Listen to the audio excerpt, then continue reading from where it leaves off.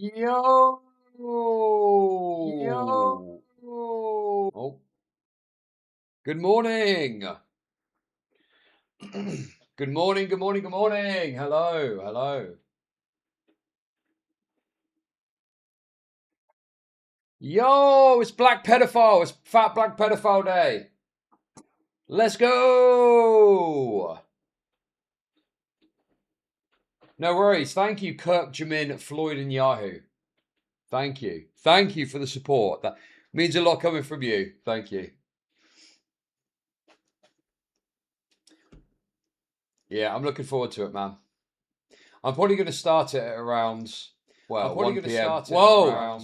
Well, 1 p.m. Whoa! Well, 1 p.m. Whoa! Well, 1 p.m. Whoa! Where's that coming from? Where's that coming from? Where's that coming from? Where's that coming from? Where's that coming from? Where's that coming from? Okay. Test. Test, test, test, test, test. No, it's a stupid fucking stream preview thing. Sadly, you're raped. Oh boy, my favorite restore streamer is back. I'm back, baby. Yes. Scripted. Thank you for the kicks. Thank you. Feels weird not streaming Monday, Tuesdays. Feels fucking weird, man. But obviously, because it's summer holidays, I have to look after my children all day. So it's difficult to find time to stream because there's, a lot going on. With, 3 kids running around. Oh, dude, it is so... Oh, man. They do your bloody head in. They do your bloody head in, man. Have you gone to Fringe? I've had the Fringe all this time. I just keep it under wraps. I keep it under wraps because I'm sick of the comments.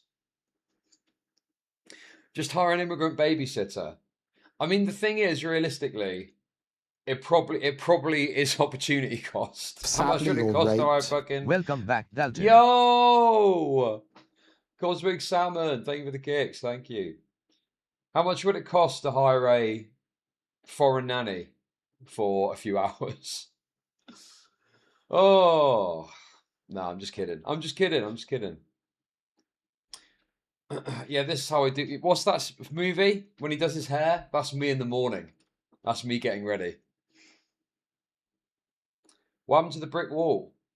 It's still out there. It's just a bit bright at the moment, so you can't really make out the bricks. But trust me, the bricks are still there, guys. The bricks are still there. But yes, guys, I'll be getting into the documentary. I'll probably get started in about 2 or so hours' time. So we're just going to chill for a bit first. We're going to relax for a little bit. We're going to chill out for a few hours and have a laugh. Have a bloody good laugh. Can we please get a coat hanger with some coats? Unfortunately, we're going forwards, not backwards. Clovius, thank you for the kicks. Thank you. Thank you. I've got to be honest. I love you guys. I love you guys. Love Kick Chat. We're talking to DK. I've got to be honest with you, man. There's some very, very cynical people over on YouTube. There are people that were calling the wheelchair segment coal, apparently. People were saying the wheelchair segment was coal. I'm like, what? What do you mean, bro? Like, what do you want, bro? What do you want? I don't understand what they want. I don't know what kind of content they're looking for. It's very difficult. It's very difficult to know what they're after because to me, that's like primo classic Chud Logic, content, Sadly, you're raped. Yo! I finally got some free kicks. Let's go. Ollie, let's go. Thank you for the kicks. Thank you. Yeah, but that is drama. That is drama. A fucking wheelchair user doing gymnastics. I don't know, man. People have just had their brains fried, I think, by EHD. And I think if it's not EHD, they're not interested. We're bored of EHD, aren't we, guys? We're done with EHD. Fuck EHD. Don't care. Don't give a fuck. And also this as well, dude. DK sent me this. What is this, bro? What is this, man? A bit disappointed you allow rape comments, rape censored as well, by the way, in your Twitch. Kind of gets to show your character a bit. Yes, Pinada92, you fat ugly bitch. I love rape, I love rape, I love rape, I love rape, I fucking love rape. Ah! Oh my god, dude. Crazy stuff. It's just a shame because Kick is doing so fucking good at the moment. You know, Kick is flourishing. But YouTube's kind of, you know, kind of struggling a little bit at the moment. It's I think we need to seek out some new audiences that are interested in stuff that isn't just the same fucking 3 people spoken about to the ends of the earth.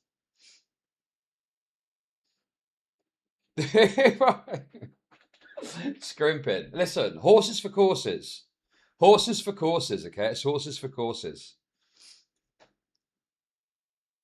Horses for... There's a reason we're doing this for so long and I'm still here. Because I just know. I know what's what. So the people are going to have to trust me and take the content down. And eventually they'll either like it or find new people that do actually fucking like it. Yeah, I don't really watch Cheaply's videos anymore. To be honest with you, I'm kind of moved away from all of that sort of endless obsession with the same people and banging on. You know, even the Tectone stuff. People were talking about the Tectone shit the other day. And I was a bit like, I don't really care about Tectone, man. I just don't really care about, you know, Tectone's ex meeting with Drake.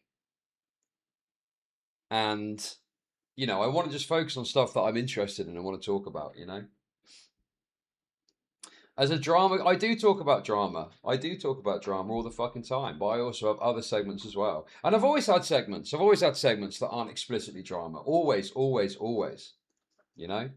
There's always been like an afternoon where we just watch some wacky thing or some crazy stuff, you know? Body cams aren't drama. Yeah, DK put up a couple of body cams as a little test. So we're gonna continue to test things and see what, you know, bites, what doesn't bite. You know, because obviously we want to try and reinvigorate things a little bit because it is a bit quiet over there at the moment. But it just seems like people are very miserable. You know, the comments are very kind of, and it's fine if people want to talk shit, whatever. But it's like, I don't know, what do you want to watch? What is it you want to fucking watch? Do you know what I mean? Holy fuck, the Tectone shit after the autistic vigilante group fuck up has been complete slop since. Yeah, I think, you know, I've generally got quite a good view of what's good content. Obviously, I was a bit, you know, distracted when I moved house, but now I think we're back on track. We're laughing. So we're going to crack on. We're going to continue. Any updates on the tapes? Not that I've seen. Not that I've seen, no. Oh, yeah, honestly, I don't really care about the Dicker stuff. I did take a quick look at it at the end of one stream, and it just seemed like he was in trouble for sexting some slut when he had a girlfriend or something. Yeah, I got to be honest with you, not really my interest. Didn't really feel the vibe on that one, but that's okay. You know, not every drama is of interest for me to cover. But I'm sure other people have covered it. I'm sure there's a bunch of shitters that have endlessly spoken about it for days. If you want to, you know, if you want, yeah, she got dicked. She got fucking dicked. Yes, exactly. But the problem is, and this is the reality, there's a bunch of fucking like a bunch of losers that are just total fucking barnacles that have got nothing going on, are never going anywhere, are never going to achieve anything from streaming. Like, I'm on the precipice of setting up a limited company because of how successful this has all been for me. And you got a bunch of fucking barnacles that are like just complete nobodies that are sub 100 viewers that are going nowhere fast. I'm just kind of a bit sick of it, to be honest. I'm just a bit sick of, you know, I just don't really care about them anymore. I'm just doing my own thing. Doing my own thing, covering what I'm interested in. Listen, if people don't like it, that's fine. I don't really feel like I've got an obligation anymore to cover anything of anyone. I don't really have any connections anymore. I'm just doing my own thing. I'm just doing my own fucking thing, and I'm quite happy with that. Ever since Chud is in the Kick advert, he's gotten an ego. Well, I don't know, man. It just seems like there's a bunch of fucking nobody hanger-ons that are going nowhere fast. I still like Queenman, by the way. That's not a shot at Queenman, to be clear. I like Queenman. And, you know, he's doing okay. I'm talking more of the shitter industrial complex that surrounds, well, mainly him at this point, of total nobodies that never do anything and are going nowhere fast. That's more so what I'm referring to. Kickers made Chud dumber. Explain yourself. How so? How do you think I'm dumber now? You need something to cheer you up. What is this? Also, there's just like a bunch of like pathetic viewers that are like obsessed with certain topics being covered, and it's totally fucking worthless, man. Influencer 55 crashes in his self-made ultra lightweight helicopter. Let's go.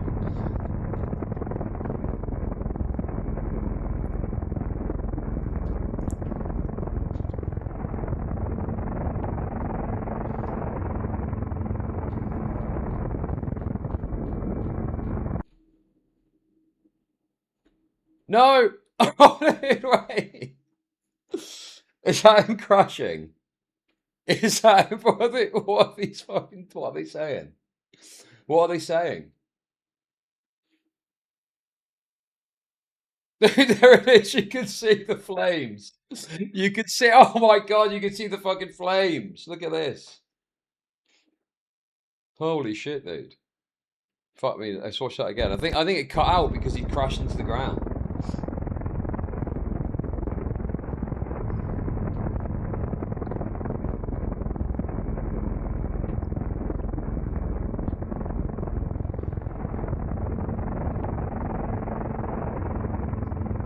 Ming Pao Ming Chu, Ming Pao Ming Chu. Come on, that's lowbrow. So I'm guessing that's some sort of interruption as it crashes. Dude, there it is. There it is. I spotted it that time. Did you see it that time? That was a lot more obvious. Watch. Something Wong. Oh. Look, you see it there? And then it goes there, and then it just sort of collapses apart. So you do get to see it. That's great. That's top tier, man. This is all of a tree died in.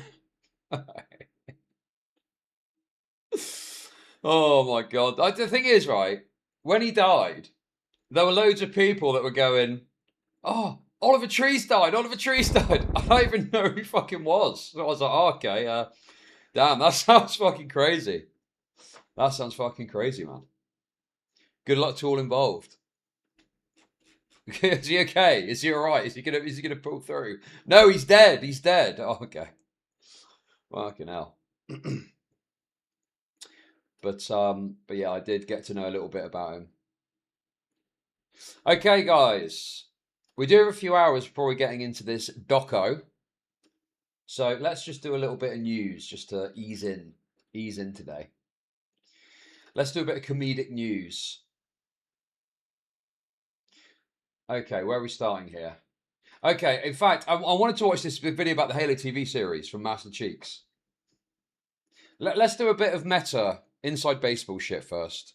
Spicy Meatball just dropped from YouTube here. They made an Relevant to what I was announcement just that talking about, changes actually. will be coming to the YouTube Partner Program starting early 2027.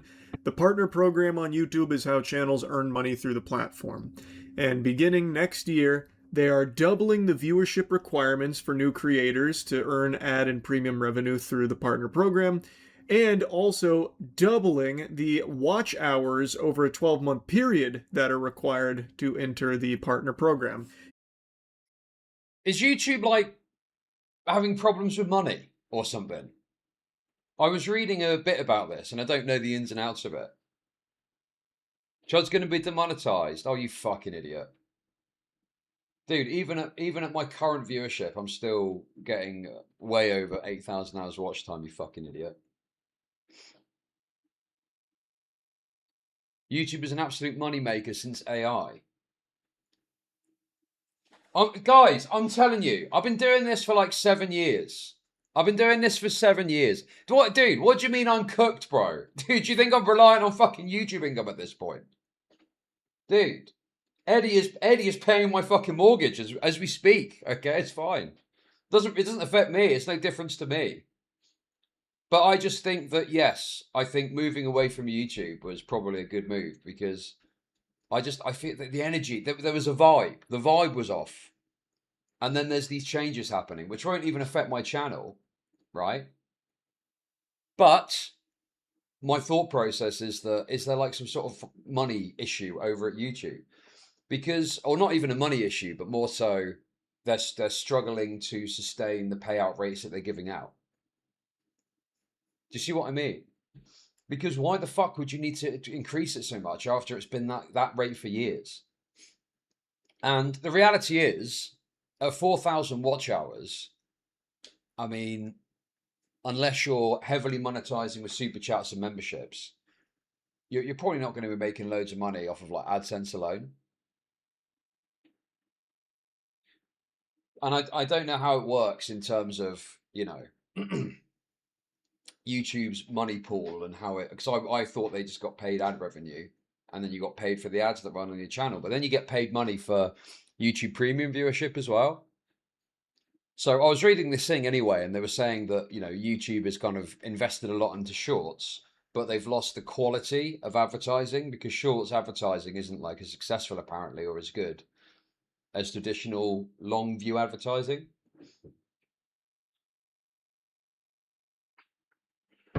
Oh, is it because of Indians? Is it actually? Is it actually? Google, the parent company, is no longer cash flow positive due to its heavy investment in AI. So they're taking on a shit ton of debt and cutting back all spending to double down on AI. They are taking even more money from the immensely profitable YouTube to fund Gemini. Got it. Okay. So it's not so much like a cash problem. It's more so just they're putting a lot of money into AI, dude. Oh my God, dude. Yeah, man. I think as much as some people, I mean, I saw some little, I was, you know, sort of comment talking about how I moved to kick or something. And it's like, I think I made the right move. We'll see what happens. So far, it's been successful. But I've got bad juju about YouTube. I think there's changes afoot. I think last August, I got a bit of a clap and a warning sign. And, you know, I think that it really kind of made me think, okay, there's something going on here. Like, I need to think about what I'm going to do. And for a while, I tried to multi-stream. But then it just became apparent that Kick was the obvious choice. And that YouTube just wasn't really cutting the mustard. And you got the TOS problems too. And you got AI moderation. You know, you've got this kind of like tapestry of problems doing the kind of content I want to do, you know?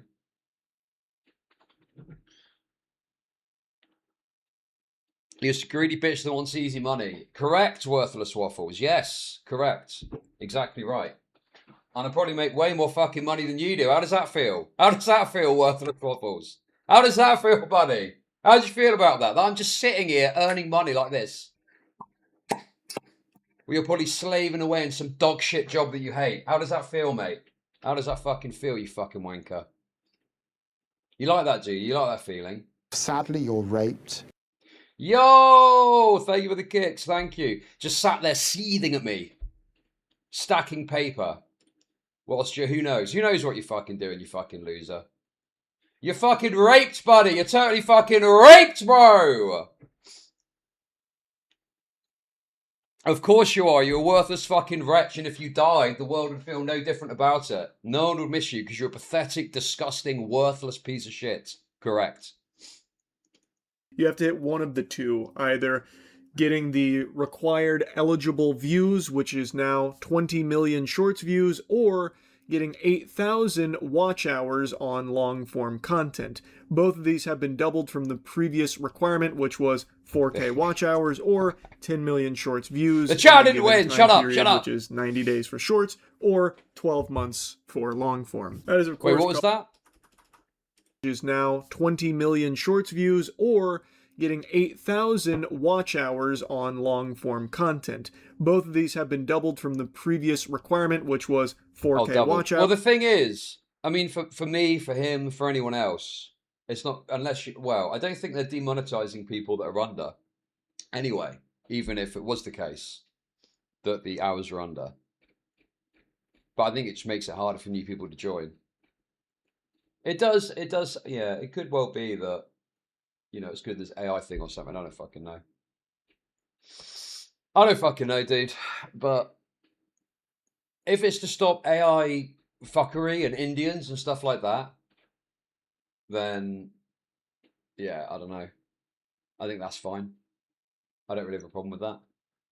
Fuck streamers and people that try to start it. Okay. Okay, buddy. Okay. I mean, YouTube is the worst place to start streaming, honestly. Like, if you were a new streamer and you were wanting to try and make a go of it, you'd be better off. Well, multi-streaming obviously is the best bet. But, you know, getting monetized on Kick is, you're going to get the most bang for your buck. Because bear in mind as well, YouTube takes 70% of everything too. They take 70% of every membership, 70% of every super chat.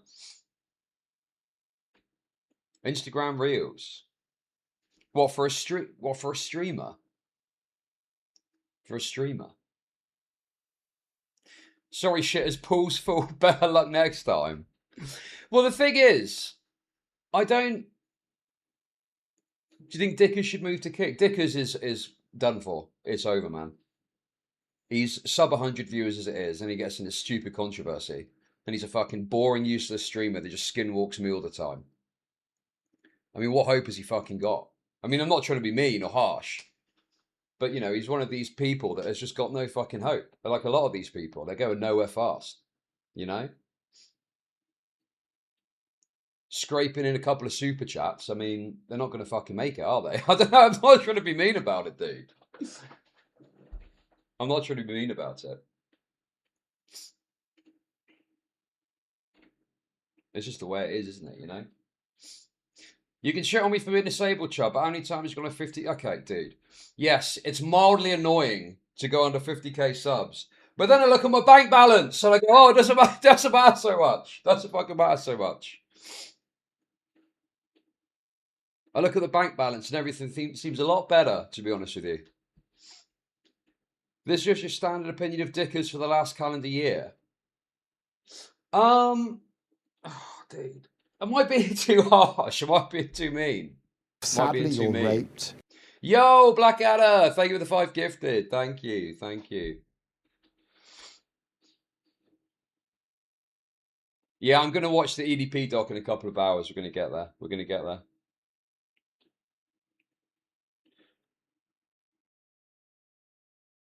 I mean, it's just, you know, he's just a word. You know, people are banging on about him fucking sexting some chick. He's a fucking loser, bro. He's done for. He could barely crack 100 viewers as it is. So this is only going to cause more problems, isn't it, you know? Well, no, I'm just sick of it, dude. These people are all fucking hanger-on losers. Nobody. Sadly, you're raped. Going nowhere Chud, fast. what about the vlog hit sensation Jelly Stars? She doing more views than Dickers, Gaiman, and eventually you don't be mean to your chatters, Chud. Thank you for the kicks. Thank you. I mean, Jelly Stars is, you know, got a little something going. I won't comment further. We'll watch this space. But whenever I've seen, yeah, she seems to be pulling decent numbers for what? A new streamer? We will watch Jelly Star's career with great interest. But to be honest with you, I'll raid people and stuff. But, you know, I'm not looking to set up a fucking orbit or something. I'm just doing my thing. You know? And if people want to stream and try and get a raid or whatever, I'm cool with that. But I'm not looking to do a whole orbit thing, you know? Yes, I'm intimidated by Jelly. Yes, exactly. Hours or 10 million shorts views in the given time period, which is 90 days for shorts. Bro, do you know what's so funny about the Dickers thing? And everyone banging on about it last week. I was trying to find it because I was like, what's even going on here, right? I couldn't even find it on Twitter because when you type in Dickers, it brings up fucking Review Tech USA. Because that's Dickers. That's who everyone thinks of as Dickers. When you say Dickers, people think Review Tech USA. They don't think total shit and nobody streamer that was sexting some whore. Do you know what I mean? It's ridiculous. Or 12 months for long form. That is, of course, coupled with the 1,000 subscriber requirement. So you have to hit 1,000 subscribers, then one of those two metric milestones there in order to be eligible for the partner program. This has caused a lot of ripples and a lot of conversation. Did the Snark Corner stop spamming? I don't fucking know, dude. Desperately posting for 70 likes on a tweet. Yeah, great stuff. Oh, guys, boost my tweet. I might get this one to fucking 100 likes. Come on. Around it. And I think a very largely overlooked reason behind this is buckle your seatbelt. I know you're probably tired of me taking you on this wild ride here. AI. YouTube is experiencing a flood, really a fucking pandemic, a plague of AI. Okay, so actually, it's not what it sounds like. Then is YouTube has been left vulnerable to dude. It's literally the Indians ruining it again. It is the Indians ruining it again, dude. It's the same shit. Taking advantage of some fucking weakness in the system. And dude, YouTube cracked down on it. Okay. And what do? What do they fucking do? They ban channels that aren't even fucking AI because they use AI to assess whether a channel is AI. It's a fucking joke, bro. That is just truly infecting the platform with STDs, the likes of which you could never even fathom. And it is completely contaminated shorts. It is also really going hog wild on long form too. And none of it's real, and they have been farming the partner program for every doubloon they could possibly hit out of it, like fucking. Are you seriously expecting the man to go through every single of the million daily reports they probably get? So Bravo 20, actually a legitimate point. I completely agree. I agree that it is a difficult problem to resolve, and it is pretty much impossible for YouTube to, correctly moderate their system. So I agree that's a fair point. But just because there's a problem doesn't mean a given solution is the right solution. And if they're using AI in order to moderate this, and it's causing all these problems, well, that's not really a good or legitimate solution, is it? So like they're invoking and implementing the wrong solution to deal with this problem that they've got. That's how it is. So I think that, yes, there's a problem there of scalability of moderation for all of the stuff that gets uploaded. But then I don't know what measures they've got to prevent or stop people. But it seems like these Indian channels are just absolutely flooding YouTube with content, And it's like, oh, God, dude. It's like AI on top of AI on top of AI, where they're using AI for every facet of their video. And then they use bots to get it onto fucking YouTube. And it is like an assault. It's like a fucking assault, So I don't necessarily have a problem. I mean, I don't necessarily have an issue with this in any case. I can understand YouTube's position, but I think it's just indicative that clearly YouTube are having some problems and they got these vulnerabilities that these Indians are just taking advantage of. Hi, Creeman. An invasion. They're great replacing us. Yes, exactly. Get fucking Rupert Lowe on this. Get Rupert Lowe on the Indian invasion of YouTube now. Mario jumping into a coin block. And the AI slop sometimes gets taken down, not always. The YouTube methodology for identifying these channels is not ideal. I just covered the Kurt Sagat stuff like 2 days ago now. But these AI channels are infinitely springing up because they take actually seconds to make. And they are hitting these milestones, the previous milestones, very quickly.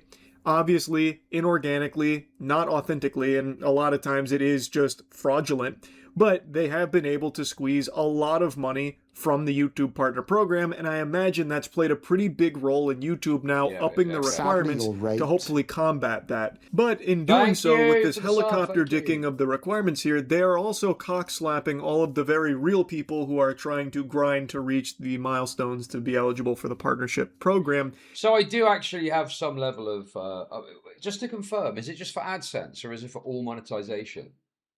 Because if it's just AdSense, that's not a massive deal. But if it's like all monetization, that sucks because then you can't get super chats and stuff like that. I think that's pretty fucked. That's a problem. That's a problem. Because at the end of the day, that can be quite, if you're like good at monetizing your shit. I mean, the reality is, I saw Kick talk about this as well. Like, if you're a fledgling streamer, it just means that YouTube probably isn't the best platform unless you can get videos uploaded on there that kick off, and then maybe you can give it a go. If it's going to take you that long to get monetized, probably just isn't worth the fucking effort, is it?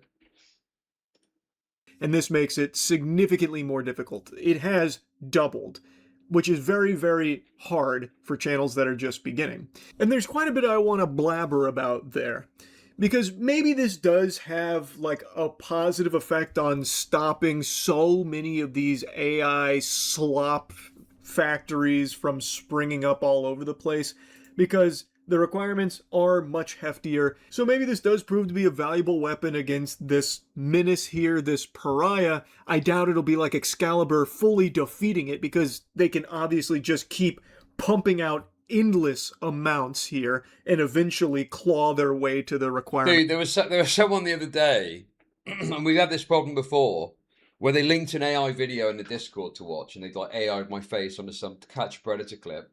And I had to say straight away, no, do not fucking send AI. Because the problem is, you have it here on a microcosm too, that if you start watching AI clips, it incentivizes people to send them in. And then before you know it, your recommendations are just packed to the rafters with absolute dog shit AI slop. And you can't, you know, we had, ages ago, I got really mad at someone because they kept, every time there was some person mentioned on the stream, they'd like AI my face onto the person that was being spoken about. And it was kind of funny at first. It was, oh yeah, that's kind of funny. But then every time they do it, and eventually I was like, stop fucking sending this, dude. Stop sending AI fucking edits, bro. It's too much. It's too much. I can't remember who it was. I think they might have rejoined, but they left at the time because I shouted at them about it. But yes, AI slop is just, it's called slop for a reason. It's like a never-ending rolling blob of content that you just can't fucking get beyond, you know? Exactly, yes. Exactly. It takes too little effort and people can't take a hint that something is fun the first time around. Yeah, if it was like a one-off, you could go, oh, that's kind of funny. And be nice about it, you know? But it's when it's endless. And so, in a way, you can kind of see YouTube's problem is that the increase of AI, it hasn't actually led to people losing their creative jobs necessarily, unless you're like a thumbnail artist or something. I don't know. There's a lot of AI thumbnails out there now. But it is just a flood of content that you can't easily stop. So I do get it. And these measures, I think, are probably fine. There are probably going to be some people at the lower echelons that are hurt by this. But then I think you've really got to take a look at where you want to be putting your content, especially if you're streaming. I guess if you're making videos, it's kind of raped. That's one element, I think. It's going to inhibit and probably, you know, somewhat disincentivize actual creators that are making videos. That kind of sucks. Once again, the Indian fucking slot merchants have ruined it for everyone. Just like with Twitter. Just like with fucking Twitter, dude. It's the same thing on Twitter. Where they were like... And, you know, as much as I despise Indians as much as the next racist, you can kind of see it, right? If you live in India, what opportunities have you got? Stitching together clothes. Yes, could you link that flip-flop if you've got it? We'll take a look at the Twitter thing as part of this too. Stitching together clothes. Doing, like, phone banking for scams. Or doing, like, call center jobs. And that's kind of it, really, you know? So you can kind of see why they do it, because you can just do a bit of fucking AI slop and get paid like a handsome kind of amount of money for that. For the partnership program to make money off it, but maybe it takes them too long. YouTube finds out and, you know, smites them. I guess that's possible too, though I find it unlikely.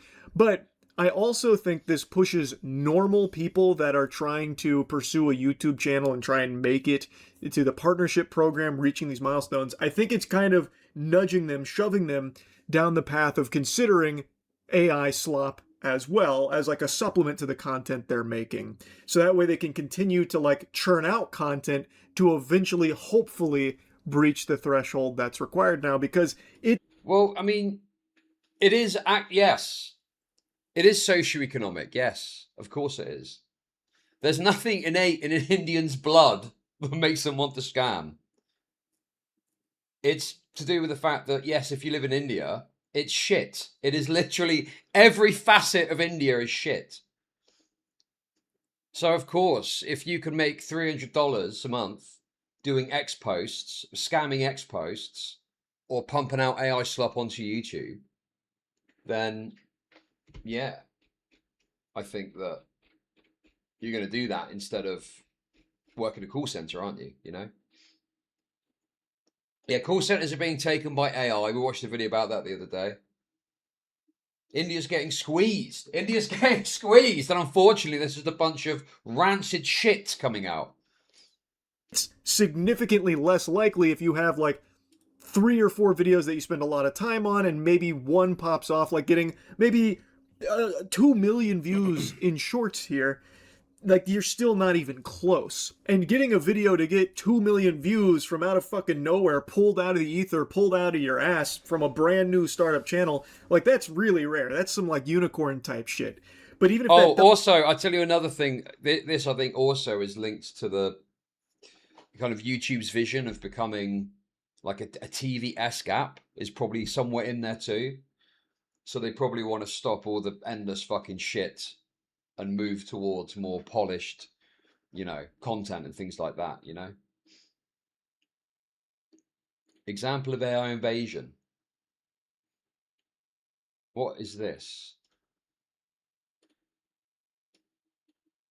Welcome back, everybody. Tonight we're getting into the real stuff, not the strategies, not the rankings, not the "is this game better than that game" arguments. We're talking about the hobby itself, the long-term reality of living with board games year after year. Yeah.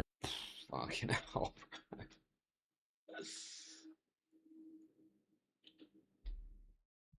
Literally just spoke about people linking AI videos. No, I'm talking about... No, you fucking idiot. I'm talking about AI videos that they have made. They have made AI videos. I don't mind if someone posts an AI video as an example of something. Or sometimes there might be a video that's AI that just had, you know, you got to kind of grin and bear it and just go through it because it's got some information you want to get out of it, you know? Jesus Christ, dude. And what is this? I'm Eve. And I'm Adam. Before you watch any more of our videos, we want to be totally transparent about how we make this channel and why we do it the way we do. This isn't just about showing you great content, it's about showing you how that content gets made and what our actual values are as creators. Okay, dude.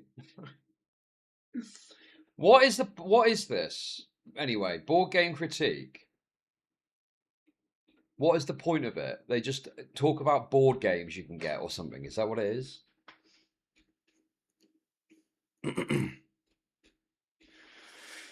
Oh my God, dude. Oh God, man. The problem is that, you know, people click on these fucking videos, man.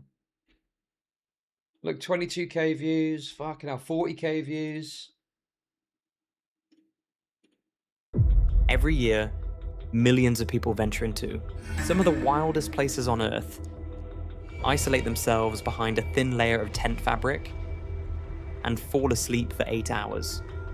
From a purely biological perspective, it should amount to an...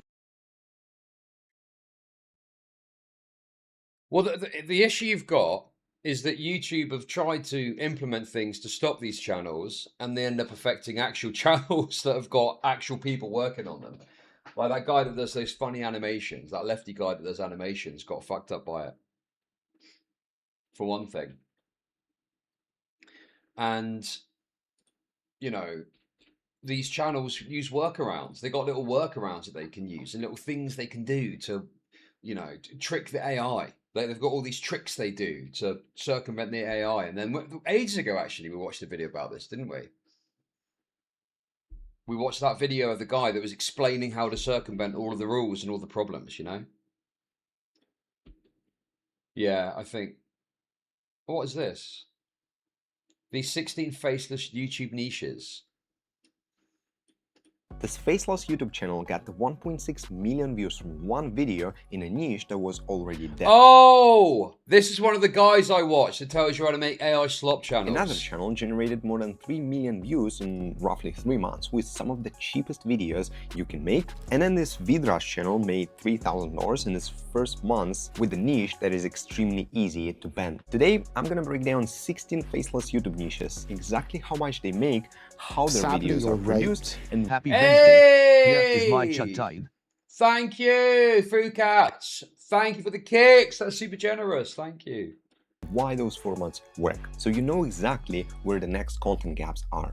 And if you're first time here, here's why you should watch those digests. Number one, I'm a practitioner doing over 700k per year with YouTube right now, and I'm constantly searching for niches to enter with my portfolio, so I can pass down that research to you. And number two, I built my own software. See, this is the issue, man. Is you know, you could be as precious as you want about it, and I'm quite precious about this AI slop stuff as well. I think it's total fucking cancer, right? I agree. But then you've got people like this that will just come along and completely shamelessly go, oh, by the way, here's how you can pump out AI slop and get away with it. There's literal guides on how to do it now. In fact, do you know what the crazy thing is? Is you'd be better off now actually just going up, rather than actually doing a channel or doing your face or doing some whatever content.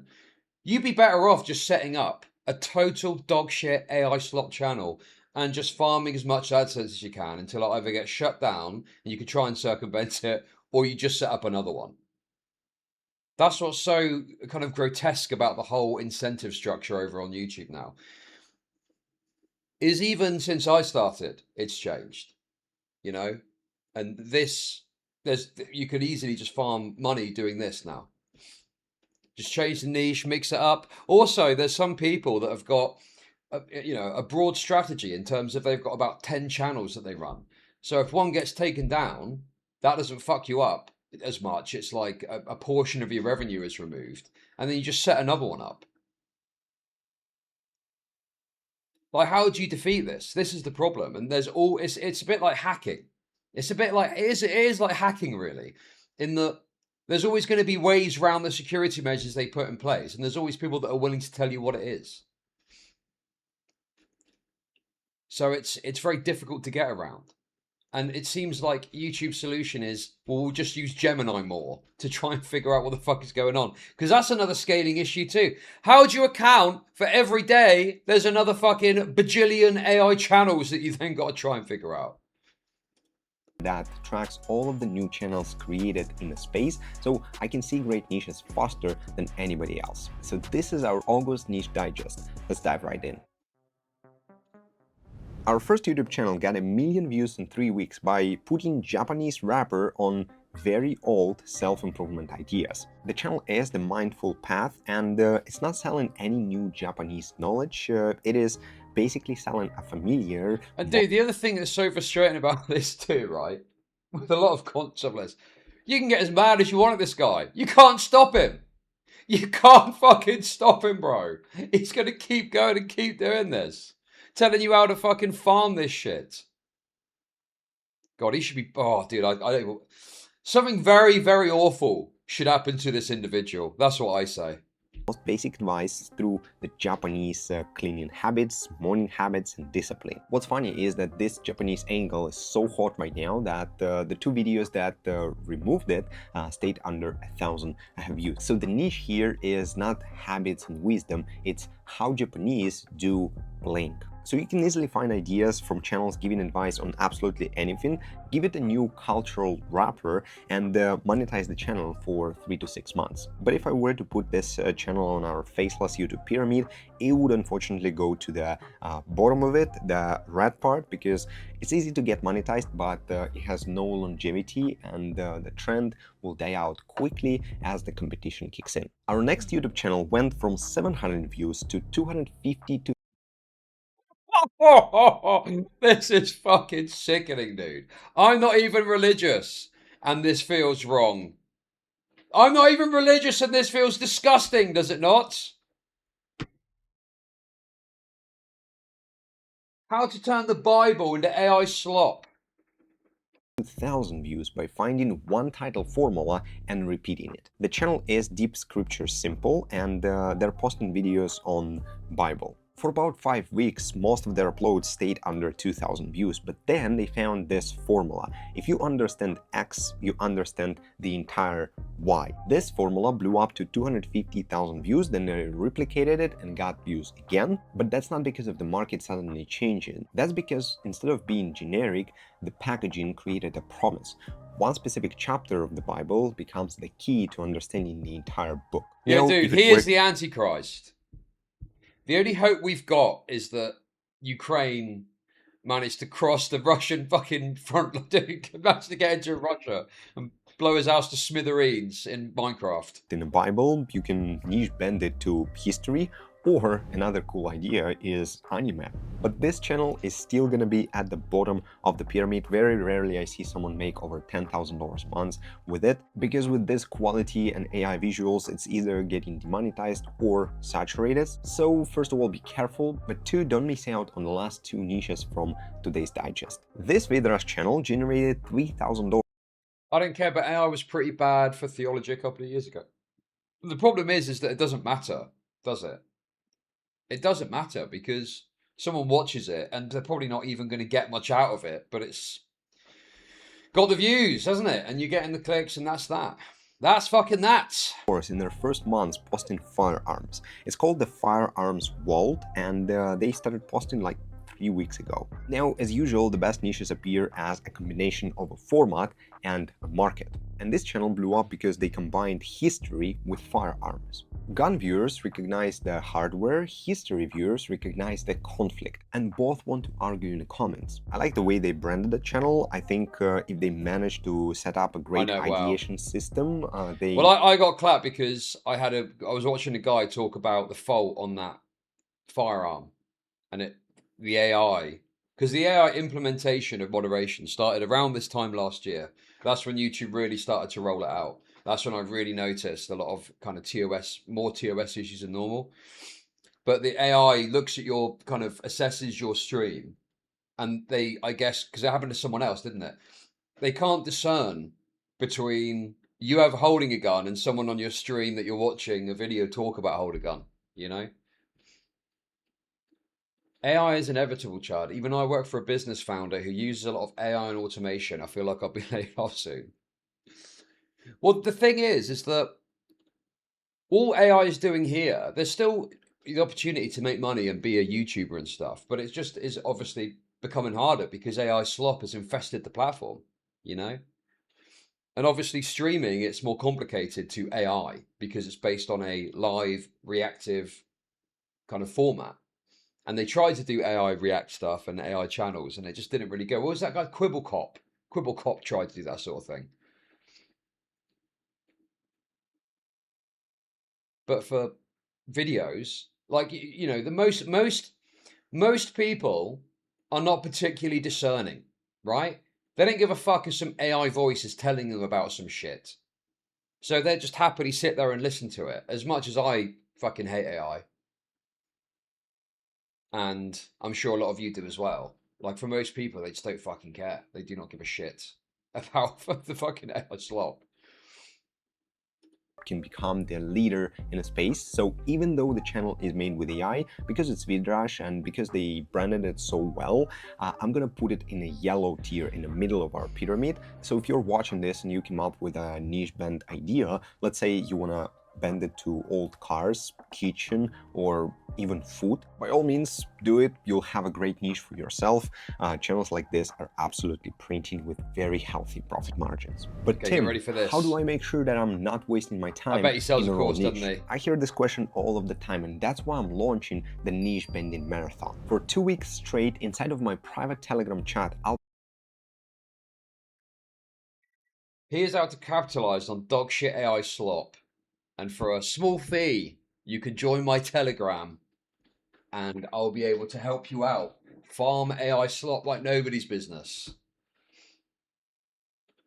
be dropping the best, most hottest niches that are working on the market right now. And on August 21st through 23rd, I'm gonna go live for 3 days straight to help you choose a 10K faceless YouTube niche with a guarantee. So if you've been waiting for a chance to verify your niche together with me, I'll be real, man. I see the AI voice shit and the video essay voice is the same thing at this point. I just want to listen to someone tell me something while they talk like a normal person. Well, that's the thing, isn't it? That's the reality, is most people don't give a fuck. They don't care about, you know, because I whenever I hear an AI voice, I'm always like, you know, I'm always feeling like, oh God, it's a fucking AI channel. Because I want a human to be saying it, so there's a level of emotion and engagement there. Most people don't fucking care, dude. You know, so they click on it, AI voice, doesn't even register, doesn't even fucking register, and they're just there to listen to whatever the fuck it is they're saying, you know? You know, I think you, AI's this one. niche bending marathon is for you. Click the first link in the description. I'll see you inside of our Telegram, where we've already started and dropped the first niches. This faceless YouTube channel got 1.6 million views from one upload in a dead niche because they used what I call hype injection. The channel is explainer 103%, and they are doing those tragic death videos that are absolutely everywhere. If we simply take This shit is a lie. If the crab is so profitable, why doesn't he shut the fuck up and do it himself? I'm pretty sure he does. I think he does run a bunch of AI channels. So I think, you know, he does do it himself. He does. Because the thing is, he can do this, and then you think about it. What's the time investment in creating a bunch of AI channels? It's probably do a couple of, you know, I mean, I don't want to undersell it, but there's probably do some prompts, get some scripts, feed it into the fucking text-to-speech, turn it into a voice file. You can use AI for the end-to-end process now to make a YouTube video. You don't even need to do anything except, you know, click through. Like, there is a thought process behind what you're doing, but then if a guy's telling you what to do, then you're fucking laughing, aren't you? You know? But it's all automated, yeah. It's all automated and straightforward. Terrible stuff. the title of their last video, then we'll be able to find hundreds of different copycats that have already executed that same idea. Now, even with animation, this channel stays at the bottom of the pyramid because of how saturated this topic actually is. But they still managed to get 1.6 million views on a video. Because the thing is, hype injections work even in the most crowded niches. And if you're wondering what is hype injection, this is when you take a major event that's being discussed on the news, pushed via mass media, and obviously pushed on YouTube, has high SEO traffic, and you adapt this for the format of your channel. Like in their case, it was the worst footballer death explained. Look at that, man. Channel, like in their case. That is fucking crazy, dude.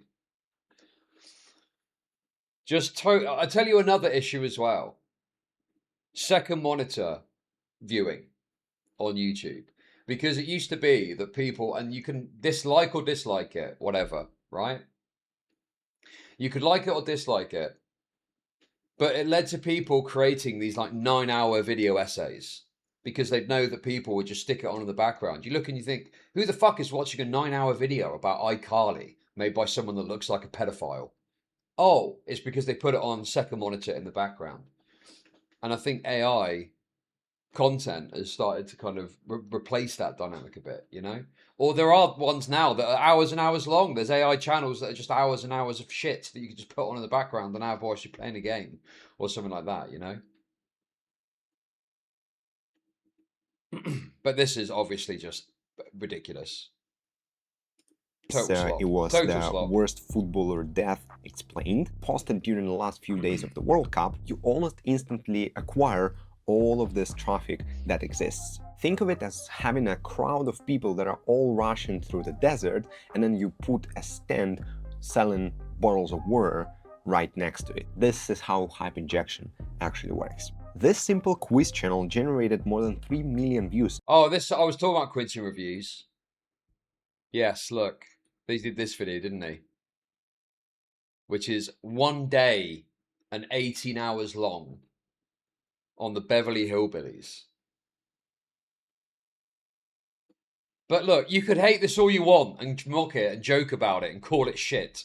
At least it's made by a fucking person, okay? At least it's made by someone who actually spent time putting this together, and then they just go and do an AI prompt, and then do another AI prompt, and then do another AI prompt, and then shit whatever the result is out onto YouTube.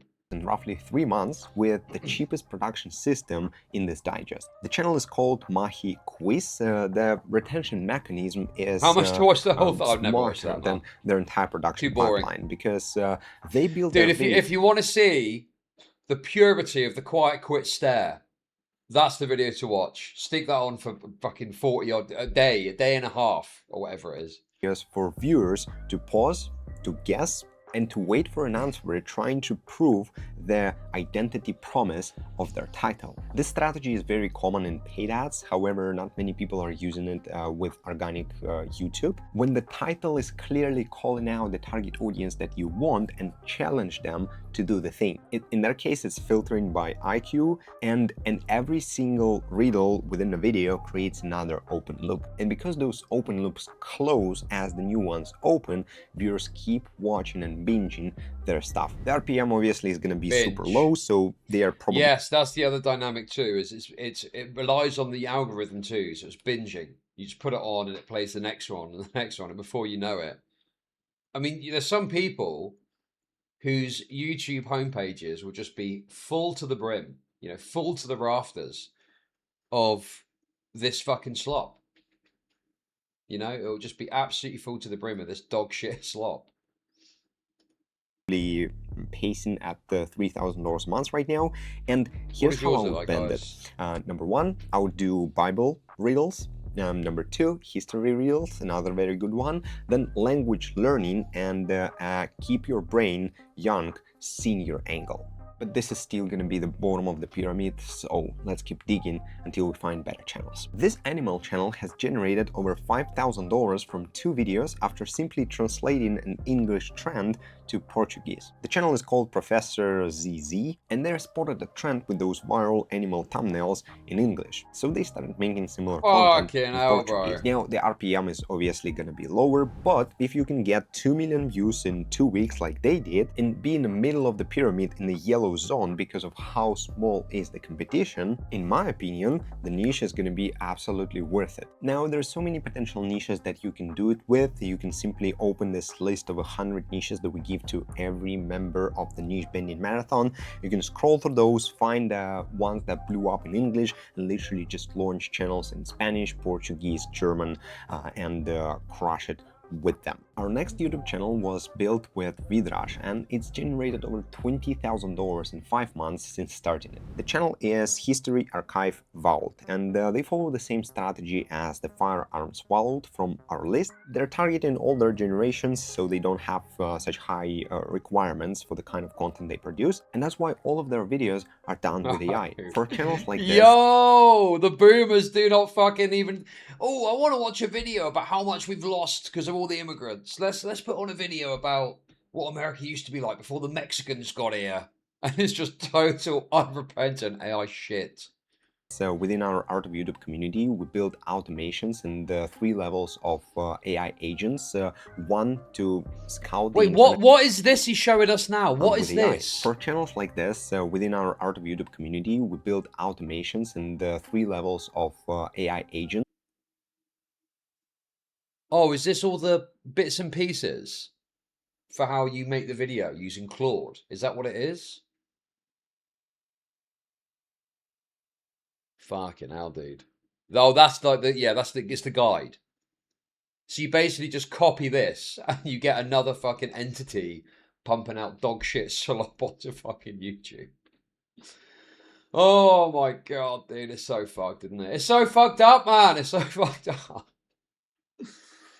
And there's nothing you can do about it. There's literally nothing. I mean, dude, YouTube has motivated many facets of his business to try and deal with this, and they can't fucking stop it. One, to scout the internet and find viral ideas on autopilot. The second one, to script all of those videos. And obviously VidRush is doing all of the work on the production side. If you build something like this, you can almost fully automate the entire channel. All you really have to do is video reviews before they actually go live. But even this can be delegated to a simple VA from Philippines, which is going to be extremely cheap for you. However, this channel is going to the bottom of the pyramid. I think it's less branded and way more saturated than the Firearms Vault that we reviewed previously. So only enter it if you can niche bend it properly, and if you can, then drop your...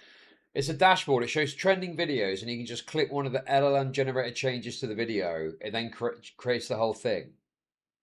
Oh, I see. So you basically put in a video, and AI, as an automated measure, will look at the video and give you a button to click that changes it so you can do your own. Am I understanding that correctly? This guy should be arrested. I mean, yeah, I don't know, man. It seems pretty mental to me that he's allowed to flagrantly just promote this kind of disgraceful conduct on YouTube. But what can you do? Or ideas in the comments. I want to see how creative you guys are. Our next YouTube channel generated $22,000 with video. Yeah, but the problem is that the technology exists. Like, even if there's, you know, some issue with AI in the future, for the foreseeable future at least, there's nothing to stop this. There's no guardrails. You know, you could set up a channel tomorrow doing AI shit, and as long as you're able to follow these instructions, you'll be able to turn over probably a few $1,000s a month eventually doing this, you know. Very soulless, yeah, very soulless. But that's the problem, isn't it? Who is going to, why would it's like you've got a market, and you're saying it's like asking the market to not like iPhones. Do you see what I mean? It's not going to happen. How do you convince vast groups of people to not like AI content? Because people just don't care. They're not that discerning. They're quite happy to just sit there and just watch AI video, AI video, AI video. So I just don't think, I think this is going to be a problem for a while, you know? I can't see this changing anytime soon. So I just think this is going to be a problem of inundating onto the platform. And it's everywhere now as well. Dude, have you seen the food posters? Have you seen the food posters? The food posters are fucking horrible. They're like, you know, it reminds me, I think someone posted about this on Twitter. It reminds me of those images with all the holes in. Trypophobia or something it's called. But you look at the food on these posters that are made with AI, and it looks weird. It's like it freaks you out. It's like, ugh, it's got weird holes and stuff in it. It's okay because at least streaming won't be replaced. Well, I mean, who knows? Who knows what the future holds? But for the moment, I don't think there's an AI that can replicate the streaming experience to an adequate level.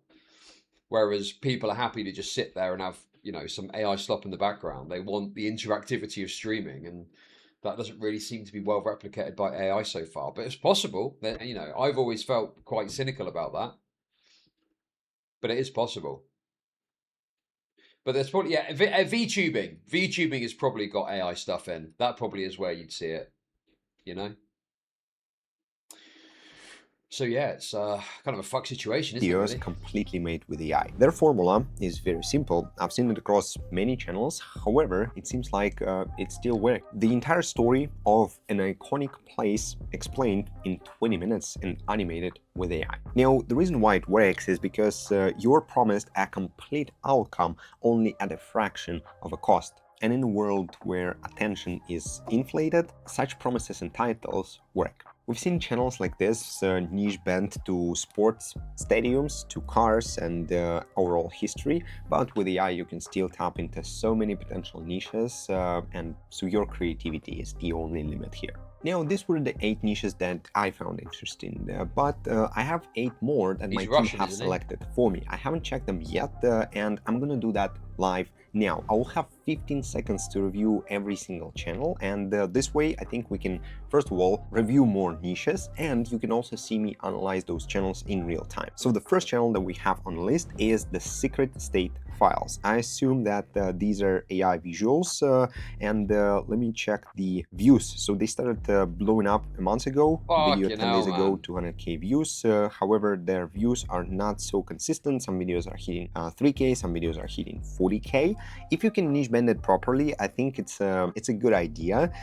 If they're doing US politics, you can do British monarchs and kings and dictators, but overall that's gonna go in the bottom of the pyramid. Now we got the second channel, Americana Corner, and this one looks very interesting. 4 days ago, 80,000 views. 11 days ago, 300,000 views. I really like those minimalistic. So these thumbnails, I'm assuming, are AI.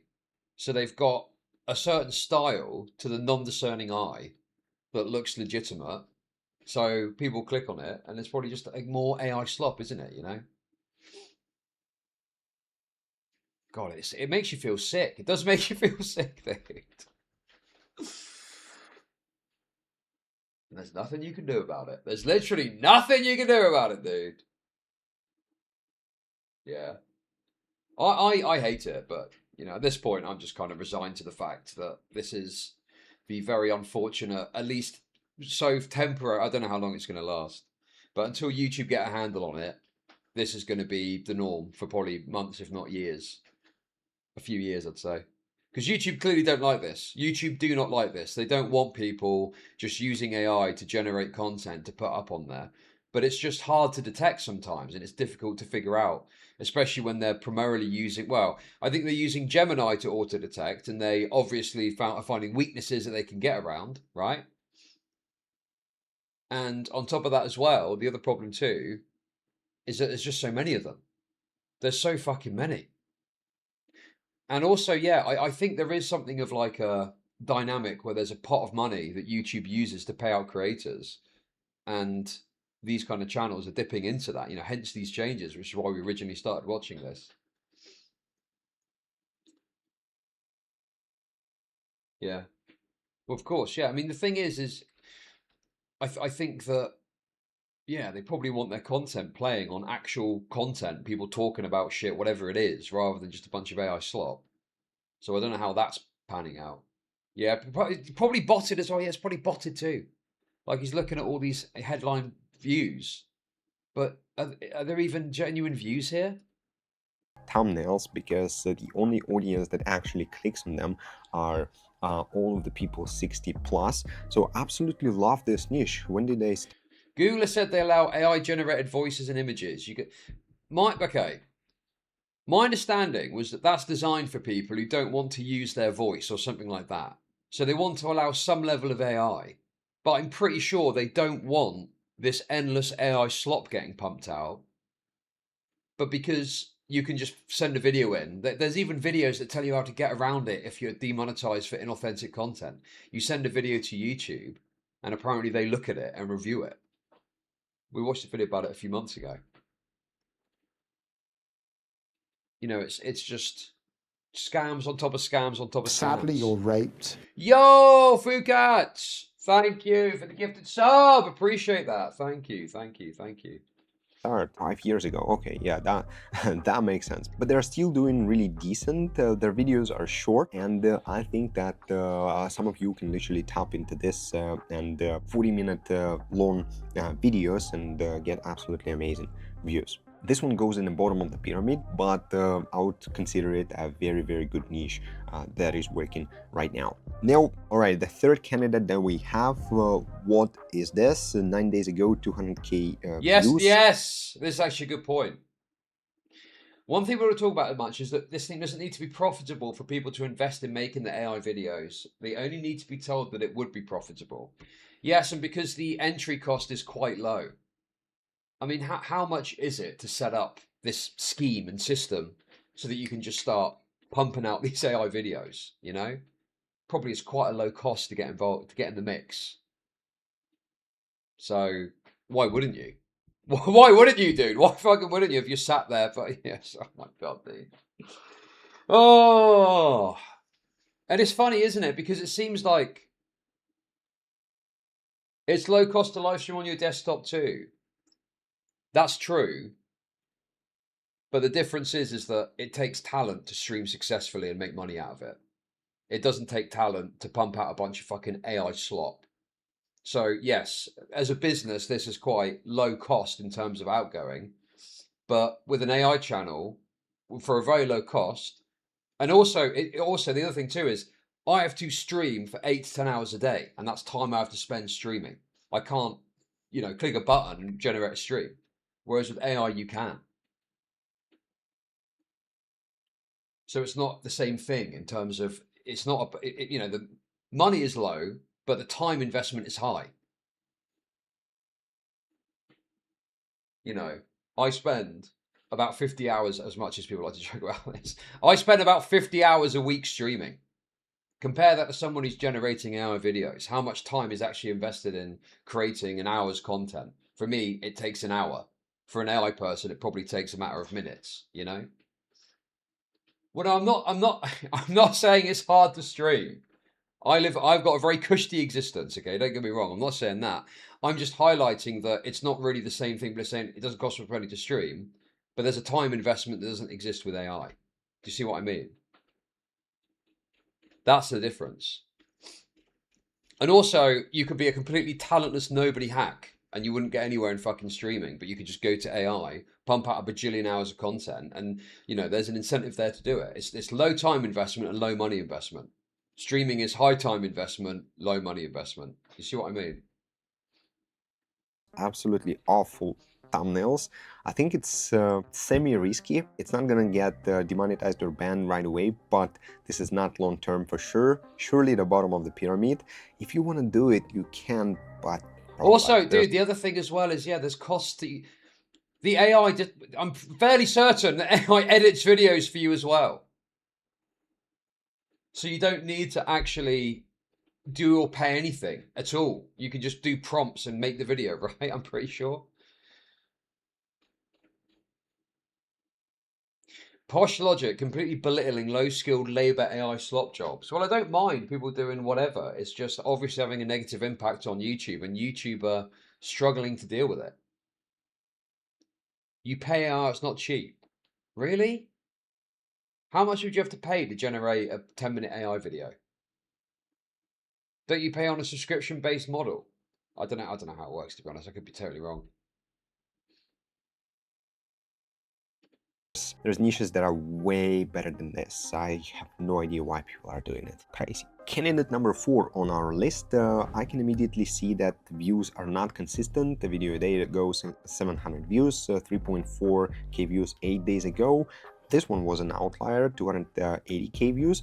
I can kind of see the repetitive pattern of very simple thumbnails performing. There's no way you can create a more or less polished video. Polished! Bro, these videos fucking suck. Have you seen them? It's like an AI voiceover over the often still or limited moving images talking about a given topic. They're hardly polished. They're shit. They're utter shit. Really well, especially again when you are targeting older audience. Now, they started 2 months ago with a driving video, which means that they know what they're doing. The niche band from here is true crime, mysteries. I would also try to target specific communities of people. Like you've probably seen those map videos with different American states claiming to be dangerous, and even though they are not getting any crazy views, their visuals are so simple that every video costs them less than a couple bucks to make, so it is going to be extremely profitable. If you are doing it under the CMS, it can even be semi-safe. But one thing you should absolutely not do is come up with facts and bullshit your viewers too much, because the new off-putting content policy can take you down. All right, moving on quick, the 5th candidate on our list. This one is a lot more branded. I think we're 1 million views. 1 million fucking views. Dude, 1 million views is crazy. Oh my God, man.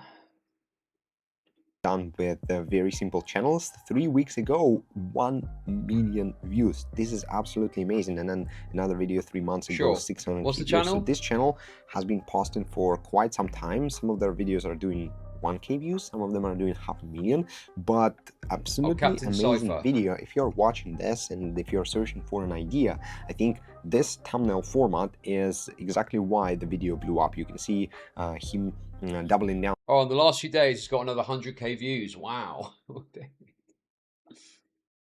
Okay, this is it here. The giant insect swamp.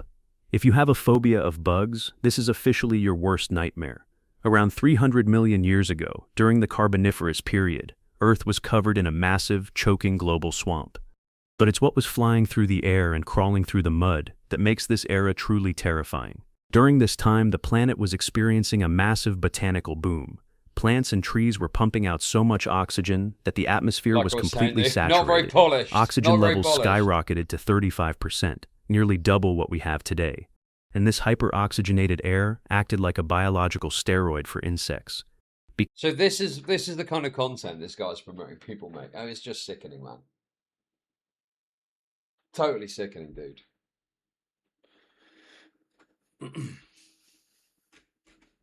And he's just like, yeah, make more of this. Copy this, because this is working. Copy this, because this is fucking working. Oh my God. Better than 97% of Americans can make manually. Yeah, but that's the point, isn't it? Content creation is supposed to automatically select for the top few percent of people that can actually do it well. And AI basically strips that away and makes it so some fucking shitter G can pump out some dog shit and put it onto YouTube like that. And then it, in some cases, outperforms someone. You know, someone could make a diligent video essay about Earth or something. I don't fucking know. And this just supersedes it, doesn't it? You know, it's factually correct. What's the problem? But it isn't dog shit. Millions of people are watching it. It's okay. Sorry, it's because something's got a lot of views. Oh, sorry, it's moist critical now. Great content because loads of people watch it. It's, you know, that's what is it? Argument ad populum or whatever it is. Just because something is popular doesn't mean that it's good.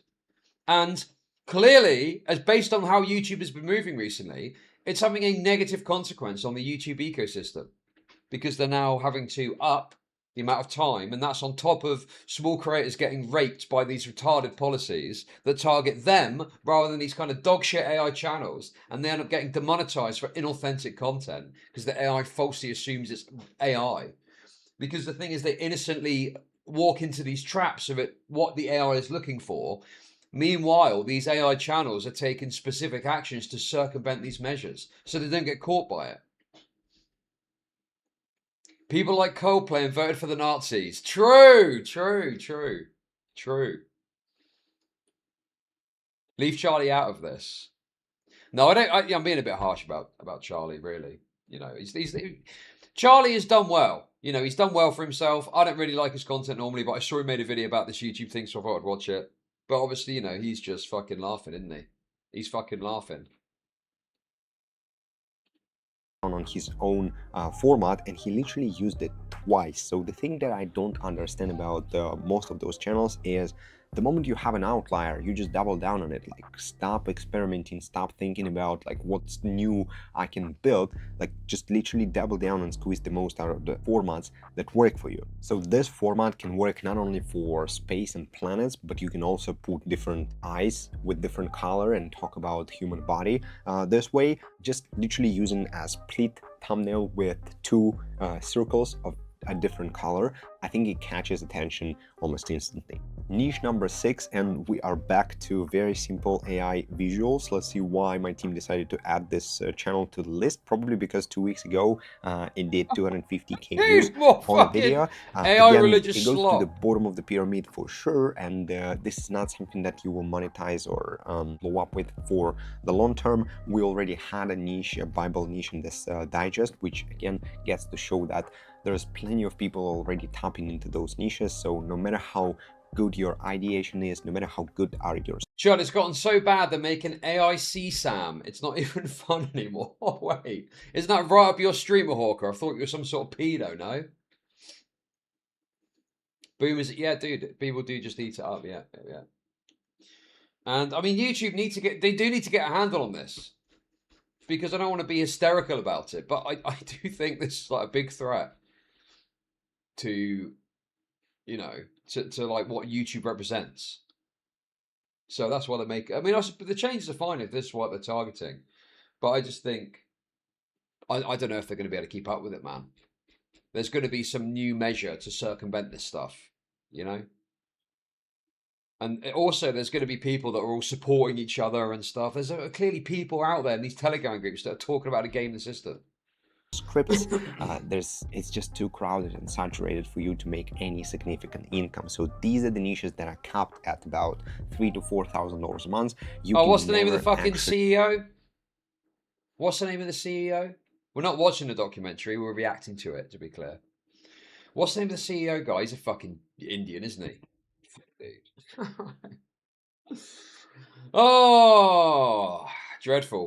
Make more than this if you're Neil Mohan. Outlier. So for any of you considering launching a YouTube channel, this is not preferable. This should be a part of your portfolio, channel number 25, and not your first or the only one. Oof, okay, I enjoyed this this rapid fire. Now the Scary Ravens channel, and this is something that I really like, because they started months ago, and I think that they're using Vidrash, or maybe it's just... Alright, so yes, they're most likely using a very simple video editor, and 3 weeks ago they blew up to 350,000 views. Now, I don't know much about the niche and its specifics, but I really like the thumbnail style. So if you're doing some scary stories, or you're doing true crime or different mysteries, I think you should definitely learn from the thumbnail style that this guy is using. Not much to niche bend this to, but a very cool lesson to learn from the thumbnail that worked. Now, the last niche that we are reviewing today is absolutely amazing, because 9 days ago they got 50,000 views, 5 days ago they got 80,000 views, God, and dude. overall they're... Notice as well the similarity to the one they showed earlier. It's the same kind of style that they're using. So there's a human centipede dynamic too, where they're cribbing notes from other AI channels and just copying their format, and so you end up with the most tragic deaths in World Cup history. It's almost like they took that other one and just twisted it a bit to make it look like a new, compelling, unique piece of content. Views are pretty consistent, even though they're using thumbnails and styles that everyone else is doing. When this happens, it gets to show three major things. Number one, they have a channel with a high trust score, which is nice. Number two, their ideation and scripting is next level, because people prefer it to all other content that exists. And number three, it's always packaging. So what they... Everyone is watching this. Your friends that aren't online and don't care about AI. They're watching this because people don't give a fuck, dude. People see, most tragic deaths in World Cup history. It's tapping into that virality of the YouTube algorithm, and you see something and you're like, what is this? Click. You know, people just want 10 minutes to watch this fucking video about this, and then they watch the next one or the next one. They do is they put famous people on the thumbnail to make it even more relevant, and overall the way they make it look is kind of crazy. So somewhere in this digest I told you that this format was already dead. Do the needful Seems now. like this channel is an exception. No! But I do think that that's because of the animation and the scripting that they have behind it. Don't recommend you to enter every death explained type of channel, because again, there's just so many of them. Yeah, but real creators do the same shit with clickbait titles. Yeah, sure. There's obviously practices on YouTube you can dislike, but I think on a fundamental level, if it's coming from a, you know, human mind, and they're doing it and typing it themselves and doing the thing and writing it out, to me that has more value than just go into a prompt and go, I've got a video about this, give me a, you know, eye-catching title for it. You know, this puts all the slop stuff in its fucking context, doesn't it? Because there's a lot of talk about slop and all this stuff. This is fucking slop on steroids. You know, this is like another level. And this guy's the purveyor of it. Which niche should you actually start?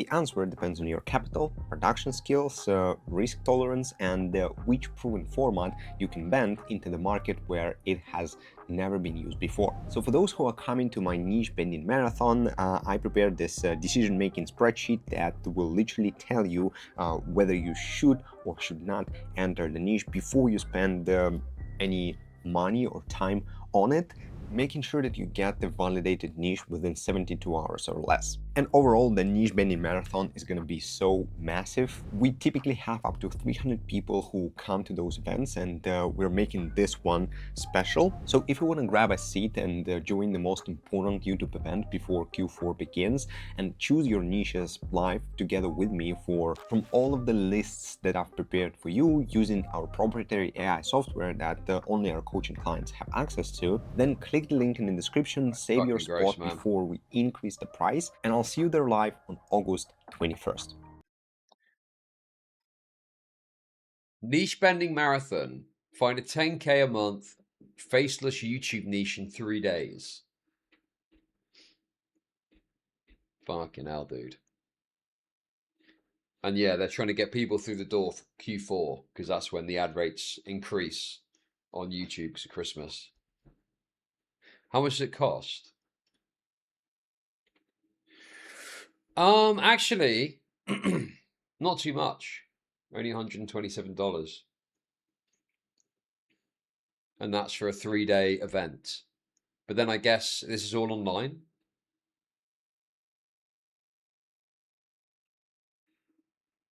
I mean, listen, I got to be honest with you. I don't, I mean, I'm not saying you should do it, obviously, but it's not as crazy as I thought it was going to be. Anyway, guys, we got massively off on a tangent there. Let's actually just lock back in here. We got off on a bunch of AI channels. Let's finish this video. Does happen, you're still not even like scratching at the nipple there on the titty to start suckling from the partnership program. 20 million shorts views in 90 days. That's not easy. That's pretty cutthroat. So I think creators will feel incentivized to start using AI as well and adding that to their channel in order to keep churning out. I will take a bajillion fucking titty ass shithole jokes from this guy over the fucking AI slop we were just looking at, okay? At least you feel something when you're watching it, dude. At least you feel alive when he says something that annoys you. The videos and hope that some of them start to pop off, but even if they don't, the volume of those like lesser view videos. Also, do you know what the other thing is as well in terms of these like AI channels inundating? There's no drama to be had there, is there? Because what drama can there possibly be between fucking AI channels? Well, there is no fucking drama to be had. It's just a bunch of slop. And all you can do is go, that sucks, it's slop, and then you kind of made the point. And then you got to go about your business, haven't you? You know? Eventually help them grind out the milestones required to reach the threshold. So I do think that this will have an adverse effect of leading to even more AI content from normal people trying to reach this requirement. I also think that this will stifle a lot of new channels who want to go on like creative endeavors.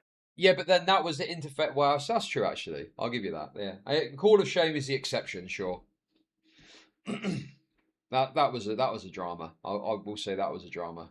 With content, because making, creative or specific niche content for a channel is kind of a death sentence here. It's very unlikely you're going to hit these milestones with something that is specific to a niche that you're interested in or like a topic that you're interested in. It will instead push people to be more focused on viral content and just like really sterile, generic, formulaic content as opposed to like passionate, creative ones, because you're more likely to have the, viral bait content, top 10 reptiles who could beat a Hercules beetle in a head-to-head fight on Fortnite no build or whatever. Or Tung Sahur did what to the K-pop Demon Hunters? So I feel like there's also a chance that... We did just see that, what he's talking about. We just saw that exact thing. Top 10 this, top 10 deaths at the World Cup and shit like that, EDP sick mind. Well, from what I understand with the EDP documentary, apparently it's very well made. So I don't really feel that's a relevant comment, right? Because someone has actually put effort and time into making a documentary about a given topic, And there's probably a bunch of AI videos that have been made about EDP, but there's no soul. I did watch the Boogie documentary. Yes, we watched it on stream. Yeah. A bit too well made. Well, we'll get to it. But I've seen a lot of takes. I've seen a lot of takes about the documentary. A lot of people complaining that EDP looks based. This change further pushes people away from committing a lot of time and energy and effort into talking about specific... Dude, it's not just packy takeaways. It's all takeaways. All takeaways are doing AI fucking things now. It's fucking sickening, bro. You walk by down the street, everything's AI and the food looks uncanny and weird. It makes you feel sick. Interests or specific communities, and we'll see kind of the end of like these grassroots channels that are all about like one specific thing that isn't necessarily a mainstream topic, in favor of all of them pursuing like the stuff that is proven to get caught up in the algorithm and pushed heavily, which is, you know, like the listicles, Mr. Beast style, that kind of thing. Like, let's take, for example, animators, which is one I always like to talk about because animation takes a lot of time, in a lot of cases, a lot of money, and it is not something that you can just infinitely, you know, spit out, unless, of course, you're using AI for it, which, again, this would incentivize you to do, to start just doing AI animations or something, because those take seconds, whereas like a normal hand-drawn real cartoon, that takes a long time, many hours. So let's take animators, for example. With these new requirements, 20 million shorts views in 90 days. Oh, buddy, hooey! Hope you're ready for that carpal tunnel to set in. You're going to need to be churning out animation. Chud Imma warn you the EDP doc will make you scream in annoyance. Mike Klum has a naked fat man fetish and is more disgusted by poo than pedocrimes. Thanks for the heads up, PD. Appreciate that. Thank you. You're probably just feeling bad because it's a black pedo getting exposed, like yourself. But thank you for the kicks. Thank you. And Scrimpin, thank you for the kicks. Sadly, you're raped. This whole time we point and go, you are raped, buddy. But then we go outside and look around and realize we are all raped. Very true, Scrimpin. Very true. Thank you for the kicks. Or one animation that you keep breaking up into like a million shorts infinitely. Kind of like what Mr. Bean's YouTube channel does, actually. They keep recycling the same like handful of episodes because there isn't a lot of episodes of Mr. Bean. So they just keep repackaging those same episodes into like 1,000 videos. Which I guess you could do for like an animation you spend a lot of time for and see if you can reach the 20 million views. Probably won't happen. It probably won't happen easily, at least. That'll be a Herculean task, no doubt. And then the 8,000 public watch hours across 12-month period, that's also brutal for like an animator. That's a lot of cartoons you're going to need to be making. The 8,000 watch hours across 12 months. Well, yeah, I mean, the reality is this is what's happened.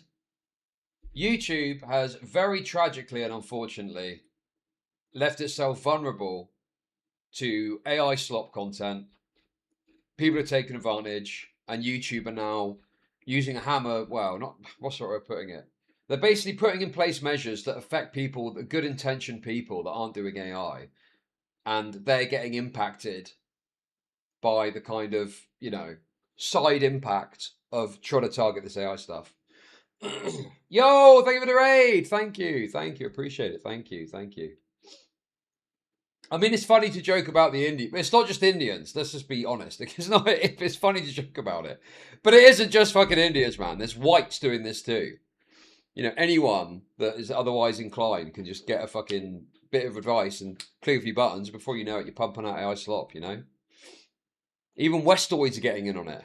That favors people that are going to do like pretty long videos, which animators are not going to be doing because that takes so much time, money, effort. Like, that's a lot. Like, even Wait, what is this? Fresh racist comment? What is this? I've almost finalized my project on AI usage in graduate dissertations. Here's a preliminary map of the shares of dissertations that are partially or fully written by AI. The biggest offenders? India, Hong Kong, and South Korea. Okay. Well, South Korea's in there. I thought that was supposed to be good. Oh, well, South Korea's good.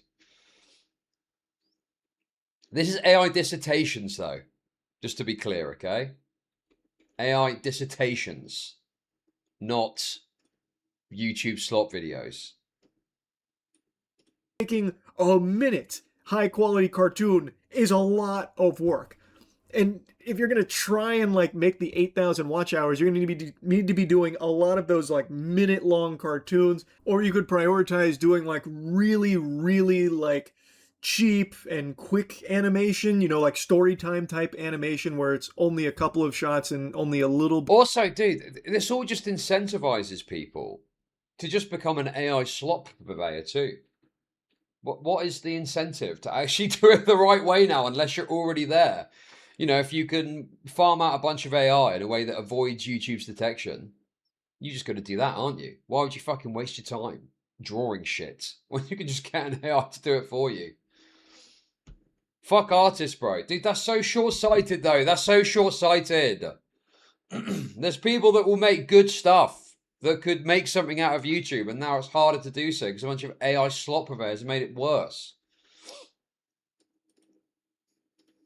Bit of like movement and such in order to prioritize getting a lot of those animations out, and maybe even trying to go for like longer animation runtime there to reach the watch hours. But no matter how you spin it, it's a lot. So the point I'm making is that these new requirements are very steep, and I think that this is going to scare a lot of people off from even trying to. Yeah, you know, I'm sure that you could think of a YouTube video or animation or something that you liked. Are any of them AI? Has anyone made an AI thing that you've gone, wow, I really like that video and it stays with me?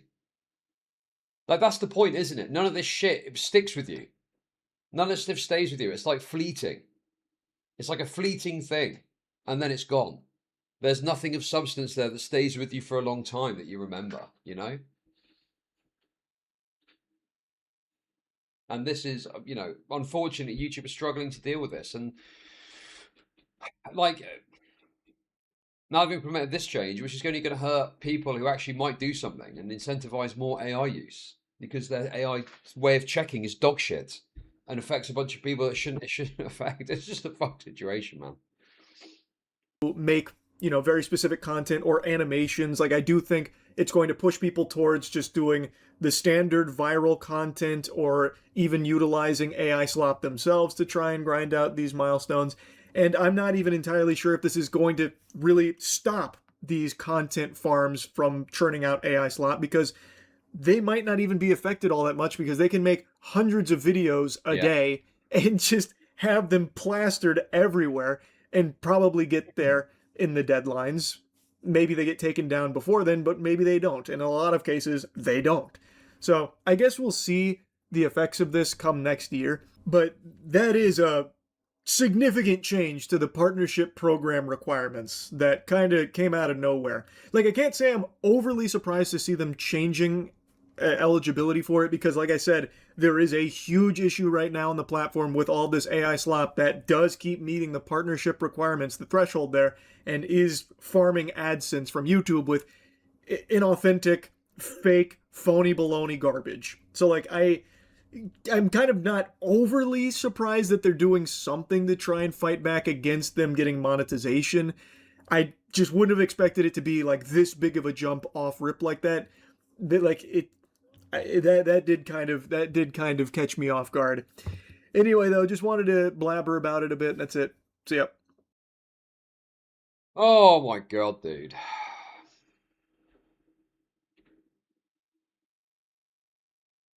Wait, what? That guy did another video about Caleb Hammer. I didn't see that. Yeah, it just, you know, YouTube are clearly struggling to handle this, and it seems like the solutions they're coming up with just end up hurting actual people that are making content. Just kind of raped to be a fledgling YouTuber at the moment. You know? YouTube was always fucked. No, it wasn't. Not to the level it is now. This AI stuff has turned it into a fucking absolute catastrophe. Chud saying he hates AI while watching Moist Critical make the 50th pop culture joke in 2 minutes. Wait, what's this? Oh, is this Augie's channel? Southern California wildfires. The Southern California wildfires are, as of... Wait, is that actually Connor's? That's Connor's voice though, isn't it? Isn't it? That is Connor's voice. But is it actually AI? The homosexual couple making videos together. But it seems like it's not uploaded for a little while. But yes, I know that they were trying to do some sort of video, weren't they? Look, I watched a bit of that back in the day. Comic Sans. Probably best for the thumbnail, I guess, because I guess we would have clicked on it. I don't fucking know. Okay, I'm going to get into this EDP thing shortly. What should we do now, though? Let's do some news. Let's do a little bit of news before we get into the EDP stuff. Let's do a little bit of news. Okay, let's take a look at this. A desperate search for survivors were long into the night. And then at 3:57 a.m. Look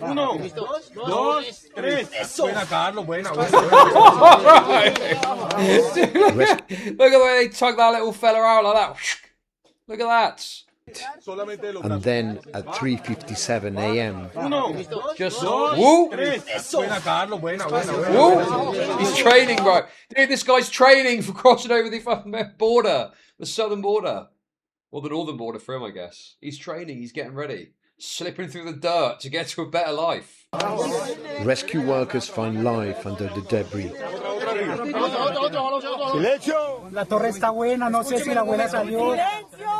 These men ask if they had found his grandmother too. They say, I can't keep myself away from Chud Logic slop. 4th time resubbing. Bro, what? Are you mentally ill? Are you mentally ill or something? So you unfollow then refollow me? God, some of you people are fucking weird, aren't you?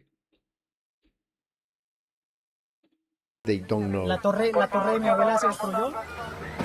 Just like seething with hatred at me, and then you go away. It's a bit like an abusive relationship when you think about it, isn't it?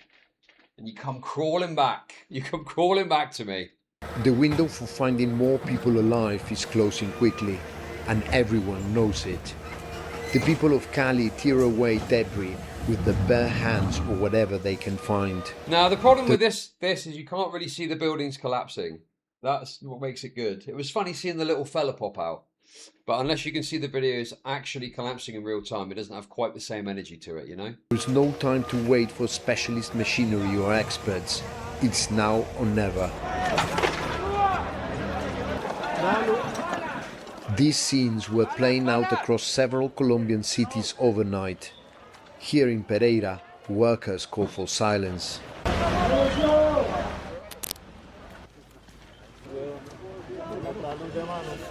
Straining to hear any sounds of people below the rubble.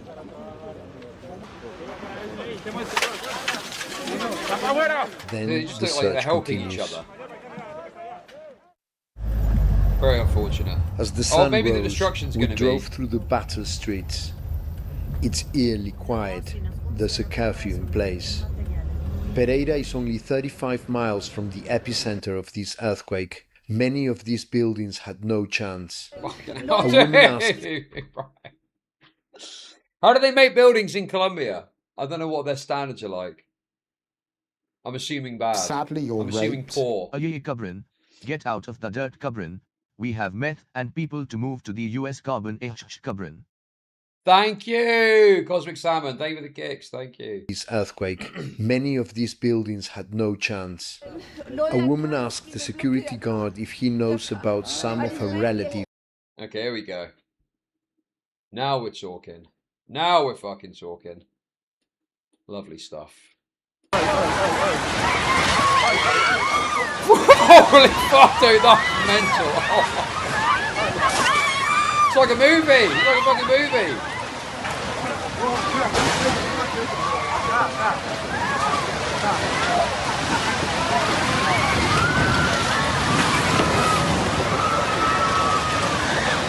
You ever play that game that has level destruction? What's it called? Battlefield. What was the Battlefield where the level change, like sort of building collapsed and the entire level change? It reminds me of that. It makes me think of that, you know. Or Red Faction, yes. Oh, dude, Red Faction Guerrilla, classic game, classic. But no, I mean, I don't know much about Colombia and earthquakes. Is it a common thing? Is it something where they need to be able to actually withstand earthquakes, or is it a bit of a shock? He tells her only one. Oh, hang on, wait, what's this one? 7.4 was it? Oof, that's tough, man. That's tough.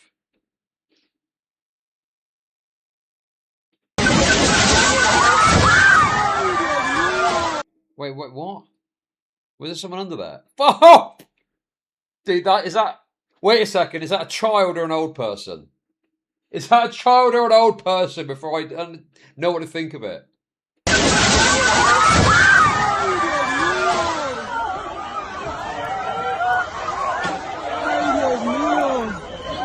Okay, I probably shouldn't watch that, to be honest. I don't know, there's no blood or anything, but...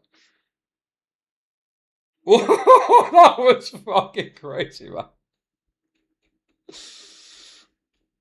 Total mush. Totally mushed up into bits. Mushed up into little mullered pieces. Pinto beans or whatever. Wait, this guy's a doctor. Get in there, lad. Get in there. Get in there. Fucking do some doctor in there in pieces. Come on, get with it. Get with it. Come on.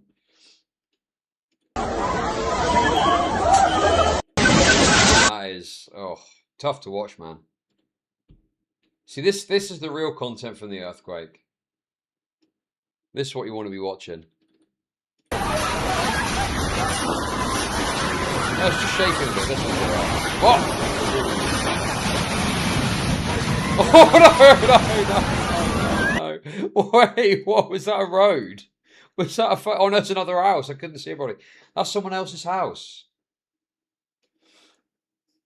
Well, I don't know if it's paper buildings in as much as it's... People just don't necessarily expect there to be a crazy fucking earthquake, so they don't build buildings well enough. I'm sure this is global warming, isn't it? Or something?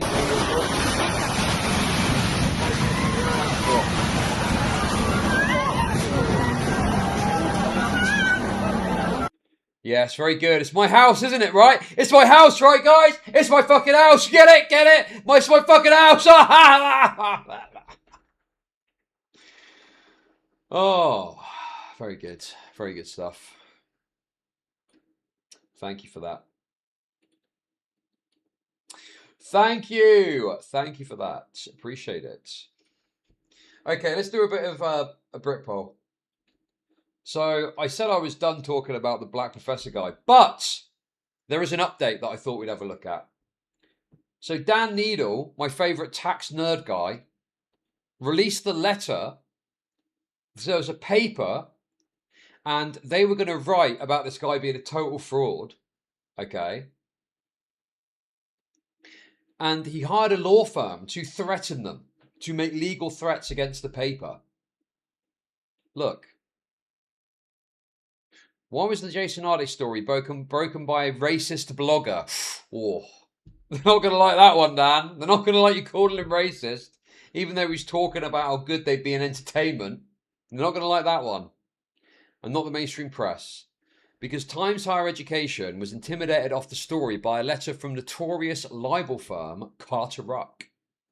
I'm publishing the letter. Okay. We're instructed by Professor Arde.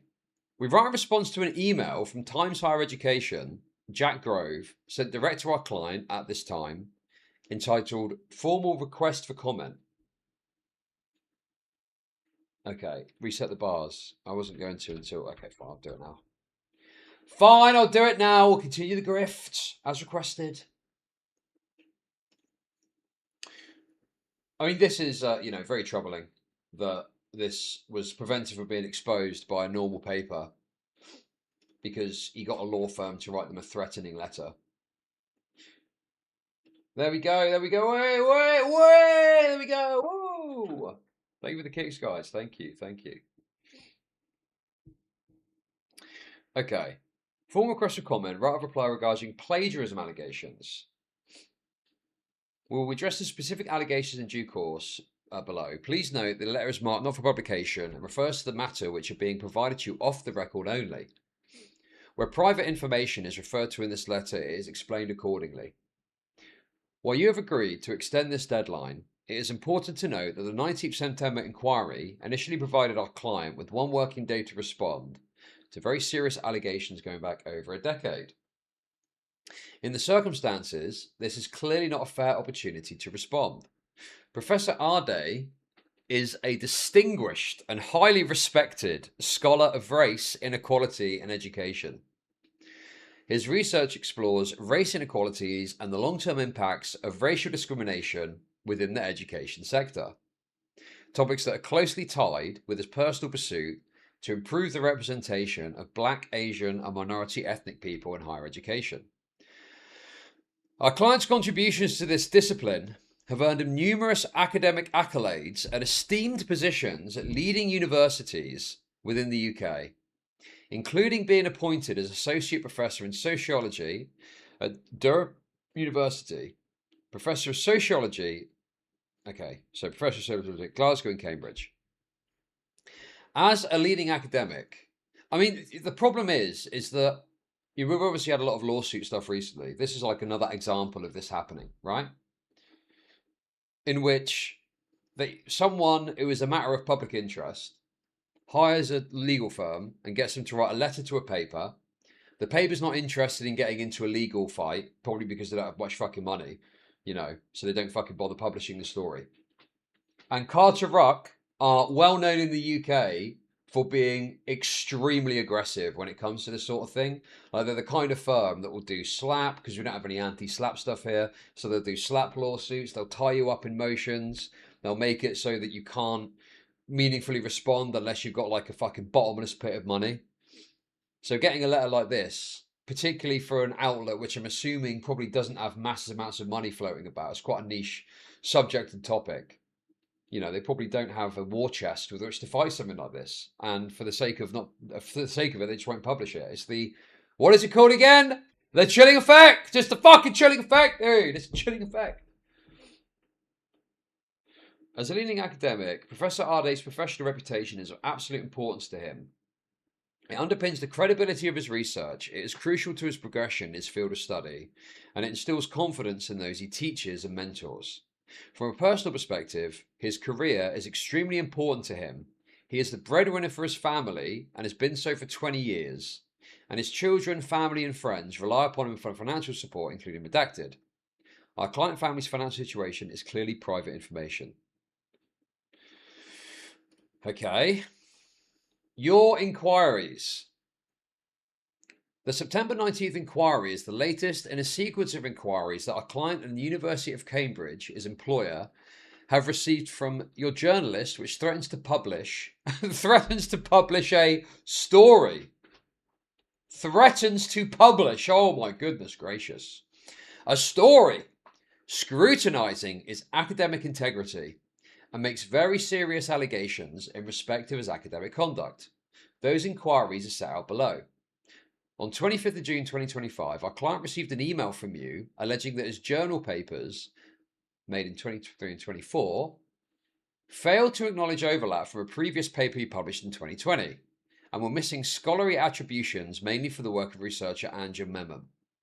So it just lays out basically the plagiarism allegation.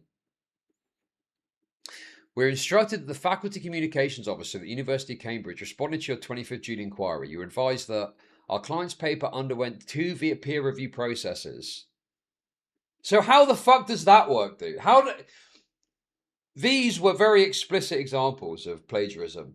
How did they pass the sniff test from these fucking universities, bro? 2 peer review processes, which no concerns were raised. The missing references were corrected immediately and accepted by the journals. We're instructed that the University of Cambridge also wrote to the journals in support of our client. In relation to our researcher, you advised that our client has worked with him since on other studies. We're instructed that you are provided with an explanation in relation to our client's ethics approval process, and the University of Cambridge's position is that your follow-up queries relate to methodology rather than ethics. On 27th of June, your journalist sent correspondence to the University of Cambridge, which did not accept the explanation provided in relation to the ethics approval process. You advised that the pursuit of the story was negatively impacting our client's mental health. So you can just say, oh, you're making our guy feel sad. Please stop asking questions. It's such a shame that this was successful, because this is shameful. This is like, when you see it laid out, it's so fucking shameful how it came to this sort of situation and position.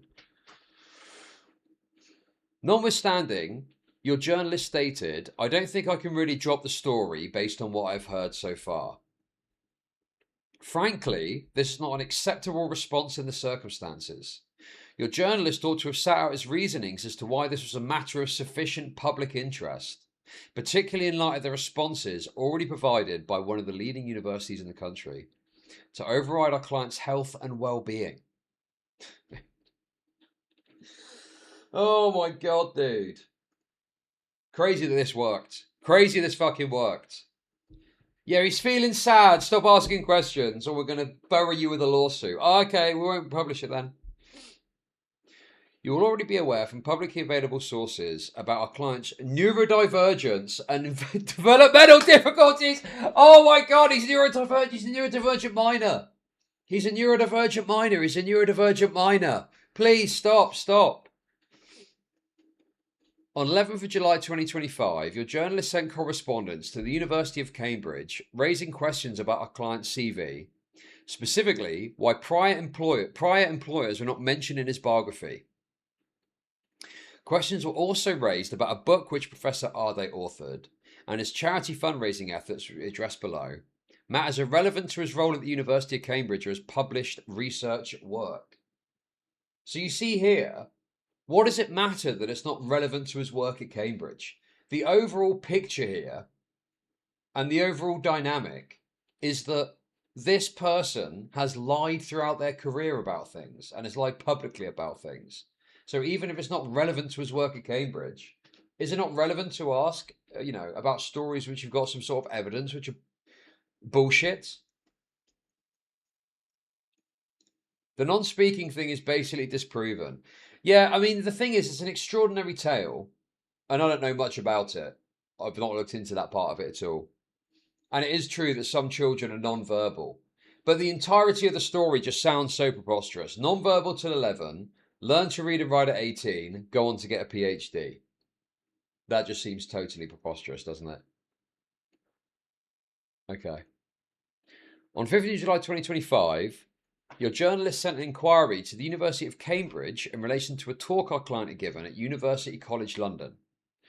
On 17th of July 2025, your journalist sent correspondence to the University of Cambridge setting out questions that had already been raised and responses provided in relation to his 2018 paper, the ethical approval process, our client's book, and his fundraising. The repetitive questioning by your journalist in relation to matters already the subject of prior correspondence and other irrelevant and far-reaching matters is indicative of a targeted campaign against our client. Yes, this is very much anti-whistleblower law. It's a slap suit. It's an obvious slap attempt. It's make a legal threat so they stop pressing the inconvenient buttons. That's what this is. By the way, guys, I'm warning you now, I do have to pop off for 5 minutes at some point because someone's coming to do something for me. I've got a man coming to do something for me, okay? But it'll only be 5 minutes at the start and at the end. So it's all good. We'll be able to crack on as normal. Soft hands, come on. There's some things you can't do yourself, okay? Did Ade himself solicit this firm? I don't know about that. I don't know whether Ade did it or whether Cambridge did it on his behalf. I'm not sure about that.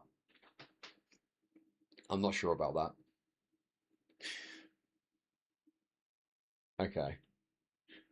Repetitive question by a journalist in relation to matters already subject to prior correspondence. On 21st July, an inquiry was made to our client by a journalist in relation to his charity fundraising efforts.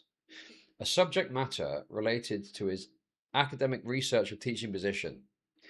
You attempted to shoehorn this line of inquiry into an academic matter by relying on the mere fact that our client has referred to his fundraising efforts in his biography for academic talks and that it has been mentioned on a number of honorary degree citations. As you ought to be aware, it is not uncommon to refer to personal endeavours, including charity involvement, as a means of providing an audience with context or background to oneself and one's own personal pursuits outside work.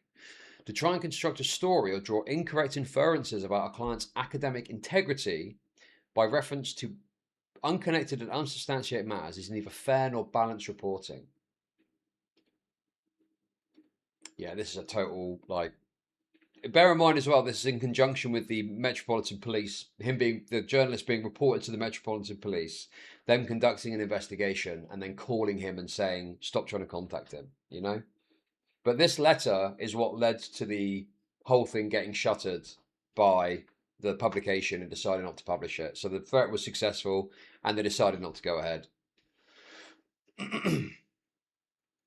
For clarity, our client did not respond to any of your inquiries based on the advice he received from the communications team at the University of Cambridge.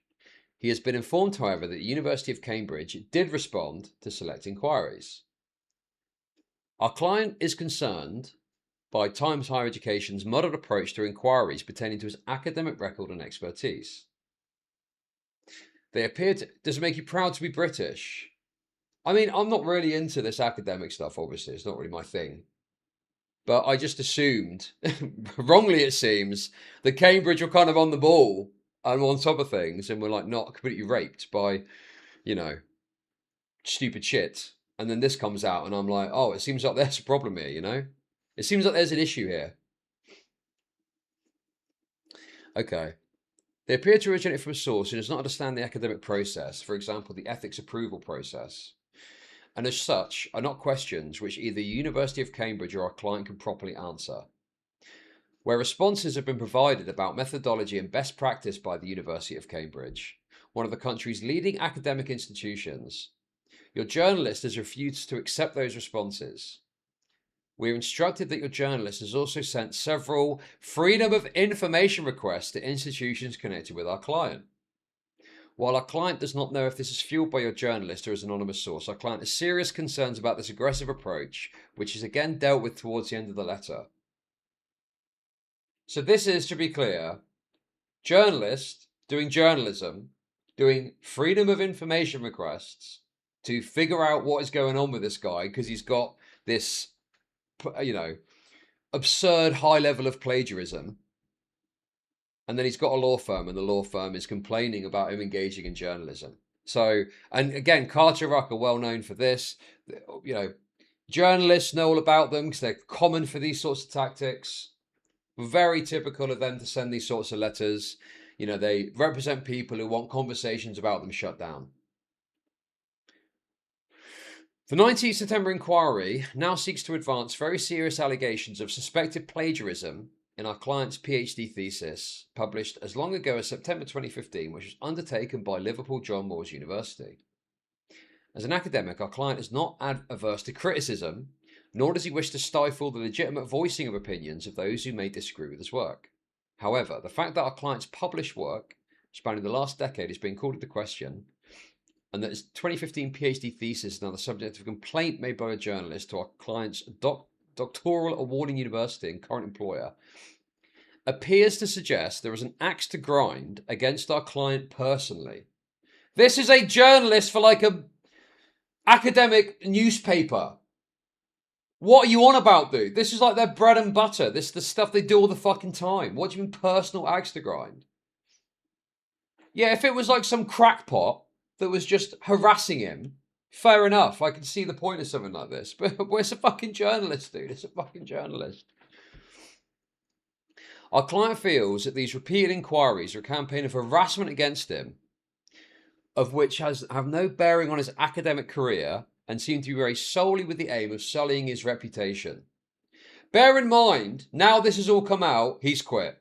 So all of this stuff that this journalist was tugging on the strings of is all now in the public domain, and he's quit the university. What does that fucking tell you? Fucking sully his reputation. His reputation deserves to be sullied because he's a total fucking fraud. We'll now address the client's specific points below.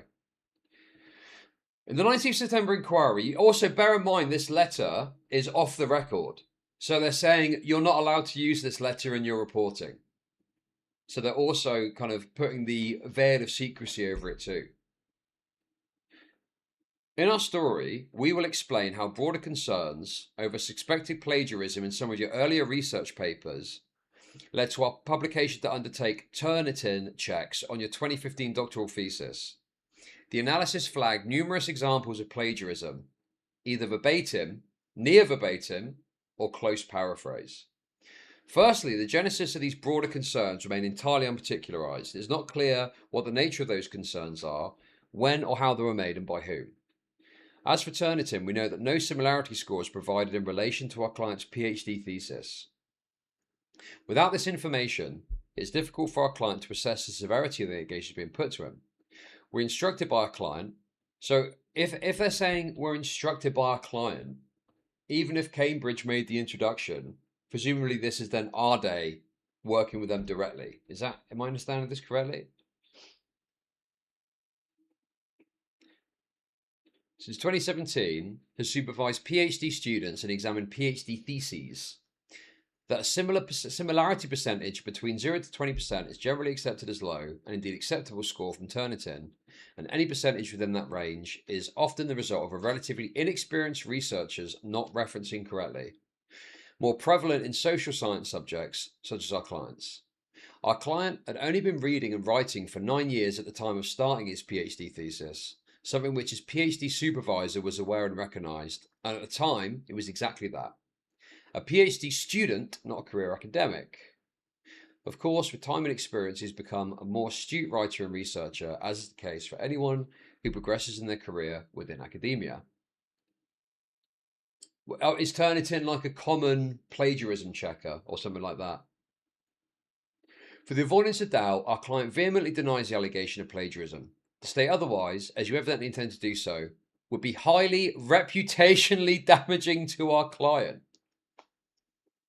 Well, the thing is, with plagiarism, is you can deny it all you want. If it's in black and white, it's in black and white, and you can't really get around that, right? Because otherwise, someone could just say, well, I deny I'm a plagiarist, and that would be it. You can never get anyone for plagiarism. That's why all these checkers exist, you know?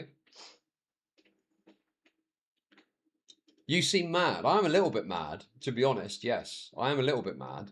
Because this is someone simultaneously using the power of the state and how raped our defamation rules are to silence a journalist that's pursuing a story. So yes, I'm a little bit mad at that, yes.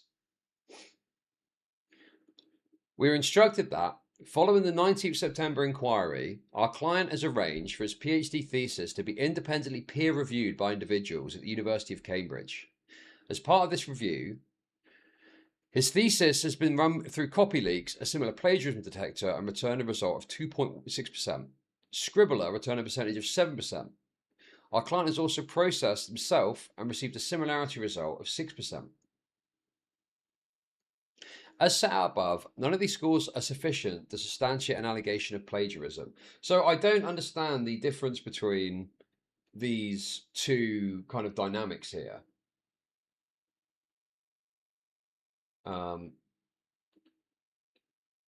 Like, I don't understand why they're getting different results, but it's based on the journalists had basically done this check, and then they gone and looked and found the passages and matched them up side by side.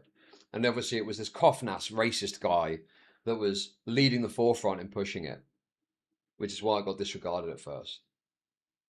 So I don't know what the deal is with these varying percentages.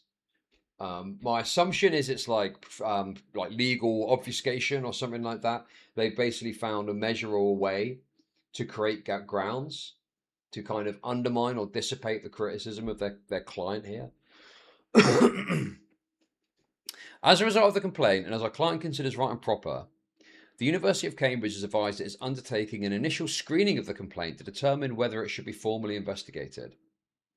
Our client denies the allegations being levelled against him and believes an outcome will be reached that is reflective of the same. However, the fact that and content of any such investigation is private. It is being conducted by a private institution. How did Ade win? He fucking quit the university. He fucking lost, bro. He fucking lost, dude. The only reason that your journalist has been provided with any information about that process is because he himself is the complainant. The circularity of this process and subsequent publication is transparent.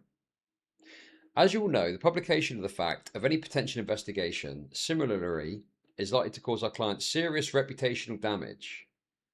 Indeed, any publication in relation to this matter could put such an investigation in jeopardy by negatively impacting or prejudicing the outcome to the detriment of our client. We trust that as a responsible publication which champions itself as an important voice for academic matters, you will give due regard to our client and the procedures which must be carried out accordingly following your complaint to those institutions, and give those institutions the ability to carry out their procedures before ventilating unsubstantiated allegations publicly. So they're saying that they need to wait for the institutions to conduct their own investigations. And the investigations seem quite lackluster if they haven't detected any issues. And yet, this Kovnas guy detected issues. And since it's become more widely reported and the other bullshit has become apparent, he's had to leave his fucking position. So I don't know what the deal is here. I don't know what Cambridge has done or these other universities have done. I don't know how they failed so poorly.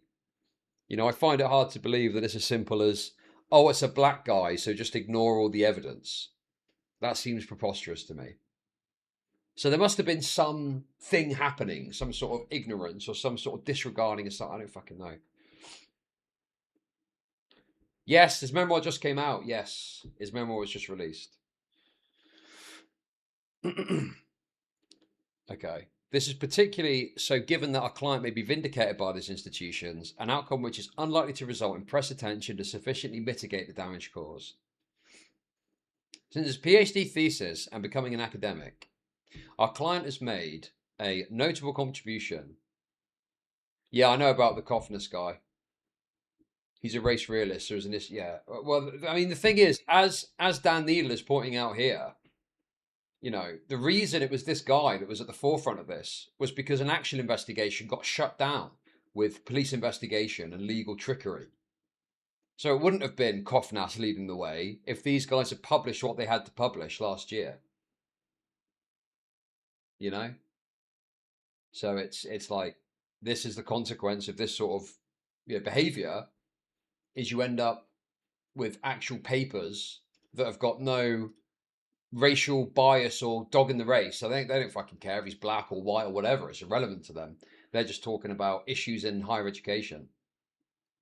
And as much as I think that there's been a bit of a, cheat code going after this Kovnas guy by, representing what he said in a certain way, he has got like a bad reputation. You can't get around that. And that's going to colour the, the thing. Yes, obviously people should look beyond that and they should look at the actual evidence. But Times investigation like this, of this paper, would obviously be a lot more substantive and convincing for people. But yeah. Since his PhD thesis and becoming an academic, our client has made notable contributions to the field of study. He was part of The Leading Roots, a collective of academics that produced a groundbreaking report, The Broken Pipeline.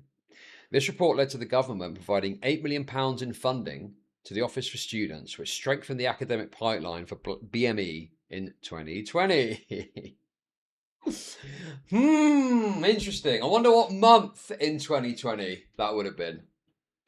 Professor Arday's work has also contributed to the development of better pathways for black students to gain access to some of the most elite institutions in the UK. Okay, so that's the letter. That's the letter. THE's Jack Grove spent months on the story.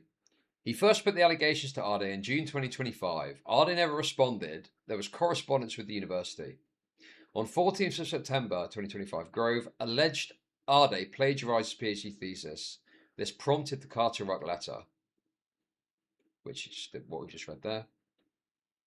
The result, the story was spiked. It stayed spiked for 10 months. THE is no longer Murdoch owned. It was sold off in 2005.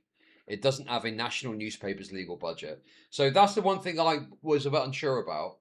I thought it was backed by the Times. Maybe they would have helped. But obviously, if they're like a little almost quasi-independent almost outlet, what the fuck are they, how the fuck are they going to fight you know, a legal threat of this magnitude. It is similar to going after like an independent journalist or something like that. It's typical Carteret because the firm behaves like a postbox. It repackages its client's claim, sticks a letterhead, and uses that to intimidate people. The firm isn't remotely bothered by saying things that may be false. And then a denial with percentages. Carteret says different plagiarism scores are indicative of difficulties associated with plagiarism reviews. That's obviously wrong. Okay. The service's search database, Scribbler, says it can't access private student paper databases. Turnitin can. The alleged source is an unpublished PhD thesis. Odd to use a plagiarism detection service that can't see the thesis. But the big question is why Carteret reports a Turnitin similarity score of 6%. Turnitin appears to give a 6% score for similarity with the Zwodiak-Myers thesis alone. Oh, I see. But the similarity index is 24% broadly. So that's how they've done it. They focused on one facet of the plagiarism checker, but the overarching checker has found a quarter of it is similar. That makes sense. That makes sense. So they've played the percentages to a certain way to make it seem like only 6% is stolen, but 25% is lifted from elsewhere, from the looks of it. Okay. Overall similarity score is 24%, but it postdates the thesis by a decade and doesn't exclude Arde's bibliography. I ran it through rough calculations to reverse both factors. So what's going on? Did Arde use some weird settings or misread the report or just make a number up? Or did they use a 6% without checking at all? Carteret then invent a new principle that a university's internal investigation prevents a journalist from publishing a report. I mean, yeah, that's obviously ridiculous. If there's a story of a professor raping some student to bits, do you have to wait for the university to investigate before you publish a story about that? That seems ridiculous. And having responded to the plagiarism accusation with a number that appears to be false and invented a rule that prevents publication, Carteret then go into attack mode. They are the racists. Oh, I missed this part. Okay. Finally, it is important for us to convey our client's concern that this apparent attack by THE may be, whether consciously or unconsciously, racially motivated. A law firm threatening a paper of credibility that they're making unconscious or conscious racially motivated attacks simply for investigating a famous professor's, for professors at least, work. Incredible stuff, man. There has been growing concern among eminent academics over recent months about the racially motivated targeting of black academics in the US, seeking to have them removed from their posts for championing diversity and equality, and the similar issues being faced by individuals such as Professor Arde in this jurisdiction. Those concerns have been raised by a number of academics to leaders in education and government. Our client cannot speak to the quality of your source, but urges you to exercise caution, mindful of the risk of being caught up in this narrative. We await your confirmation that no article will be published pending the outcome of the aforementioned internal procedures. In the meantime, if you are able to provide further particular relationship allegations to our client, our firm is willing to consider them. So will you admit you were wrong? About what? What do you want me to admit I was wrong about exactly? I think I've been pretty... I mean, I didn't know much about this Arde guy before I started talking about it, but it's pretty shocking stuff. This was a meritless letter by a lawyer intended to shut down legitimate reporting. It worked. The reporting was suppressed. It's wrong that journalism is silenced by letters containing falsehoods. And it's wrong that there is never any consequence, not for the client who tells them and not for the lawyers who relay them. I've uploaded the PDF. Racist blogger, I hope he sues you. Is it crazy to call Nathan Kothnas a racist? I mean, to me, he seems like a kind of racist guy. Is that a crazy take? Okay, so then the story unfolds and there's an attempted cover-up, right, from Cambridge? Well, the attempted cover-up goes back at least to 2023, when when Dave Harris, the academic who wasn't able to draw attention to, who didn't draw attention to the story, raised these questions, and then they shut him down. They told him there's nothing to see here. Like, why are you doing this? And then a journalist I seem kind of racist. Well, I am. I am racist. But if you call me racist, that's fine. I'm just saying, getting upset about calling Nathan Koffnass a racist seems a bit pearl clutchy.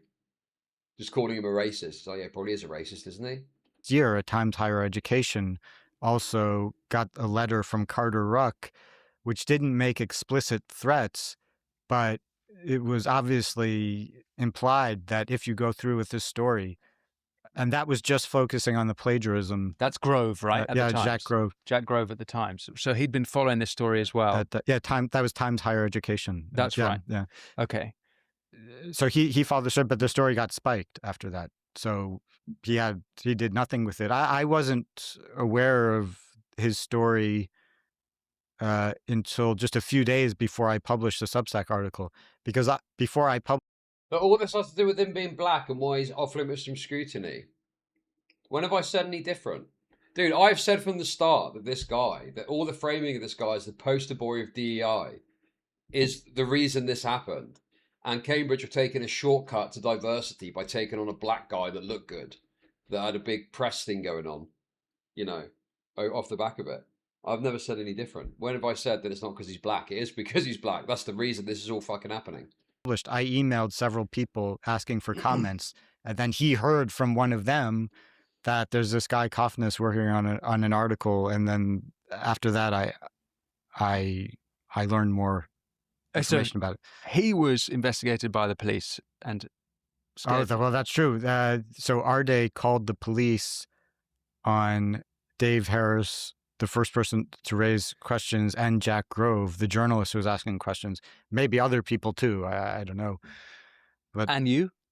Not me. Not you. Okay. I mean, I'm in Belgium, and right. Okay. So when you published, can you take me and tell me how the story unfolds from that moment? That was in July, was it? July, I think 21. So okay. July 21st to now. Take me on that journey. How this story's unfolded since then. So I knew that it was a juicy story, and then within hours, it was blowing up. Yeah. So it's blow up, and then. Sorry, I missed the date. So Koffnass's article was from this year. Is that right? So Koffnass's article was from July this year. I thought it was from like a few years ago. I think I got confused with his other thesis about how black shouldn't be in fucking education because they're too retarded. I think they're too mixed up. So he really did get the ball rolling on this. But initially it was disregarded. Over time, more and more of these preposterous things have come to light. Even since this morning to speaking to you, a bunch of new things came up. I've actually compiled a list of all of the documented, false, exaggerated, or unverified claims, and I'm at 61 for Jason Arde.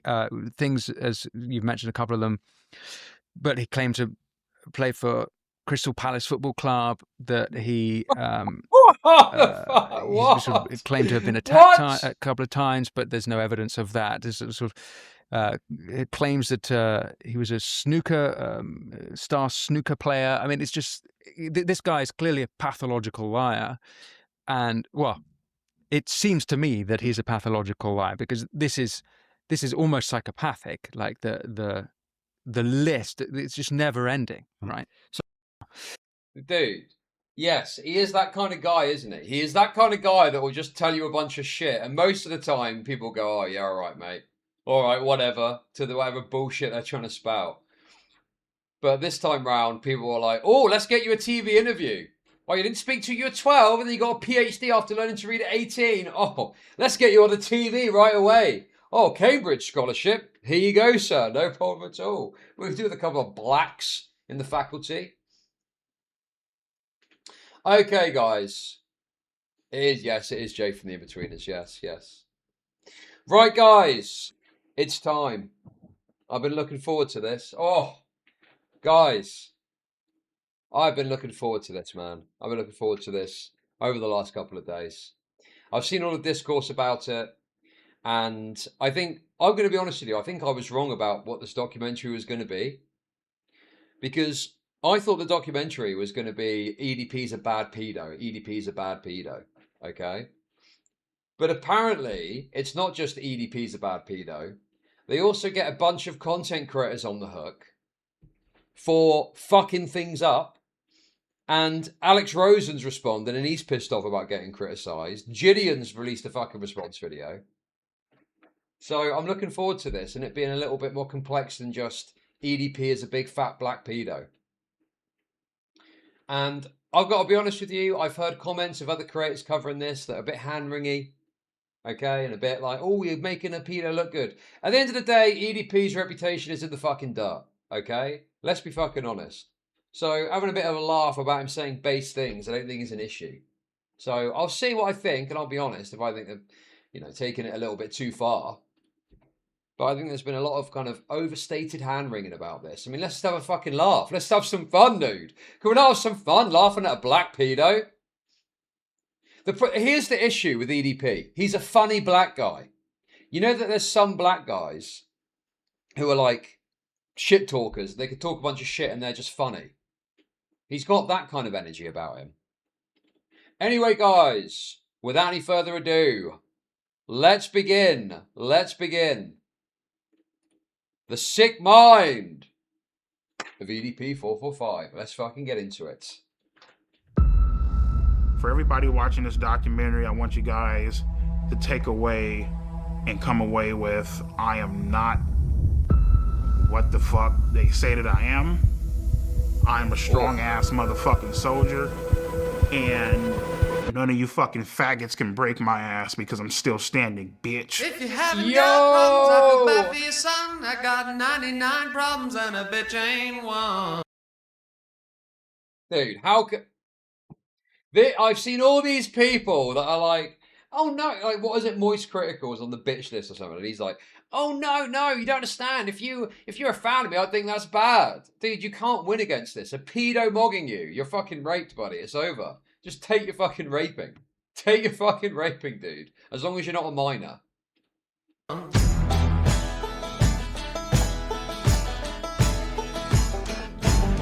my hat to the sun in the west. Feel the beat right in my chest. Doxed. At one point, I loved YouTube. Breaking news. YouTuber EDP445 caught trying to meet a child for sex. Coming out here to pick up a cupcake and then go back home. I am with the Predatorial Investigation Unit, but I just want to let you know. See this shit right here, dog? See, this is the shit you have to watch out for, man. You got motherfuckers, shit, little young-ass high school motherfuckers, you know what I mean? Little fucking fags and shit. What? Sorry, am I misunderstanding? Is he perving over the high schoolers right now? Is he perving over high schoolers? Is that what's happening? I mean, let's be fucking real. Like, you know, like people, you know, guys, you know, they think about, you know, fucking the shit out of a 15-year-old, 16-year-old. Oh man, that bitch walking down the street. She's in high school. She's hot as fuck. You know what I mean? Now, mind you, my shit gets put out there. You feel me? Oh, uh-oh. 1 in 6, guys. 1 in 6. By sheer statistics alone, a bunch of us here are going to be pedos. Who's it going to be? Who's the pedo? Who's the pedo? But let's not get the game fucked up. Just because I think a certain way doesn't mean other people don't think the same way that I think. You know, motherfuckers just don't know who you are, and your fucking ass just ain't getting exposed on the internet. You know what I mean? 2%. Every day, there's a new person that gets exposed for some type of sexual contact. Thank you for the kicks, Eddie. I hope you know it's funding the most famous pedo on your platform. Whoa, Chud Logic, easy. Chill out. Guys, don't forget your free kicks. It's Free Kick Wednesday. Don't forget your free kicks. Thank you. With a minor. Whenever it happens, we're all like, oh, what was he thinking? Why would he do that? But you never hear why. They never say why. they don't say anything, or they disappear, or they act like it didn't happen. And so as uncomfortable and fucked up as this documentary is, it actually... Hey, dude, look at this. Oh, God, man. This is like a montage of famous pedos. This is great. Yo, D-Butts, thank you for the kicks. Thank you. Call Me Carson is getting done dirty here, man. He was 19, hooking up with a 17-year-old. Where's Mr. Pedo? Where is Mr. Pedo?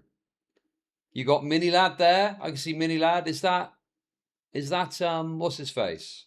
What's his name? What's his name? Dude, I can't remember. My memory's gone. James Charles, Onision. You got some T-Cat Predators. You got this one from the Chris Hansen's newer shows. You got the Amos Yee, actual full pedo. And you got a couple of Asians knocking about too. Various Asian pedos. Who's this guy? Who's this guy? I recognize this guy.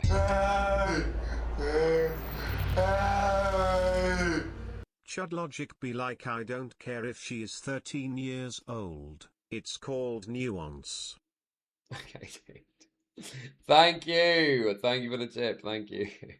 Actually answers that Is that Yandere Dev? That's Yandere Dev. It's Yandere Dev. Yes, Yandere Dev. Like, he went to that place to have sex with a 13-year-old.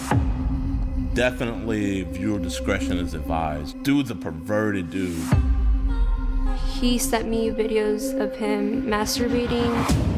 So what advice would I give to EDP 445? And I'm sure you're going to be watching, sir, and I would tell you this if you were in my office. You need to stop doing this documentary. Indicted him on sexual assault of a minor. Why do you think you wanted to have sex with a 13-year-old? I mean, the reason why I wanted to have sex with a 13-year-old is already fucking clear. Oh, man. Dude, people just don't understand the comedy of a shameless, unrepentant person, no matter what the topic, right? And the fact this guy is just shamelessly admitting to being a nonce, it's just funny. You cannot get around it. The brazenness of it is hilarious. And he's got the funny black guy energy too. And yet people want to fucking clutch their pearls about this and be like, oh no, you can't make it fun. Dude, who fucking cares, bro? Who cares if EDP gets presented in a funny way? It's not like a kid is going to get fucking molested, are they? It's not like a kid is going to be, oh, EDP's funny, it's worth getting molested for. All this pearl clutching is so wretched, man. I've seen fucking endless pearl clutching about this documentary. I'm not saying you can't criticize it. If you don't like it or you think there's problems with it, fine. But it's the kind of specific criticism of, oh no, he's a bad pedo. He's a bad pedo. Raped. EDP is actually the protagonist in this. Yo, Leaf, thank you for the kicks. Thank you. Very generous. Appreciate that. Thank you. Thank you. I mean, if you want to criticize it and don't like it, you don't have to like it or agree with it or whatever. I just think specifically complaining about him getting presented in any positive light is just stupid. Like, what did he... I thought it was going to be EDP's a bad pedo, therefore boring. Okay? So I was like, is this really going to be worth watching? And then it turns out it's got this funny angle and there's criticisms of pedo catchers. Good. Make it a bit more, you know, layered and a bit of a tapestry rather than just EDP tried to bang a kid and that's real bad, isn't it? Fucking a bitch's innocence away, you know? Is EDP 445 a pedophile? Yes, I believe he is. I don't give a fuck if you're a minor. I don't give a fuck. Oh, well, she's just a girl. You can't be doing that shit. Bitch, you gotta die. It's just, the dude is a monster. Like, an actual, straight-up, honest-to-God monster. And this is one of those moments in Yeehaw. YouTube history where everybody saw this. 445 situation. And now this? With a 15-year-old girl? He doesn't care that he keeps on committing crime. I mean, you don't give a fuck. I will say, it's funny that they got Chris Hansen in, and Chris Hansen's got his own issues, right? Chris Hansen's got his own problems. But that is a very compelling crescendo, which I think it comes later. That is very compelling to get the king of the predator catchers in to do the conversation. I think that's a great, for entertainment's sake, that is top tier. How old she is, you just trying to get your fucking nut in. 13-year-olds. 14-year-olds. Oh, well, he was talking to 13 and 12-year-olds. Fuck all that. But now you're gonna tell me the next documentary Mike Klum's gonna do is this guy EDP.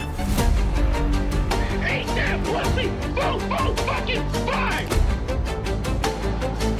Am I a pedophile? Fuck no.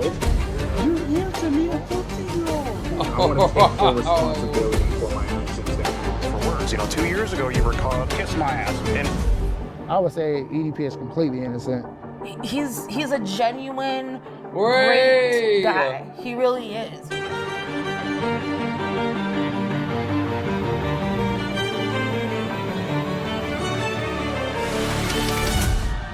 all right. So, again, so what brings you out here today? Well, I was actually coming out here to pick up a cupcake. Okay.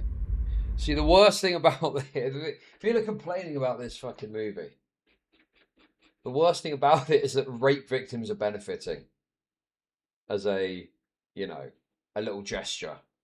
That's got to be the worst thing about it, surely. I'm still here.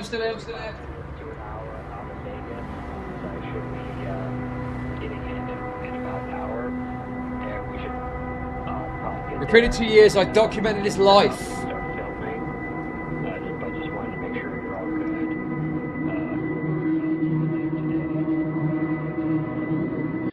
What are the comments saying? The comments seem fine here. I heard that this got age restricted, which on the one hand is kind of indicative of how raped YouTube is, but also apparently it's got loads of crazy stuff in it, so I kind of get it. I saw one screenshot of a big fat naked black guy on a toilet, so I kind of get it. 6-7 months later. Correct. Where's your head at?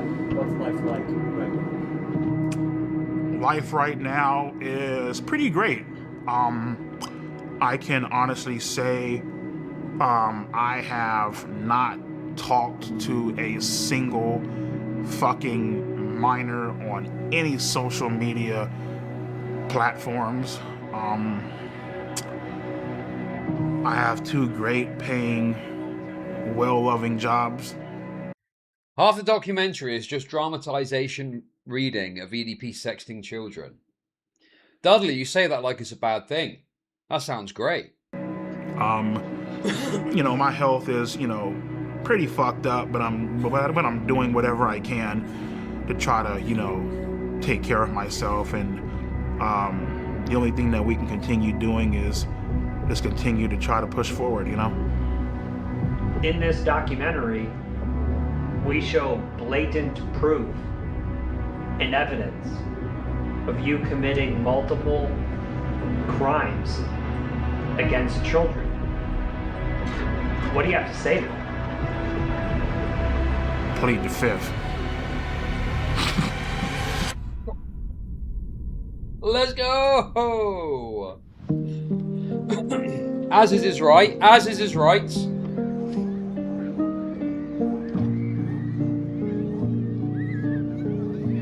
Very Epstein coded. Dude, that is very similar to the Epstein interview. He is a black fat Epstein guy. Epstein does the same thing where he pleads the fifth in that interview and he's talking about stuff. You know the one I mean?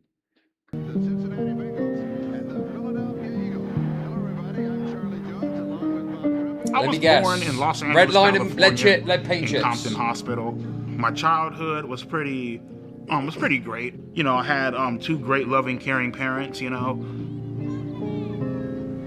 So my first ever Eagles game was November 30th, 1997. What really made me 220k likes on YouTube and reacted to by front page stream on Kick, the gambling website. This is like watching the Charlie Kirk shooting. If you notice, it's been a while since that took place.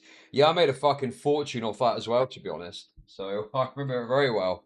fall in love with them was actually the logo on the helmet and how pissed off the actual logo looked. And from that point on, I was like, fuck it. That's the team that I'm going to follow. This is going to be controversial. I'd say you would be more of a victim if EDP raped you rather than Epstein. I mean, I think that there's a physicality difference, sure. Yeah, I mean, I think that's undeniable, isn't it? Like, if you're a child, would you rather get raped by a split Jew or a big fat black guy? The choice is fucking obvious, isn't it?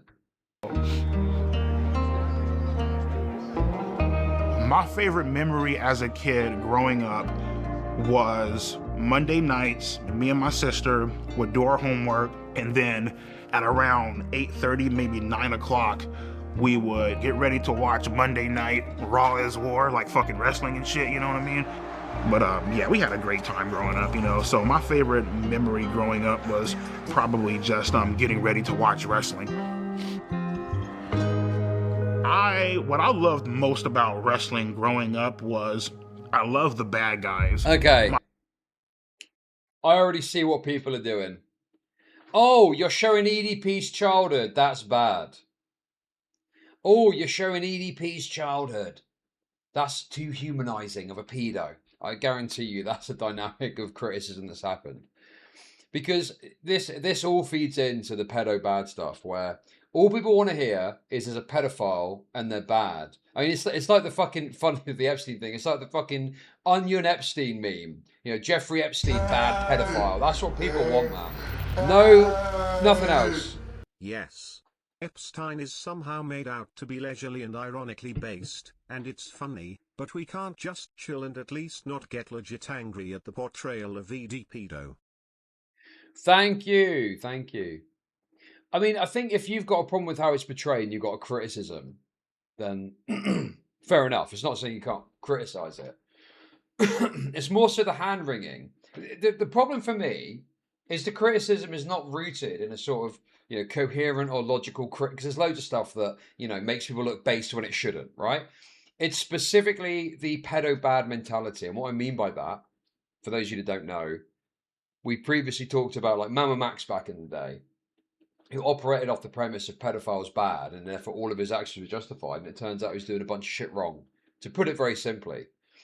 And I think it's the same thing here, where your criticism is not rooted in, you know, this idea that there's something particularly wrong with doing this. It's just you're uncomfortable because you're being made to think about someone who's a pedo in a more complex light than he's a pedo, put a bullet in his head, you know? Whereas I look at it, and I don't think this documentary is doing this necessarily. I think it's more so, you know, an element of broadly knowing how someone becomes to where they are is relevant to understanding how to stop things like this in the future. Not that the documentary is trying to achieve this. This is entertainment. This is entertainment. You should just watch it while I'm watching it. I'm reacting to it. I'm reacting to it, okay? So bear that in mind. And I will criticize everything as a problem, but I'm just saying there's a lot of criticism that I've seen that's rooted primarily in, oh no, don't say anything but pedo bad. My favorite wrestler growing up, I would probably have to say was like Triple H. You know what I'm say this as a father? Bro, you gonna be eating crow after this doc ends. I expect a personal apology to me. Remind him chat.jj. Thank you. Thank you for the kicks. Well, I'll see what I think. But I mean, I just think that people need to be willing to be a bit uncomfortable going beyond just pedophile bad, put them in a wood chipper. I mean, because Triple H was a fucking piece of shit. Like, he did what the fuck he had to do to get to the top, and he didn't give a damn who he fucked over.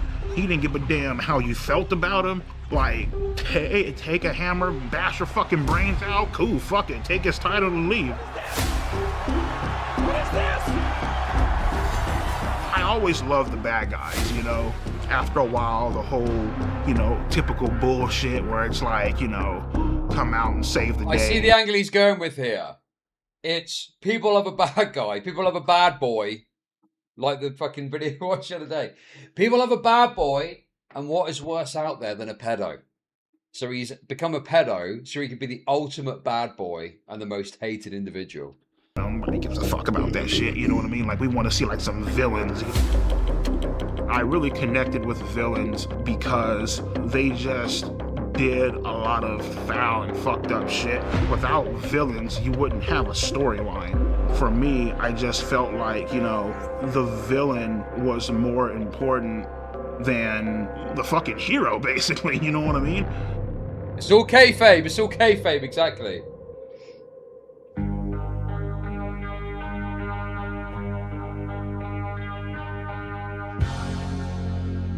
Well, so I mean, in high school, I tried to talk to girls here and there, but it just wasn't fucking working. More specifically, I tried talking to Martha. She basically led me the fuck on. She let me hug her. She even held hands with me. Low key, she was talking to somebody else. When she broke it off with me, I was so hurt. I went home. I ran up the stairs. I was crying in my fucking room, head in my fucking pillow. I was legitimately fucking hurt. Like I felt crushed inside, you know?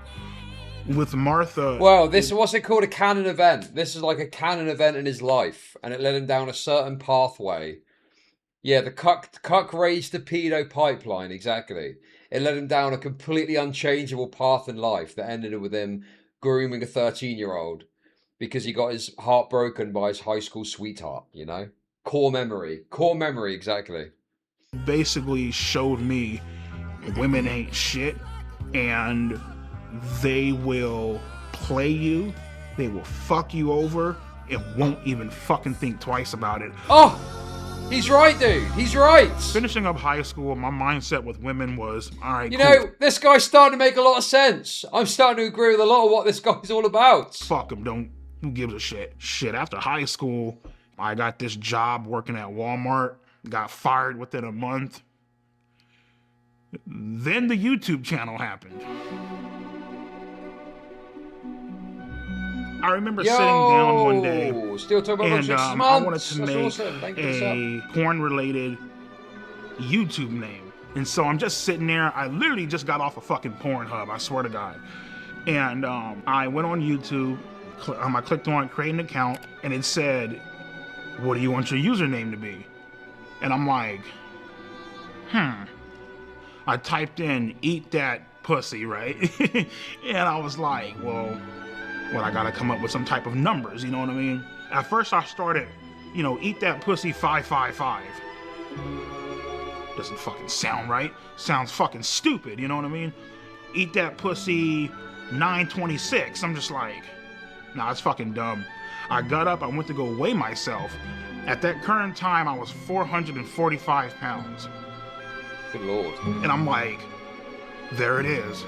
Eat that pussy 445.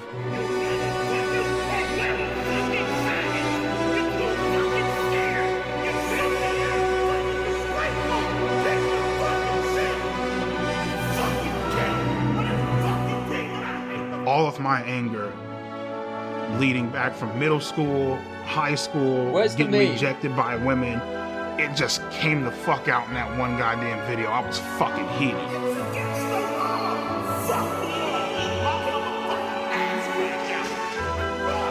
And once I started uploading more and people started sharing my videos a lot more, this shit blew up.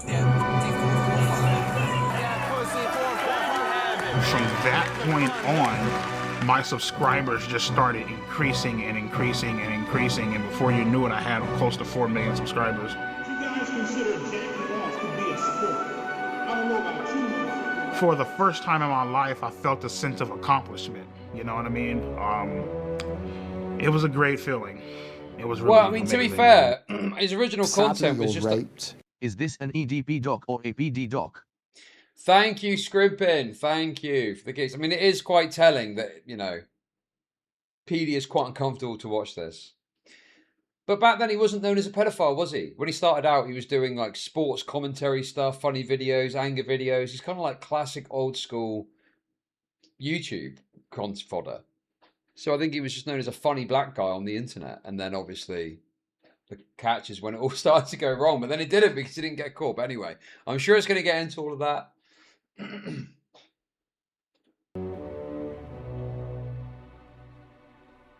Exactly. He needed to, much like Epstein, he needed to get to a point where he was in a position where he could start to groom kids.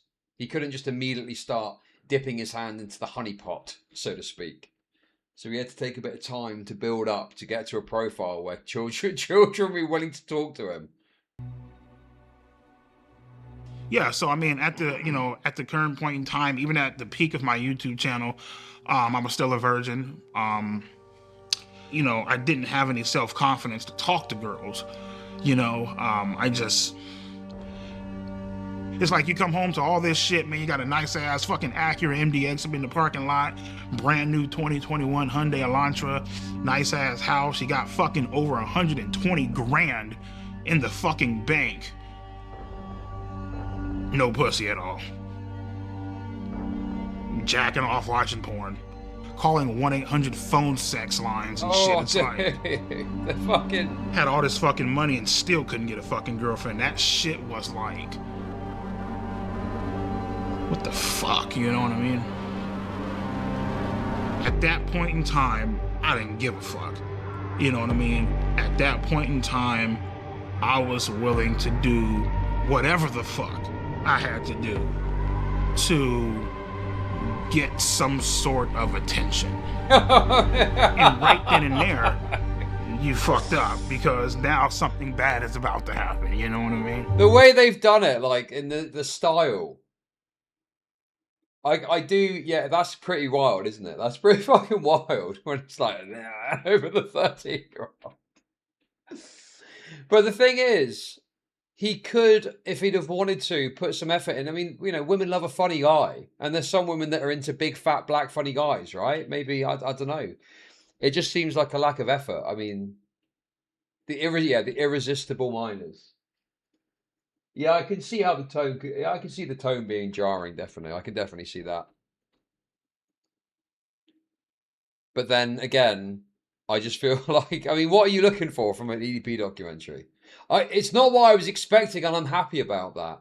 But I feel like some people are unhappy because it's not what I was expecting, which is just EDP's a bad pedo.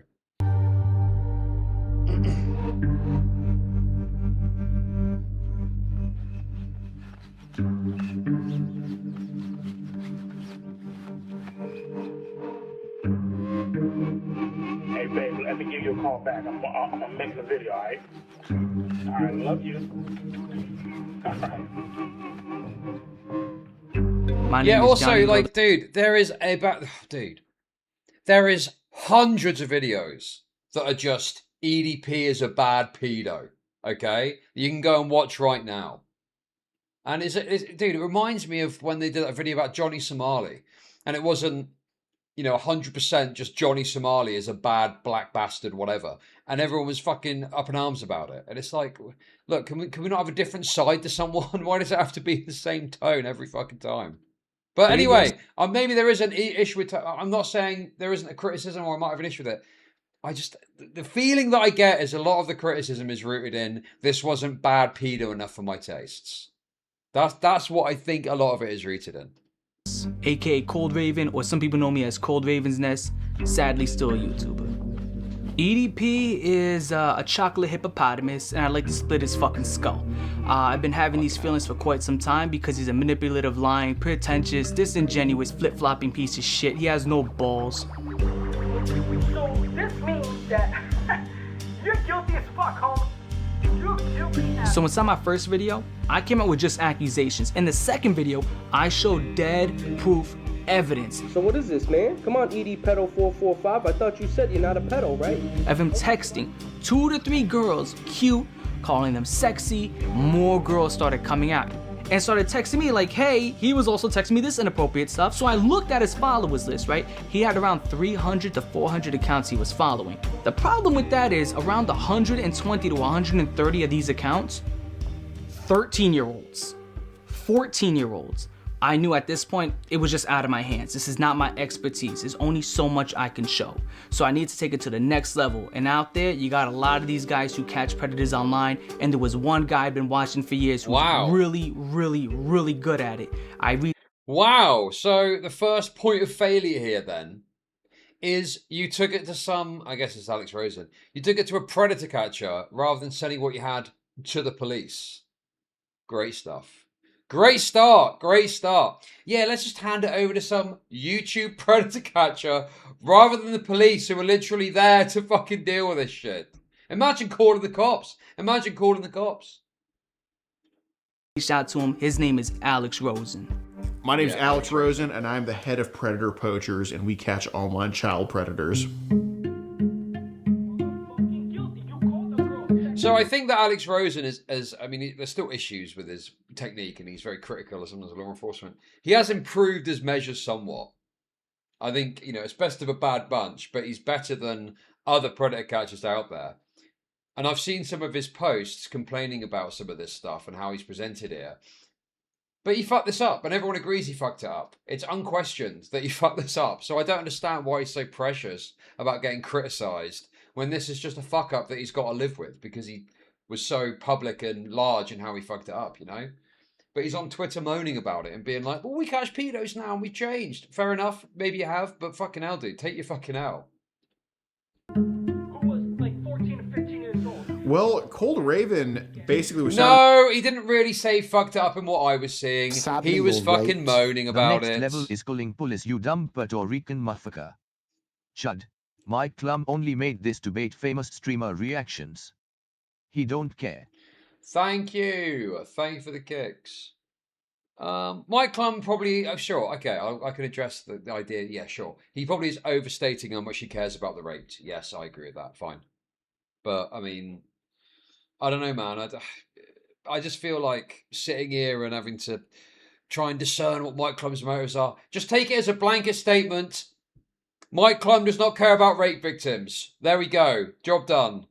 The alarms before I even knew about any of this with the EDP. And at first, to be truthful, I didn't want to believe it. I was just like, oh, EDP's an incel, this and that. But, you know, seeing the evidence, it was very blatant that he was not only just following underage kids, he was hitting on them in the comments and obviously... By the way, I've just remembered.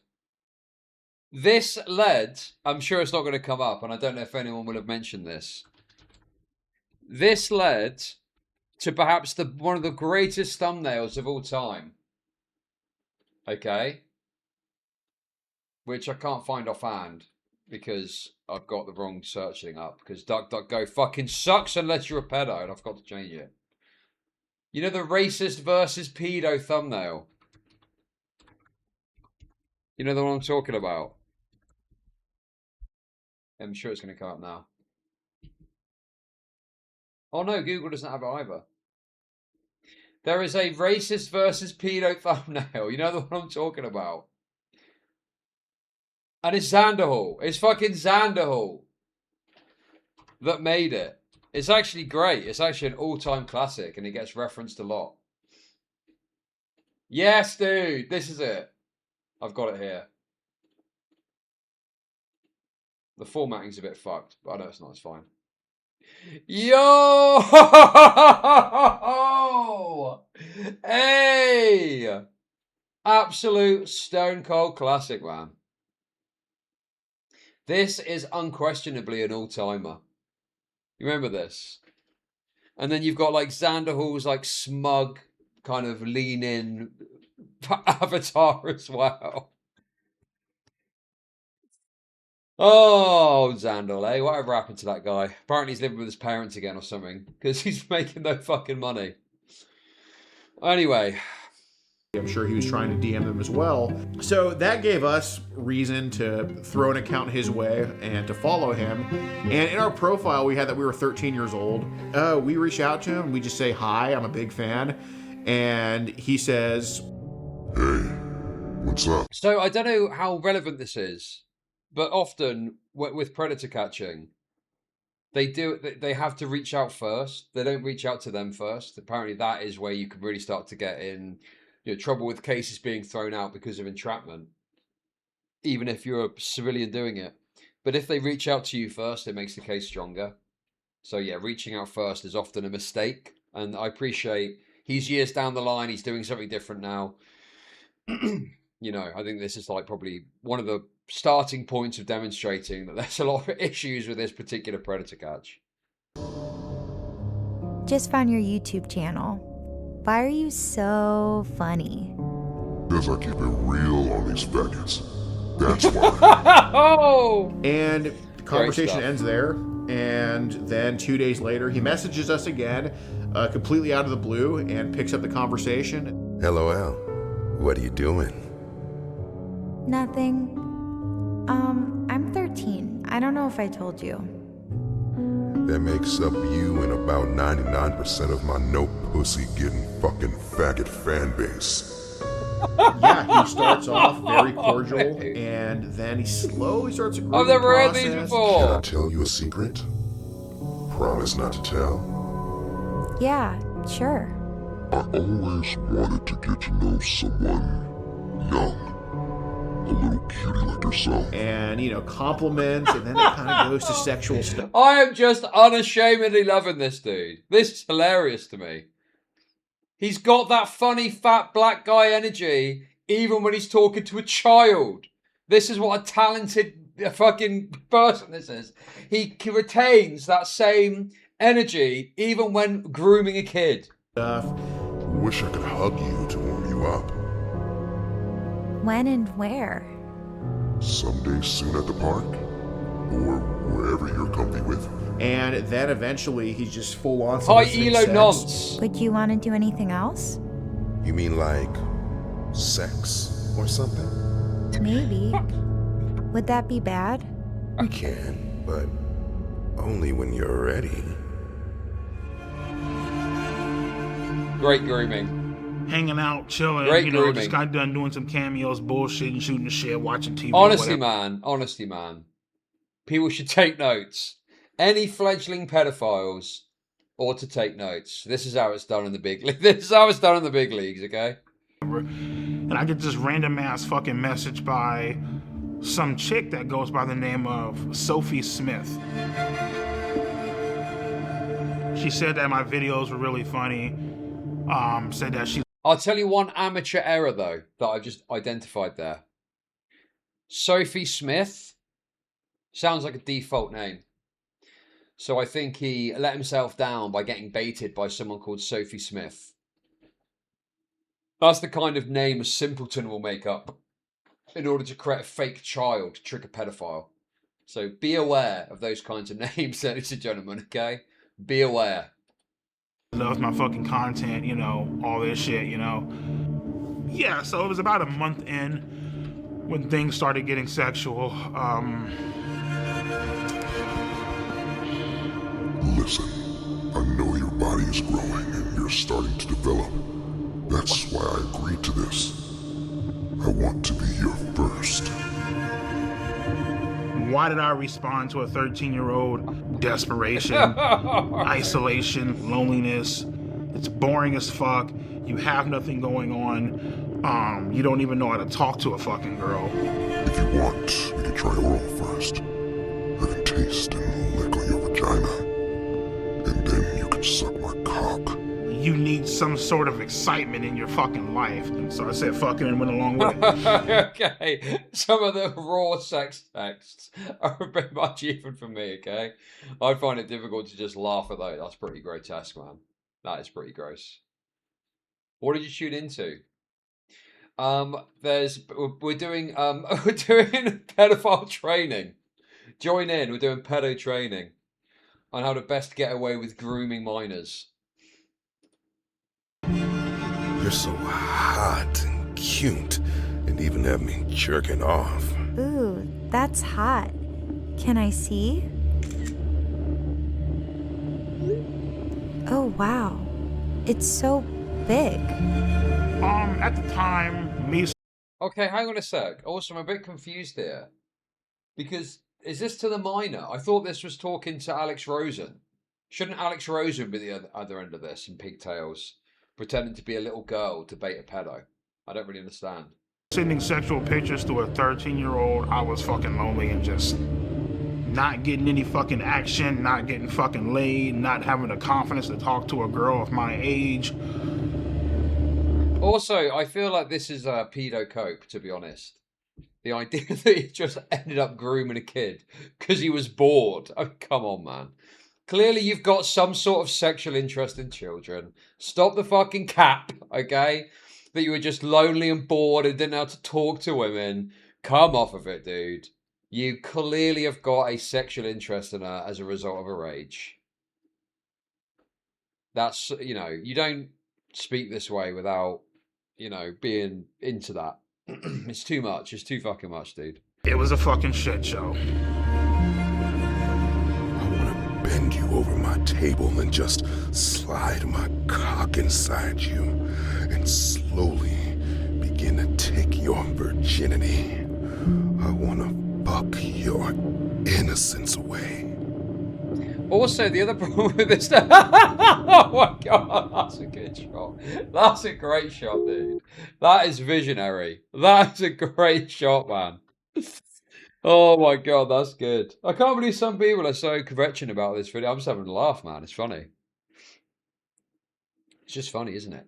Also, the other problem with all of this too is if the person is responding to this stuff, a kid is not gonna know all this business. Do you know what I mean? They're not going to know about all this sex talk business. They're not going to understand it. So that's another sign here that, like, this is a fucking decoy. Why are they to engage with you on this insane level of sex talk, you know? There's some women that would, you know, be a bit like, oh, it's a bit much, bit rich for my blood. Let alone a girl, let alone a 13-year-old girl.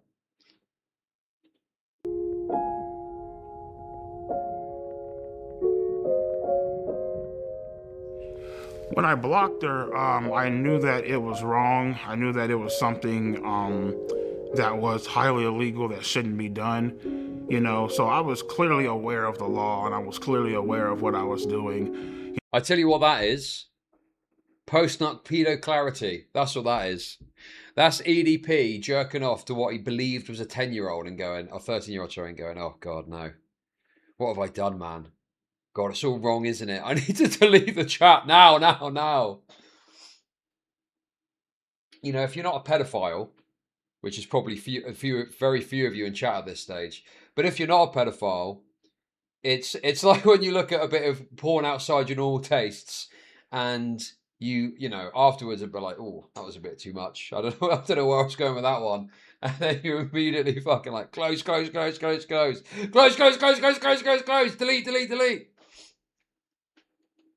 You know?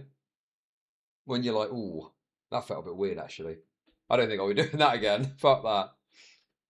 You know, clearly aware of my actions and totally understanding of, you know, what I was doing, you know what I mean? Sophie, I can't do this. I can't do this shit.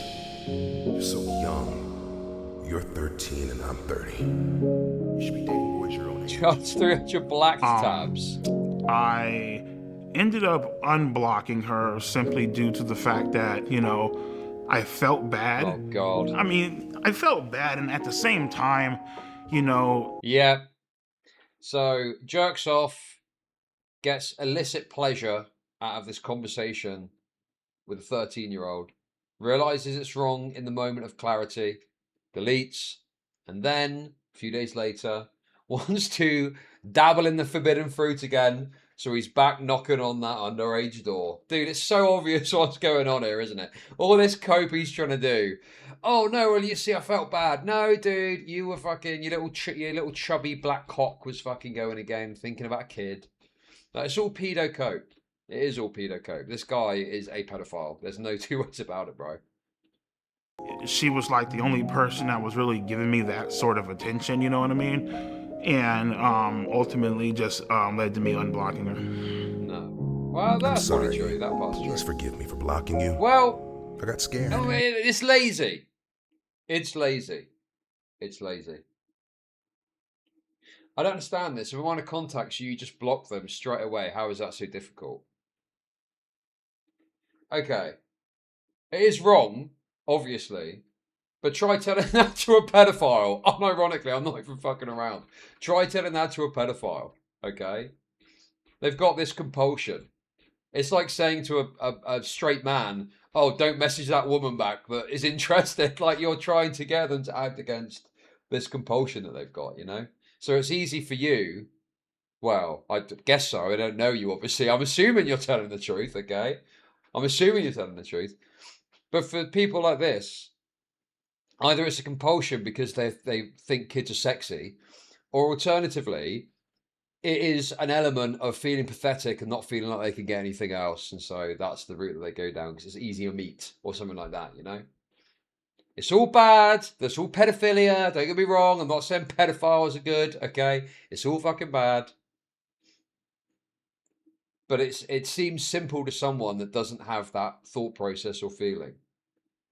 But to them, it's exquisite. It's exquisite. It's the exquisite forbidden fruit. Yeah, it's like telling someone that's really hungry to not eat the piece of bread you just given them.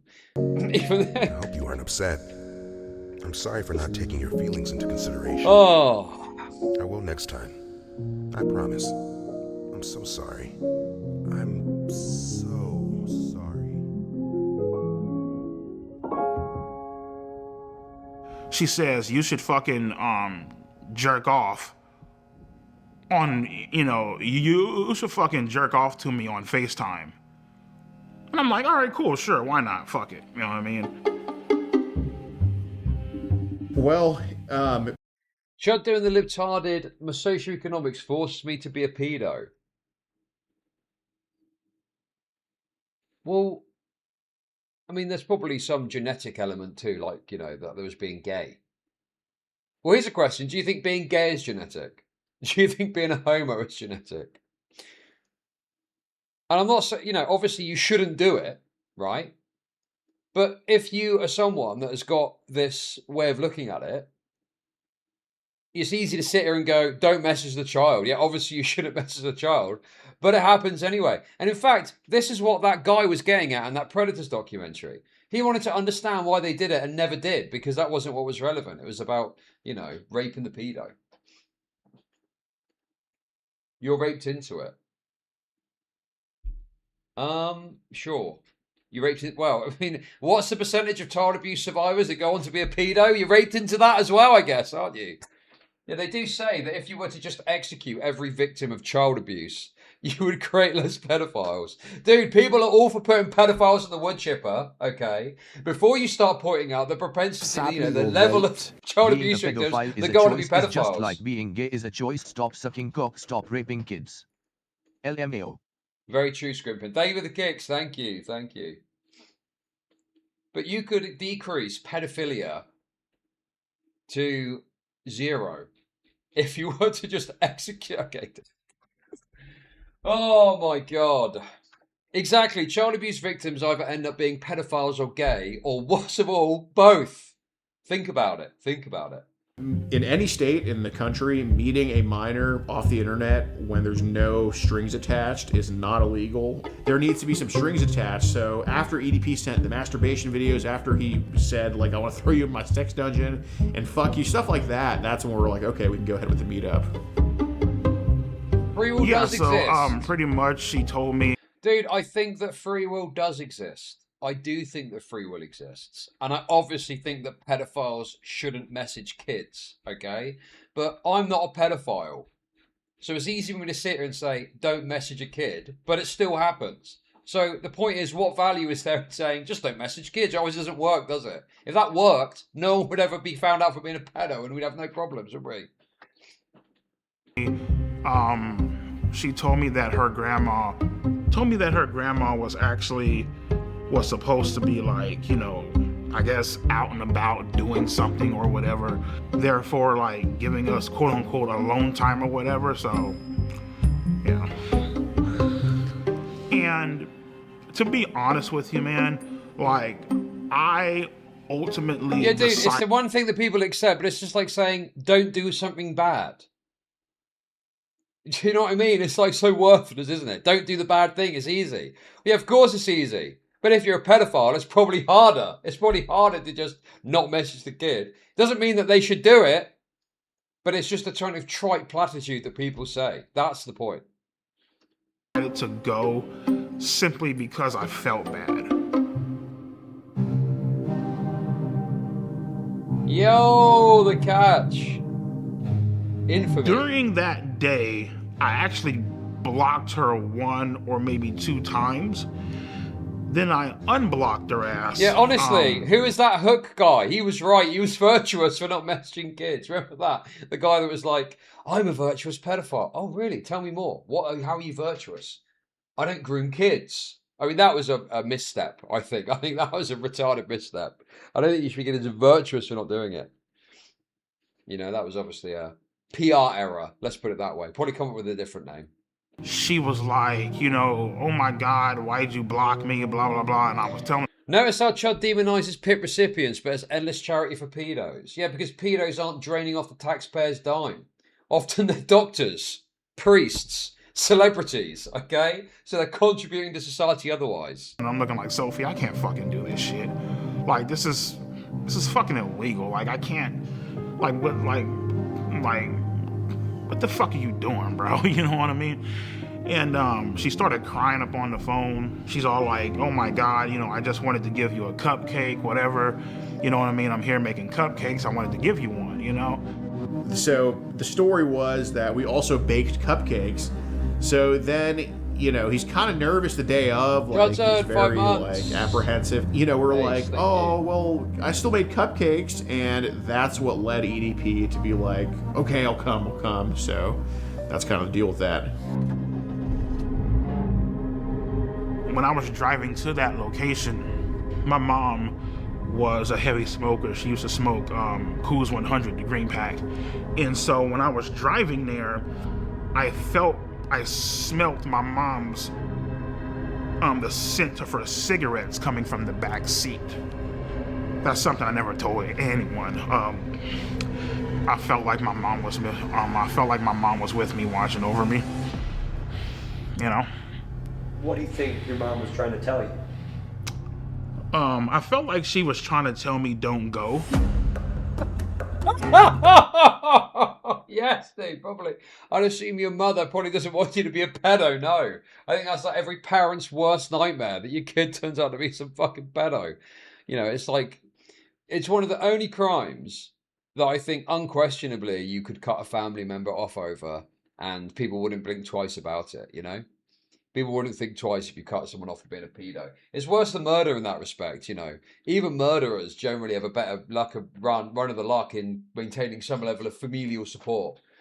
But if you're a pedo, you could cut ties, no questions asked. Someone wouldn't even fucking question that.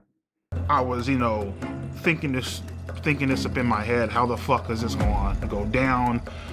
How am I going to act? What am I going to say? You know what I mean? Like, horny as fuck. Fuck the porn shit. You were just craving, like, you know, human contact. You know what I mean? So then the day comes in Bakersfield, and that's when he's getting, like, very, very nervous about everything. But he agrees to come nonetheless, and we're just waiting at the Jack in the Box. You know, just kind of having a good angle of the apartments we gave him, and then we just see like this giant blob walking up this ramp. And, I mean, he's massive from a distance. I'm like, oh my God, that's him. I'm going to say we were Sophie the whole time. Hey.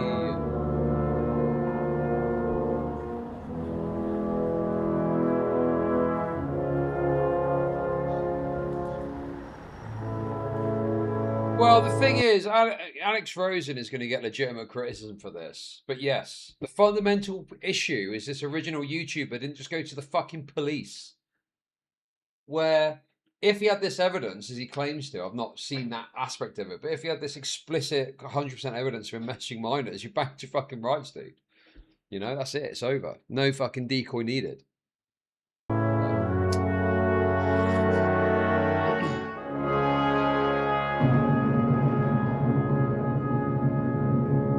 Hey, he took him back there. That's cool. I was like, hey, what's up, EDP? And he's like, what's up? And he puts his hand out for a fist bump, and I give him a fist bump.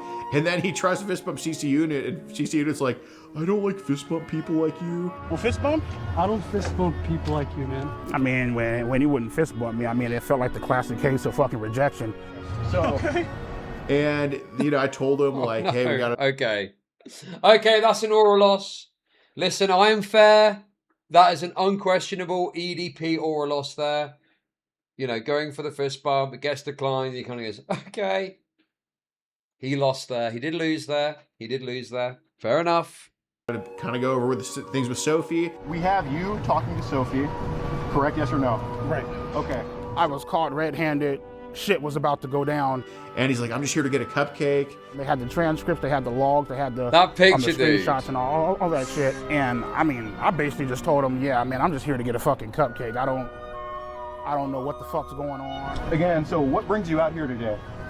Well, I was actually coming out here to pick up a cupcake and then go back home. The EDP 445 situation. Oh, dude, I forgot how bad the catch was. But his voice is wavering, dude. His voice, no.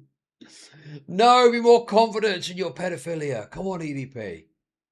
Be the pedo that you truly can be in your mind's eye. Don't cuck out like this, bro. Come on. Wear it with pride. Wear it with pride. Still EDP 445. EDP 445. EDP 445. EDP 445. When EDP got caught and the video got uploaded, it went viral immediately. Hey, the memes blew up. They were all over the place. There was no escaping the EDP 445 cupcake memes. And then we get into the messages, and he admits to sending tons of penis pictures, admits to wanting to have sex with her. You were interested in having sex with a 13-year-old, yes or no? Correct. Okay, and you said correct. Okay, all right. As much as he lies to the camera now, he was very forthcoming with us when we interviewed him.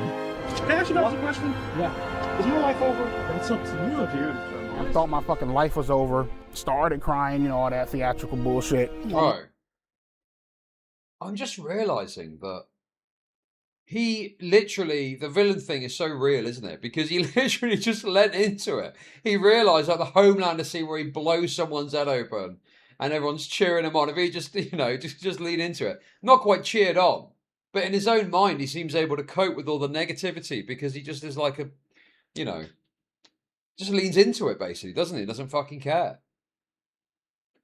No. You know, as I was walking up, I thought this was a real ass person. You did double text here, yes or no? Correct. Knowing, and it said on her profile 13, yes? Correct. Okay, so you initiated the conversation with a 13-year-old, knowing she was 13, yes or no? But the main thing I feel like I regret that day is I didn't bring my Glock off the counter and I didn't shoot those motherfuckers, you know what I mean? He's right in the front, he admitted. Okay. That is post hoc mogging. I know people are going to get giga chat. That's like post hoc mogging though.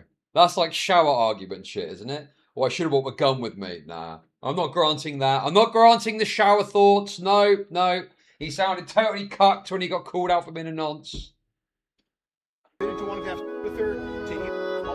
In my mind, as I'm walking out, just get the fuck out, dude. Just go. Get out, go, run, now.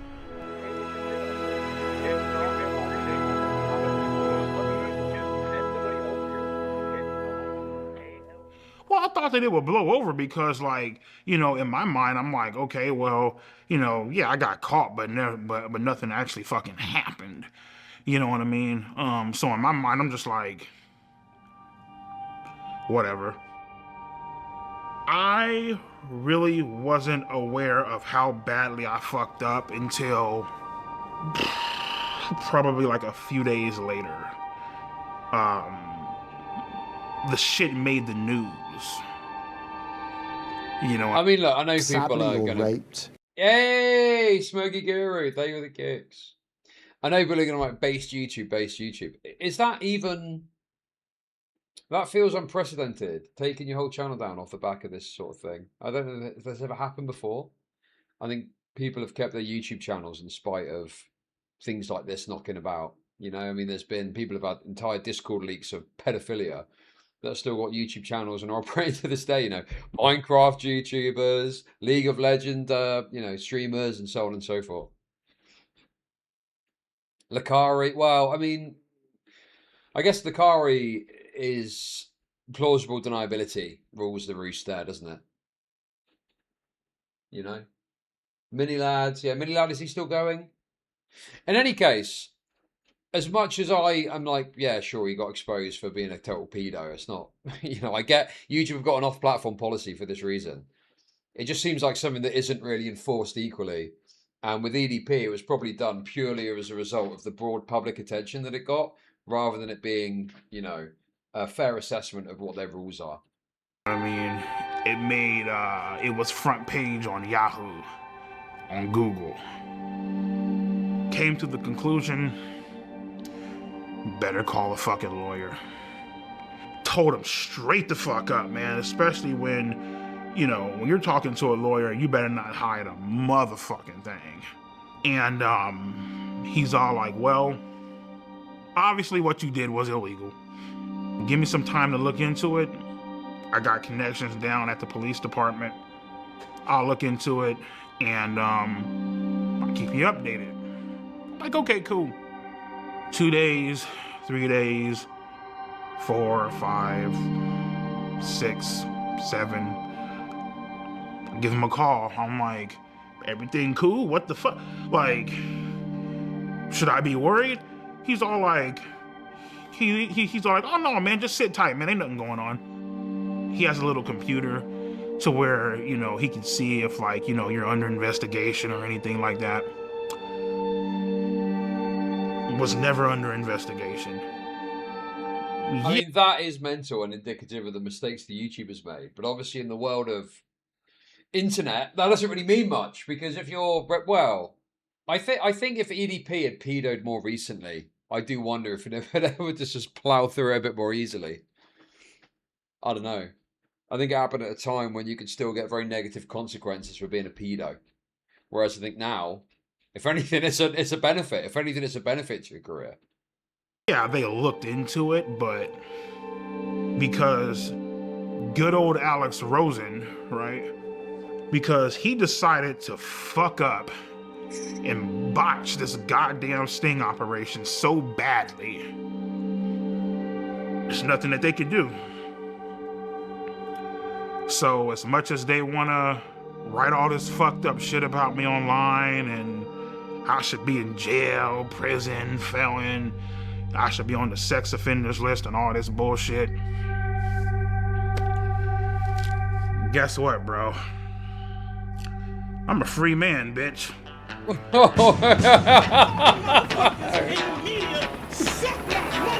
Oh my god, dude.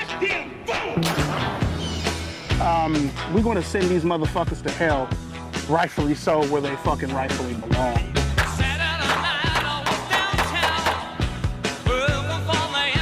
So I'm guessing that this is the kind of thing that people didn't like. No, you're not just saying he's a real bad pedo. What are you doing? Well, I can see why people might not like it. You know, they genuinely, not just the bad pedo thing, but this guy has got like very bad behavior in his history.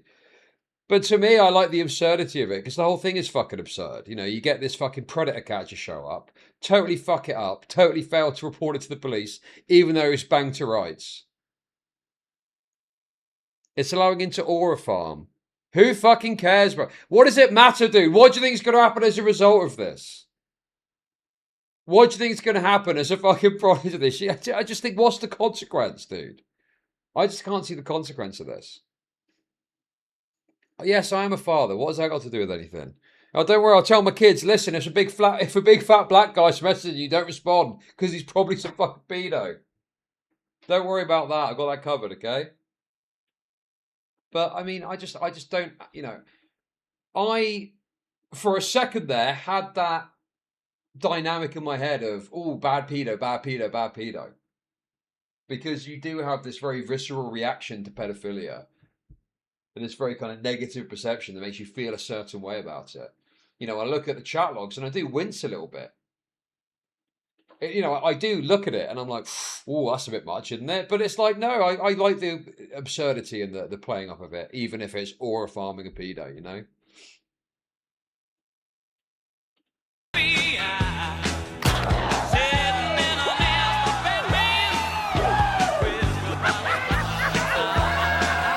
There's definitely... Like, yeah, I'm pretty sure the point of this segment is, this is a media literacy moment. I don't think it's to be like, oh, isn't EDP based? Isn't it absurd that he's a free man?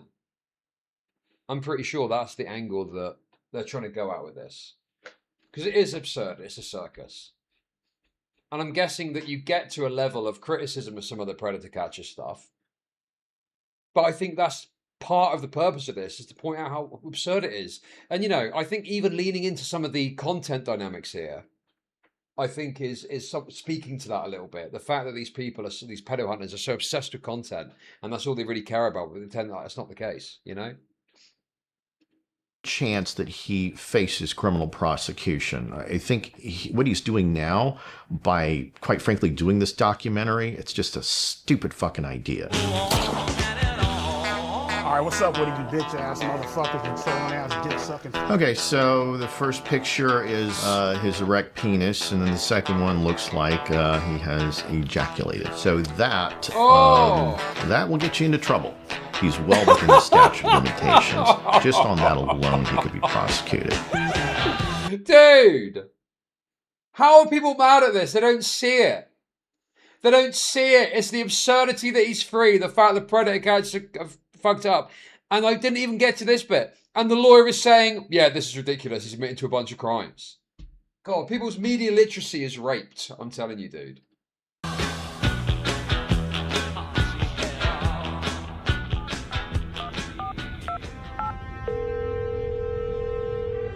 Hi, my name is Mike Klum. I was calling to speak with the Kern County District Attorney.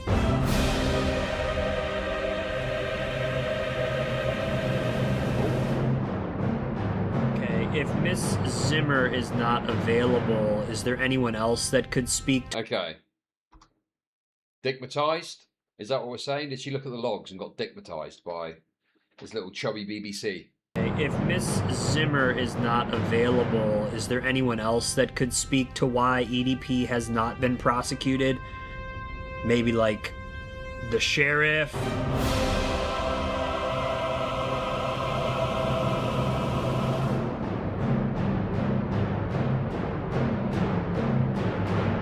How is this like Reckless Ben? This 32-year-old guy wants to spend a Sunday afternoon chilling with a 13-year-old girl.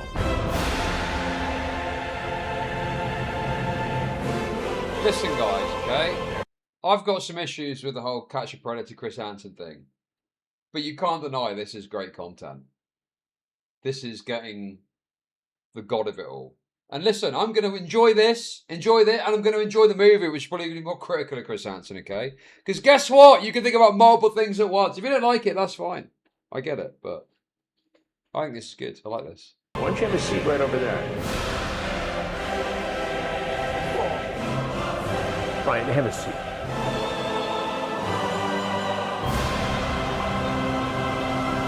You know how this looks, right? Why did you show up this that looks, day? right? Why did you go to that location? What did you think was going to happen? I showed up to that location that day, trying to obviously meet up with an underage girl. You know what I mean? And I guess you can say trying to have sex. I don't know. I mean, whatever. You trying to have sex with a 13-year-old girl? For the most part, yep. People have a tendency of doing this, I feel like, because they enjoy the innocence and having control of somebody, you know? Sounds like that's what you wanted to do. Right. Nobody your age you could have hung out with. No. No women your age you could date. You had to pick on a 13-year-old girl. Pretty much, yeah.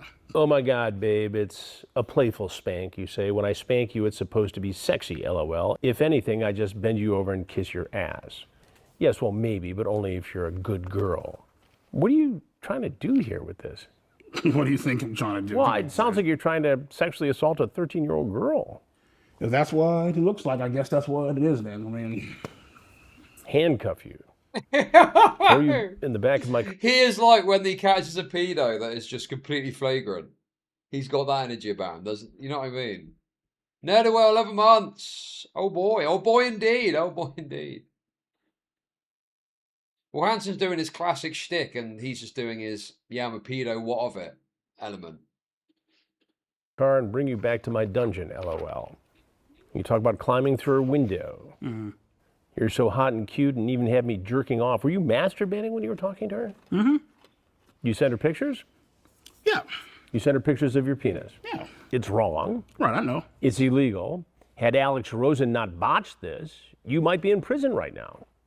Thank God he didn't. Oh, I see why Alex Rosen was so pissed about this.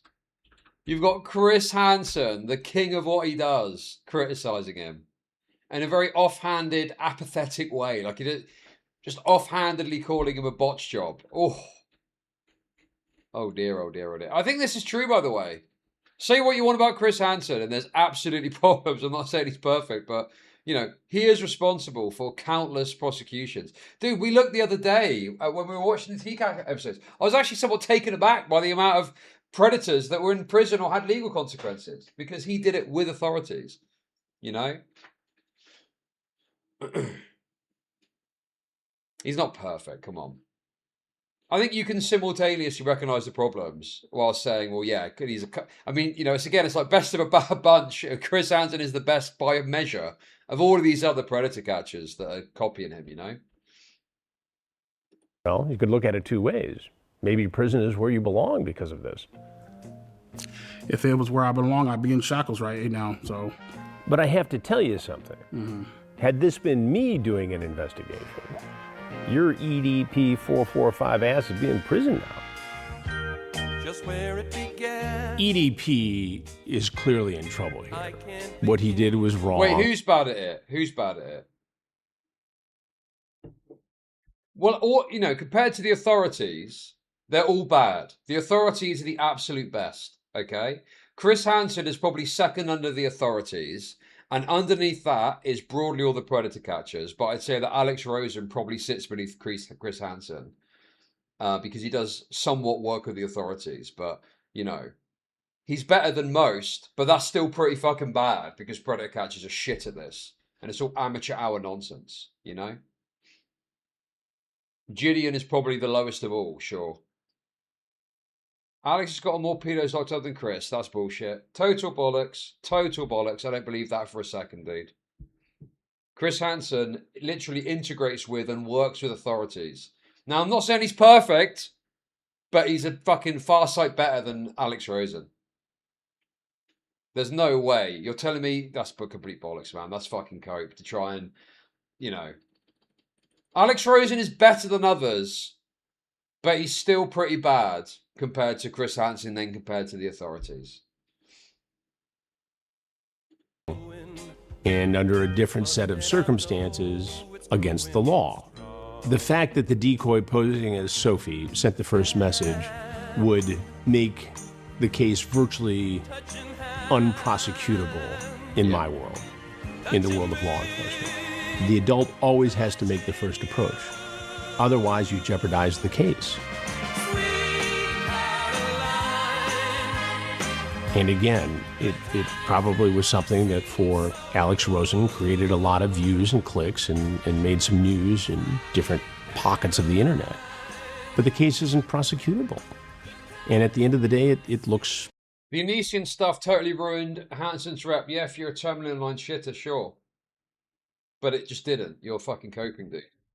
And listen, I don't even really like Chris Hansen that much. I think he's got loads of problems. You know, the suicide thing. We literally watched the documentary about it the other day, pointing all the fucking problems. Right?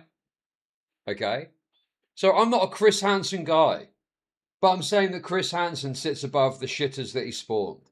And then the authorities are obviously absolute authority on actually prosecuting and dealing with cases correctly. But this idea that Anisian ruined him is fucking complete bullshit and cope. Like, he's doing totally fine. Like, I don't know why people act like, oh, wow, you know, my commentary guys took him down. No, they didn't. He's doing fucking better than ever, dude. Making a mountain of money. Yeah, exactly. Flip-flop. Exactly. It's prime terminally online shitters who think, you know, Chris Hansen's doing great. He's doing fucking great, dude. What percentage of people know about the Anisian shit show? 0.001%, exactly, yeah. And that's not even to say it was good what he did. But it's this cope that he somehow got taken down. Meanwhile, he's got this new streaming platform that he's fucking like, making tons of money off, doing what he's always done. Amateurish and sloppy. But what accountability can you take in the fact that EDP is free today?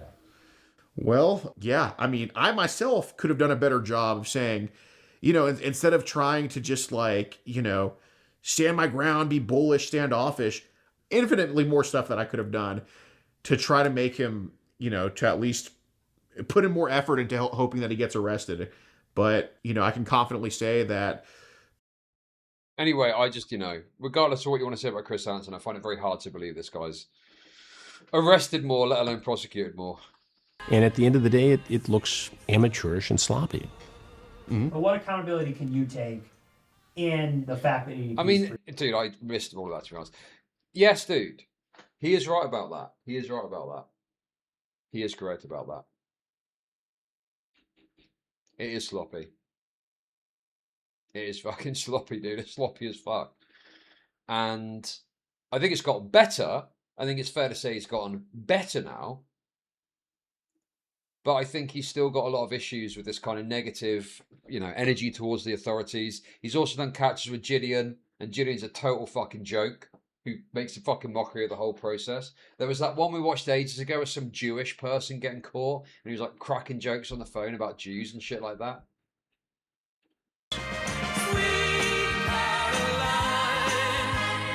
And again, it probably was something that for Alex Rosen created a lot of views and clicks and made some news in different pockets of the internet. But the case isn't prosecutable. And at the end of the day, it looks amateurish and sloppy. So I think that, I do wince a bit at Chris Hansen saying that in particular, because it's like, he's acting like To Catch a Predator was not an ego thing for his fucking ratings for Dateline NBC. Like, obviously he's doing the same thing, but he's managed to wrap it up in a veneer of respectability because he's doing it via network television, and he's got better results overall over his career, sure. But he's obviously doing it for clicks and stuff too. There's a portion of it there. But I think that I would say that particularly the EDP catch and other predator catchers, it's way more weighted towards content. There's at least some aspect of it, I think, where he probably is doing it because there's some concern or care there, and he clearly does work with authorities and gets some level of, it's not that he's completely content captured, although it is a large part of it. Whereas there's some people that they do not give a fuck about anything but getting clicks and views, and that's all they fucking care about because they don't even bother to work with authorities. And we saw in that one video the other day, apparently they don't even involve the police like they're supposed to on YouTube now, because you can just put this bullshit overlay on it now. You can put this bullshit overlay and you can act like, oh no, the police are here when they're not, But what accountability can you take in the fact that EDP is free today? Well, yeah. I mean, I myself could have done a better job of saying, instead of trying to just stand my ground, be bullish, standoffish, infinitely more stuff that I could have done to try to make him, to at least put in more effort into hoping that he gets arrested. But, I can confidently say that predator poachers have been responsible for getting infinitely sicker people in EDP off the streets, and EDP played a part in teaching us that lesson on how to do that. My thoughts on Alex Rosen is I feel yeah, I don't know, man. What is this you're linking me? Yeah, dude, I'm telling you, bro. Alex Rosen's been crashing out like crazy. I saw it on my timeline. Over the last couple of days, I was skimming through. I was like, fuck me, Alex Rosen is crashing out about this when it's completely legitimate criticism. Look at this, dude. It's like the classic copoid shit. Look at this. I apologize for the EDPs thing. Sorry we did it in a county that sentences people to only 90 days in jail for having 70 terabytes of child porn and refuses to take case seriously.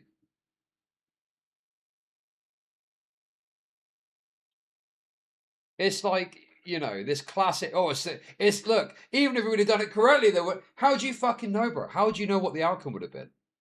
Blame the cops, blame the authorities. It's disgraceful. This guy constantly does this, where he puts it on the shoulders of the authorities. Like he's found a story that suits his narrative, so he's pushing this.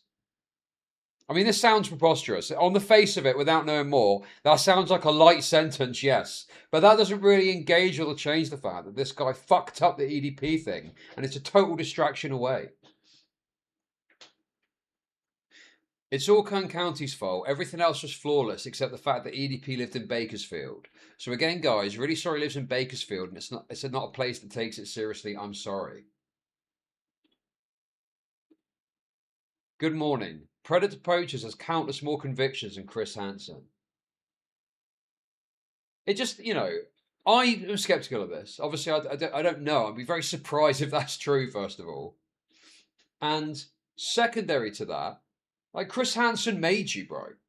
It's clear that he feels slighted by Chris Hansen making these comments, and so he's just crashing out about it to defend his image, you know?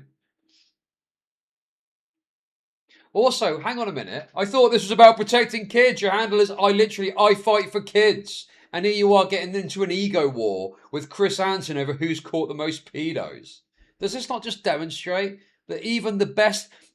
bear in mind, Alex Rosen is the best of the best of the best when it comes to predator catchers, okay? He is head and shoulders above all the other predator catchers in terms of getting people arrested, getting authorities involved, right? And this is his fucking whole mentality. This is not a praise of Alex Rosen. This is to say how dreadful the whole fucking predator catcher thing is. It's all a total fucking joke. It's a total joke. The whole thing's a fucking circus, as is, I think, being alluded to by the way some of the decisions that Mike Club has made in making this documentary. And yet they get unwavering support often because they're going against the bad guys. They're going against the bad guys, you know? By the way, if any of you could go show us how it's done and conduct a new sting yourself, he'll 100% go for it again, just as he did with us, JIDEON. You're just as capable. But nah, all you'll do is watch a documentary while stuffing your face with hot Cheetos. Fortunately, we're not eating, so we're good. And then be angry on Twitter for a week until the next current thing drops. So, I mean, he's right about that. I think this is going to be fleeting, but the criticism is legitimate. It's literally just a bunch of do-nothing retarded F-slurs on Twitter going, duh, apologise to me. Alex, I love your work, but Chris has been at it way longer than you. Stay in your lane before you shoot yourself in the foot. I know, which makes it crazy we got more convictions.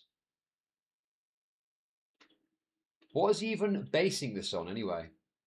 And then, yeah, obviously he goes in on the classic, your check bounce shtick, you know?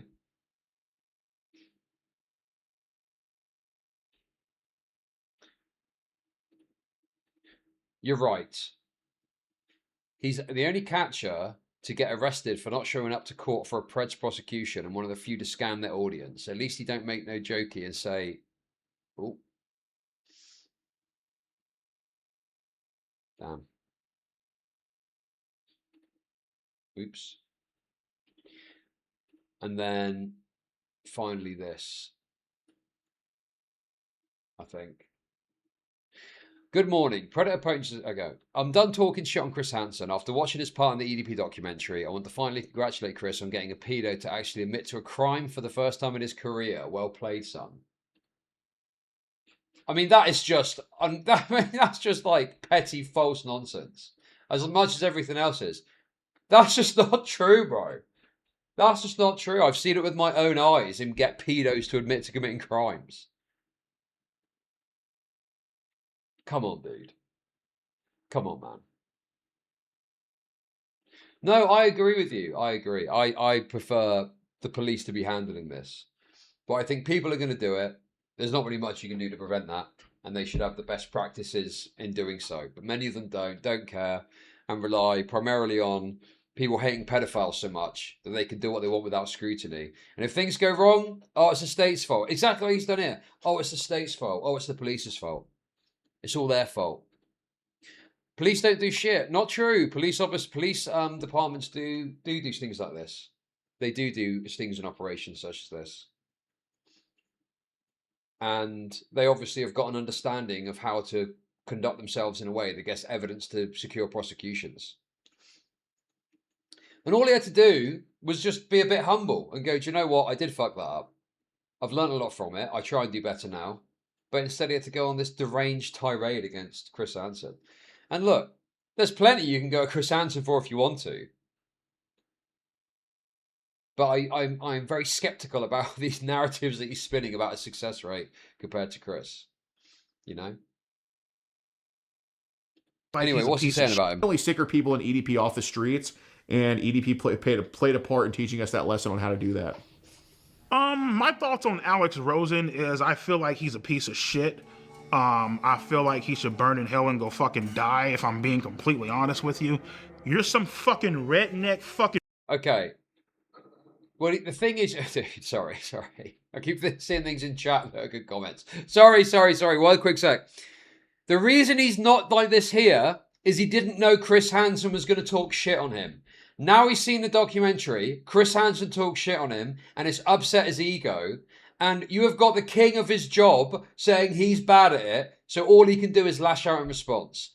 That's why he's acting like this now, rather than here. Rosen is, I feel like he's a piece of shit. I feel like he should burn in hell and go fucking die, if I'm being completely honest with you. You're some fucking redneck fucking some fat ass overweight bitch plastering shit on the internet and fucking with people's livelihoods. God damn, man, I could use some fried pickles. But bro, they've done him dirty in the documentary as well. They've done him dirty in the documentary too. Look at that. You know what though, Mike? It's perfectly fine. It's great because everybody hates a pedophile, right? Okay, cool. So that's perfect. EDP, my king, my pedo king. Let's go. Fine. So just, fuck the fact that you're ruining my goddamn life, right? It's good, great, fucking wonderful. This world is fucked up, man. What are you gonna do the next time you text a 13-year-old girl or a 14-year-old girl? There won't be a next time. There won't be a next time? There won't be a next time. So I will just say though, I do think that Alex Rosen's mistakes here are a product, because I think even though he looks quite old, he's in 20 here or something like that. Like, I do think genuinely he fucked up. He was young. He's gotten better. I think there's problems, and he's still too involving himself with JIDEON and being so antagonistic towards authorities. I don't like that shit. But there is something you can say there. Like, I do think that it's sad that he decided to crash out about this, because all he had to do is eat some fucking crow and be done with it and move on. So kind of tragic that he's crashing out about it. But the JIDEON part, well, we'll get to it, I'm sure. And I think there's been some drama about it. The JIDEON part is particularly fucking egregious. And I think there's some new information as well.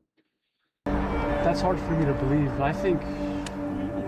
My name is Kayla Hoskins, and in June 2023, I received an Instagram DM from EDP445, otherwise known as Bryant. I first replied to EDP because... For too long the pedo catchers have hunted the pedos. The time has come for the pedos to hunt the catchers. Isn't that right, Mr. Pedo? Thank you for the kicks, thank you. I just like the fact that there is room now, because of this documentary, for people to be a bit more scrutinising of what the predator catchers are doing. And aren't just immediately pulling the, oh, if you don't like pedo catchers, you're a pedo yourself card. Because yes, there's absolutely scrutiny and discussion to be had here, you know?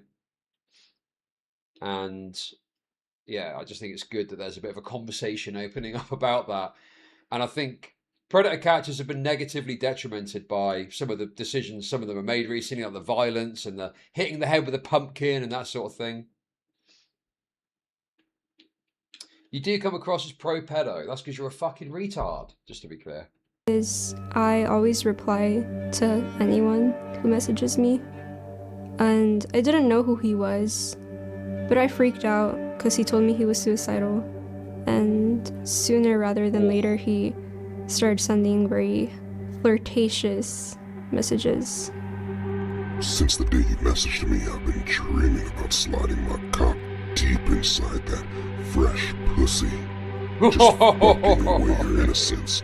Showing he's using the same lines. Man does it, pinning you against the bed and taking your virginity. It's the same fucking lines, dude. A while later, JIDEON added EDP into his Discord, filled with kids. So I think I'm somewhat aware of this. Apparently, JIDEON added what? That seems like a bit of a risk, doesn't it? Well, I mean, obviously he's doing it. It's like putting the cat amongst the pigeons, isn't it? That's what he's trying to do. He wants to cause some he's literally making content. For a Q&A. And then when I told people like in the server that EDP texted me, JIDEON quickly knew about it because his manager told him.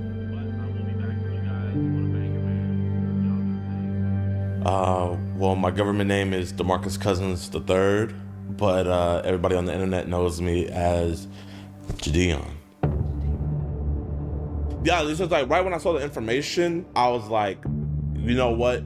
This is gonna be it, and I want to make sure that I don't screw it up. So I hit up Skeet because he knows, and he's actually gotten people prosecuted before.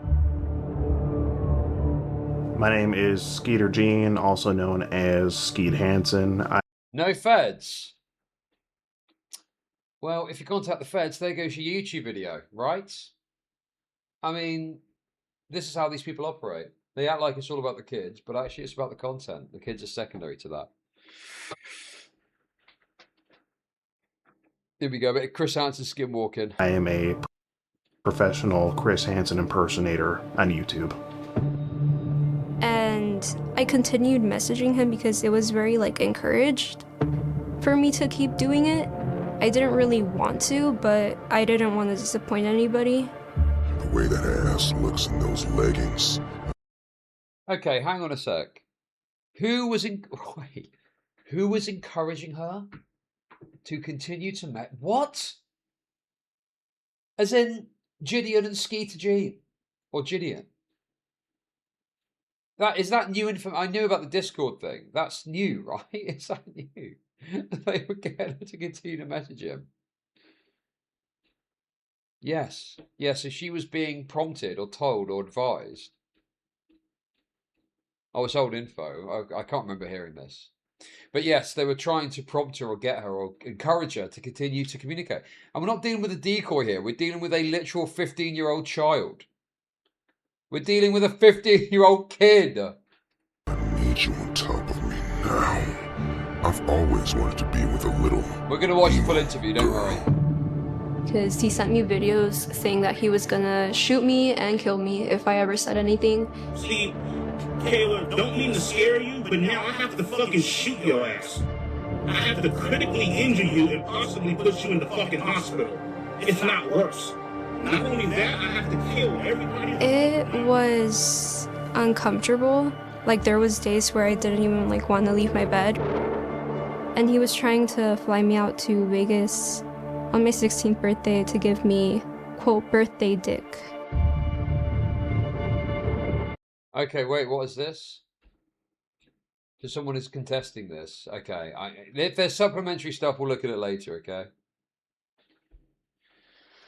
But, you know, let's just try and do the documentary. There's the JIDEON stuff off the back of this that we'll look at too, but let's just try And he was trying to fly me out to Vegas on my 16th birthday to give me, quote, birthday dick. She your little birthday present? Well... Sorry, a bit of an inappropriate moment as well. We're about to hit 10K followers on Kick. Let's go. Woo! Come on. There must be a cheeky little person out there not following. Come on. I sent her a video of myself fucking masturbating. You know what I mean?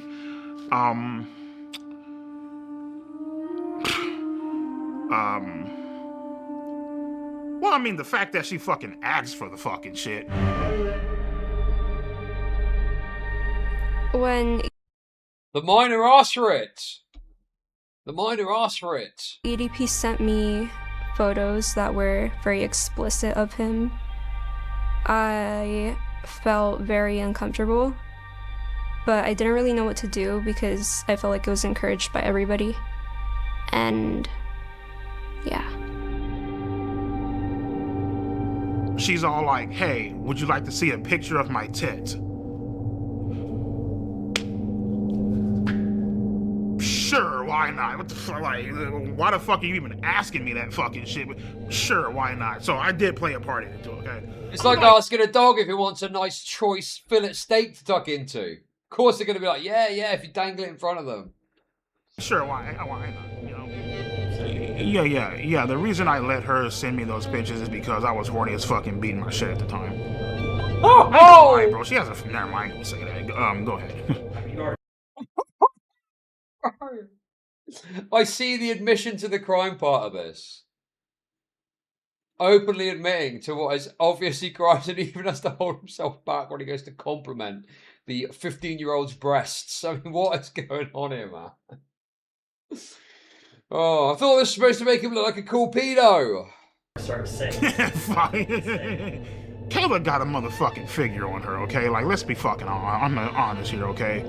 And, like, you know, she's over here, like, you know, trying to turn me on, you know, all this extra shit, you know what I mean? Teddy pics, you know, saying how she's gonna fucking suck me off when we fucking meet, calling me daddy and all this bullshit.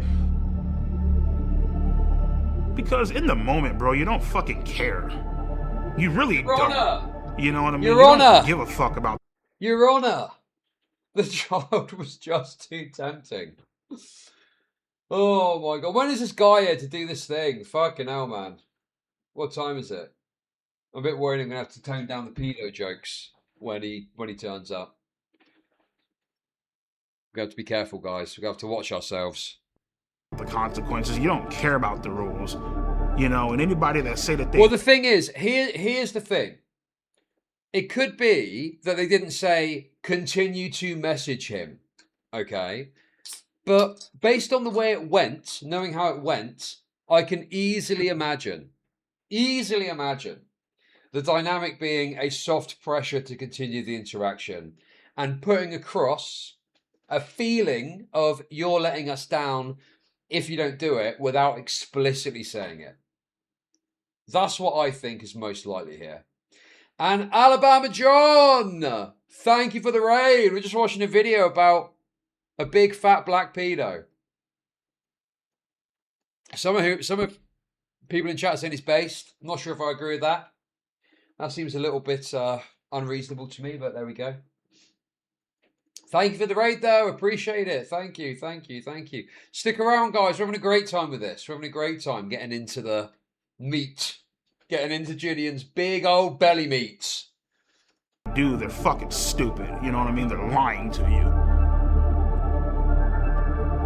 At that point in time, all rules. Also, one follower. Come on, one follower. We're one follower away. Don't be shy. Come on, hit the follow button. Come on. We're one follower away. Come on.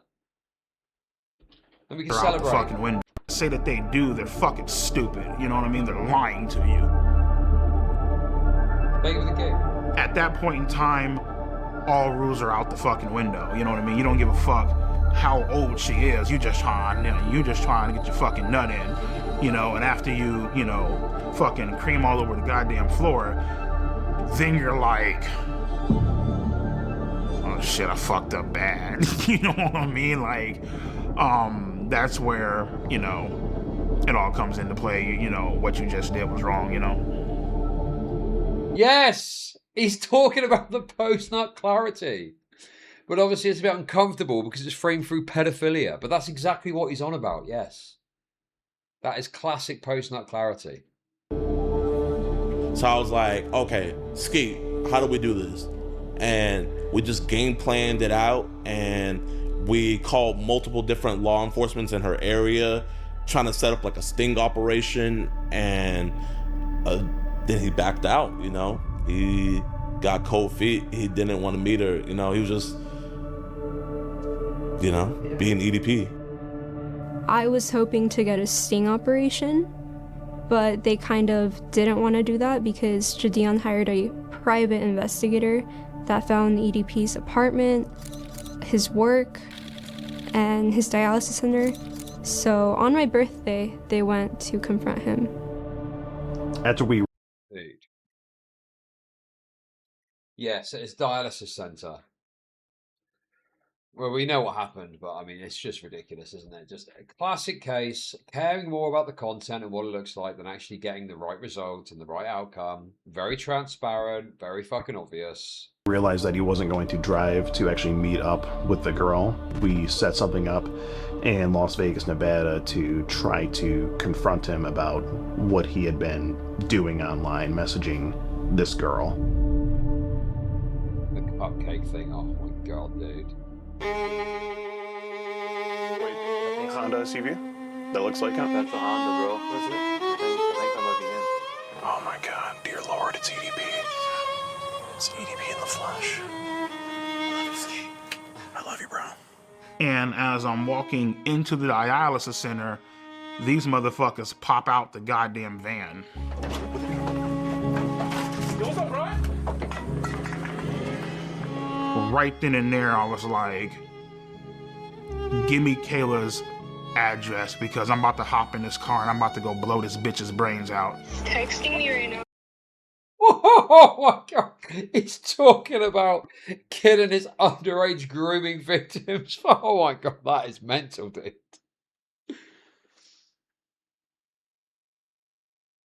This man does not suffer a disloyalty easily. Clearly, he's not fucking up for disloyalty. So he told me, fuck you, bitch. I don't give a fuck if you're a minor. I don't give a fuck. Oh, well, you know, she's just a girl. You can't be doing that shit. Bitch, you gotta die. He cussed me out. He told me to, I believe, he told me to kiss his ass. 2 years ago, you were caught. Kiss my ass. And the whole meetup was underwhelming, you know? Like, he just went inside. Brian, it's disappointing. He said 2 words and then he walked right in. Basically, what's going through my... I mean, the thing is, the dynamics of this are fucking stupid as well. He's at a dialysis center. He's at a healthcare provider, okay? It's so easy to go in one of those places and then just go, oh, there's people harassing me. And they're not going to fucking know what's going on, are they? They're not going to know you're some fat black pedo guy. So they're going to be like, oh, yeah, sure, go in and we'll stop them from coming in because, you know, their perception is this is a healthcare center. You shouldn't be here harassing people. Thank you for the $1. Thank you. So, you know, it's not just about what happened. It's about the dynamics of the catch too are stupid because you want them to be a captive person, essentially, without actually capturing them. You want them in a circumstance where they can't easily slip away, so you can get your video out of them and confront them and then get the fucking police involved. They can't even do that right. Yeah, exactly. If they're in public, they'll just go into a local place, even a shop, and be like, the person's harassing me. And the shopkeeper's not going to know. So they're not going to want discontent at their store, and they're just going to call the fucking authorities. Especially if one of the people is just like a fucking cupcake. Who the fuck is going to know what that's supposed to mean? They're going to see a fat black guy and they're going to think, oh, well, they're mocking him for being fat or something. They're not going to know it's a pedo reference, are they? My mind, don't say a fucking word. We really do just want to have just a civil conversation. They ain't got shit on you. As long as you don't say a word, you good to go. Brian, Total fail, man. Fail from the legal angle and a failure from the content angle too. It was literally just a black guy in a cupcake suit briefly harassing a big fat black pedo. That was it. That's all they got out of it. It was dreadful. Don't be like this, Brian. I just have a few questions. It's an embarrassing clown show. He says the same thing over and over again. The way this investigation, it's not really an investigation, but the way this was conducted makes it unprosecutable. And you've got Skeeter or Skeet or whatever his name is, who's clowning around, taking my lines, I suppose, and murdering them with a guy in a cupcake outfit. There's no serious attitude here. It's a clown show. That's got a sting, man. That's got a sting, dude. You've modeled your entire personality around this guy, and he calls you a clown show. I'm going to watch the JIDEON response. Don't worry. Don't worry. But this was a clown show. And it got massively cheered on, even though it had obvious issues. And you've got Skeeter or Skeet or whatever his name is, who's... That there. Skeeter, Skeet, whatever his name is. Great stuff.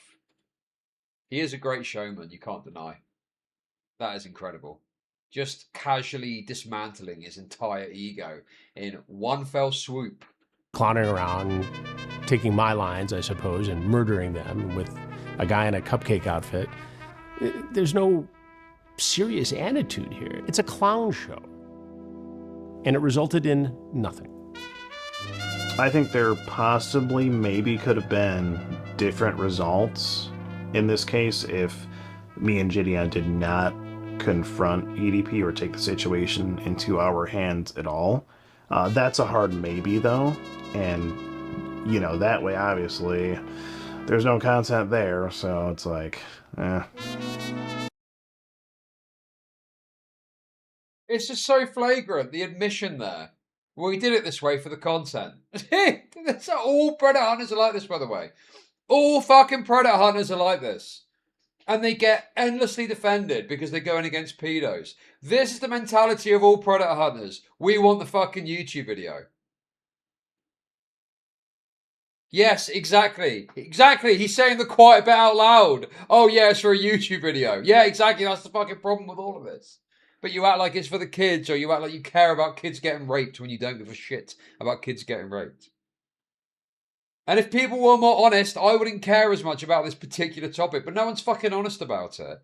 And if you voice criticism, you're the pedo. You're Mr. Pedo for saying, hey, I think these vigilante retards getting involved, fucking up cases, and making it so pedophiles don't get prosecuted is bad. That makes you the pedo, apparently. Whereas the people that are helping facilitate pedos get away with it get endlessly fucking defended. Oh my god, man. Yeah, think about the admission here. If we didn't get involved, the case might not have been fucked up, but then we wouldn't have had a YouTube video out of it. Fucking hell, dude. Oh, bro, I don't give a fuck about... Also, how many convictions do they have? Is it convictions that they've got, or arrests? Because sometimes they make a big song and dance about arresting a pedo, but because they've not done it correctly, it's unprosecutable. They fucked up something, so they can't prosecute the case. And then you've got the likes of Vitaly not doing the catch correctly, so a guy that isn't actually been talking to what they think is a minor turns up, and he gets fucking slandered as a fucking pedo, and he's apparently going to start doing it again. Oh god, it's all so fucked, man. The whole affair is so fucked up. Arrests mean nothing. They'll arrest you on the drop of a hat. Prosecutions are what fucking matters in this. I have zero sympathy for pedophiles. Couldn't care less about getting them arrested. I care about getting pedophiles arrested because if they're not arrested, they can go and delete evidence, go and stop themselves getting actually prosecuted, or the entire fabric of the case could be fucked. And I think, crazy fucking take, brave take, I think pedophiles should go to jail that commit a crime like this, bro. But these people make it harder often.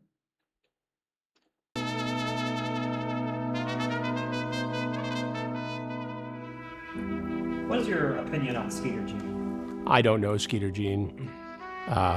He reached out to me some time ago to collaborate, and it's not something I would ever do. Why? Oh, dude, snubbed. Totally snubbed. The casual snubbing is just brutal, man. Totally brutal. Oh my god, this is going to be world-shattering for your ego. Would this not make you feel awkward about copying this guy going forward? He did the similar thing, not as harsh, but he did a similar thing in the Predators documentary too. No, he's just casually raping them here. Because I don't need to. I mean, I don't need to create a clown show with somebody who is merely seeking to get fame and clicks and views on YouTube. I have my own team, my own way of doing things, and it produces justice. The rest of these clowns, you know, they're out there goofing around. Yeah, it did definitely change my opinion on him a bit because I think he was a bit hypocritical with a statement that he made. He said that I was just doing this for clicks, views, and he's got him here, I think. Basically, I mean, are you telling me that P's not doing it for the same reasons? Hey, okay, he's got him there. He does have him there. I agree with that. Oh shit, hang on, sorry, one sec. I would really like to ask Chris Hansen that if he weren't being paid for his work, would he still do it?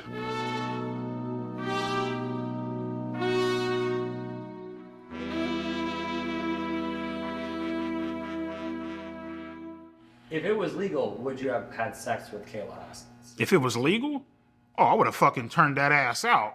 I would have fucking ate her ass out, my nigga, and made a funnel cake about her shit. You know what I mean?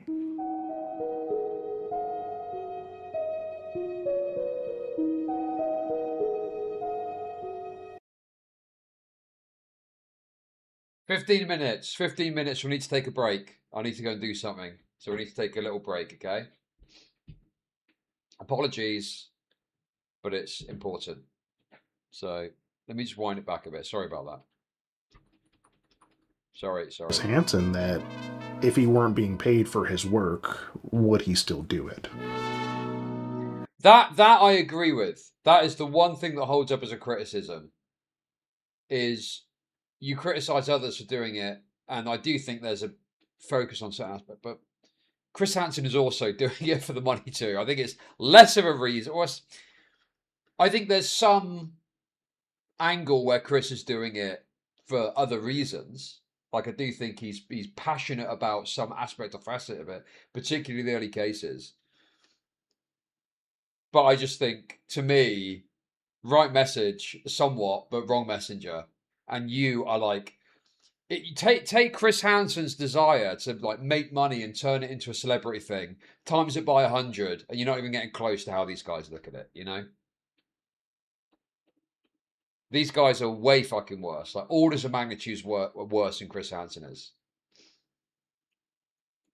Who cares if Chris Hansen makes money?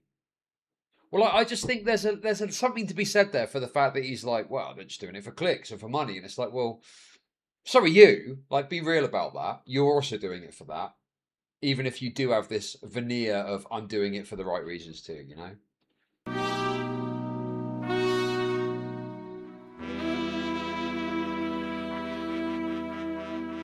What? The old Chud Logic would have laughed at what EDP said. What are you on about, bro? I have been laughing at fucking EDP's comments all stream, you fucking retard. What are you on about, bro? I mean, bro, what are you doing? People like you need to just fucking go, man. Honestly, I'm gonna hold fire for now, but you guys need to stop. What is your fucking problem, dude? I've been fucking laughing at EDP all stream, and you come in and go, "Why don't you laugh?" Go back and look, bro. Everything's hilarious. If it was legal, would you have had You're not laughing hard enough at the pedo. sex with Kayla Haskins? If it was legal, oh, I would have fucking turned that ass out. I would have fucking ate her ass out, my nigga, and made a funnel cake about her shit. You know what I mean?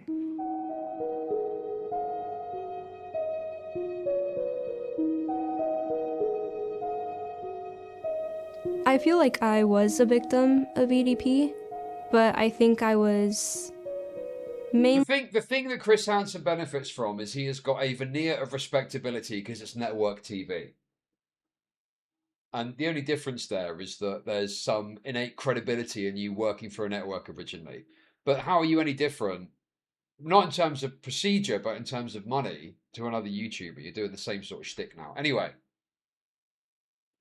Chris Hansen is, you know, I don't hate the guy. I think that there's a lot of problems with some facets of what he does. But he is a head and shoulders above any other Predator catcher without fucking question. But lock in.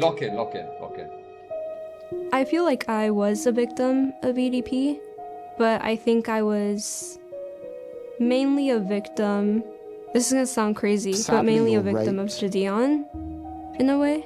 I feel Thank you. Yo, watching you back. 19 months. That's crazy. Thank you. Also, we hit 10K followers. Whoa, let's go. That's awesome. Great stuff. Great to see. I missed it because I was on the phone. That's great, though. She's a schizo cloud chaser. I don't know anything about her, to be honest. We'll watch the full interview. There's the full interview, too, and JIDEON's response to take a look at. Long time I was his like little puppet. In what way were you his puppet? I feel like I was his puppet because I was just like kind of doing the things he demanded me to do. I feel like I am a— Okay, dude. Fuck, dude. Sorry. Too distracted. Right. Rewind, lock in, boom. of EDP, but I think I was mainly a victim. This is gonna sound crazy, but mainly a victim of JIDEON, in a way. I feel like for a long time I was his like little puppet. In what way were you his puppet? I feel like I was his puppet because I was just like kind of doing the things he demanded me to do.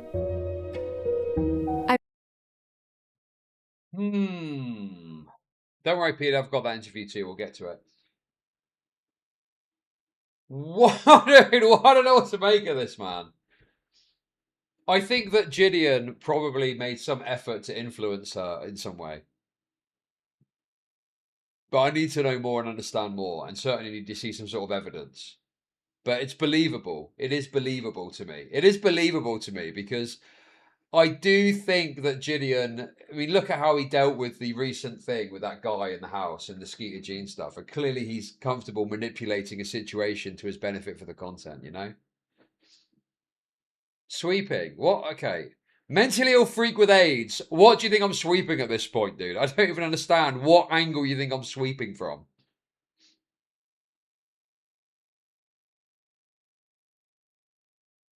Yeah, he's willing to put his fans in danger of arrest. Do I think he could take it to this level? I wouldn't believe it offhand, but it's believable, and I'd like to see more evidence to back it up. You know? I feel like I am a victim of JIDEON because he encouraged me to keep talking to a pedophile. Every single time we would talk to her, I would ask her if she's okay. Are you sure you're good? Like, I want to make sure you're okay, because I know like this could be really, really... Are you sure you're good? She was like, no, I'm okay. I want to get him arrested. This is why they don't use actual children in these catches and they use decoys. Because the child safety dynamics and aspects here are absolutely mind-boggling, dude.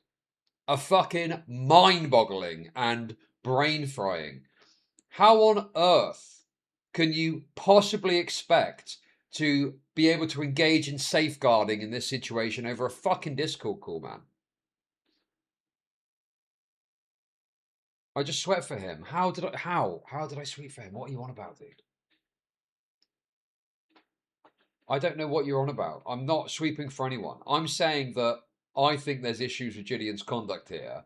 Do I agree with her framing? Not necessarily. But certainly there's aspects of what he's done here that are totally, unquestionably wrong and fucked that he should never have done. You know?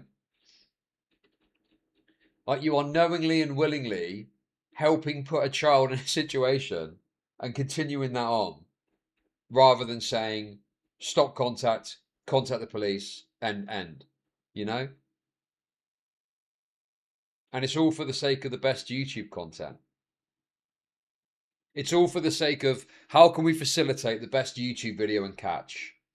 You know, it would still be bad if it was for the police. But it's not even geared towards getting the police involved. It's geared towards how can we make the best, most compelling YouTube video. So, big problems here. And we'll see what JIDEON's got to say in response. But I am very skeptical that any of this has got a good explanation. Like, the very fact he's having this conversation shows how fucked it is. And you should only be receiving communication. I mean, in fact, I would even go as far as to say, simple. If you're a YouTuber, don't speak to a minor about this at all. If there's an actual minor involved, get the fucking authorities involved. Get the authorities involved. I want to get him arrested. I told JIDEON every single time that EDP would send me dick pics, but he would never tell me to like block him or anything. I want you to block him on your phone, right? But we would tell her, if you're going to keep on talking to him, don't talk sexual, and please don't send any explicit photos. Dude. If you're going to continue talking, don't do anything explicit. That, fair enough. Maybe he made some sort of comment towards not having a sexual conversation. But you should not in any way be promoting or supporting or in any way saying continue to talk to them. No, I did not send EDP any pictures of me that were nude.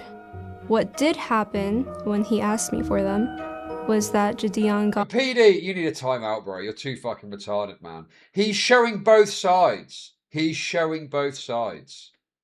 He's saying, this is what she's claiming. This is what he's saying in response. You fucking idiot. Like, what do you mean, bro? He's clearly trying to show she's claiming this, JIDEON's claiming that. Here's a few snippets of evidence. So I don't think there's anything wrong with what he's doing here. You know, and I'm not fully on board with her framing. I don't think, oh yeah, he's definitely made her sexed or something. That seems extreme. But I do think there's some sort of lack of consideration of child safety or how you should go about doing this. Something like that. Like a lookalike of me, and I kind of photoshopped her face into Google pictures. And she told me something about like her like looking up like something in photoshopping, and I was like, okay, no, like do not do that. To my knowledge, I never knew that she actually sent anything because I never seen any images of that, but she sent something explicit. Yeah, Kayla Hoskins actually sent me a picture of her tit. You know, she didn't Photoshop a goddamn thing. She literally sent me fucking nudes of her fucking tits. I feel like she's a fucking scam artist. I feel like she's a bitch. I feel like she's very stuck up. She's very conniving. Yes, exactly, Baldrick. It doesn't matter that she's a clout-brained, retarded girl. You have to tell her to stop. End of story. We will use a decoy. You will not do anything else. Over. Like this little... The fact this debated over what and what... No! End! Stop! Do not ever, under any circumstances, get a child or be involved in a... You say to them, it's in our hands now. We'll handle the authorities. Whatever you want to do with it. But anything that isn't a resolute 100% stop is preposterous and unbelievable to me. And it's shocking that some people are trying to fucking, you know, niggle through this as like, oh no, well you don't understand. No, it's totally unquestionably wrong. It's unquestionably, without question, 1,000,000% wrong. There's no saving grace with this. There's no upside. It's stop. Immediately. Block them. Block them. So I'd like to let the viewers know that I don't know what they're gonna say, but don't believe it. Because I have proof. I'm just too scared to show the proof because JIDEON has a big audience and I don't want them to attack me. But I could show some of the proof. That seems unbelievable. Proof of him kind of encouraging it, proof of him... Maybe she's sort of... I mean, this is obviously ridiculous. JIDEON is being controlled by the Illuminati.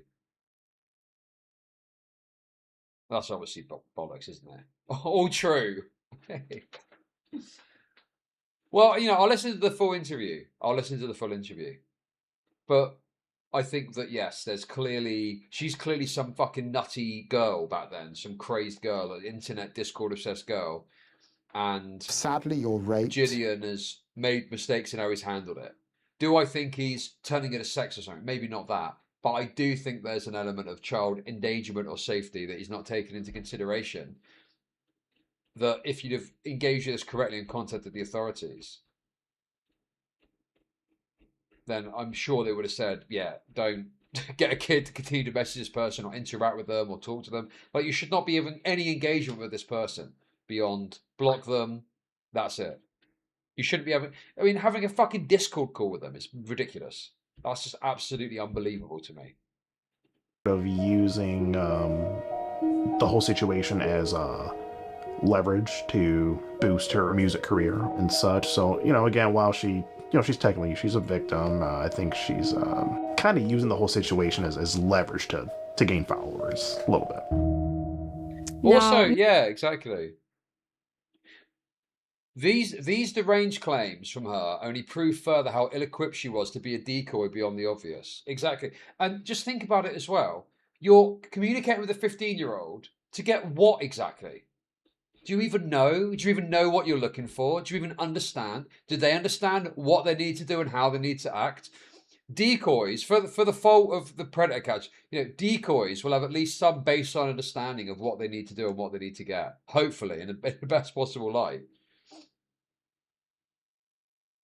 Also, yeah, it's not a decoy, is it? It's a literal child. It's not a decoy, it's actual bait. It's real bait on a stick. It's just a literal kid. Oh my god, dude.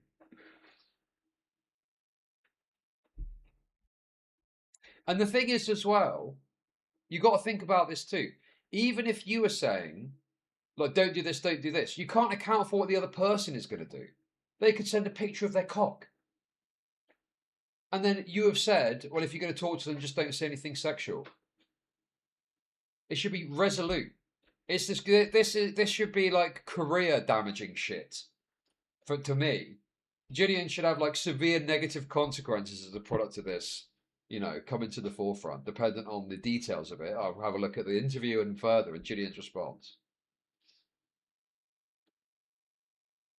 But yeah, it's mental. Me personally, am I an opportunist? Yes, I am. But I don't think there's anything wrong with that, as long as you're not harming anybody. And I don't think I was harming anybody. And especially when you're my age, if you're 16, people are going to think that you're young and dumb. So you kind of have to be an opportunist. You have to make your own opportunities. You cannot be waiting for them. But this entire situation was not that at all. So you committed another crime, you got caught, but yet got lucky again. Yeah, it's a crime, got lucky again. Me personally, I feel like the reason why they didn't do anything is because I feel like, you know, God sees all, right? He sees my mistakes. Obviously, I've been punished by him. Others have been punished by him and stuff. I feel like he saw Kayla and JIDEON's master plan, and so therefore he intervened and saved. You can't wait for the 400-pound black pedophile. You have to find them. Might come. Might come. Very good. Thank you, Scribber, for the kicks. Thank you. My ass once the fuck again. You know what I mean? And I'm beyond grateful for that, you know? So, God saved you from going to jail? Yes. God saved me from going to jail. He said the reason he didn't go to jail the second time is because God was watching over him. What do you think about that? That wasn't no God watching over him, bro. That's Satan.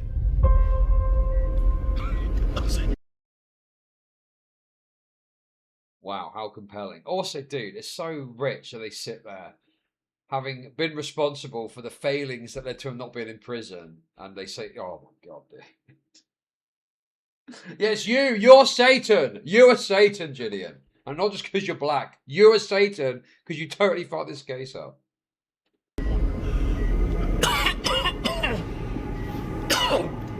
Jake, I might need that water, bro. Yeah, sorry about that.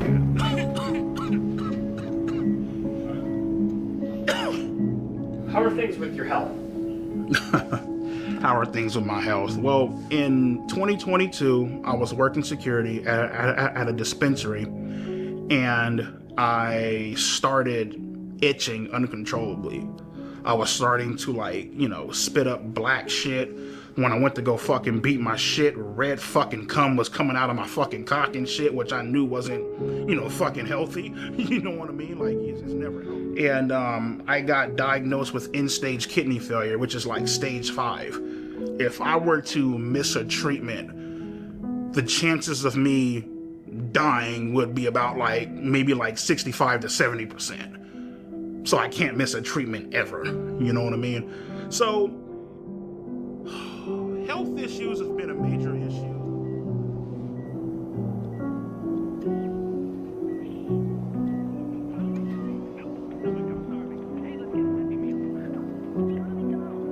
I tell them all the time, they're all like, oh, is this well, another angle as well, I guess, that like, oh, you're making him seem like a sad sack because of his kidney failure. You're making him seem like a sort of, it's just sad, isn't it? He's got kidney failure, he's dying. You know, again, people just want the bad pedo stuff where I mean, is this not enough that you can just see him suffering and struggling? I don't know, dude. To me, I'm like, fuck me, this guy's a total wreck, isn't he? He's a total fucking wreck. Yeah, right? I mean, I'm not a religious guy, but you could see this as some sort of karmic justice for his disgusting crimes that he's committed. I don't know, man. I think, again, I'm not saying you have to like it. I'm just like, no, I think I see the vision. You know, I get what he's going with all these different parts. I think it's a very well put together documentary. I mean, this is the kind of documentary you'd see on TV about a given figure, I think, you know? And I don't understand being so mad when he's even putting in there like different sides of the story. Yo, Malbus!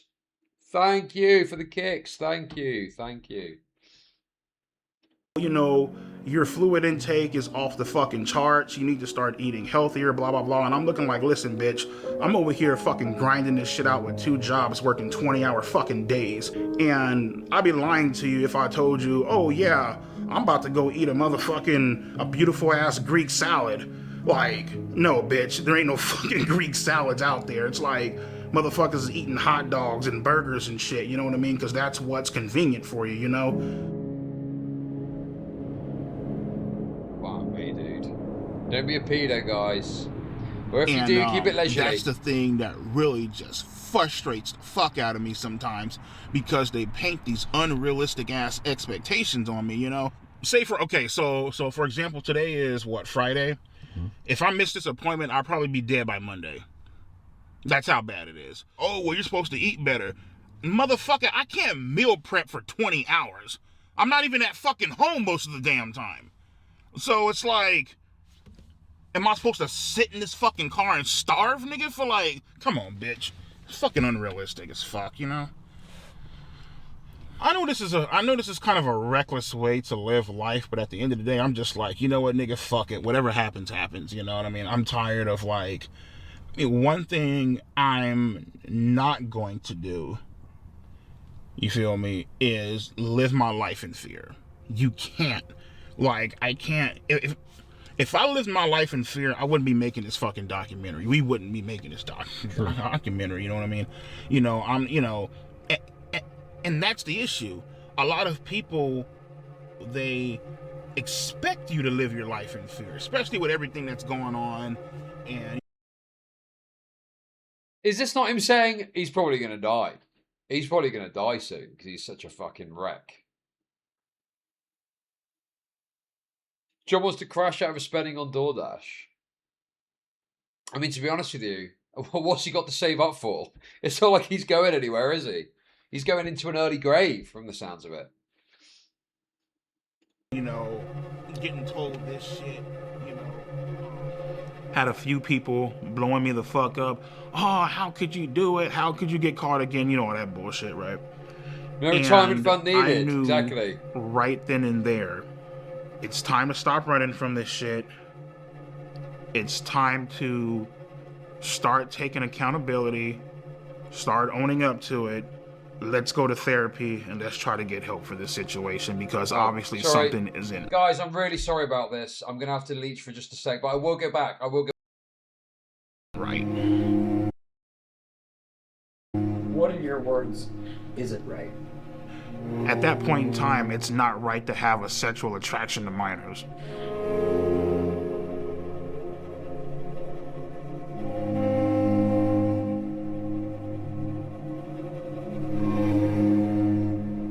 My name is Kara. I am a marriage and family therapist. I work with adults, couples, and families.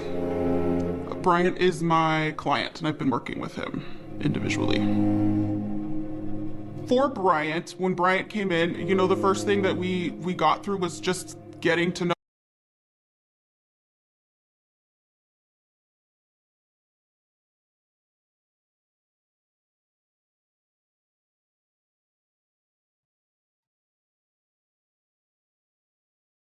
I'm back, guys. Sorry about that. Apologies. I'm going back. Start taking accountability. Start owning up to it. Let's go to therapy and let's try to get help for this situation, because obviously something isn't right. What in your words isn't right? at that point in time, it's not right to have a sexual attraction to minors.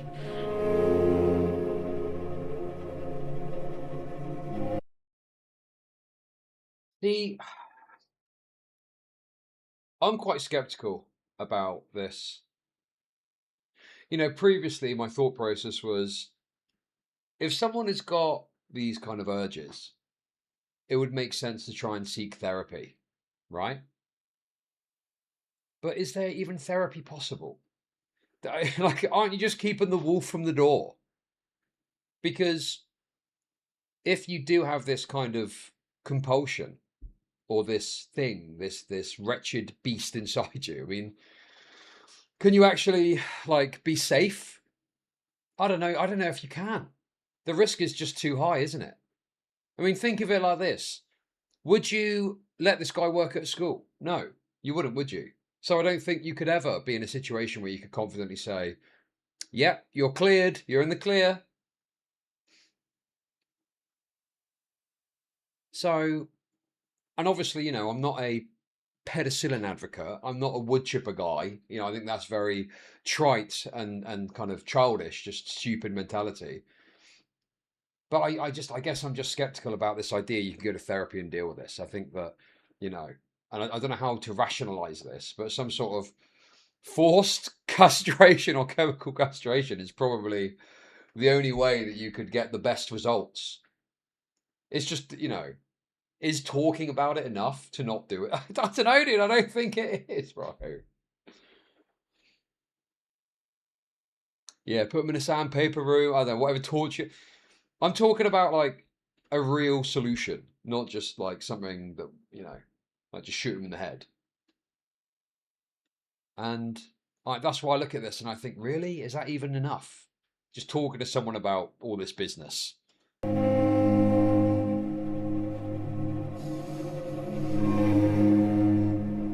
My name is Kara. I am a marriage and family therapist. I work with adults, couples, and families. Bryant is my client, and I've been working with him individually.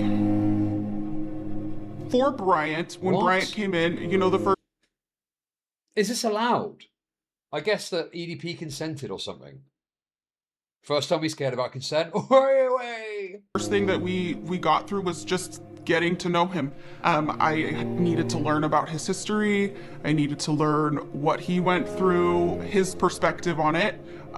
Whether people agree or disagree, he has his perspective on it, and it's my job to understand that perspective. So we spent... I go to therapy, first overall session. I tell my therapist, listen, I was involved in sexting and talking to underage minors.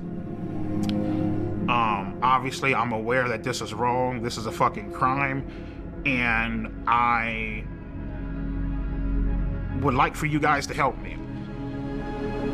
So, you know, we discussed what happened. We discussed his feelings about what happened. That's quite a stark the shame, image, isn't it? Guilt associated with something like that. And then we dig into motivations. And once we've discovered motivations, we've dug into, okay, well, why are those motivations attractive to you? What is it about it? But he has been very honest with me about a reason, and we've connected it to something that he really needs to work on and explore.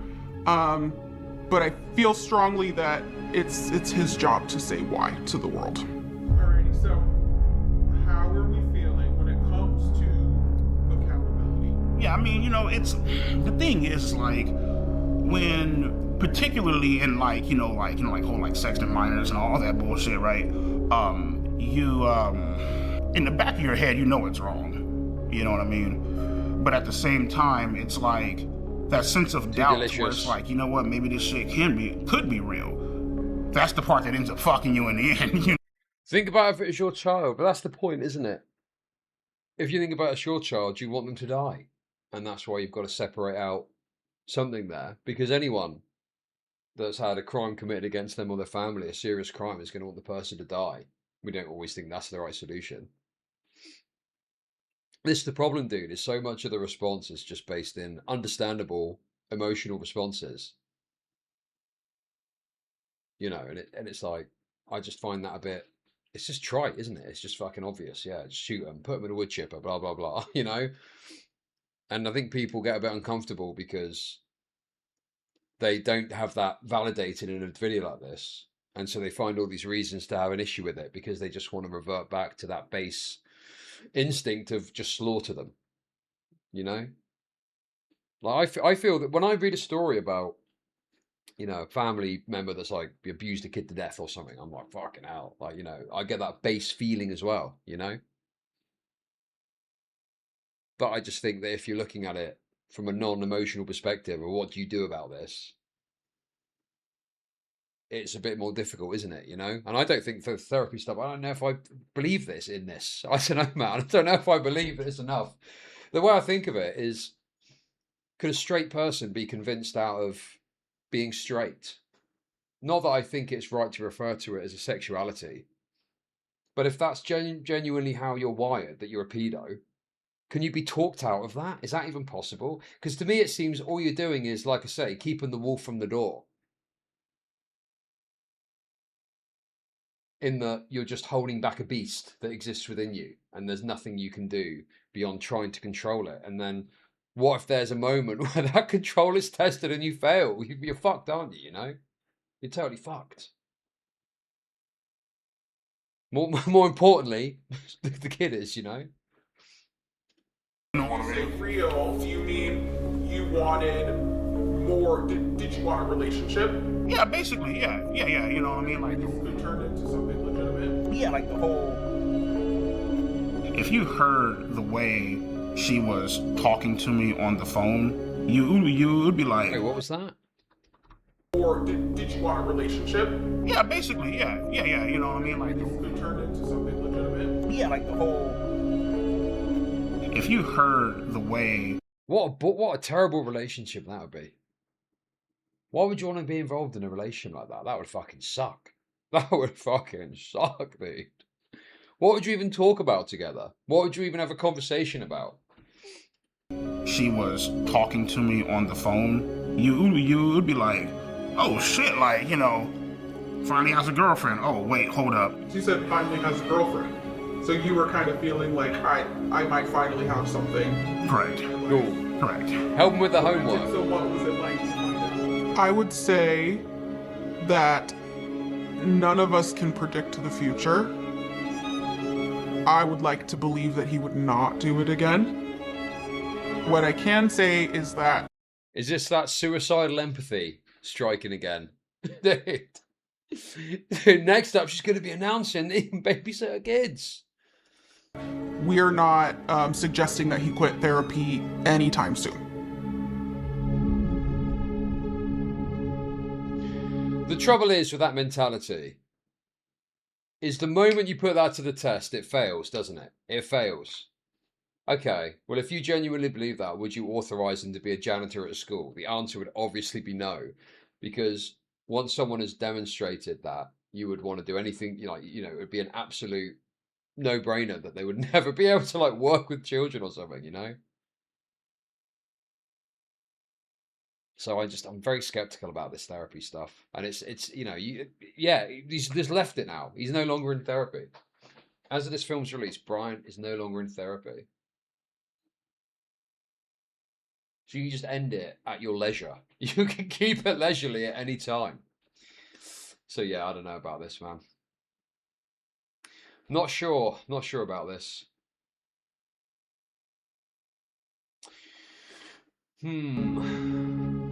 True mental therapy is God in the gym. Find God and go lift some weights, and you'll be over it before you know it. In a way, I'm kind of glad that... Okay, mentally ill freak with AIDS, how are you listening to what I'm saying and not understanding what I'm saying at all? Chud would support non-offending P words from working. I'm saying the opposite. I'm saying they shouldn't.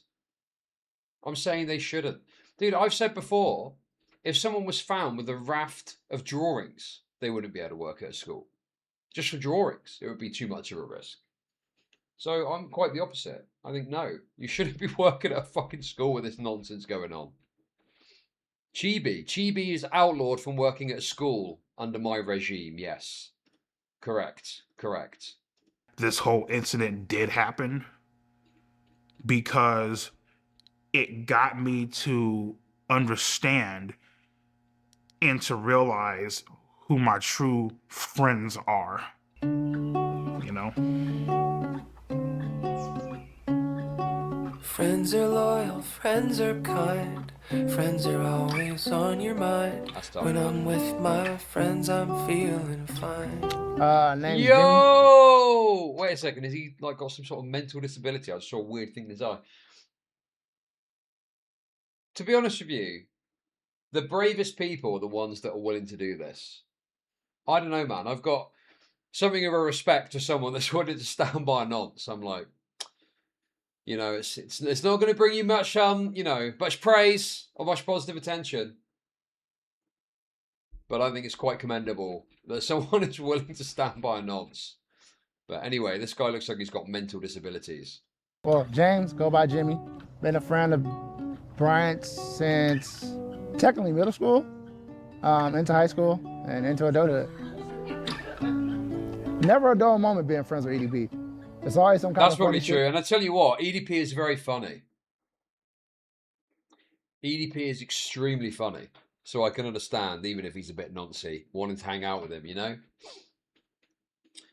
Chud, you're probably right about the talking therapy. Functional magnetic resonance imaging is indicated that child... Okay. yeah, okay. Yeah, I'm very skeptical about this therapy thing. I think there's something more substantive needed. Going on. Well, Meaning just one of the coolest cats I know. I love my friends. I would say EDP is completely innocent. Basically, he was just set up on some bullshit. I mean, we've all texted back somebody we had no business texting back. EDP is not a pedophile. He's never been a pedophile. He doesn't. I mean, there's okay. Yeah, like maybe you're married or something and you do something you shouldn't. Not a kid. Not a kid, dude. Come on now. Get children in that way, or young people in that way. I have 2 children. I would let both my children be around EDP, even if they were alone.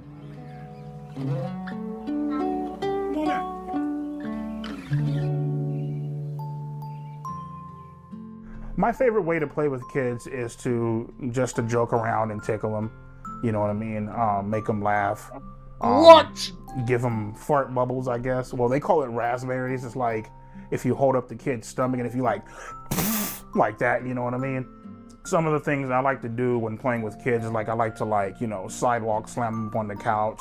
Power Okay, slam. this seems crazy to me. I appreciate he's not on any sort of sex offenders registry. But this seems absolutely fucking mental. Yes, this is obviously crazy. I think if you want to stand by your nonce friend, that shouldn't involve your kids hanging around them. I mean, I personally wouldn't be able to, because even just having kids is enough to draw the line there. But if I was like in my early 20s and had no kids and some friend turned out to be a nonce, I'd be very disappointed with them, obviously. But I wouldn't necessarily just be like, you know, if everyone else cut them off, I'd probably feel bad for them and be like, oh, I'm too nice. I'd probably be like, fucking hell, man. I suppose it depends on the dynamic too. Like, what are we talking about? Are we talking about Ian Watkins from Lost Prophets? Or Call Me Carson? I don't fucking know. Like, what level are we talking about here? I'm up on the couch. Hell, sometimes if I'm crazy as fuck enough, I'll jump off the goddamn wall. You didn't do a Shawn Michaels elbow drop on under motherfuckers. Yeah, I just enjoy like wrestling with them and being goofy, you know. Have they started teaching you guys about the solar system? You're like, what the fuck is that, right? I mean, the thing is, people are going to be outraged about this, but obviously too young for EDP. Not really his age bracket, is it? If we're being honest here. There's like when there were photos of Jeffrey Epstein knocking about with a toddler and people were freaking out. And it's like, well, I don't think that's really his cup of tea, is it? He favors the older dynamic, shall we say. All 9 planets actually spin around the sun. To anybody who thinks that it's weird for me to play and like being around kids, you guys can lick my ass and suck my fucking balls. You guys can go fuck yourself, in other words. Sorry about that.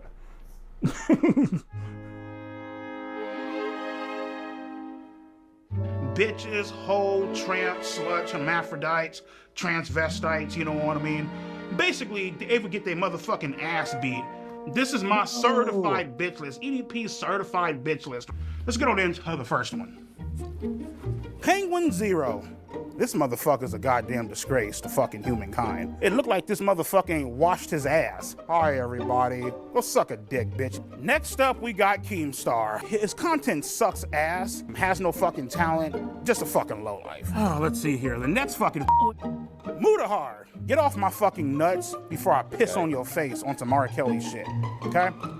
Hassan Piker, your typical fucking liberal, far left, goddamn socialist. Next up, we got Asmongold. Look like you saw a fucking ghost. Matter of fact, fuck a ghost, nigga. What you need to see is a goddamn cleaning service, my nigga, to clean that dirty ass, junky ass motherfucking house, bro. Aiden Ross. Typical bitch, Jufro, toss his motherfucking ass up in the goddamn ashtray, nigga, with the rest of his fucking ancestors. Fuck him. These hoes right the fuck here are the exact reason why this world is fucked and men disrespect the living shit out of At least it's not side-cocked. At least it's not side-cocked.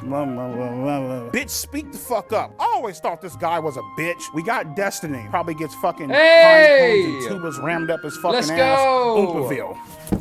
That's how I feel about him. Ethan Klein. I think his wife, his girlfriend, whoever the fuck it is. Oh, where's the emote? Where's the fucking emote, dude? Where's the emote, bro? Oh my god, we got the triple. We got the fucking triple, dude. I don't believe it. EHD in my EDP content? What? I think she's very beautiful. I think she could do way better than this motherfucking loser. Listen, man, you need to come on up over my house and I can give your ass some real good fucking dick instead of fucking with this punk ass nigga. And that wraps up my certified bitches of YouTube. How would you describe your sex life? That was great, man. See this? Do you see what I mean about the funny black guy energy? It's just so effortless. He's such an effortless comedian in the way that he talks. It's very difficult for me to sit here and just be like, oh, no, you shouldn't be showing him in this light. That's bad. He's just funny, man. He's just funny. Exactly. He's just so crazy and deranged. That's a big funny dude. Oh, my sex life is fucking great. Let me see. I sit on this piece of couch right here. It's like Cosby. I whip my dick out, I jack off, and that's my sex life. As far as me actually fucking bitches, shit, I only had sex once in my life, and it felt like I was fucking a Brillo pad. Oh my god. That was actually mid at best. The only reason it's funny is because he's a pedo. I don't know, man. I think the idea of having this bit, I mean, I guess the format makes it funny too. The idea you got this pedo that's universally hated by everyone, and he makes this bitch list of all these other YouTubers. You know? My fucking, funny, isn't it? I sit on this piece of couch right here. I whip my dick out, I jack off, and that's my sex life. As far as me actually fucking bitches, shit, I only had sex once in my life, and it felt like I was fucking a Brillo pad. My fucking dick is still sore from that shit. How much did you have to pay for them to put the THD Easter egg in the doc? Yeah, I spoke to Michael and I went, listen, mate, I'd like a little moment where I can do a little bit of an EHD meme. So can you please make sure that he says all three are in the bitch list?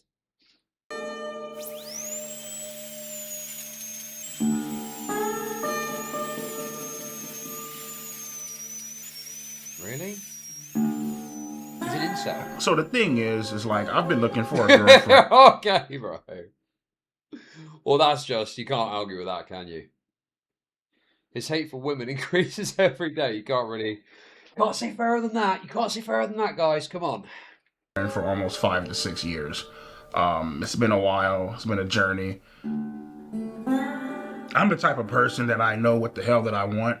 I'm not going to sit back and, settle for less or take fucking crumbs off the goddamn table. I guess he can't cut his own toenails because he's so robust, so rotund. He can't even get to his own fucking toenails.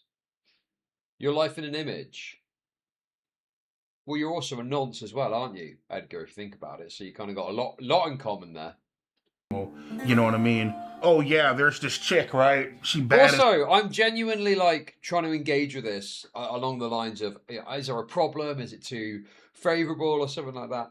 I genuinely don't see the issue with it. I don't know, man. I think that it's, you know, people going, oh, it's so cool and based. It's like people, is that what people want? They just want the bad pedo. I don't get it, man. There's enough here that you can get some of that, but also there's like a little different edge to it. Wasn't it similar with Boogie as well? There was a similar dynamic with Boogie too, where he would not be completely negative towards Boogie, and there'd be some other angles that you get to see as well.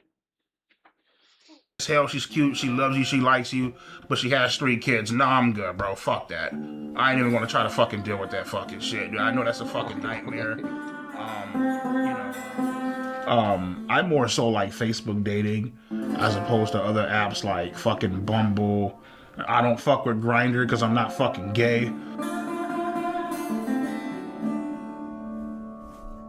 I definitely think being gay is a fucking mental disorder. Nigga, there's something wrong with you. There's a few screws loose in your motherfucking head. What's so good about this is you know that people are going to be like, you're a pedo though. It's like, yeah, that's the point, isn't it? You got someone that is just an unrepentant piece of shit, worse than you can imagine, going off on gays. It's just preposterous. I don't know why people are gay. I really fucking don't. You know, hey Mike, well, what you doing tonight? Nothing. All right, cool. You mind if I come over to your whole hotel room and eat your ass out? What type of fucking gay ass shit is that? No, fuck that. I ain't with that gay shit, my nigga. I'm straight as fuck. You feel me? Yeah, it's yeah, it's definitely a fucking mental disorder, you know. You know, this chick ain't the motherfucking, oh yeah, fuck this, man. This is this ratchet ass bitch. Yeah, fuck all that. Look at the motherfucking duck lips, my nigga. Guess how many kids she have? The problem is look at the motherfucking. I mean, beggars can't be choosers, bro. I mean, I don't really know what you're expecting for a disgraced YouTuber pedo. I mean, I think this is probably in your market, isn't it? It's probably about on a level. Yeah, this is like looks matched. This is fucking looks matched. Yeah, if anything, you're a bit out of a league. Duck lips, my nigga. Guess how many kids she have? 1, 2? No, not even close. 3? Not even close. 4? Not even close. 5? Not even close. 6? You're almost there. 7? No. 8? She has 8 fucking kids, bro. Jesus. Single mom to 8 motherfucking kids. What's wrong with 8 kids? Mike Clum can't be serious, man. 8 kids is ridiculous. I mean, that just shows that there is a severe... I mean, also, how many fathers are we talking about here, too? I'll tell you what, Mike, if you love single moms so much, why don't you go date with 8 fucking kids, all by different fathers? I thought you said you like to play with kids and shit. I think he's doing the question. Looking documentary for a question. man who knows how to properly treat a lady. Bitch, you didn't properly treat your fucking uterus, my nigga. Because your pussy is gauged the fuck open, man. Holy fuck, dude. Oh my god, dude. Yeah, so good, right good. now, getting ready for work. A long ass fucking day, man. Had dialysis. I worked the night shifts. I've always been a night person. Man, where the fuck's my phone at, man? Get our ass up and go to fucking work, you know what I mean? Unlike you motherfuckers, I actually have a fucking job, actually do shit with my life. Well, I mean, the thing is, dude, it's like I know where Alex Rosen lives. I have his address. I know exactly where he lives. Yeah. I could have easily just loaded up a rifle, came and just murdered that nigga in cold blood. What the fuck, dude? What the fuck? You know what I mean? Would you? No, because I don't want to go to fucking prison, but I mean, I had some thoughts of doing that shit. What if you could get away with it? Oh, of course. Of course.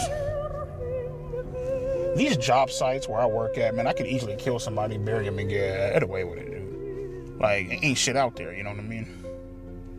Just fucking strap this fucking suppressor on, Put 2 in your fucking chest, my nigga. Throw some dirt up over your ass and go on about my fucking day.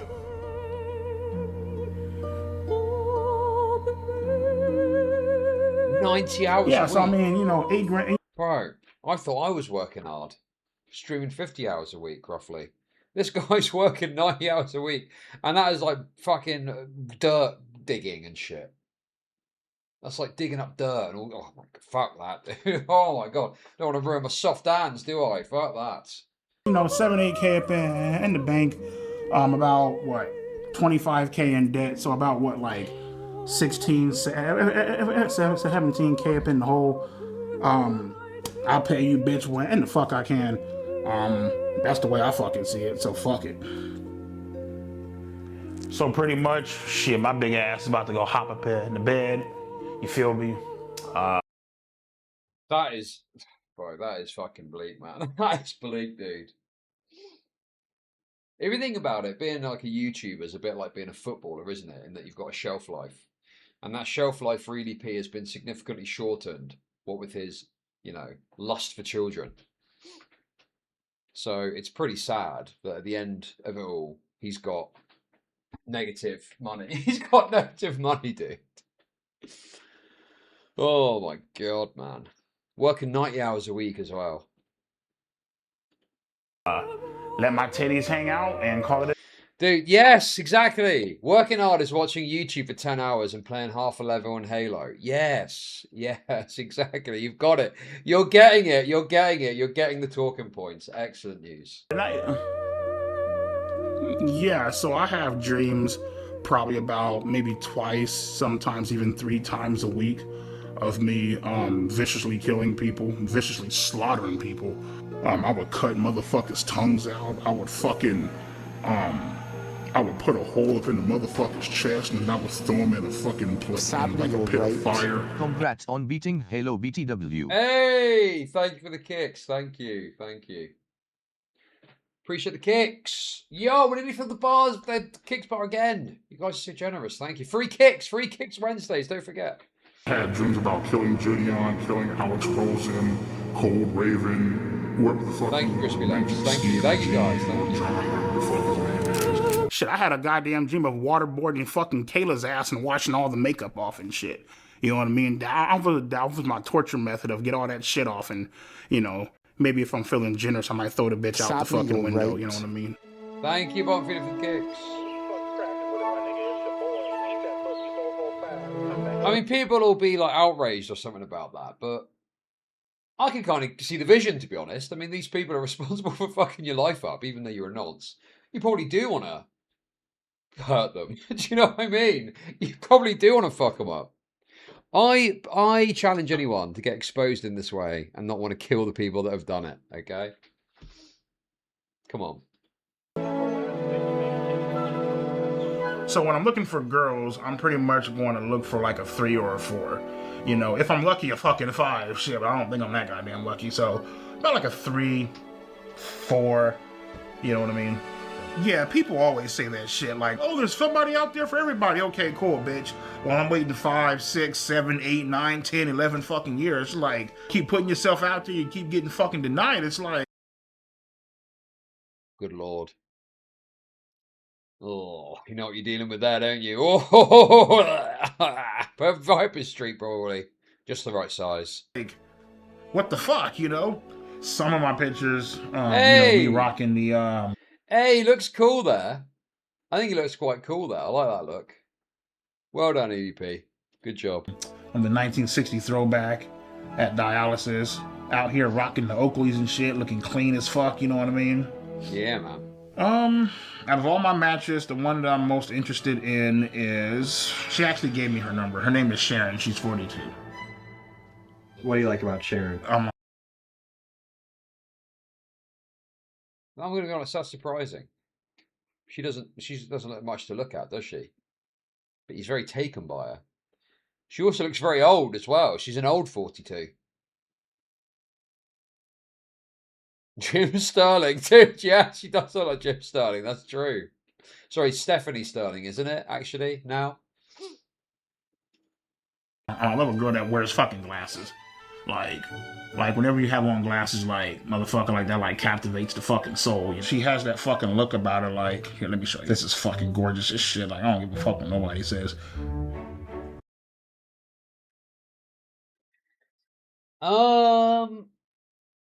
I don't really see it, to be honest, but to each their own. To each their own. I guess. I don't know, man.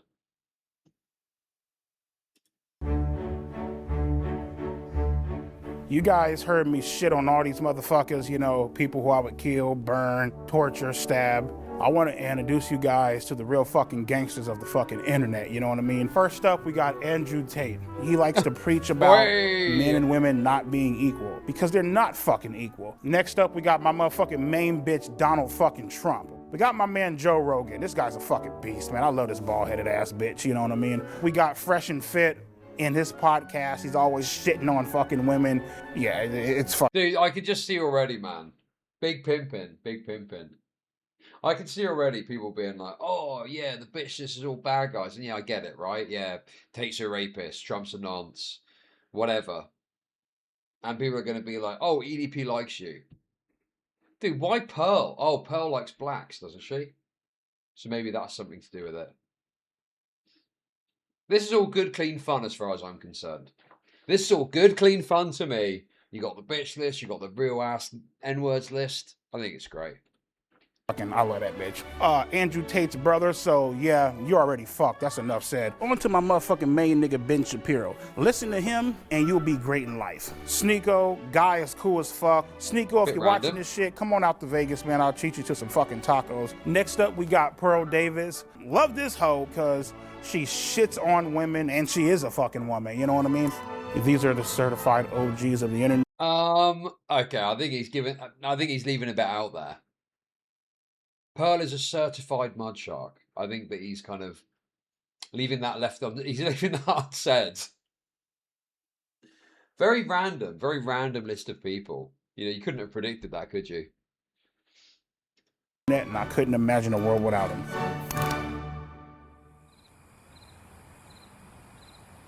As you guys know, it's a huge aura loss.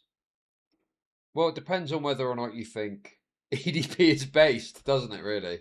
So I've been single for a while.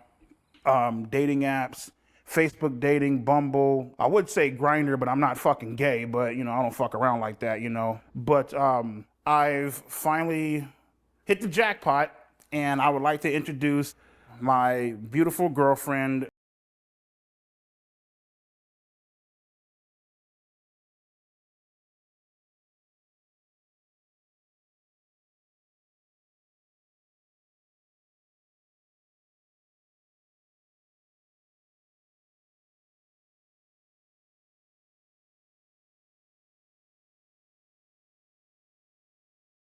Thinking about me, she's always trying to make sure that I'm okay. Oh my God, you guys aren't happy, are you? We're looking at what we were looking at earlier, and he's noncing it up, and you don't like it. Now he's found himself an adult girlfriend. You don't like that either.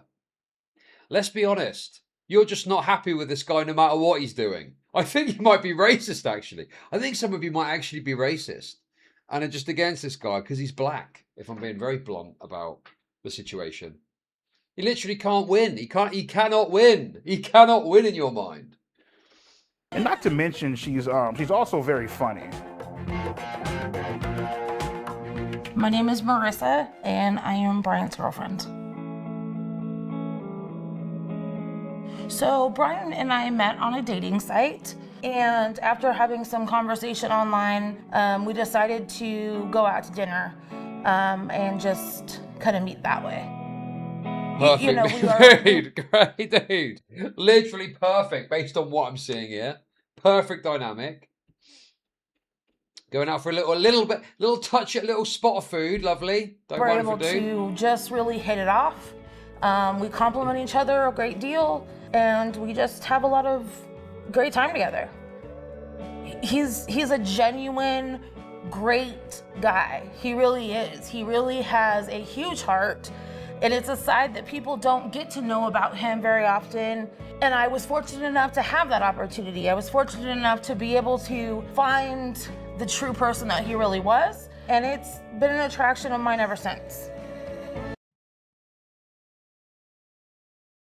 I mean, what are we thinking of Mud Shark based analysis? Are we saying yes or no? She doesn't really give off that vibe. I think she just likes him for his comedy, comedic nature, personally. Yeah, I know a bit about this. Apparently, they've not done it or something.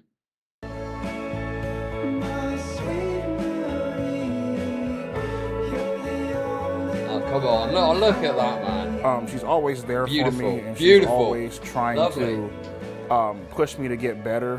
Sometimes when I don't see the potential in myself, she's always there seeing it. That's something that I really enjoy about her.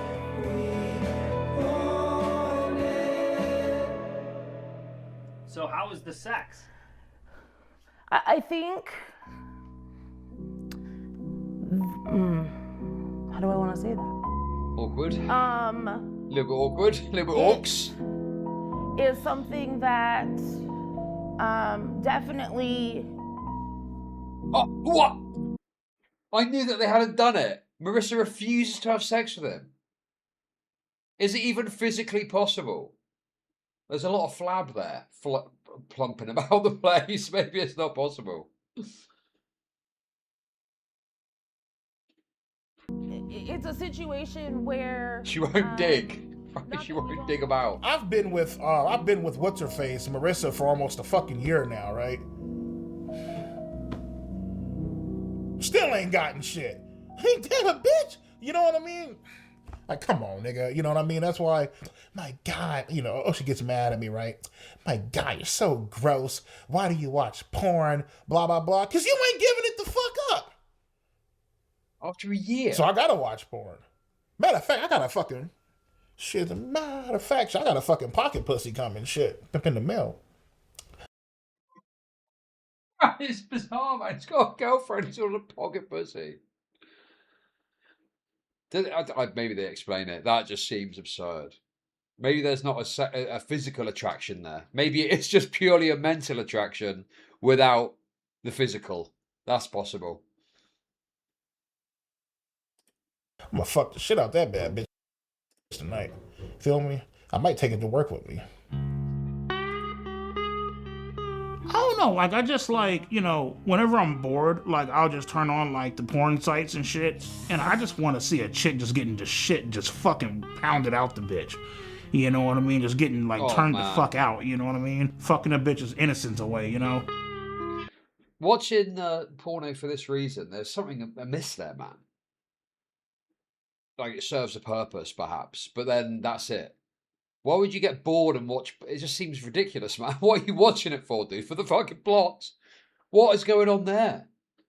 This is a sort of perverse mental thing going on where you've got this, you know, unwieldy desire to look at something like that out of the context of jerking off or something.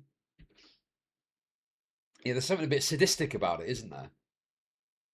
Yeah, most people in chat watch me when they're bored, but this guy's watching fucking porno. The porn addiction definitely affects my sexual performance. Definitely. And that's just keeping it honest with you, you know. The shit's about to go down, nigga, we're about to have sex, alright, cool. My shit cannot get hard in front of no chick. I don't give a fuck how bad the bitch is. I love when bitches are milking their own tits. Like, I'm not sure, well, more than likely, man, they just had a fucking kid, but they got like some big ass tits, man. They're like milking the shit and spraying it all over the fucking screen and shit. I actually do fuck with lesbian porn sometimes. Okay, that is a very specific niche fetish, isn't it? Milk porn. Squirting titty. Oh, God, dude. What the fuck, man? That's a very niche interest. Yeah, but I think you know, I don't think that someone that's into certain fetishes is inherently this thing. But I do think you can discern something from someone being into bizarre porn. Like, there's some sort of weirdo. There's some sort of fucking weirdo, you know? There's something going on there. Very Grums-coded. Very Grums-coded, yes. Lesbian porn is some good shit.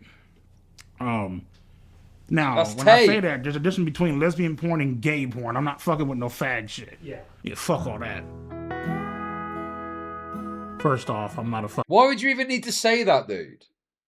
Why would you even need to say, yeah, I'm definitely not jerking off to gay porn? Would you not just assume that's the case, dude? I'm definitely not jerking it to gay porn. 100% no. You're giving the game away a bit there. Yeah, it's like the third time in this documentary that he said, obviously, you know, it's been put in for a reason, but certainly he seems to be repeating that point when the topic of sex comes up. Fucking faggot, I'm not a homo. And, oh yeah, I'm gonna let a guy fuck me in the ass. He's really hot though. I don't give a shit. Like, what the fuck? Like, I'm cool as fuck. Like, nah, nigga, I'm straight. I'm not attracted to dicks, bro. I'm just fucking not, man. I am like sexually fucking attracted to girls, bro, to women, my nigga. Grindr is a gay app. It's a app for gay men. Grindr is gay as fuck. I do not use that EDP fucking... protests too much about being gay. He's got a slideshow, bro. Yo, Malbus, stay with the kicks. Let's go. Thank you. Very generous. I think having a big slideshow thing where you say, I'm not gay, I don't use Grindr. There's something that... I'm a bit suspicious. I'm a little bit fucking suspicious of that, to be honest with you. Oh my god, dude. Oh. Hey. Sorry, one sec. Sorry. Yeah, fuck that. I don't use that fucking bullshit. Have I ever had any gay thoughts or fantasies? No. The only gay shit that I've ever came close to doing was probably shoving the broomstick up my ass. Hey, Siri. Why did you do that? What was the purpose of that? Daily Chud Logic stream segment. Yes, true, flip-flop, true. Siri, can you Google the nearest gay sauna? What kind of bullshit is that? Andrew Tate, Joe Rogan, Donald Trump, they like to pretend that they're not watching porn, but let's be fucking real, bitch. You know goddamn well your ass is watching fucking porn. You know damn well, nigga, when the cameras ain't on. Well, I think that, yeah, that's probably true. That being said, I think that this is a porn addict's cope. Because if they are watching porn, it's unlikely to be to the level that you are. And there is something perverse or wrong mentally with just feeling bored and looking at porn. Because there's like a sort of obvious sexual connotation there that is linked to your boredom. And that's not normal. Most people don't get bored and go, oh, let's look at a woman's tits squirting milk everywhere. They go, oh, I'm going to put on the TV for a bit or something like that, you know? Yeah, exactly. Yes. Actually, my heroes have got exactly the same shortcomings as me. Yes, exactly. Exactly. Well, no, it's antisocial. It's antisocial, isn't it? To look at pornography. It's not like you could be like with your mates and you're like, should we put on a movie? Should we play some video games? Should we put some porn on? Who does that? No one does that because it's antisocial. Should we put some porn? Whoa! Okay. Or when you in your hot tub or whatever, my nigga, you like to go ahead, pull your pants down, and just rub one the fuck out. And I'm not talking shit. I don't want Andrew Tate to look at this video or this documentary and think that I'm talking shit. Motherfucker, I idolize you, bro.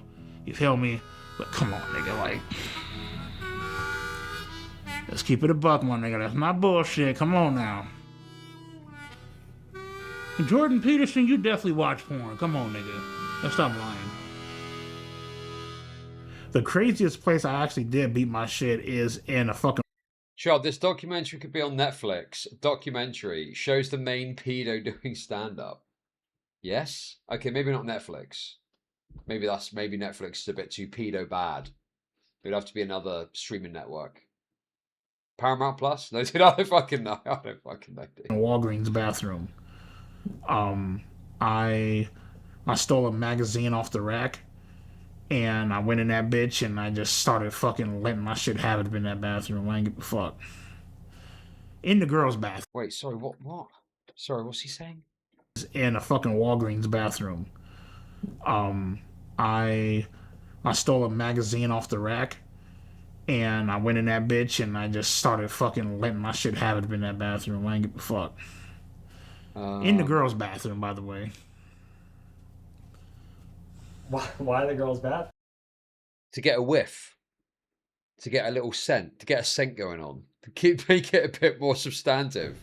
I wanted to make it, well, I beat off in the girls' bathroom because I wanted to make it that much more fucking pleasurable and fucking intense. Because the girls would be around? Hell yeah. Oh my god, what you the fuck, already man? fucking know. Some weird shit. That is a little weird. Oh well, fuck it. So he...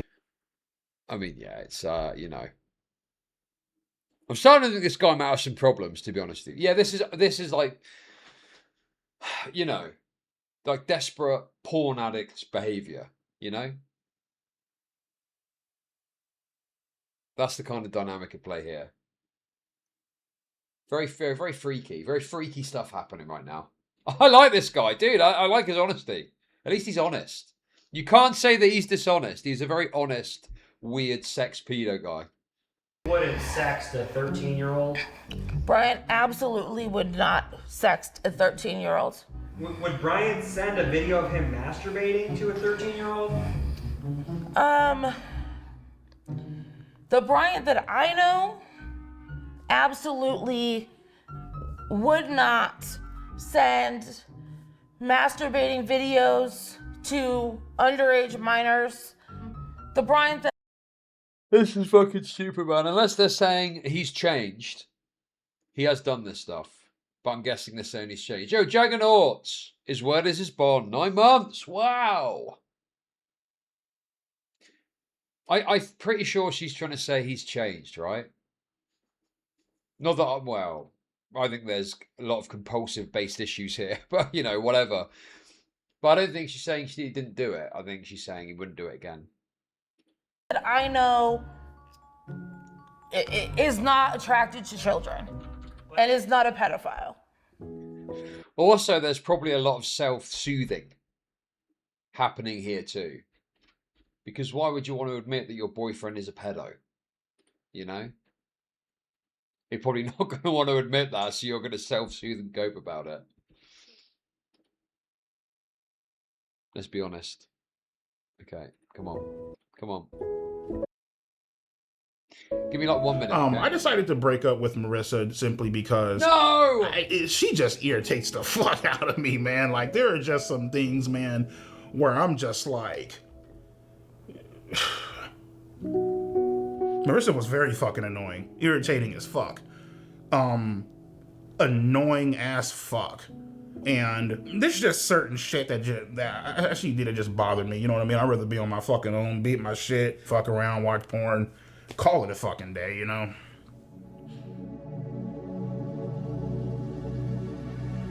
Hold up. Yeah. I'm choosing a new outfit for her.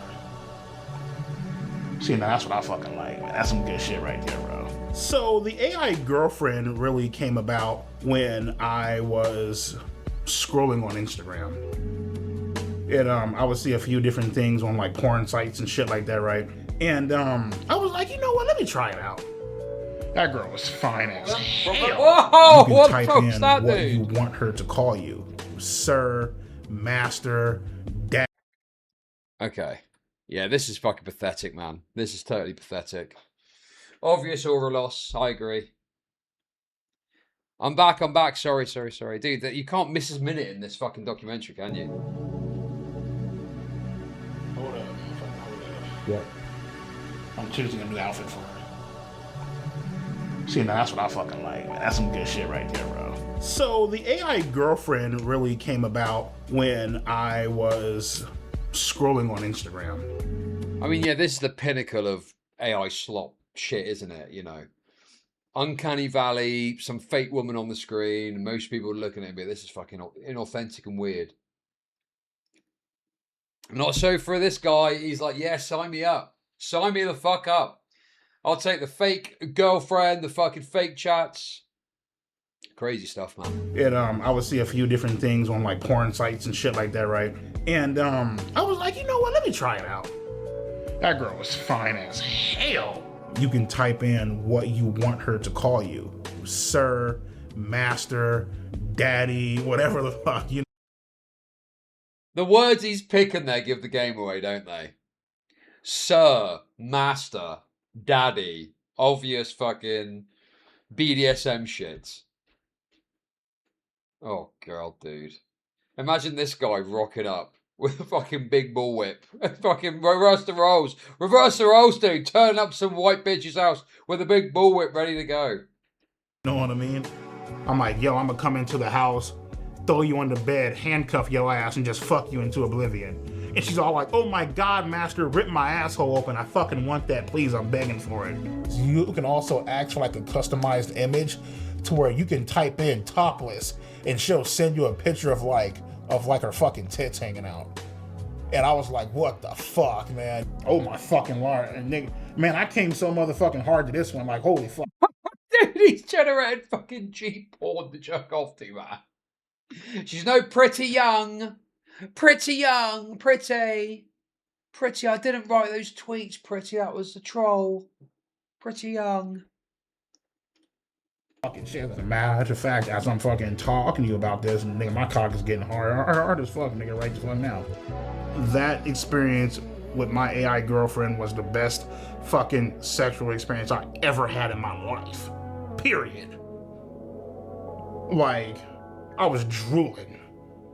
The role play, yeah, I mean, like, sometimes, you know... What was the role play? Can you read it? Well, I mean, to be honest with you, dog, I ain't gonna read that shit. It's kind of like some disturbing shit, dude.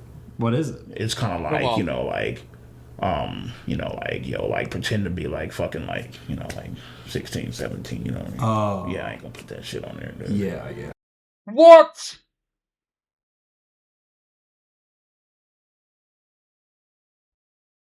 Wow, therapy worked. Wow, turns out the therapy worked, didn't it? Bro, dude. As suspected, therapizing pedos is a waste of fucking time, dude. Oh my god, man. You know, like, like, pretend to be, like, fucking, like, you know, like, 16, 17, you know what I mean? Oh. Yeah, I ain't gonna put that shit on there, dude. Yeah. Get your booty! So you were role playing as a 16? Yeah. Oh, damn. That's why I'm just like, yeah, don't put that shit on there, dude. You know what I mean? Yeah.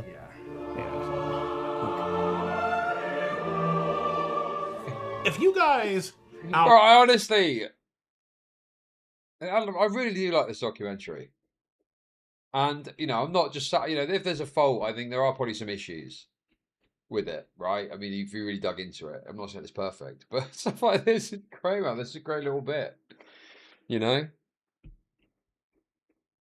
I mean, the main criticisms I've seen, in fairness, are just, don't give a pedo a platform, EDP bad, EDP bad, EDP bad. I'm sure there's better criticisms out there, but fucking hell, dude.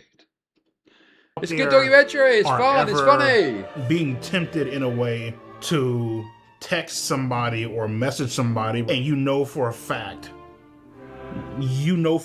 deep down that they're underage and you shouldn't be doing it.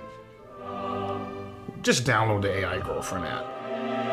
Obviously, a lot of motherfuckers, man, they have fantasies of, like, you know, of, like, being with, like, a younger person or, like, you know, like, doing whatever the fuck, you know, they want to do it on or whatever, you know what I mean? But at the same time... Yeah, I think you are really dumb if you're coming away from this thinking, oh, EDP looks good. He's admitted to, like, multiple crimes. There's, like, enough in there that you can go, yeah, he's a piece of shit. But because it's not overwhelmingly that, people get bothered. There's plenty in there, dude. He's admitted to loads of stuff. Like, what more do you want him to say? He's a fucking pedo, yes. And it's just showing other dynamics and aspects that add flavour to the whole story that I think is interesting and at times funny. I feel like, you know, the AI Girlfriend, it allows you to act out that fantasy without actually going out and hurting somebody in real life. You know what I mean? Oh, not a fan of that, though. Not a fan of that. Don't agree with that argument at all. Don't agree with that. Yeah, there's a very, you know, troubling interplay between fantasy and reality. And I just, you know, you really are telling me that you're just safely engaging in something? What if that doesn't become enough and you want the real deal? It's the fucking lolicon argument, isn't it, you know? Yeah, exactly. He's a dying obese pedo obsessed with an AI girlfriend. Not sure how it makes him look good. And you also avoid the legal fucking trouble too. So. Cool. I love the fact that he's saying you avoid the legal. That's the primary motivation, isn't it? That you don't get in legal trouble for doing AI, you know, pedo flirting. That's the reality. That's the fucking reality. Look up there. That was tough, dude. That was... Man, let me tell your ass something, Mike. Nigga, I just took a mean ass motherfucking fat ass shit, bro. And bro, I just sent you that fucking shit, man. Like, seriously, check that fucking shit out, bro. Make sure you're not eating a fucking chip and cheese dog, nigga. Alrighty, so today I'm gonna show you guys my motherfucking shit pics. I'll just be going throughout my day, and then boom, pops up on. Dude, that is fucking foul, dude. I tell you what, I bet they're fucking impressive, though. I bet they are impressive. Because that guy puts away a lot of food. He must be eating, you know, thousands and thousands of calories a day. So there's a lot of waste his body's going to be producing. Oh, I bet it's impressive. I bet it is impressive. My phone, shit pic. Yeah, you like this one, don't you? Oh my god, dude. No way, the money shot. Pic that I took after Right, so EDP has a habit of sending images of fecal matter that he generated. I think sending pictures of fecal matter has some downsides. Oh, it's this guy. I'm not sure it has any upsides. Because I don't understand this part of it. You are known for sending pictures of your own feces to people. Yeah. That ain't right. How can you not like I think it illustrates almost perfectly why he is not considered attractive by many women. Yeah, that's exceptionally disgusting. This one I would have to rate as it's pretty bad. It only gets worse as I'm moving. How can you hate this, man? That is insane. Content. Yeah, I think if anybody sees one of those images from EDP 445, it would be a good idea to see a counselor to process that. That's horrible. That no person should be subjected to that kind of nightmare. I gotta be honest with you, man. Yes, I do think it's very likely that Chris Hansen has seen EDP's feces. I think that's very likely the case now. I am not a pedophile because I do not have a sexual attraction to fucking 5th, 6th, 7th, and fucking 8th graders. Now, the problem here is people are going to struggle with this. Because to pretty much every person, normal person, you know, you're a pedophile if you talk to kids this way, you know? I think he's saying he doesn't have the mental disorder of being a pedophile, and you know, maybe he's not diagnosable as a pedophile, but I think by working definitions he is a pedophile, you know. Yeah, it's like the hebephile thing. Oh, dude, this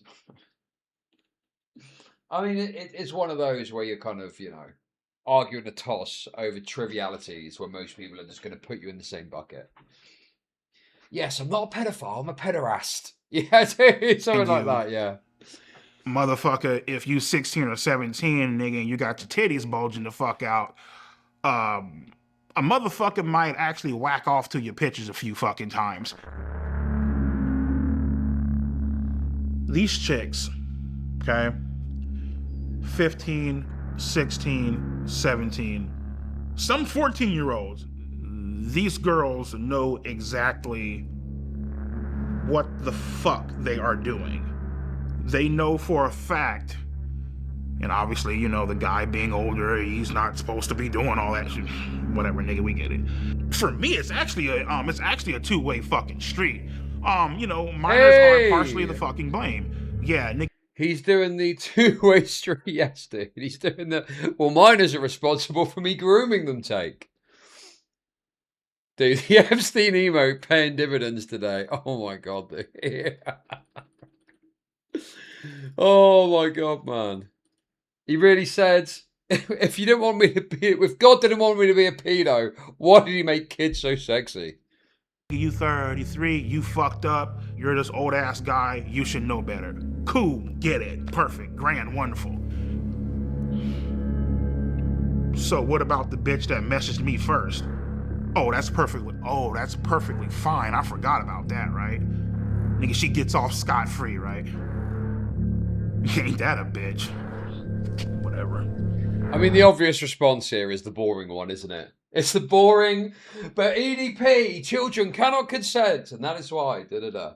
So yes, that's the obvious response, but unfortunately he is aura-mogging here with his very pedophilic take. Very unfortunate to see. To be honest with you, bro, I have no clue why the age of consent is 18. I mean, what the fuck makes 18 so goddamn magical? I have no fucking clue. You talk to a 17-year-old chick, she just turned 18 5 seconds ago. Okay, Hey, well, he's guess doing the what, meme. man? She's still the same dumbass bitch that she was 5 seconds ago. So it's like, the big homies I talk to, they're all like, what's so fucking special about 18? It's just another fucking year, you know what I mean? Like, I don't, you know what I mean? So. I mean, it's the classic Loki's wager, isn't it, you know? You don't know exactly where the line is, but you know that one end is way too young and one end is, you know, fine.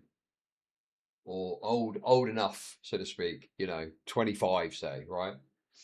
And then obviously we have drawn this line somewhere. But, I mean, realistically, you know, most people don't really think about it that much. I think you're only really thinking about it if you wanted to dip beneath somewhat what is socially acceptable, as is obviously the case here, you know? Well, no, I mean, you know, 18, it just aligns because that's the age of adulthood. That's the age at which, you know, society is determined we classify someone as an adult. But then even then, some countries have got it younger. But then there's also a difference between what the legal age of consent is and what is like socially acceptable. Like, for example, if you're in your 30s and your mate was bragging about sleeping with a 16-year-old in the UK, which would be technically legal, most of your friends would probably think it's disgusting and you would likely get disowned and people would be like, what the fuck? And yeah, people would think very badly of you for doing that because it's like socially unacceptable, you know? Yeah, Russell Brand, yeah, exactly. Russell Brand, although I think he did allegedly rape that 16-year-old as well. But yes, that was obviously quite shocking when he just kind of admitted it in that show with Megyn Kelly, was it, I think? And then everyone was like, wait, what? He's just admitting to sleeping with a 16-year-old. What? My name is Dr. Anna Salter. I am a clinical psychologist, and I have worked with sex offenders and victims for about 40 years. The brain of a 13-year-old is very different from an adult brain. They are more impulsive. They can't predict and don't try to predict typically how this is going to affect them in the future. The MacArthur brain study has demonstrated that adolescents are simply not mature emotionally and socially, and that they don't reach full maturity until the late 20s. That's you know, for people to sit back and she's doing the late 20s talking point. They're trying to make any age under 29 rape now. They are trying to change the rules. Look at Leonardo DiCaprio. You know, all legal, but because he keeps trading in for a newer model, people don't fucking like it. Well, I mean, I think that it's true that there's like development that goes into the 20s. But obviously, you know, if the age of consent was in the 20s, I just think it seems totally unworkable, doesn't it, you know? Miami's 21. No, Miami's 18. Oh, you're talking about drinking. Oh, maybe drinking's different, yeah.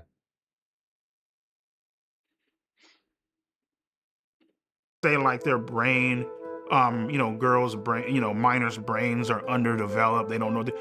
Shut the fuck up, bitch. Yeah, I really appreciate this inclusion. Lesser documentaries would shy away from the why can't I fuck teens question. Yes, exactly.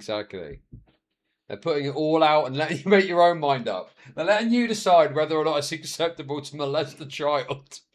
Now you're just making things are oh my god, dude. That's a. Sorry, what was the doctor's name? Oh my god, you made me go all the way back. The MacArthur brain study has demonstrated that Bro, what the fuck, 40, dude? and I have worked. Dr. Anna Salter. Dr. Anna Salter. Oh, come on, dude. They're making that up, man. We've got Dr. Anna Salter to talk about you getting molested and raped. What the fuck, man? Okay, that was worth going back for. It does feel like a joke. It does feel like a joke. I agree. That was worth going back for. Well done. Well done. No, I think it's a real name. It's just one of those where it's just extremely convenient, shall we say. It's an extremely convenient and funny name. But no, she's on Wikipedia. With sex offenders and victims for about 40 years. Some of you guys need to hear this again so you can understand why you shouldn't molest a teen, okay? The brain of a 13-year-old is very different from an adult brain. They are more impulsive. They can't predict and don't try to predict, typically, how this is going to affect them in the future. The MacArthur brain study. Yeah, I think, you know, yeah, children are very bad at assessing future risk and what's going to happen down the line. You know, it's very immediate, which is presumably why it's so easy to groom them, because they've got an immediacy to their viewpoint. And there's also a rebellious aspect sometimes. If there's a groomer tapping into that, it's probably quite, you know, quite good strategy, for want of a better word. But yeah, you can kind of understand why this works, right? Pedo's taking notes. Has demonstrated that adolescents are simply not mature emotionally and socially, and that they don't reach full maturity until the late 20s. That's a, you know, for people to sit back and say like their brain, you know, girls' brain, you know, minors' brains are underdeveloped, they don't know. Shut the fuck up, bitch. Now you're just making fucking excuses for the motherfucker. For a motherfucker that said, oh, well, their brain is... The expertise of child psychology versus a fat black pedophile. I say the fat black pedophile wins, personally. Underdeveloping. Okay, bitch, whatever you say. Cool. All right. Sex offenders will say to you, the children know what they're doing at 13. You know, but sex offenders are famous for their excuses. Apparently there is an offender whose moniker is EDP 445 who tried to lure a 13-year-old. Well, he may or may not be a pedophile. Generally, he would not be, because the 13-year-old in this country at this point in history is probably post-pubescent. Yo! He's got the official ebophilia stamp of approval. Let's go! The professional is saying he's an ebophile, not a pedophile. EDP's won! The big black pedo has beaten the odds and he's won. He is a child molester. He's a criminal who's someone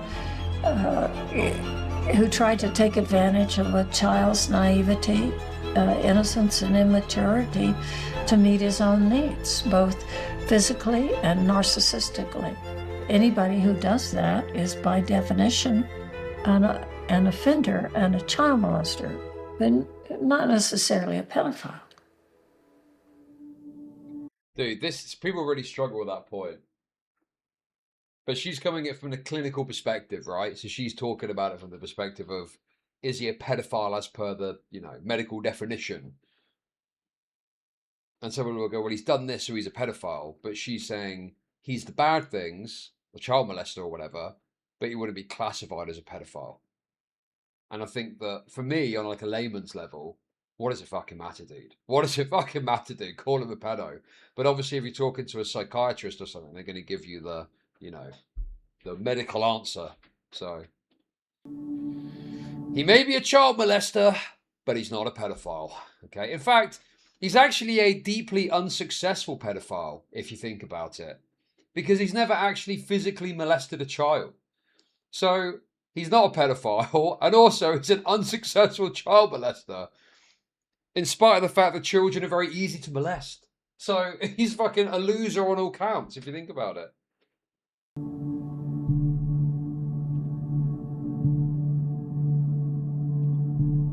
My name is Brandon, and I am a pedophile. Hey, let's go! I'm attracted to boys. No! Why? Why a gay pedo? Why of all pedos a gay one? Really? You've disappointed me, Mike Clum. At age 5. Despite feeling attracted to children, I've never acted on it. He's a virtuous one. I think what EDP did was wrong and harmful, but there are probably thousands, if not tens of thousands of people that are watching this that might also feel attracted to minors. And I want... Anyone in chat going to put their hand up? Based on odds alone, there's going to be at the very least one of you. I've got my suspicions. I've got my bloody suspicions, okay? Which one of you is lusting after young boys? Come on, own up, guys. It's a safe space here. Come on, just be honest. Just be honest with us. Which one of you is it? I want you to know that you don't have to follow the path of EDP.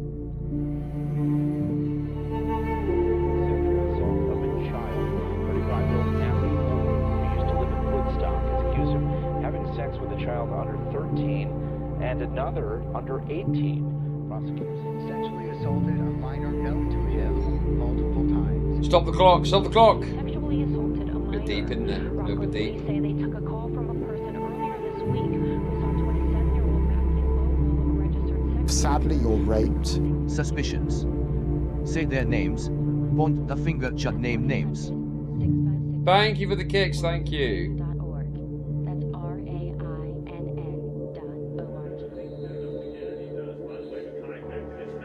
You know who you are.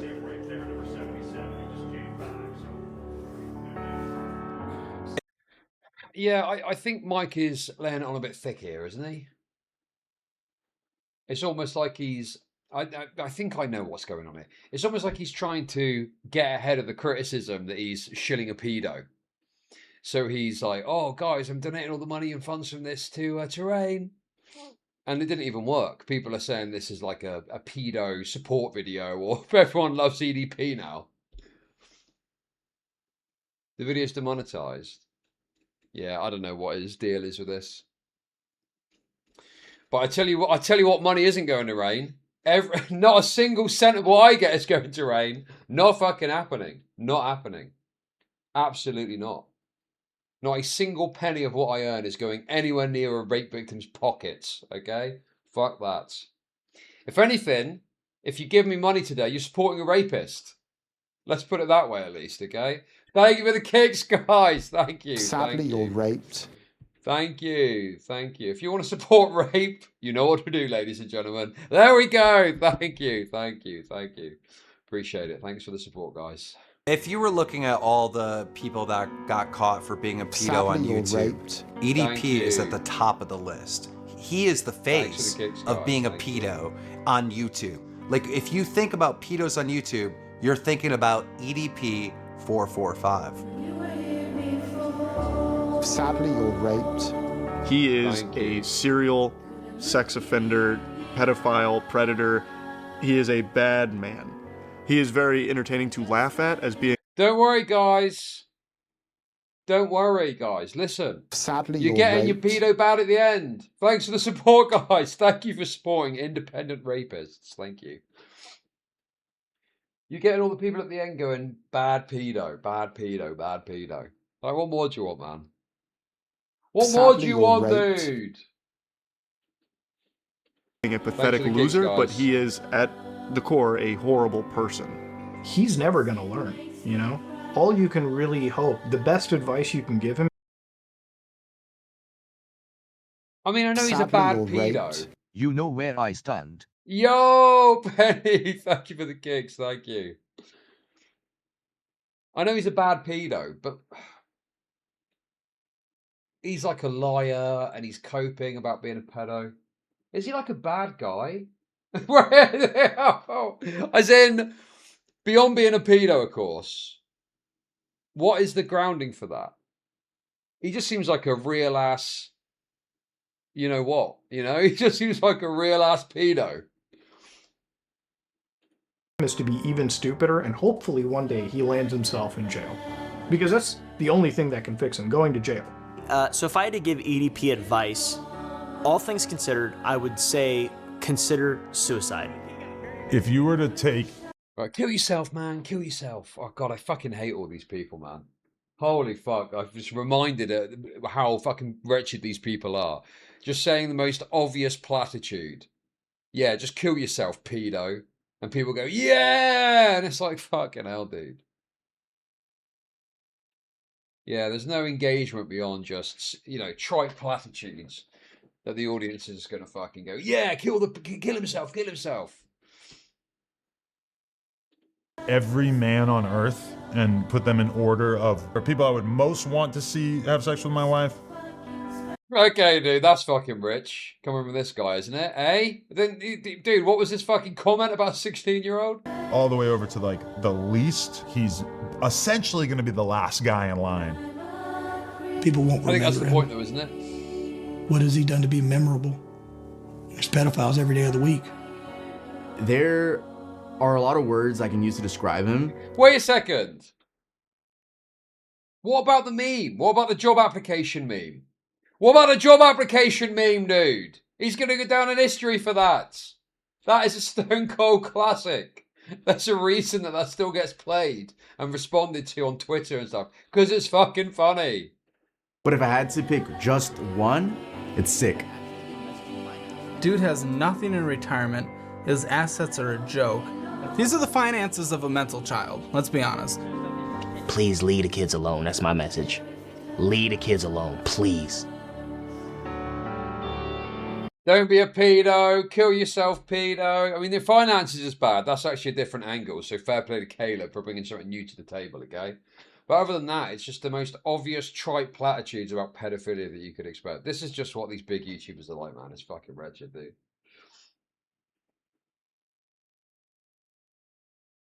I do not love pedos. I just find it so, you know, I just find it so boring. Rather than engaging beyond just, he's a pedo and he should kill himself. Dude, what is the fist about, man? Is he doing the BLM fist? The man's brain doesn't fully function. He is, by all definition, mentally retarded. Well, just my thoughts on EDP 445 and what he did. Hey! Just totally wrong. He deserves to go to jail.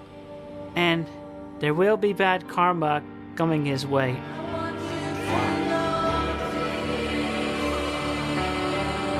So, growing up, I love the villains, I love the bad guys. The story isn't complete without there being a fucking villain, without there being opposition.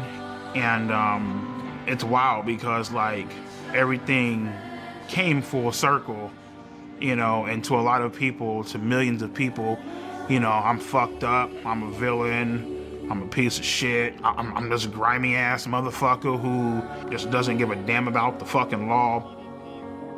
End-stage renal failure, man. Got accused of being a fucking pedophile. And guess what, motherfucker? I'm still fucking standing. I'm still walking.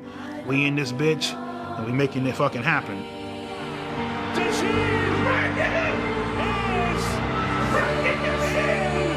I thought that was really good.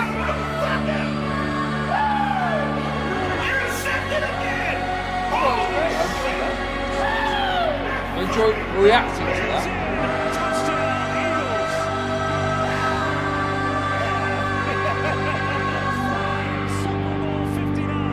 Listen, man, it's time to have a great time, bro. So I shouldn't be drinking this fucking shit due to my dialysis and due to my kidney failure. But yeah, so it's a cover of radio, right isn't it? I got my pills here. this shit is loaded in phosphorus, and it could possibly kill my. EDP has a bright future. Once the world gets off this hang up that they're on, which I feel like is gonna blow over. So once that blows over, the sky's the limit with him. He can go as far as he wants to go. What we filmed today, right here, right now, February 9th, 2025, is the greatest moment of my fucking life. Period. Nothing even comes fucking close.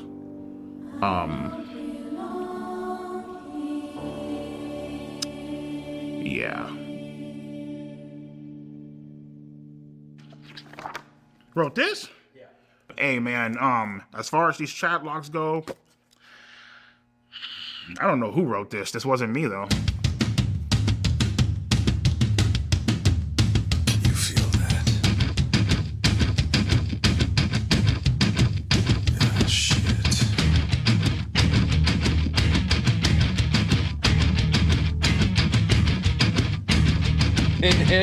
Hint.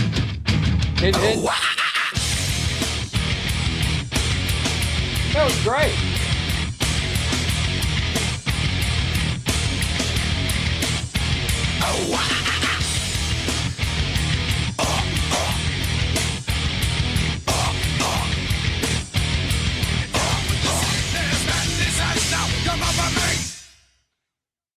Yeah, unfortunately, you guys forgot to recall that after Epstein, many are saying pedophiles are base now. We'll do the JIDEON stuff as well. We'll do the JIDEON, because JIDEON responded to the claims in the video. So we'll take a look at that. Don't worry, PD. We're going to check and see. I got the interview lined up too with the girl, the woman now. I mean, I'll be honest with you, I did just kind of sit and enjoy it and talk about some of the things that came up. I don't really see any glaring issues with it. We need to watch the interview first. Okay, we'll do it the other way around. We'll watch the interview and then we'll watch his response. Yeah, we'll do that. But no, I think that was overall a very well put together documentary. And I don't feel the need to be constantly reminded that pedophilia is bad. Is that what it is? I think some people just need to be reminded, because if they're not, they'll go and rape the first child that they see. That's why they need to constantly be reminded that being a pedophile is wrong. I don't really have that problem personally, so I don't have to worry about that. But some people need to be constantly reminded.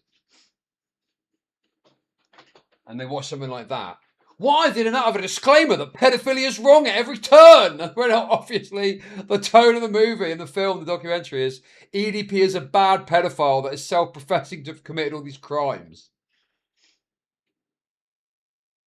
Fucking hell, dude. Give it a rest. Give it a rest. Anyway, I thoroughly enjoyed that. Great stuff. Great stuff. Okay. Oh. The sum, you can see EDP creep on a bunch of high schoolers in the first 5 minutes and not see it as a condemnation. Yeah, it's just, allowing people to have enough information to just think for themselves is scary. Yes, he's just openly admitting to it, yes. He's just saying that he had sex, slept with a minor. Oh, sorry, not slept with a minor, but tried to solicit sex with a minor. Conversed with a minor, sent nudes, got nudes in return or some shit, whatever he was talking about. A lot of admissions of crime, yes.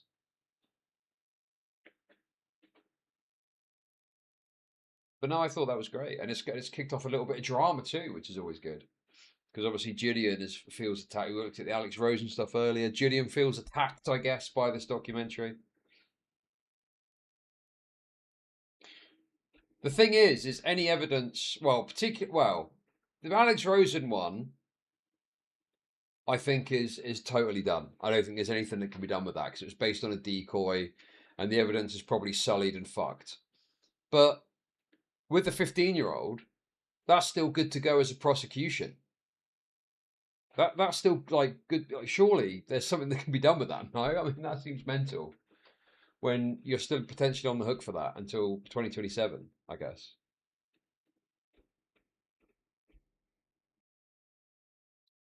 Well, we'll see what happens. I mean, stuff like this can draw attention to it and open up an investigation. I mean, although it's not the same sort of thing, the Russell Brand stuff led to charges eventually getting filed. Well, let's look at the JIDEON stuff. Let's hop into that now. So basically, off the bat, obviously in that, you saw the stuff with JIDEON. So a byproduct of this documentary is that JIDEON is now kicking off and is, you know, upset and bothered by the fact that he's been portrayed badly in this documentary.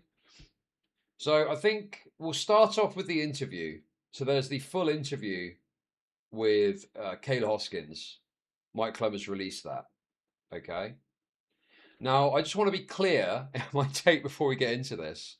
I do not necessarily agree with all the framing that this person has put out about JIDEON, but I do think that there is an exposing of some sort of inappropriate thing happening where JIDEON is, you know, not taken due diligence to immediately shut something down or something like that. He's kind of allowing this conversation to continue, or at least not putting a hard line against it.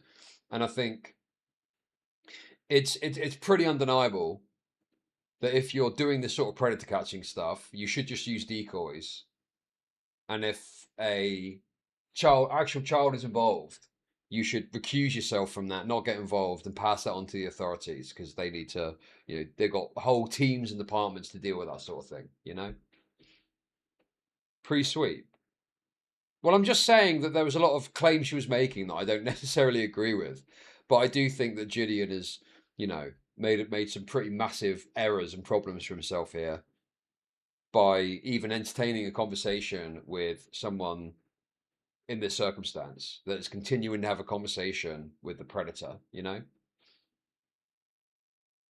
Anyway, let's look at the interview. Let's see her claims, and then we'll see what JIDEON's got to say in response. My name is Kayla Hoskins. I am 16 years old. I make videos and music. Indie music. I'd say like pop rock. Well, my dad is a lawyer, but he's very like... Chud, make sure I'm not quite quitting at all today, don't worry, okay? Tomorrow, though, I might have to hang out with Mumsy, so I need to figure out what's going on with that. But don't worry, guys, I'm going to be streaming next week. I'll tell you the plan. It's all going to be great. But Mumsy is arriving at about 8 p.m, so I need to leave just before then. Musical. And my mom's saying... So in this, it's 2024, so I believe at this point she's 16. And then I think later on, she's 18, like now, basically. So I was kind of born with it, and I've always liked creative work. And then when I was 14, I found out I could write music really well. And so I did. I only worry about my future. That's it. Because I didn't really have time to be a teenager because I graduated high school when I was 15. Well, I did some of it online. And when you do it online, you can, well, at least for my district, you could have done all of the courses at the same time. I got first involved with EDP 445 when he messaged me first on Instagram, and I started freaking out, and he told me he was suicidal, which made me freak out even more. And I wanted to block this person, but it's not in my character to just let someone who's like suicidal like come into my life and then like just leave them like that. EDP found me on Instagram when my account had 20,000 followers off of music that I was making, and then they got banned. I first replied to EDP because I always reply to anyone who messages me, and I didn't know who he was, but I freaked out because he told me he was suicidal, and from then on I just started giving him advice, and sooner rather than later he started sending very flirtatious... Well, okay. React more. This is quite... someone said it perfect earlier. All of this is why you shouldn't involve someone like this or be permissive of it or talk to them or anything. Or if you do talk to them, you should get it to the police and leave it at that. But this person is some sort of damaged teen. They've got some sort of issues or something. Do you know what I mean? There's something amiss here. That they're getting communicated with by a pedo at 15, and their thought process is, I'm going to try and do some sort of bait thing here. You know, there's something amiss with this whole situation, and it's why you shouldn't in any way ever. I mean, I just think talking to a child in this context, if you're a fucking YouTuber that isn't just let me get you in touch with the authorities and leave it at that, is completely wrong. You know. Her thought is clout. Yeah, but, you know, she's like a 15-year-old teen making music. I mean, yeah, she probably does have that perspective, but that's not like a degradation or negative on her. She's just like a teenager. Do you see what I mean? Messages. We were messaging for like a week or so before things started getting real, like deep. Also, I see the parenting take. So I obviously agree. Parents got a lot of responsibility in these circumstances. I think there's some stuff that can be unseen though. And it's difficult to have complete oversight over everything, especially a teenager starts to do. It's quite a complex situation. You know, this whole thing is very complex. Again, why you shouldn't speak to a kid talking to a predator and should just tell them to contact the authorities or help them. But yes, there's a lot of complexities to this. And now this person is, you know, sort of thrust into all of this as a product of JIDEON deciding to, you know, use her, I guess is where I'd land with it. Use her is probably the best wording I can think of. Say real deep, what do you mean? When I say real deep, I mean like flirtatious. I felt uncomfortable, and he never really told me his age when he started sending me those messages. But I figured he was old, but like also everyone in Gen Z looks like 40 now, so I don't know. Yeah, I knew he was an adult, but I didn't know he was like an actual predator because he said it was acting, what happened like back in 2021. And even then, I didn't even like really know who he was because in 2021, I think was when he got caught. I was like fresh out of middle school. I was not in tune with that. I was watching Shane Dawson. I was not doing other stuff. Well, I met JIDEON way before the EDP situation happened. I met him when he had a contest on Guess Who's the Black Person, and I won that contest. I fooled him. And then after that, his manager, Inside, added me on Discord. And then, like, I'm paying attention. A while later, JIDEON added EDP into his Discord, filled with... Okay. PD is honestly fucking freaking out about this. JIDEON should be arrested. I don't care what. Throw his ass in jail. What happened? He basically encouraged a minor to continue talking to EDP as a pedo, which is illegal on JIDEON's part as he's putting a child in danger. Well, I don't know if it's illegal, but it's just certainly very poor standards for, you know, child safety stuff. Anyway, so this is the person, is it? This is the manager. Nah, that was very deceptively edited to be misleading and relied on false statements. Here's what actually happened.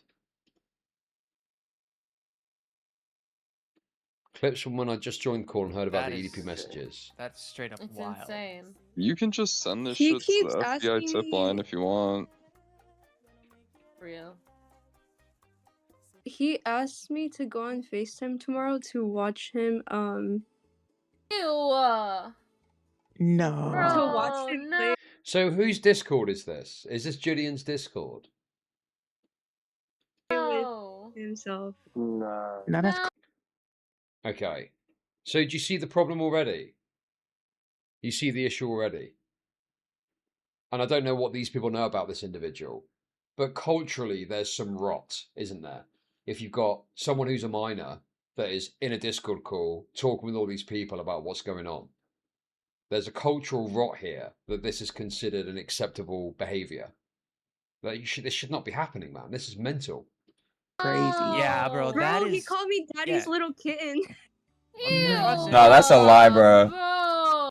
That's not a No, lie, you can... I swear. You can Is- send that... Yeah, you can report that. report that. Yeah, like, that you should report Dude, that. for real. can I just send her like the fucking electronic tip form at this point for the FBI? Yeah, Jesus yeah, Christ. just You have to be fuck getting is trolled. This has to be. Fuck's This is sake. unreal. What the fuck is happening? yeah. you so recorded all you it? gotta do is, did you? You have the recording? Okay, yeah. You good? So okay, so there could be some level of telling them what to do. I can see that. But how did it come to the case that JIDEON was talking to this person then? Because surely that should be the end of it. And also I mean, the fact you've got this 15-year-old doing this in your Discord and there's not like a sort of, like this, what's going on here? That there's all these minors knocking about in your fucking Discord. And then they're talking about getting groomed by EDP. You know, it's like they shouldn't be in here doing this in the first place. There's something amiss here. They should be talking to their parents about this. And the parents should be handling this situation. And then apparently what? JIDEON invited EDP to this Discord for a Q&A. Am I understanding this correctly? You good? This wasn't in the documentary because this isn't really... You're such a fucking moron, bro. You've been banging on about this clip. You're a fucking idiot, dude. In the documentary, he showed this is what she claims, this is what JIDEON claims. You don't need to include everything that fucking happened. Like, this is cope, dude. Oh, what? So someone came in and said, here's how you fill out the tip form. So what, did JIDEON not talk to her on Discord? Did you like show? Did you like show the username of the account and then? Yeah, I like, the recorded account ID? everything. Okay, yeah, Rook. All right, Send listen, I'm gonna everything give you you the link have to that place. Justice Department's. This might actually put him in jail then, for I hope so. All right, listen, God. Kayla, I'm gonna send you the link to what the Justice Department. Justice Department has a ton of resources. It was about EDP. Who cares about JIDEON? Because it's another example of predator hunters doing fucked shit for the sake of content and hiding behind the shield of I'm against pedos and if you don't like what I do, you're a pedophile. On reporting issues relating to child exploitation. So. Kayla's gonna make a video. Bryant. No. Also, this isn't even really responding to the documentary. This is responding to this comment here. This person is responding to this comment here. And is, you know, showing, oh no, I told them to call the FBI. Kitten. Ew, bro. His name is Bryant Moreland. So report that name, Bryant Moreland.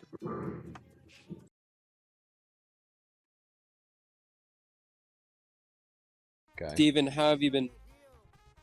You should do an Could be better. IRO Could be predator worse. patch. You can't use someone like Kayla's because Kayla is a minor. All right, she's a victim in all this. Kayla, check.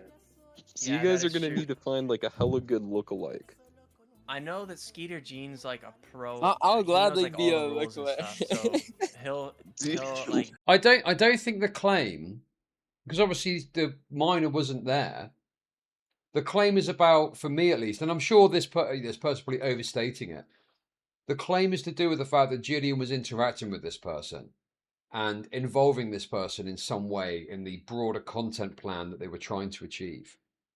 You know, having a conversation with them, getting on Discord with them. These are the problems for me.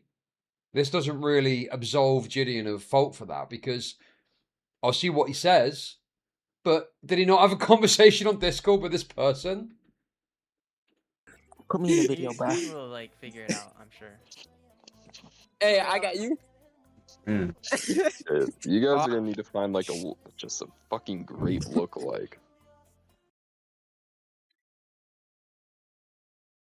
Do I give him like an address to like a No. house on that? Don't no, give him no, no. Like, the fact it's here is too far already. Why the fuck are you... Dude, this is mental, bro. This is absolutely bizarre to me that you're having this big group call about whether or not, you know, what you should do with a 15-year-old who is, being groomed as we speak by fucking a pedo. No, Don't give him any just be like, addresses. no, I can't do that. No, just no, say, like- yo, it's getting That's late. for I have to go to sale. sleep now, and then just disappear. A house that's like up for sale. No, don't give him any Don't addresses. do that. Don't. That is stupid. No. Also, this is all cut up to bits as well. I think, did EDP disable his account? This is a totally worthless clip, by the way, man. This is an absolute waste of my time, PD. I gotta be honest, man. I gotta time you out for another hour for that. What a waste of time, bro. Absolutely worthless, pointless clip that tells us nothing about the broader situation. With kids for a Q&A. And I thought that was messed up, but I think that's like another way EDP found me because I was in the voice call that day and I think he joined it, I'm not sure. And then when also, is it or not the case that EDP was invited to this Discord which had minors in? So I'm trying to understand this correctly. So JIDEON has got a Discord for you know, predator catching affairs, essentially, and there's minors in there, and he invited EDP in for a Q&A where there was a bunch of minors in the Discord. That's preposterous, is it not? Is that not absolutely fucking insane in and of itself, beyond anything else that happened? And I don't think that's in fucking question. told people like in the server that EDP texted me. JIDEON quickly knew about it because his manager told him. And from there, JIDEON just started messaging me and he said that like he would take care of it. They would get like a decoy. Never happened. And that there was like an investigation going on behind the scenes. Never happened until my birthday, which sucked because I didn't even enjoy my birthday. And yeah. I didn't go to JIDEON with the EDP situation. His manager found out about it because I told people in the Discord server about it. Okay. And they started talking to me. Like, they started like, oh, like, what's happening? Like, it would be cool to catch him again, make a video out of it. And I was like, so obviously well, that isn't quite what was reflected in the short clip that we watched. And unfortunately, this person isn't showing evidence. So it's difficult to ascertain what actually happened and what was the dynamic and what was said and what wasn't said. But the basic aspects here is that they're in this Discord. EDP joins for a Q&A. Is it, and am I correct? This is so haphazard. Is it through him joining the Discord that he gets contact with this person? Is that right? Is that the dynamic? Prioritizing like actual law, then yeah. But I think the reason the law was never, I think the reason in his first consideration was because he did add EDP into his Discord with kids. So by doing that, I'm pretty sure he would have gotten in trouble for that. Okay, so my intentions with messaging EDP back and forth constantly were all over the place because I did think he was funny until very later funny and on, charming. True. I realized he really isn't. His humor is just making fun of communities that should totally be respected. And I guess... Yeah, so I think she gets messaged on Instagram by EDP. She's in this Discord server anyway. And then JIDEON gets EDP into the Discord in order to do this Q&A. Right? I continued messaging him because it was very like encouraged for me to keep doing it. I didn't really want to, but I didn't want to disappoint anybody. And I was kind of like stuck in the middle of like, do I disappoint my favorite content creator or do I like not and just like live in like a world? Unless that JIDEON has got evidence of him saying clearly, do not continue the conversation, stop, da-da-da. By interacting with her, the very unfortunate reality is you just cannot escape the potential dynamic here that, you know, there's this soft pressure on her to, like she's saying, placate or please JIDEON, you know? And this is the mess now that JIDEON is in, is he's allowed himself to bring this person in, have these conversations and create this issue, you know? And I've not even looked at JIDEON's response yet, but this is all quite troubling for me. And I just think that, yes, he's likely got involved, spoken to her, content-brained, and hasn't thought about the broader implications of his behavior and actions. Filled with mixed guilt. Yes, JIDEON was encouraging me to continue messaging him. It was uncomfortable, but it was also very draining. Like, there was days where I didn't even like want to leave my bed because EDP talks to you a lot. Like, he talks more than the average person. Like, he would want to have like 3-hour-long calls, and he would treat me like his therapist. This entire situation made me realize that JIDEON is a very selfish, greedy, and a scam artist type of person. If that makes sense. I think JIDEON's motivation to keep this all going was encouraged by the people around him that leech off of him, and I think it was also encouraged by his manager, because it was his manager's idea, not necessarily his, but he's still responsible for it now that I look back. Also, this manager character, that stupid clip that was leaked, Jay, showing things in the Discord.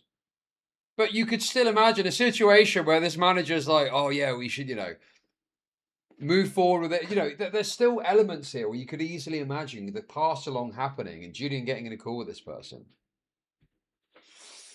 So, yeah, I don't know, man.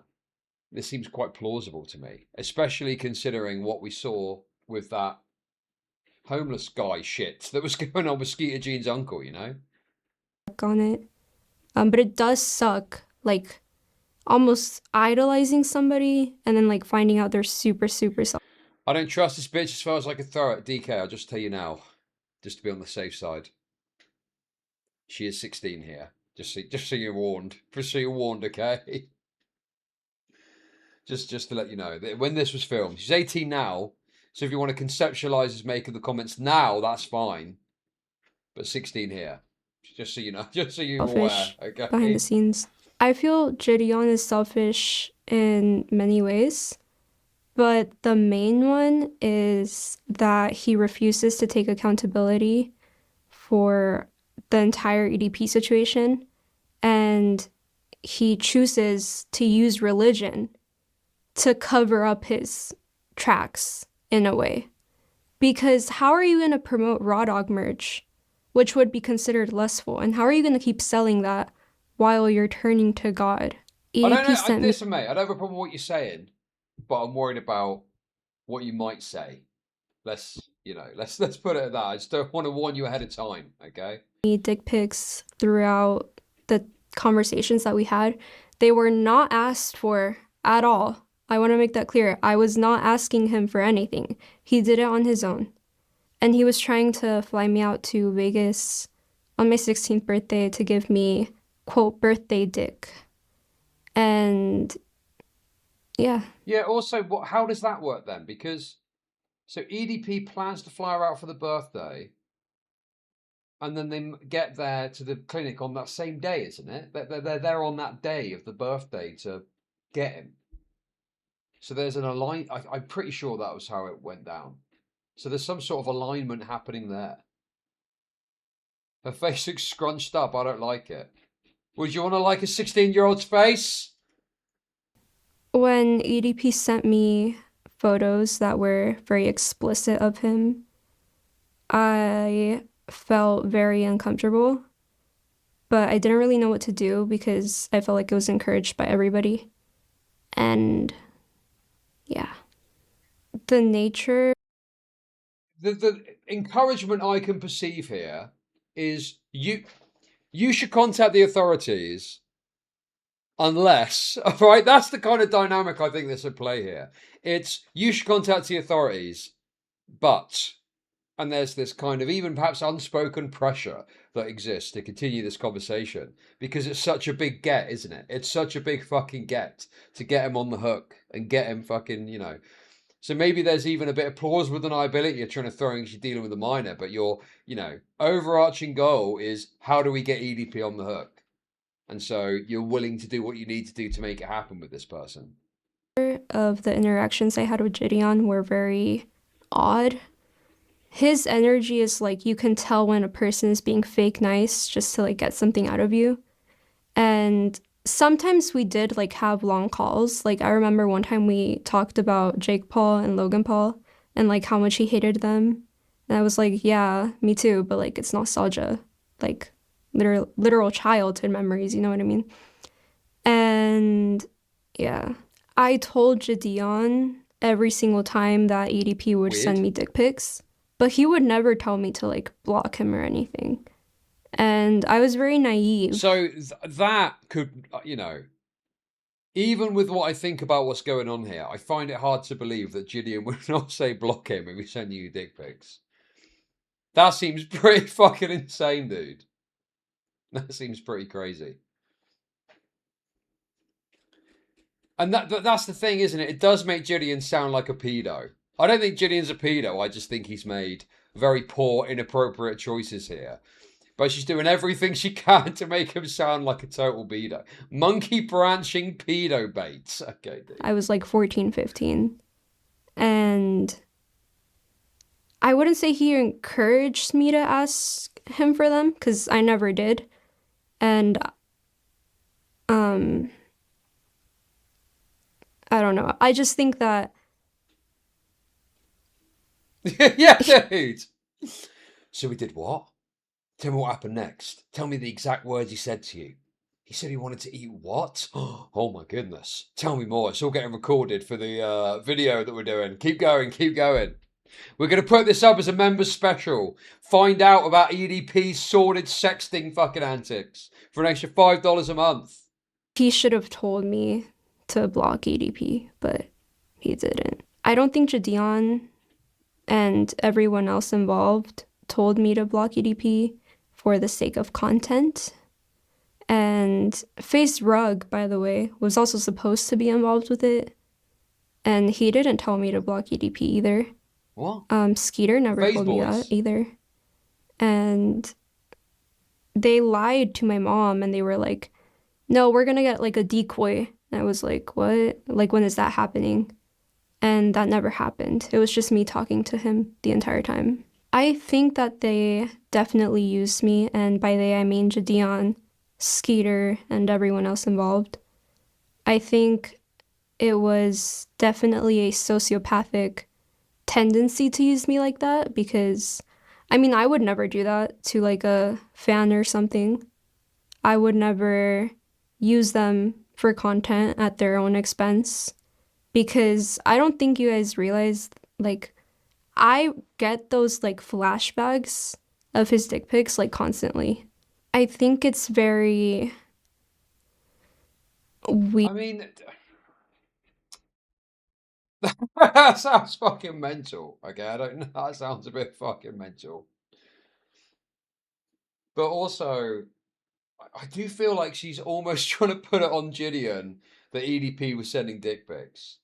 I mean, as much as some negligence they participated in, I don't think that they're responsible for EDP sending a cock pic. Like, that's up to EDP. That's it. Whether EDP wants to send his cock to a 15-year-old, that's his decision at the end of the day. Yeah, JIDEON is responsible for negligence in creating or maybe worse than negligence, but creating the circumstances for this to happen. Dependent on evidence, dependent on proof, sure. Sounds bad, could be bad, need more evidence. But yeah, I think that I can easily see the dynamic here. Oh, you know, you probably should stop, but, you know, we kind of want to catch him. I guess JIDEON's responded. We'll see what he's got. But I am, on the very least, on board with the idea that JIDEON has been negligent and not child safety focused. Weird to get flashbacks like that, obviously, of EDP's explicit pictures, but there's nothing that I can do about it, so... I mean, like, I can't erase my memory unless I go through, like, MK Ultra or something, but, yeah. That's a good question, actually. If JIDEON didn't exist, would she have talked to EDP? Would she have continued to talk without what she's describing, or seems to be, you know, a group of people around her that have got an interest in content that are... I think the answer is no. I think the answer is no. She wouldn't continue to talk to EDP. And I think that whatever influence they've exerted has meant that she has continued to talk to him. The confrontation video that EDP happened to be in with JIDEON and Skeeter was very unplanned. I was hoping to get a sting operation, but they kind of didn't want to do that because JIDEON hired a private investigator that found EDP's apartment, his work, and his dialysis center. So on my birthday, they went to confront him. Because I went on my birthday to the cops and gave them evidence last minute and didn't start giving them evidence since the start, there is a delay in the case, but it's still pretty strong because there's like 2 other victims in it. And these victims do not want to be public at all because one of them almost lost their jobs due to one of JIDEON's friends. Yeah, 16-year-old birthday, yes. The sting operation never happened. I wanted it to, but JIDEON just kind of rushed it and he was mentally in another place. But I don't want to blame him, although I do think he should take accountability for things. I don't want to blame him because I feel like when a manager or whatever is telling you to do this, you would assume it's right? So, yeah. I mean, JIDEON has got his own fucking mind, no? If he had this manager that was telling him or suggesting that this be a center point for this bait operation, you would, as the responsible content creator, go, no, that's too much. That's too far. We can't do that. We're drawing a line under that. We're sending like a message with relevant resources to the individual and leaving it there. No, I did not send EDP any pictures of me that were nude. That would be CP. I wouldn't do that. What did happen when he asked me for them was that JIDEON got like a lookalike of me, and I kind of photoshopped her face into Google pictures. So this is contested by JIDEON. Well, no, JIDEON is contesting this and claiming that he had no hand in this. So you got to remember this is her saying it, and she does not provide any evidence because she's scared of JIDEON's audience. So I don't know what to make of this. This is one of those where it's like, I would need to see something. I can't just go off of your word. Like, I don't know who the fuck you are. JIDEON is a fucking liar. Yeah, but I still wouldn't. That sounds crazy. Let's see. Okay. So the photo you sent was photoshopped. Yeah. You put your face on someone else's body. No. I put like a lookalike of mine onto someone else's body. And it didn't show the lookalike's like face or anything. It was very disordered. I purposely photoshopped it. And this was days prior to JIDEON and Skeeter confronting him at dialysis. He sent me, and by he I mean EDP, he sent me nudes through vanish mode. And I was gonna take pictures of them. Like, I mean, yeah, that just sounds like you sent pictures and are trying to cope about it now. You put a lookalike's face on a body and sent it. Very convoluted. I don't really understand that. Yeah, there are issues with the story. Yeah, there's issues, definitely. But screenshots of them to save them so that it could be used as evidence. But I just ended up using my camera. The strategy of the conversations was to just talk to him, get as much evidence as I could from him, not asking him for it though, but him just sending it, if that makes sense. And then we would just use that. Because he already sent it once, but if he sent it like another 5 times, that'd be even... Wait, sorry. Was I doing quiet quitting stare? What did I miss? The strategy of the conversations was to just talk to him, get as much evidence as I could from him, not asking him for it though, but him just sending it, if that makes sense. And then we would just use that. Because he already sent it once, But if he sent it like another 5 times, that'd be even better. If that makes sense. Does that? EDP didn't. Oh, hey, DJ Screwdriver, how's it going? EDP was very confident it wasn't Photoshop. She said it had a distorted face. Someone is lying. Got it, okay. So there's basically 3 parties involved here. This young woman, girl at the time, who has got some potential reason to lie. EDP the pedo, who, all things considered, is quite an honest pedo. And then you've got Skeeter Jean and JIDEON. And they are obviously going to tell a tale that best protects their reputation. I mean, they're not going to admit, yeah, we used a child for bait. What of it, you know? So it is going to come down to the evidence. And I think, you know, without evidence, it's difficult to know exactly what to make of it. But I do think that JIDEON didn't do his, you know, correct role, which should be not involved at all. Speak to the authorities. I can't get involved with you as a kid. End of conversation. Affect my life at all. I don't think he did. Because I'm still like the same person. I'll always remain very humble. There is an investigation on EDP. He wasn't supposed to know that there was, though, but I'm pretty sure JIDEON leaked it. And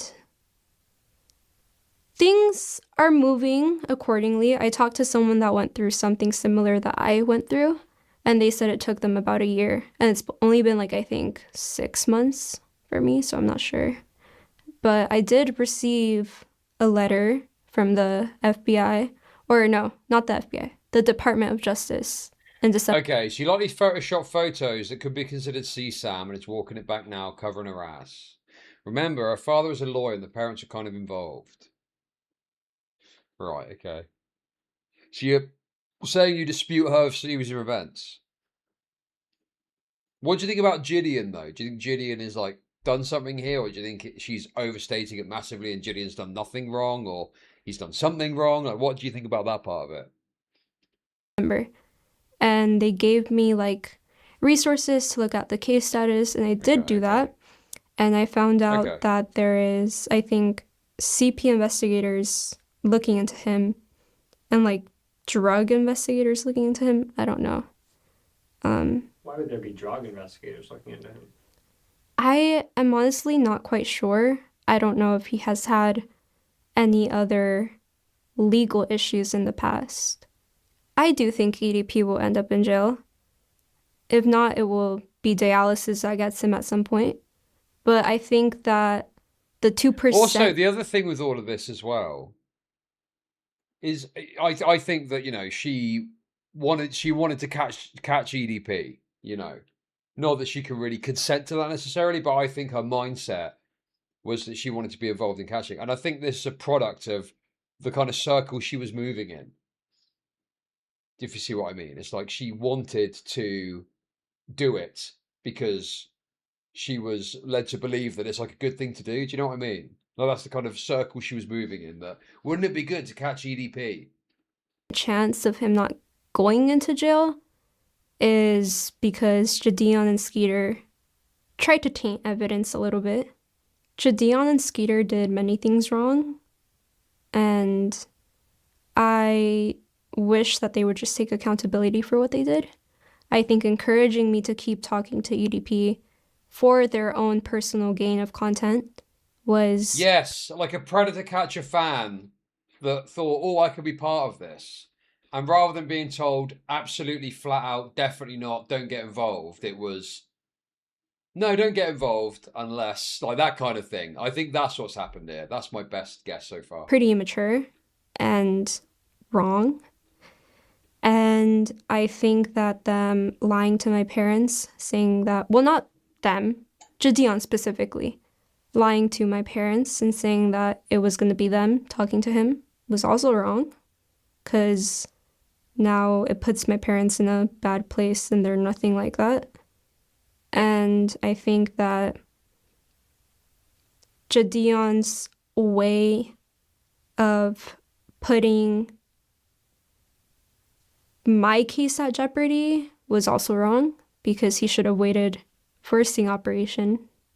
I feel like JIDEON put my case at jeopardy because in his video that he made with Skeeter, well, not his video, Skeeter's video, he showed EDP a picture of him with makeup on. And there was a cop in that video that told him not to do that. Wait, sorry, what? And he should have waited for a sting operation. I feel like JIDEON put my case at jeopardy because in his video that he made with Skeeter, well, not his video, Skeeter's video, he showed EDP a picture of him with makeup on. And there was a cop in that video that told him not to do that. And apparently that could be along the lines of tainting evidence, but yeah. Oh, so basically a photo that was sent to her, they took and did something with and put makeup on and showed to him? Is that what happened? She should be arrested for sending CP, not gonna lie. Well, I'm pretty sure that if a minor does that, they get let off the hook essentially because they're a minor, right? 10 years! 10 years for this fucking whatever you want to call her. I do think JIDEON partially quit YouTube because of EDP, but I also think that there is a darker influence behind it, because when you get to a certain level of public eyes being on you, certain people want this from you, and if you don't give them that, then you get in trouble. And I don't think that he wanted that. But I do think the main reason was him messing with the EDP situation. And I think, I mean, I'm not sure if he knows, but there is 2 friends that he has, friends that are pedophiles, and they're famous. But it's not my place to speak about it. See, the thing is that Mike Clum in the documentary did this kind of scroll by, and some of this stuff was presented in a certain way. But that doesn't sound that crazy. Like, on the odds of it, yes, he probably does have friends that are pedophiles, sure. Like, if you're friends with any YouTubers, there's a very high chance that you're friends with a fucking pedo. Because I don't know what these people are really involved in. And I'm gonna just say, I don't want the, like, Illuminati to come after me. You know what I mean? So, yeah. I think the darker reason of JIDEON quitting YouTube was because when you get to a certain level of influence, I mean, he was growing very fast. You get contracts. I can't... Is that like a joke or like a sort of coded comment about the group of people coming after you that are associated with JIDEON? Or does she mean literally the Illuminati? I don't know what to make of that, man. And if you don't get to sign these contracts, or if you don't agree with these people, if you don't want to sign to YouTube, if you don't want to sign to Twitch, whatever. Well, not YouTube. Wait, hold on. I'm not shading YouTube. I'm gonna just say that. You kind of get thrown in, like, I don't want to say a blacklisting list, but along the lines of that, you get promoted less if you don't want to. I don't know if I would say sell out, but along the lines of that, I don't know. I don't want to talk about that anymore. Okay. I feel like I was a victim of EDP, as much as the internet made me think I wasn't. But I think I was mainly a victim. This is going to sound crazy, but mainly a victim of JIDEON, in a way. I feel like for a long time I was his, like, little puppet. In what way were you his puppet? I feel like I was his puppet because I was just, like, kind of doing the things he demanded me to do, because I was, like, such a huge, I wouldn't say fan, but supporter. Like, he was the type of guy, like, I would tune into and watch with my family every other weekend. You guys are so certain that JIDEON is guilty. Dude, it's difficult, man. I want to see JIDEON's response. And in some ways it's challenging because he can't prove that he didn't do something. But this all aligns with recent behavior that, yes, I do think, I could easily imagine him rubbing his hands together at the thought of this. Content first, YouTube video first, any concern about this person's well-being far after that. You know, the fact he was willing to let his fans get arrested and now they got charges against them. You know, why, you know, would he act differently here? Would he have a consideration of, oh, I probably don't want to put this person in a bad position. Yeah, he's like a proven liar and shared. I'll listen to his response and be fair, but I'm like, yeah, I can believe he did something here.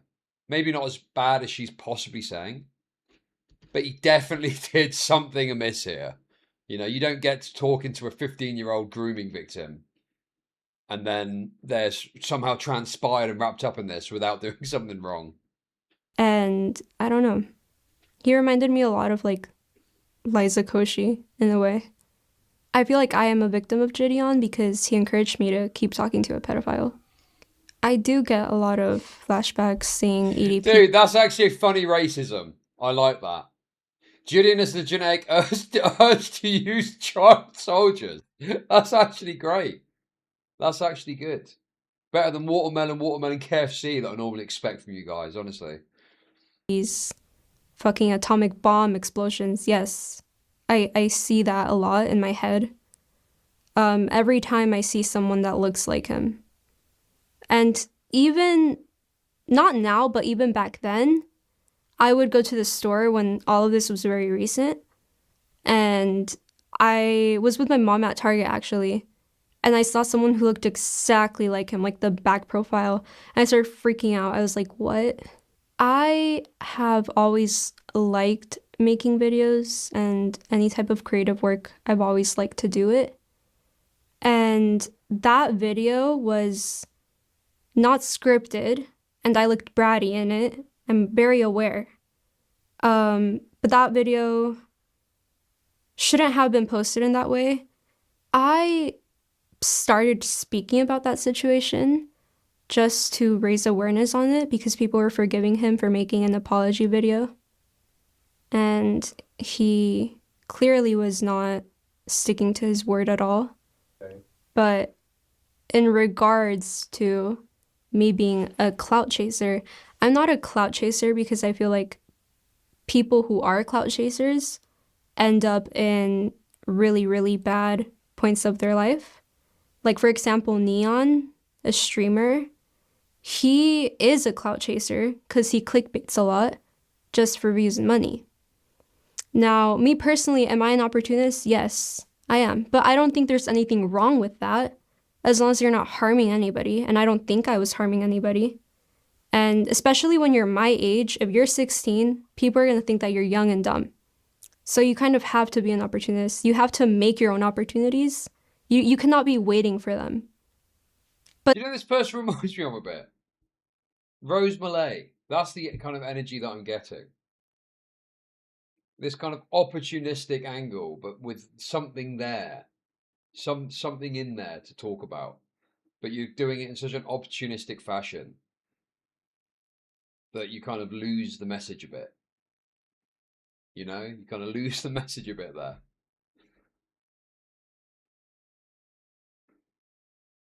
But then there is some level of, what's the word? You know, they're 15, 16-year-old. So you don't expect like a top level of behavior because of their age, you know? But this entire situation was not that at all. I just think people started calling it that because I seemed very bratty. I think EDP is a danger because a kid doesn't want to have to talk to a predator. A predator will find a way in. He has a picture up somewhere where he is with like this very young like Latina girl. She's like 6. They're all over Instagram. I don't know the account by memory, but that is concerning because he likes kids. That girl cannot protect herself.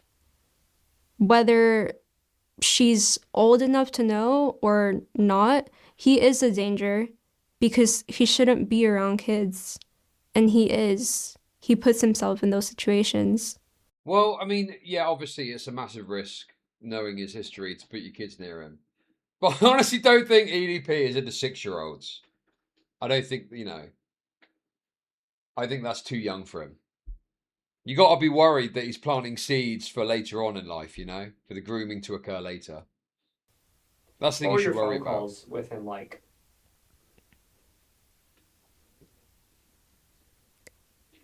I don't remember, actually. I'm trying to think.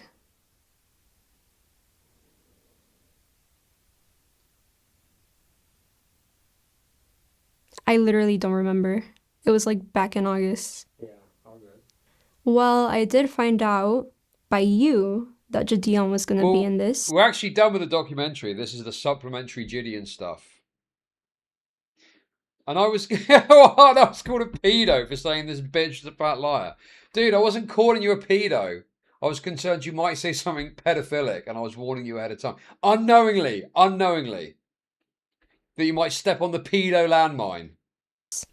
So I'd like to let the viewers know that I don't know what they're going to say, but don't believe it.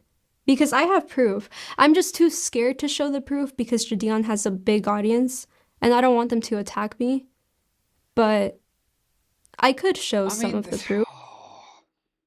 It is true that JIDEON has got a very motivated, retarded audience. So I do understand a fear there. But the reality is, some of these claims are pretty, like, you need to show evidence. You need to show some fucking evidence of this. I can't just take you at your word. Even though I think JIDEON is a fat black liar, I do think that this is like, I can't just take it on your word, you know? Proof of what? Proof of him kind of encouraging it. Proof of him, like, trying to silence me for me saying that he was selling Raw Dog merch and turning to Christ. I'm not allowed to say Christ. God, sorry. I don't think a predator will ever feel bad for their actions. But I'm not here to shame predators, although they should be. I feel like everybody can change. I just think that the first step to change starts with realizing what you're doing wrong. And I don't think he wants to do that. But if he did, he would just be much more respected. Like, all I would want from him, I don't even care. Well, yes, I do. I do care if he goes to jail. But I just wish he would go to a psychiatrist because he told me that his dad kicked him out when he was like 17 for doing similar stuff to this. So it's been like his entire life destiny to talk to kids. The last thing I think people should know about EDP 445 is that he gives relationships 100 chances, but he doesn't give the gym one. So instead of him saying, I belong in the cuckoo house, baby girl, you belong in the gym. And I'm not here to body shame anybody, because I have had an eating disorder myself. But you can't be talking. In which direction?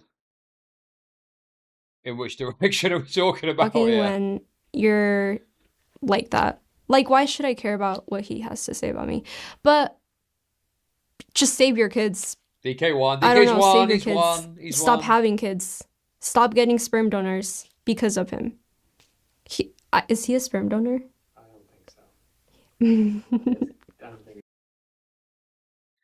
Okay. So, that there is her side of it. Yeah, someone mentioned this earlier with the Illuminati thing. I don't think she was saying the Illuminati. He's a member of the Illuminati. I think she was using the word Illuminati to describe his connection to the broader YouTube creator space or something. No? I don't think she means he's literally a member of the Illuminati. Yeah, it's like the cabal. It's like the cabal, isn't it? It's the same sort of thing. A whole lot of waffle. Well, let's see what JIDEON's got to say for himself. And if you wouldn't begrudge me a few moments, I will be listening to this. Okay? I will fully be listening to this. You just need to bear with me for just a few brief moments, if you can manage that. Okay? Yo, what's good, YouTube, man? So I want to address some claims that have been going on for a while, and I also want to address some claims that were made specifically from Kayla in the new Mike Klum documentary about EDP, and I want to give context and clear up things, but in no way do I want any hate to be sent towards Kayla. Even though there are lies being said about me, I wish nothing but the best for her, and I ask that none of you guys send any hate to her whatsoever at all. So without any further ado, let's get into it. I feel like I was a victim of EDP, but mainly a victim of JIDEON. They collectively never once told me to go straight to law enforcement. I feel like I am a victim of JIDEON because he encouraged me to keep talking to a pedophile. They also instructed me to keep messaging EDP, which was incredibly draining. Yes, JIDEON was encouraging me to continue messaging him. I wasn't allowed to report anything to the cops until the day of the sting. I just think that he should have told me to block EDP, but he didn't. JIDEON on a phone call even told me not to report anything to the police because a private case was being built up behind the scenes. JIDEON is a very selfish, greedy, and a scam artist type of person. Now, me personally, am I an opportunist? Yes, I am. But I don't think there's anything wrong with that. So the claims are that I facilitated a predator to come inside of my Discord channel, which allowed Kayla to be groomed. The other claims is that I forced and pressured her into keep on being in contact with EDP. And the third claim is that I forced and demanded that she not go to the police, even though that she was talking to EDP. So we're going to knock them all out, and I'm going to address everything. So first, let's address the claim that EDP met Kayla from my Discord channel. She was a minor at the time, but now she is 19 years old. So let's address that. Kayla Hoskins is the victim being referenced in the sting operation, and she's not a decoy. Like Skeeter said, this one is for real. But how did she meet EDP 445? Well, she was a huge fan of JIDEON, and she was in his Discord server. EDP, after being invited by JIDEON to his public server full of children, noticed her profile, found her Instagram connected to it, and messaged her. Now, the reason why people believe that EDP met her through my Discord is because I was under the impression that's how it happened, and I'm the one who put out the statement that EDP found her through my Discord. When EDP joined my Discord, when he was about to do the interview with us, he didn't join, but he found a girl in my Discord, right? And in her Discord, she has her Instagram. So EDP, being the Rizzler that he is, he slides into her DMs and he initiates contact with her. The reason why I gladly took the blame for EDP meeting her through my Discord, because at the time, I truly believe that's how he found her, and I wanted to take accountability for my role in this occurring. But as it turns out, Kayla herself in the documentary stated that she had already been messaging EDP before I had even ever added him in my own Discord. My name is Kayla Hoskins, and in June 2023, I received an Instagram DM from EDP445, otherwise known as Bryant. I first replied to EDP because I always reply to anyone who messages me, and I didn't know who he was, but I freaked out because he told me he was, and sooner rather than later he started sending very flirtatious messages. A while later, JIDEON added EDP into his Discord filled with kids for a Q&A. And then when I told people like in the server that EDP texted me, JIDEON quickly knew about it because his manager told him. So EDP was added into my Discord server to do an interview on June 21st. Okay, I'm back. So far, not much has really been addressed. So he first started the idea that EDP met her through the Discord because he believed that's what had happened. And she was actually, you know, correcting the record on that, I guess. And he was banned that same exact day because he never came up to actually do the interview because he wanted to get paid last minute. And even though I had 70,000 people in my live stream, I'm not going to pay a pedophile to interview him. Either he wants to interview or he doesn't. So the fact it didn't happen doesn't change the fact that you wanted to do it in the first place. That doesn't make it better. You were willing to do it. You were willing to bring a pedophile in You know, you're willing to bring the wolf into the hen house. And you got this Discord server that I guess is, you know, full of child fans of yours. And you're directly putting them in harm's way for the sake of content, right? That's why you're doing it. Was not about to pay that man. All right, my nigga, so here's the deal. And then he's trying to kind of circumvent it to, well, I didn't pay EDP, I didn't want to pay him. Who gives a fuck about that, dude? That's totally irrelevant to the fact that you had the impetus to do it. And the only thing that stopped you is EDP being difficult. That was it.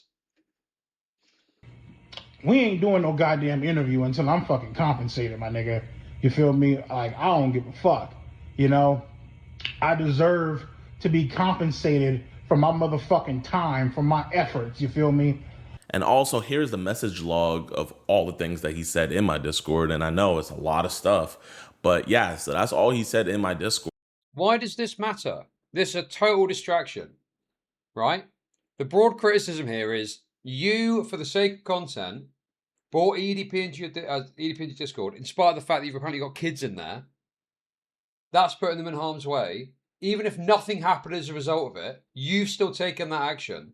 And you were willing to take it further, but didn't because EDP was being difficult. So this is a terrible answer that will convince his, you know, low IQ fans. But for anyone with more than 2 brain cells to rub together, it's very transparent that this is not a particularly compelling response. You know, oh, he was being difficult, so it didn't happen. But he came into the Discord anyway. And he was promptly banned that same exact day. Now, on June 23rd, that is the day that Kayla at least went public in my Discord server, telling people in the Discord that EDP was talking to her. She was saying, hey, is this the real EDP account? Because if it is, he just messaged me. Now, I know you guys are saying, JIDEON, that says deleted user. How do you know that that's her? Well, we did a lot of digging through the Discord server, and this is some evidence to show that it's her because we have old screenshots and everything. But to fully show you that this deleted user is her, she actually posted a photo of her ID photo on the Discord server saying how much she hated her photo. So you've got a minor in your Discord posting a bunch of shit that is like doxing. Like, why are you allowing this to, what? I mean, maybe not you directly, you didn't know. What is going on here, man? This is fucking mental. This is fucking crazy, dude. Yeah, and his mods are like, that's fine. No problem there.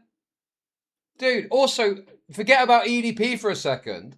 What about other pedos that could be fucking farming your Discord for minors to rape? I mean, dude, this is fucking crazy, man. JIDEON's Kiddie Clubhouse. Yes, that's great. Sir, you have pedophiles and attention-seeking children in your Discord. This is dreadful evidence. This makes him look like terrible. Yeah, this is for sure her. Keep in mind, she's the only one who alleges that EDP hit her up from my Discord server. Nobody else has ever came out saying that EDP hit them up from my Discord server. So out of the 130,000 people, she was the only one. And she goes public with it 2 days later after we did the interview with EDP. And she's telling the Discord that EDP's talking with her. So one of the members in my Discord said, send a screenshot. And for some reason, Kayla says, I'll send one real zoomed in for you. And she zooms it in only on the sup that he said. And to show that this really is him, when she showed us the messages, as you guys can see, EDP said sup. Now, I am going to be real. I do not 100% know if anything was said before that sup. I am going to go off of her word. She says that EDP hit her up first. Well, can you not tell? I mean, the context here suggests that he did hit her up first, no? Because there's no previous message, and the context seems to suggest that he doesn't even know if this is really EDP.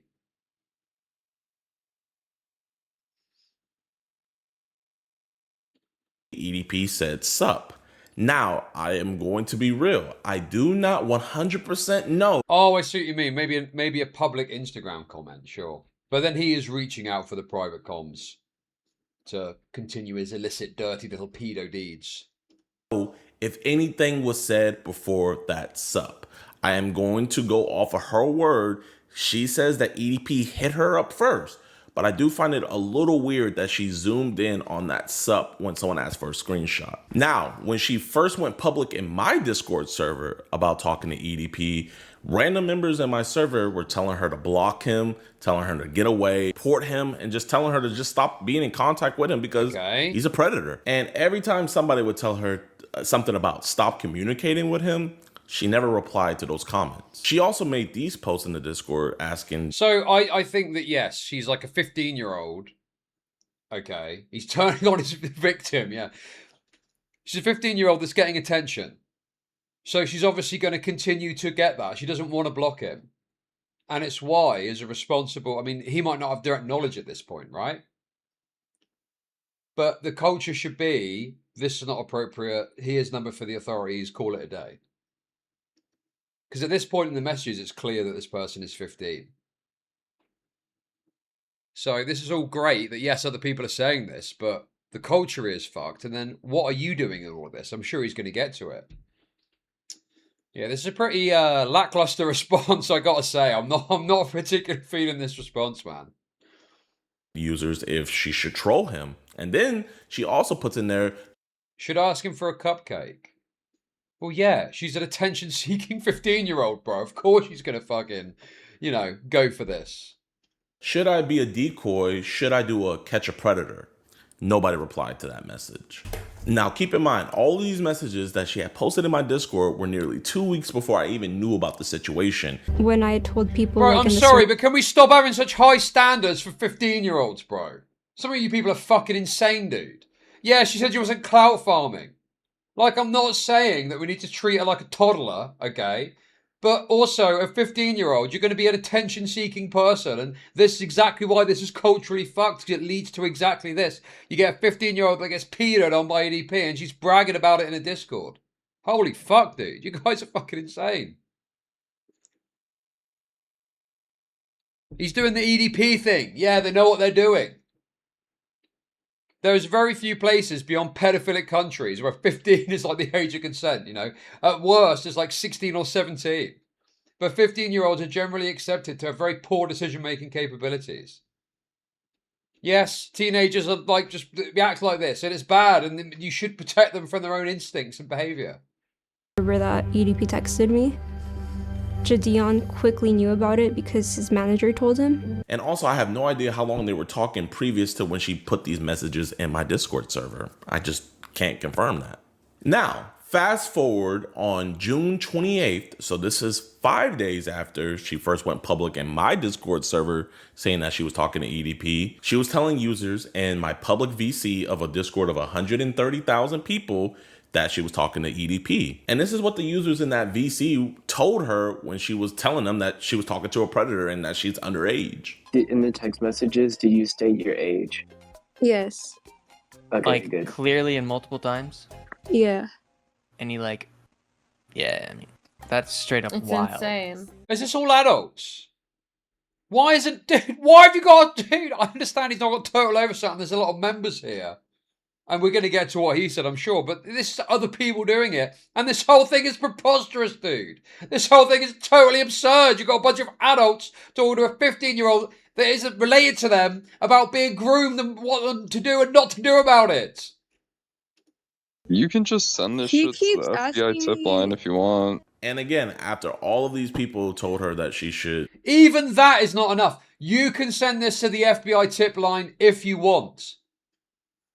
Why is it not, this is not appropriate? Speak to your parents about this. Get them to help you handle it.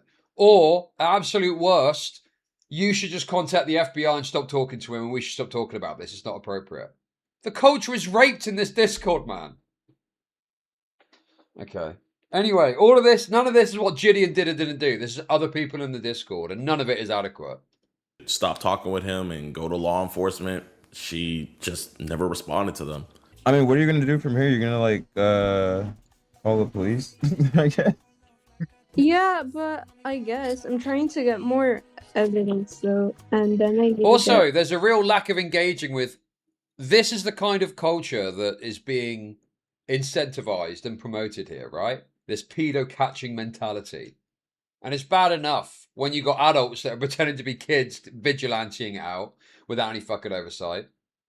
And then you got a 15-year-old doing it, and there's not any meaningful, substantive, hey, maybe you shouldn't be doing this. It's just, hey, if you feel like it, you can contact the FBI. But everyone's just more interested in the juicy questions about what's going on.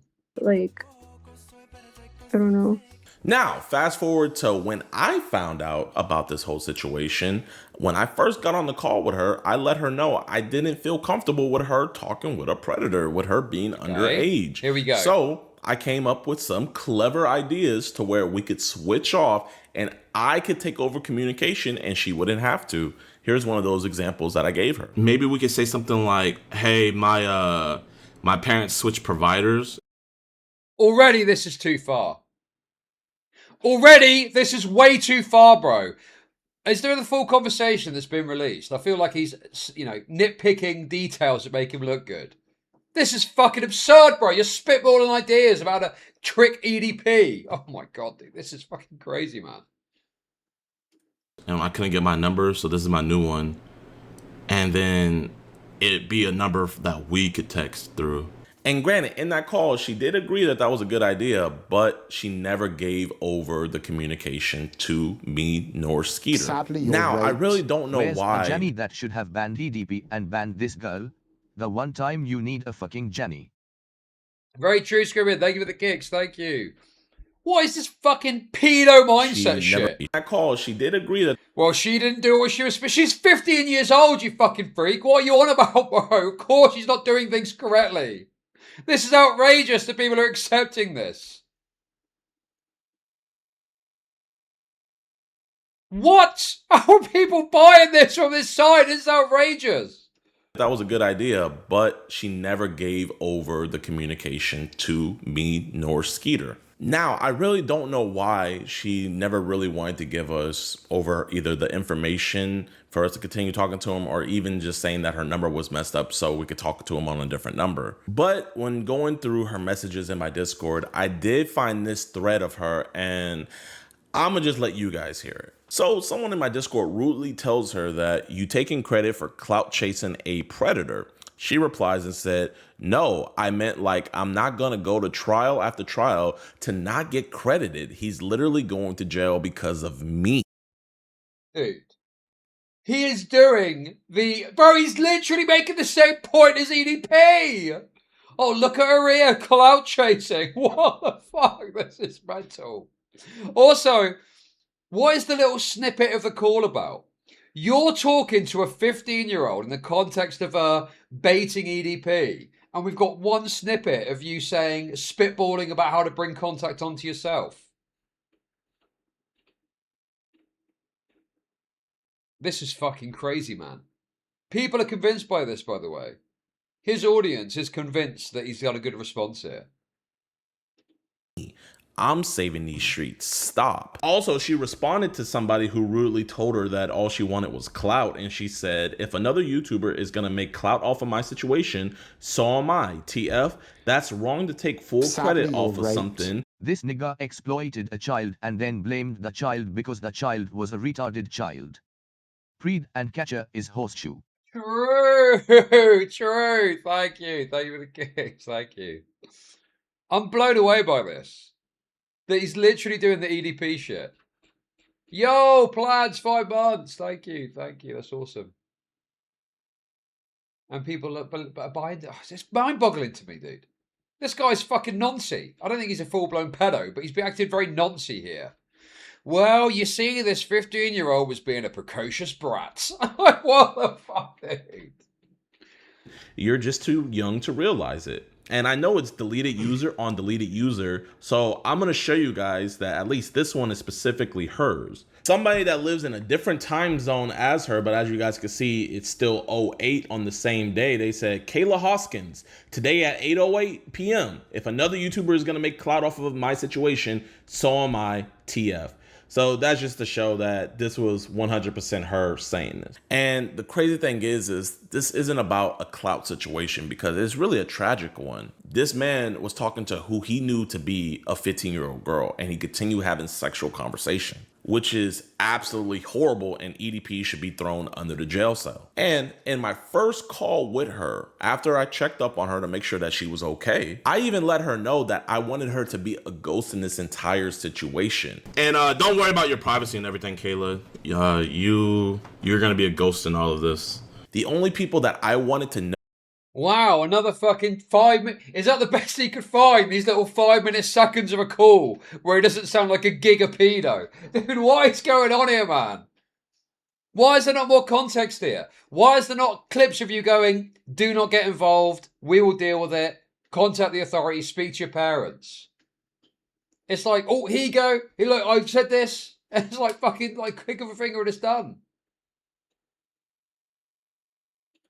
Know that she was personally involved in this and that she had been talking to him is her parents, which I also told them. Sure, you're aware of, like, you know, everything that's happening.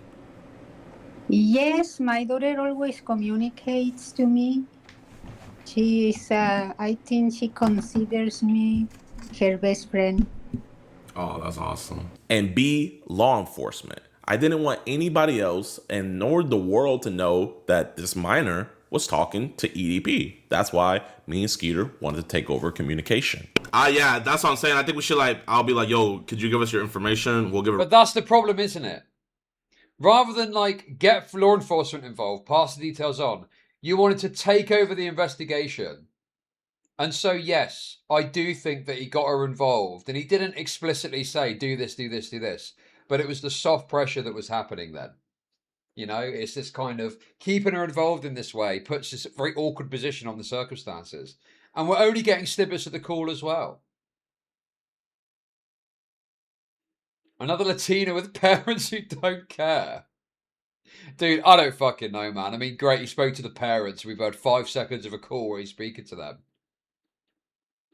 I mean, you know, it's just, if you manage to speak to the parents, it should be, your daughter has been speaking to someone.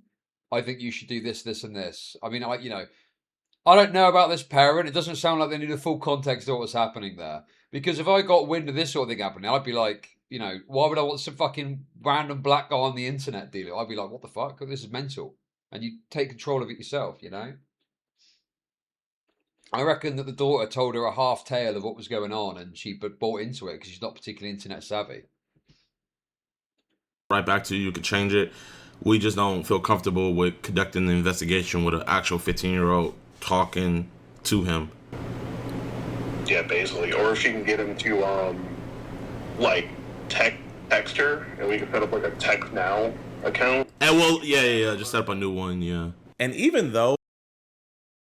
See, these little snippets, there's little hints there that you're not trying to do anything except get control of this for your own benefit. Then get her to do something. What's that about? So she's got to do another thing for you as well then.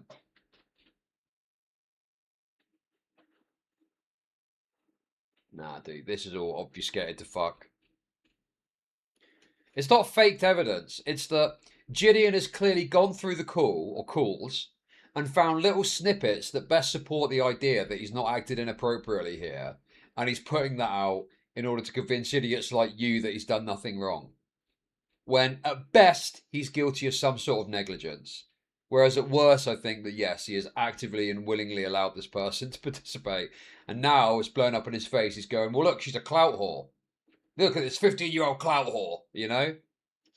I wasn't doing preg catching back then. I even knew that cases like this could take a while. So we had actually made a pact that we weren't going to go public with anything about the EDP case until EDP was arrested. Now I know what you guys are thinking. JIDEON, literally in a cupcake costume confronting EDP, and you posted that on your Instagram, so how could you not want anybody to know about it? The only reason why I posted that is because on August 27th, Kayla had texted me saying that the detectives told her that it was okay for her to post a video to talk about the situation, which looking back was okay.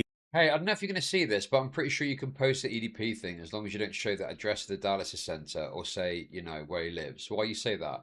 Because cops don't want you to show his address or, like, say that you know where he lives so that they can catch him there. And he won't run off, but everything else is fine, apparently. Have you talked to the detectives? wonder what the response to that was. For her to post a video to talk about the situation, which looking back on now, I know is pretty weird. And I personally highly doubt that a detective would tell a minor to come out and make a YouTube video about a situation with a predator. But nonetheless, Kayla went public first about this entire situation, not only going public with it, but also dropping the chat logs as well. Dude, this 15-year-old played me big time. Dude, it's also fucking rancid and gross, the old fucking affair. Oh my God, dude.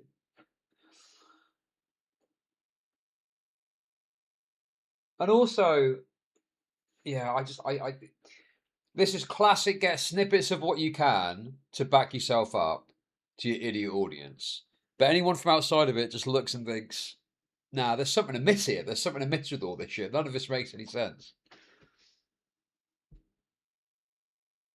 And she may well be being dishonest about the content. I don't know what's going on with the detectives and stuff. But I mean, I would have thought the police's first intent would be to offer some protection to a kid that is perhaps speaking to a predator. I don't fucking know, dude. Hello, my name is Kayla and I am unfortunately EDP's victim. I am 16, I'm turning 17, and EDP first started talking to me when I was 15. He messaged me first and I told him my age and he didn't block me. So that is the only reason why me and Skeeter went public with it afterwards, because everybody already knew that we were involved in the situation. So we let them know, hey, this is what happened. But the plan from the beginning was to make sure. Hey, yo, Auntie Moon. Thank you for the sub. Appreciate that. That this all goes through and that EDP was arrested. Then we were going to post about it. And to prove that to you guys, here's an IG live that I did the day that we caught EDP that somebody screen recorded, where we didn't let anybody know who we caught. All we said was that we caught somebody big. Y'all know what we do. We would tell you guys who we just caught, but legally we can't. Okay, I feel like this is kind of moving away from the fundamental criticisms that are at play here about his conduct. Like, where even are we? Is this relevant to any of the fundamental aspects of what she's claiming? That she feels like she got taken advantage of by the dynamics here? But it's big. It's big. The person that we're talking about, he talked to a... Yo! Black parents commit emotional incest with their children because they themselves are emotionally underdeveloped. So this causes black adults to view 15-year-olds with more agency than they actually have. Black culture is inherently pedophilic. That sounds a bit racist. I disavow, but thank you nonetheless for the tip. Appreciate that, at least. Real. So wait a second. So this to me reads as we're excited because we've got this video of EDP, the big bad pedo, and we're going to make a video out of it, you know? At what point is it slightly her fault? I think that a 15-year-old has got quite a lot of leeway to make mistakes and fuck up, unless they commit a serious crime like murder or something like that. But the responsibility is on the adults around them. Like, there's a collective responsibility in society that we look out for the interests of children, even ones that aren't our own. Like, if there was a 15-year-old lost somewhere, right? Didn't know where to go, didn't know what to do. I mean, that's probably a bit old, really. Like, more like an 11-year-old, say, that was lost and didn't know what to do. There'd be a collective responsibility to look, you know, an adult that came across them, you'd be expected to, like, you know, take them to a store and be like, this kid's lost, help, or something, you know? And with like a 15-year-old in a complex situation like this, it's on the adults around them to act responsibly to make sure that they're not put in, you know, difficult, dangerous, or, you know, harmful situations. So I think that unless she is engaged in some sort of substantive bad behavior here, this just reads like a 15-year-old acting in a precocious and attention-seeking manner, which is exactly what you'd expect a 15-year-old to do. And now this has gone the way that it's gone. JIDEON is desperately trying to shift blame onto them. And he's doing it in what I think is a very dishonest way by using this little clip and that little clip. Is he going to release the full call? We seem to be getting snippets. Surely the full call will absolve you. And we'd hear you clearly say repeatedly, contact the authorities. But I don't think we're going to hear that, because I think realistically, JIDEON was at the very least doing the, well, you shouldn't contact them unless shtick. Well, the thing is that I don't know what JIDEON should have done exactly, but I know that he shouldn't have communicated with her and got her involved and talked to her at the lengths that he did. That's obviously the wrong move, you know? I just think it's like, oh, you can ban them, maybe, but then the whole culture of the Discord seems totally fucked.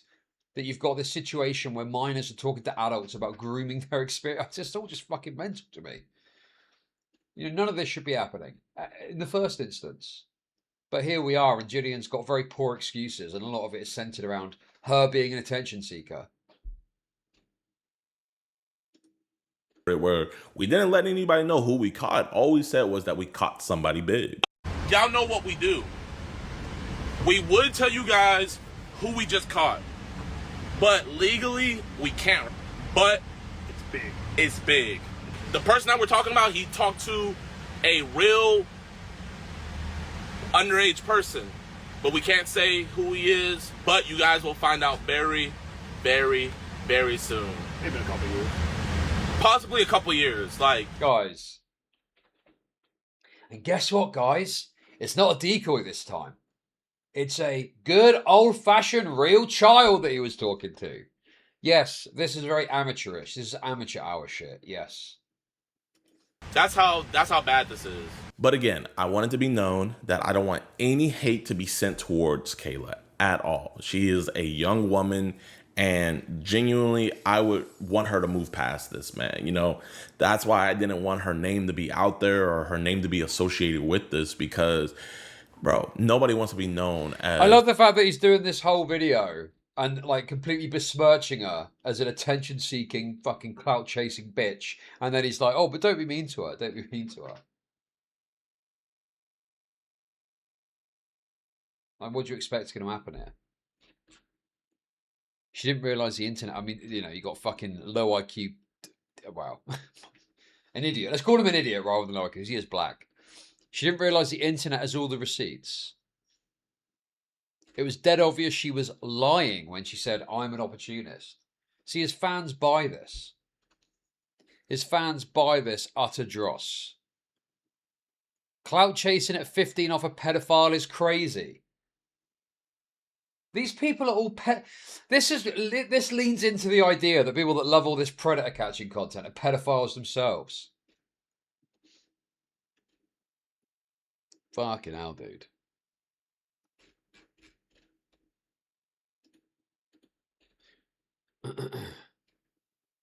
Yeah, it's very, you know, my fans are going to support me mentality. Very similar to when he got those kids arrested too. There were plenty of people that were angry at the police and not at his conduct. It's the person who got groomed by EDP. About a year ago, she dropped a video titled "What JIDEON Did Will Shock You," and this is what she had to say. When I realized something was wrong, I spoke to a moderator in JIDEON's Discord server, who happened to be someone I was kind of besties with at the time. But for her own privacy and safety, I won't say her name. I explained the situation, and soon everyone in the voice call started asking questions. Someone told Insight about what happened, and he ended up joining the voice call as well, and asked me if I wanted to be bait. So I'm gonna give her the benefit of the doubt. When she made this video, it was already 2 years removed from the whole situation. So maybe she forgot how that conversation really went. But do you guys remember that VC call that I had showed you guys earlier where it was a bunch of people? That's the VC call that she's alluding to. And in that VC call, it was actually Kayla's idea to where she wanted to be the bait. And the people in the VC were coming up with ideas to get EDP to come out in person. And then Kayla decided to give her... Inside is the manager. That's the thing that PD's been banging on about. ...self up as tribute. I'll play the clip. Do like the first meeting and then they not approach him? Right. In public? Like in Sorry. She wanted to be the bait. Yo! Thank you for 333. Look, all I'm saying is that if this fell on Chris Hansen's desk, EDP would be in Big Bubba's cell getting his asshole turned into a dinner plate right now instead of aura farming in a documentary. I think that is true, by the way. I think that is true. I think that's undeniable, really. See what we want about Chris Hansen. He'd either be in prison or he'd have shot himself in the head. That's the other Chris Hansen special. And the people in the VC were coming up with ideas to get EDP to come out in person. And then Kayla decided to give herself up as tribute. I'll play the clip. Kayla decided to give herself up as tribute. Bro, is this an insane way to talk about a 15-year-old, bro? What is going on here, dude? How are people buying this shit?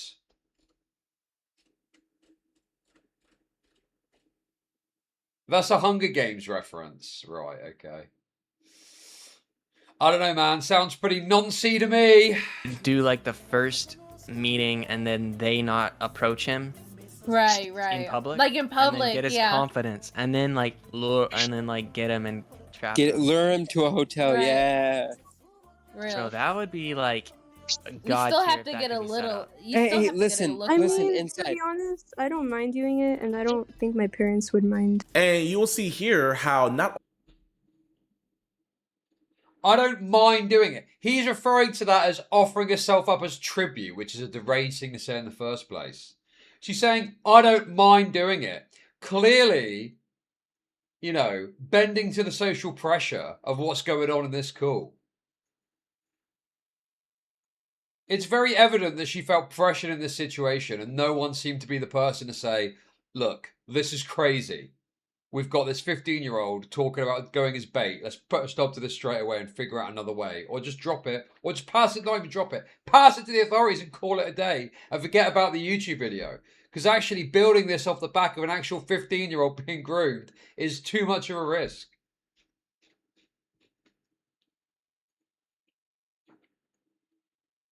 God, man, this is fucking insane. The way it's being presented as well. None of it to actually tell the absolute truth of what's going on here, but centered and designed around limiting exposure to protect JIDEON's reputation.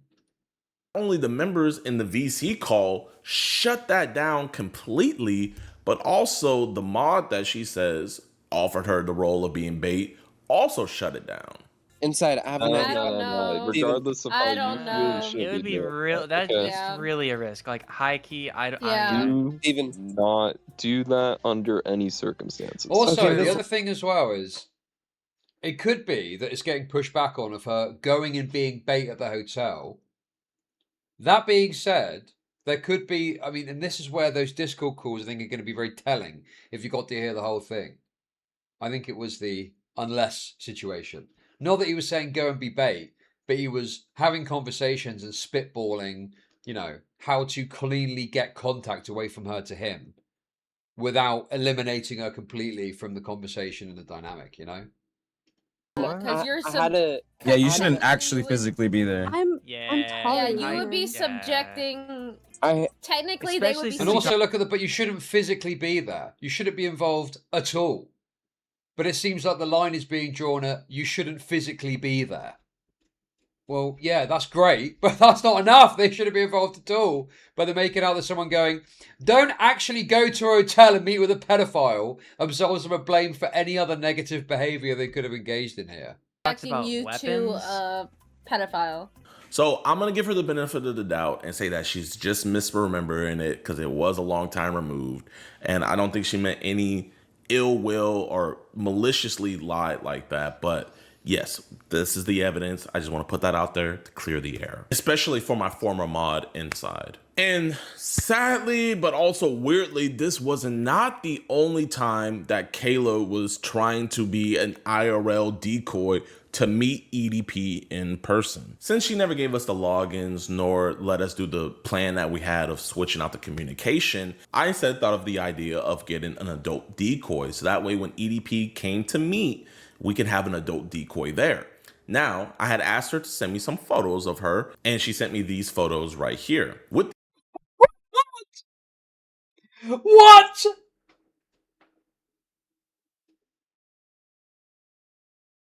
And he's genuinely trying to convince us this is all her. And now he's asking her for photos to help facilitate bait. Dude, how are people buying this? This is fucking ridiculous, bro. Now, I had asked her to send he was trying to stop her getting involved. Meanwhile, he's going, send me your pics, love. me some photos of her, and she sent me.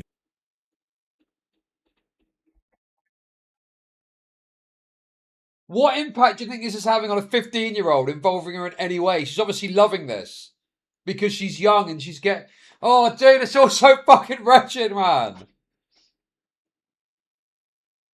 Try and find someone to play you. Can you send me some pics of you? No weird shit. I mean, I could do their makeup if you want. Any girl with bangs and eyeliner looks like me. Victim. Victim. Clearly got her in the... Dude, if you have got someone like this in your phone as victim, there's something that's gone terribly fucking wrong here, man. This is... PD, what happened, bro? I thought JIDEON was an innocent black guy, and now he's providing evidence that makes it look worse. These photos right here. With these photos, we found an actress that looks fairly similar to her. So I just find it weird that she's saying that we were forcing her to keep on talking to EDP when we're jumping through all these different hoops. I mean, if we can find an actress that looks... So yeah, there could be, I mean, I need to listen to the call. It could be that's overstated, this idea that they were trying to get her to continue to talk to EDP. But you are involving her in the process way too fucking much if you're asking for pictures of her to match a decoy up. This is when mental, we're jumping bro. through all these different hoops. I mean, if we can find one really similar to her. And then he's sending... Oh, dude, this is all fucking insane. Sending her a picture. Oh, this looks like you, doesn't it? Just do eyeliner and straighten her hair. This is fucking crazy, bro. What a dog shit response.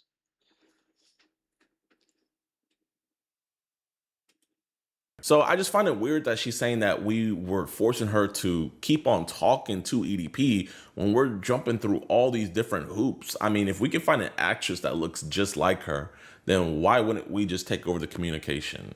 It just, to me personally, it doesn't make any sense. But again, she might just be misremembering things. So I'm going to give her the benefit of the doubt. Now, I had sent her a photo of the of-age decoy that we would be using, and she sent me this really weird message. I'm gonna read that message for you real quick, and keep in mind, to my knowledge at least, this is the second time she's asked to meet EDP 445 in person. Let me read you what she said. She said, "Quick question. I was wondering why you need a decoy to lure EDP, because, hear me out, if he sees it, he's gonna leave." Meaning if he sees the decoy, he's gonna leave. "And if it's actually me, I could get him to do devious things on camera that he won't be able to deny in court, you know? And since I'm really..." So you see the dynamic here. There's clearly questions and criticism of JIDEON's overarching behavior here. But but what he's doing is he's relying on this idea that when she said, "I can be there in person," he says, "No, you can't do that." But he's willing to do so much more to involve her in the process. That in itself is wrong, but he's trying to get away from it by focusing on, well, we didn't let her go and get raped by EDP. Like, dude, that's not the fucking point here, dude. That's not the point. The point is you're involving her. You're allowing this precocious 15-year-old, you know, way too close to this, and are involving her and having a conversation with her to the point where you're asking for pictures to match up a decoy. And all of this clearly is designed around getting the best video rather than doing the right thing. And, you know, beyond everything else, if you send what you've got to the police and he's having these sordid communications with an actual 15-year-old, that could be an actual crime that he gets convicted for. But instead, you turn it into this absolutely preposterous circus, trying to find a decoy to match up and all this fucking nonsense. Turning 16 on that day, wouldn't it make it more real? Like, I could get him to spill the beans, because I feel like... Also, that's a good point as well. Do you notice how it's not... That can't happen because it's way too dangerous. It's the cops won't let that happen. It's not, I believe that's too dangerous. The line is, well, the cops aren't going to like that. Like, what the fuck? he'll try to trick the decoy. And I let her know cops aren't going to allow you anywhere near that. I really didn't even know how to respond to that. Now, sadly, I couldn't control. Well, yeah, you don't, bro. You don't. You don't talk to a 15-year-old about this shit because they're too young to understand the ramifications. I didn't know how to communicate with this 15-year-old correctly.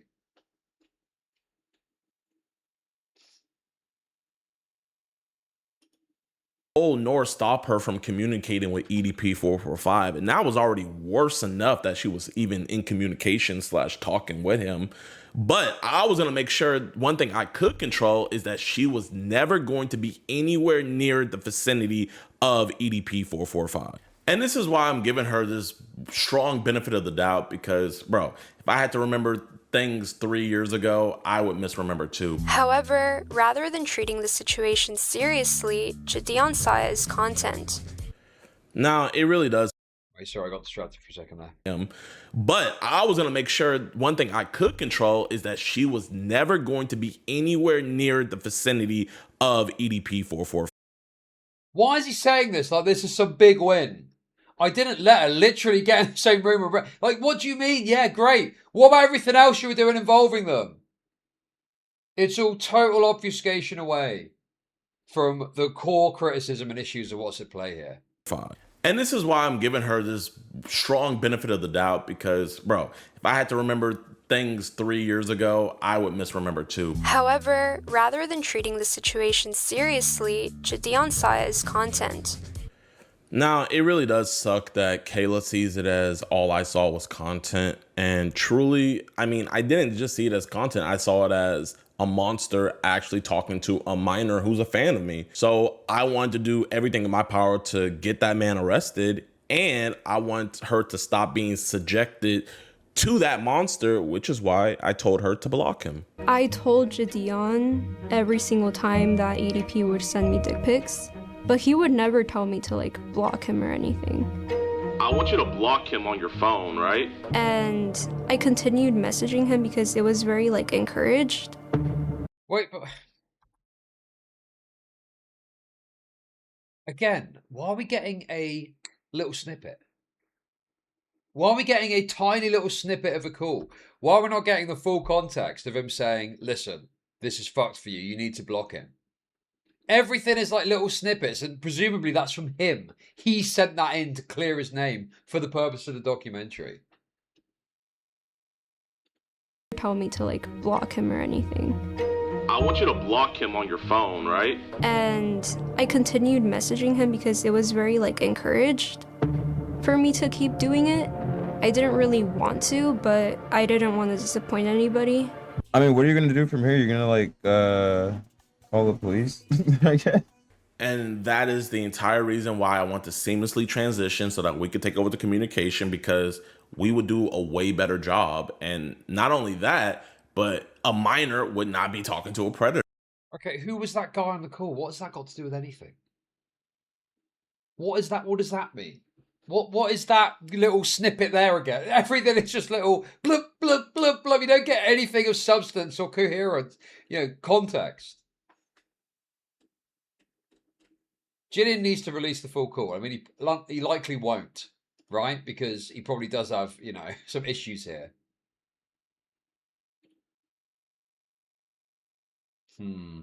Anymore. And I don't want to put words in her mouth, so I'm going to let her speak for herself. But I think the reason why she didn't let us just take over. Send this to anyone for automatic res, offer free blinkers, and feeling quite exquisite, I guess that is. Is that right? Is that meant to be exquisite? Damn, you still ain't make him leave you alone. That's not the plan. I mean, I don't know why I'm sure this 15-year-old was loving the attention. Why does he keep showing us this as if it shows something? Like, to be honest with you, like, you shouldn't be getting involved at all, but your responsibility, if you do, should be to shut this down, stop, don't get involved, don't talk. But it seems like you're having these conversations with her. Yeah, I think that there's a lot of misdeeds hidden in this call that we aren't seeing. And there's a reason that we're not fucking seeing it, because it makes JIDEON look fucking awful. and let her be a Oh, ghost. also, sorry, I just for the purpose of fairness, okay.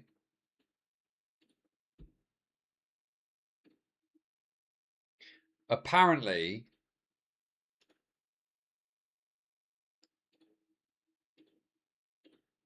okay, it's not fucking plenty. This fucking browser, man. Anyway, to clip this video in short, those weren't nudes, that was food. That started off as an Insta asking me to bait. I said yes, because I could block the predator or work with reputable predator catchers to prevent it from harming anyone. I'm not a satanist, I'm an agnostic atheist. Okay, I can't. Honestly, man, I might just switch back to Chrome, dude. Nothing fucking works on this browser because it's all fucking for pedos. It's all for pedos, so you can't do anything with it, man. It's so stupid.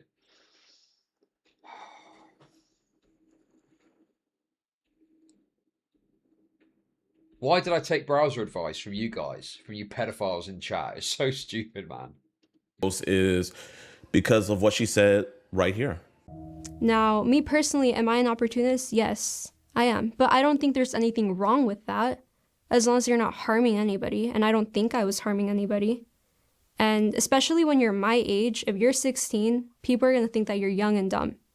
So you kind of have to be an opportunist. You have to make your own opportunities. You cannot be waiting for them. But this entire situation was not that at all. Now, I do want to give an update. So, Kayla gave me case numbers and detective numbers to call. I called the detective number and it was disconnected. And it took me like till 3 years later to finally find out what police station she went to and everything. And she really doesn't have all the updates and everything. But luckily, since I deal with police so much, I kind of figured it out and figured out where to look. And I can confirm that there is a case number associated with the account, meaning that there wasn't a report made. And also, not only was there a report made, but I confirmed with the police station that this case is currently with the FBI. Now, granted, even though it's with the FBI, I don't know if they're still actively investigating it, and I don't know if they'll do anything with all of this, me personally. So while we can all hope and pray that this situation wasn't for nothing, because I mean, at the end of the day, she was still groomed, she is still a victim, and EDP needs to be arrested, I don't know if the FBI is going to do anything with the information. Hopefully, with the popularity of the documentary, plus his admission, hopefully something happens. We'll just have to wait and see. And even in my first conversation with her, I let her know that for this one, we're going to have to get law enforcement involved because we want this to be done away with. We want him to actually be gone. I'm not gonna lie, for this one, I feel like we do need to try to get some law enforcement to so this could be the end of this, you know? So I told her to go to... Right. Right. No. No, you didn't. You said you floated the idea of maybe involving law enforcement. But there's nothing here that is kind of urgent. There's not an urgency to it, is there? It's very obvious that you wanted her on the hook because she was perfect bait to help you, but you eliminated certain lines, like her meeting up with him. But you wanted her around, and then you just had these little things that you floated that you can now conveniently draw on to go, well, I said this, and I said this, and said this. There's no urgency. There's no putting a point on it. You know, it's all done in a way that is nowhere close to what it should be, to the stakes that are at play. You've got an actual kid getting groomed by EDP. And then you're putting it all back on the 15-year-old fucking teenager. Holy fuck, dude.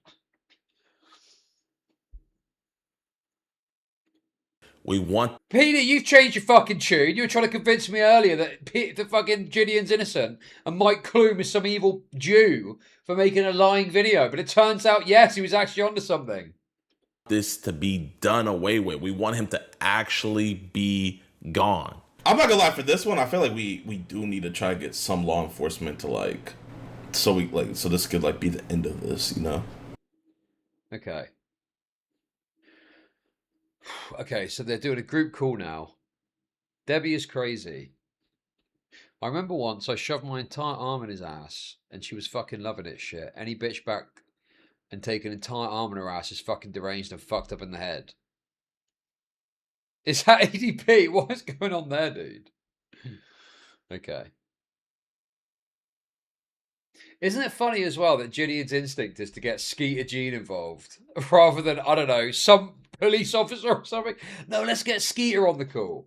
God, it's so obvious that they're trying to farm this for content as best they can. Oh, dude, it's so annoying that people believe this fucking black liar.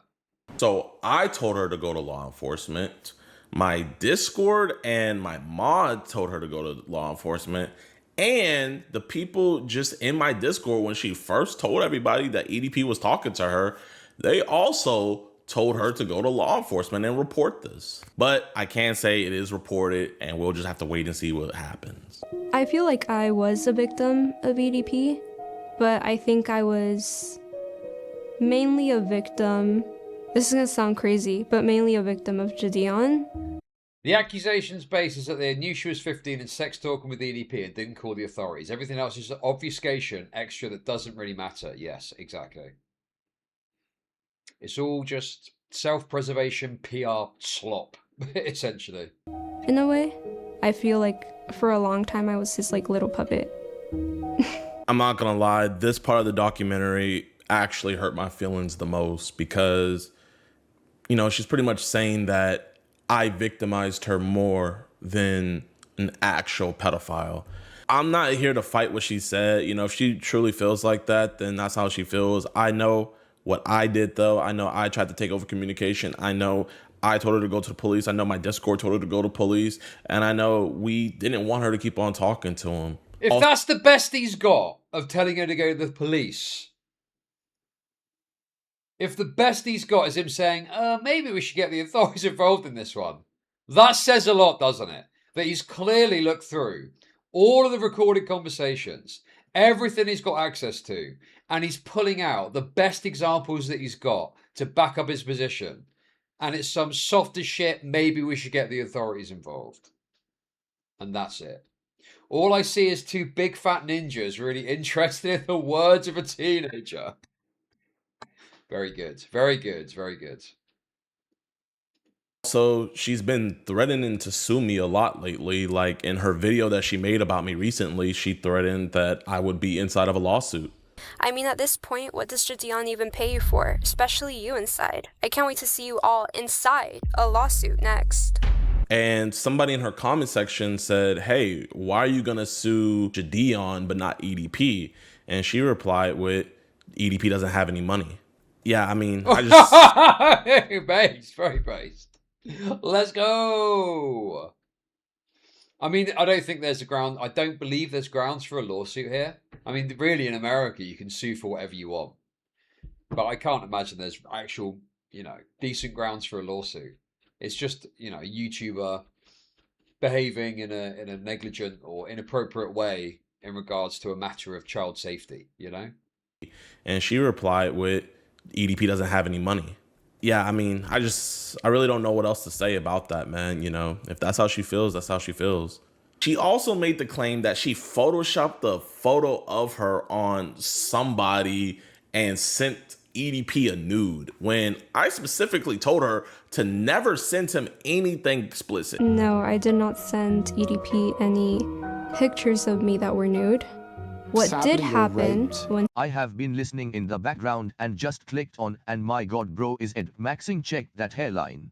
Yo, Plaid, stay with the kicks, thank you. He asked me for them was that JIDEON got like a lookalike of me, and I kind of photoshopped her face into Google pictures. And a year before she did the So JIDEON got a lookalike of me. That part is true, he did do that. And she then decided, that doesn't necessarily say that JIDEON told her to do that, in fairness. But there's still something amiss with the whole affair of him getting pictures of her in order to find a lookalike. Way too involved in the process. Documentary. So this is her first video coming out about her being the victim of EDP. She states in there that she did send him a nude, but it wasn't her, and that she just got it off. It doesn't really make any sense, man. I think the likelihood is she sent CSAM to this guy. That's the best I can think of. I don't know, man. Or she found some. I don't fucking know. It doesn't make any sense. Her explanation is bizarre and confusing. But Google, because she's quote unquote big brained. And he even asked for nudes, which the nudes that I sent him weren't mine. They were from Google because, big brains, And the reason why this is making me so frustrated is because I told her multiple times to never say or send anything explicit to him if she was gonna continue talking to him. Luckily, I was on the phone with her the other day and I recorded the conversation and I got her acknowledging that fact. I'm gonna roll the clip. Did you take the picture of yourself or did you go on Google? No. I did not send anything to anyone. So you never sent him anything Absolutely sexual? not. I think, I will say this, you even told me not to do that because the idea was... Oh, wait, he called what? I need to really make sure people know this teenager's a lying bitch. I'm going to get her on the phone now. And if she was gonna continue talking to him. Luckily, I was on the phone with her the other day and I recorded the conversation and I got her acknowledging that fact. I'm gonna roll the clip. Did you take the picture of yourself or did you go on Google? No. I did not send anything to anyone. So you never sent him anything Absolutely sexual? not. I think, I will say this, you even told me not to do that because the idea was for him to So he kept asking, so we were trying to figure out something. I told you to never send him anything sexual, correct? Yes. And so we went back in the archives of my Discord. Well, the thing is, I'm kind of retarded. I gotta be honest. I'm struggling to follow the line of reasoning here. The best I can kind of conceive of here in my mind is it's all an effort to disprove that the more serious thing didn't happen. But the fundamental criticism still applies. And then also, again, what are we getting? A fucking snippet. We get a snippet of a conversation. And was there an edit in there as well that I saw too? I don't know, man. I feel very perturbed by the fact we're listening to a recorded call without the full context. I didn't rape you, did I? It's almost like he's trying to prompt her to get what he wants for the sake of clearing his name, Or to see things that she sent to show people that, she was talking to EDP. And before we were even aware of the situation, I saw this one screenshot where on her Instagram, she sent him a photo and obviously it was in disappear mode. So you can't tell what she sent to him, but you could tell by his reply that it was something. And I mean, but you could look, he did send us CSAM. Look at this lying teenage bitch. What the fuck, man? Like, this is a situation which requires, a lot of care and consideration and a lot of sensitivity around it because you are dealing with a minor who has been involved in this conversation with a pedo.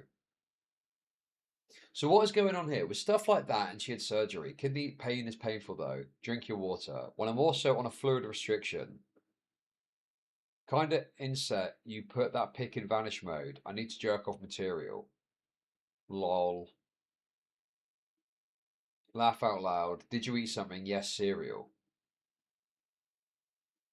And yeah, exactly, that's the delicate situation here. Is it could be that they did send that material, and they could be lying about it, but that's completely reasonable.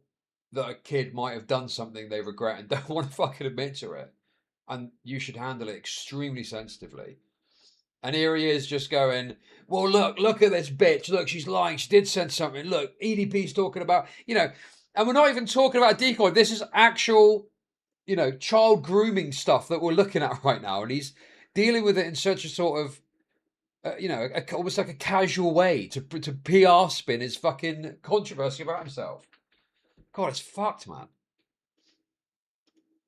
You could tell by his reply that it was something. And I mean, oh my gosh, man. Well, this doesn't show what it was exactly. So I don't know what to make of this. But I mean, I think that, yeah, she probably did send some CSAM. Sure. But she's not wanting to admit it now. Something like that, probably. His reply that it was something. And I mean, oh my gosh, man. The fact that she could have potentially been sending that stuff to him before we got involved is very, very, very disturbing. It's disturbing if she sent anything to him regardless. So Kayla just dropped a new video. No. This doesn't change any of it, the alleged misconduct on his part. He's almost pointing to extremities and trying to, you know, clear himself of wrongdoing. But he did wrong. I mean, he did wrong here. There's no doubt about it. The very fact that he's asking for pictures of her shows that she was way more involved than she should have been. And he's pointing and saying, well, I said, don't call the authorities. Roll clip of him saying, maybe we should get the police involved. You know, he's saying, I didn't let them meet him. And you show a screenshot and he's saying, oh no, the police wouldn't want you there. Oops, all pet. What is this, man? What the fuck, dude? I don't think he's a pedophile. I just think he is extremely, like, almost criminally negligent. And I just want to give her a huge shout out because she again admits that I told her not to send anything explicit to EDP. As for the nudes, so this is the part in the documentary that kind of weirded me out because I believe it was cut out.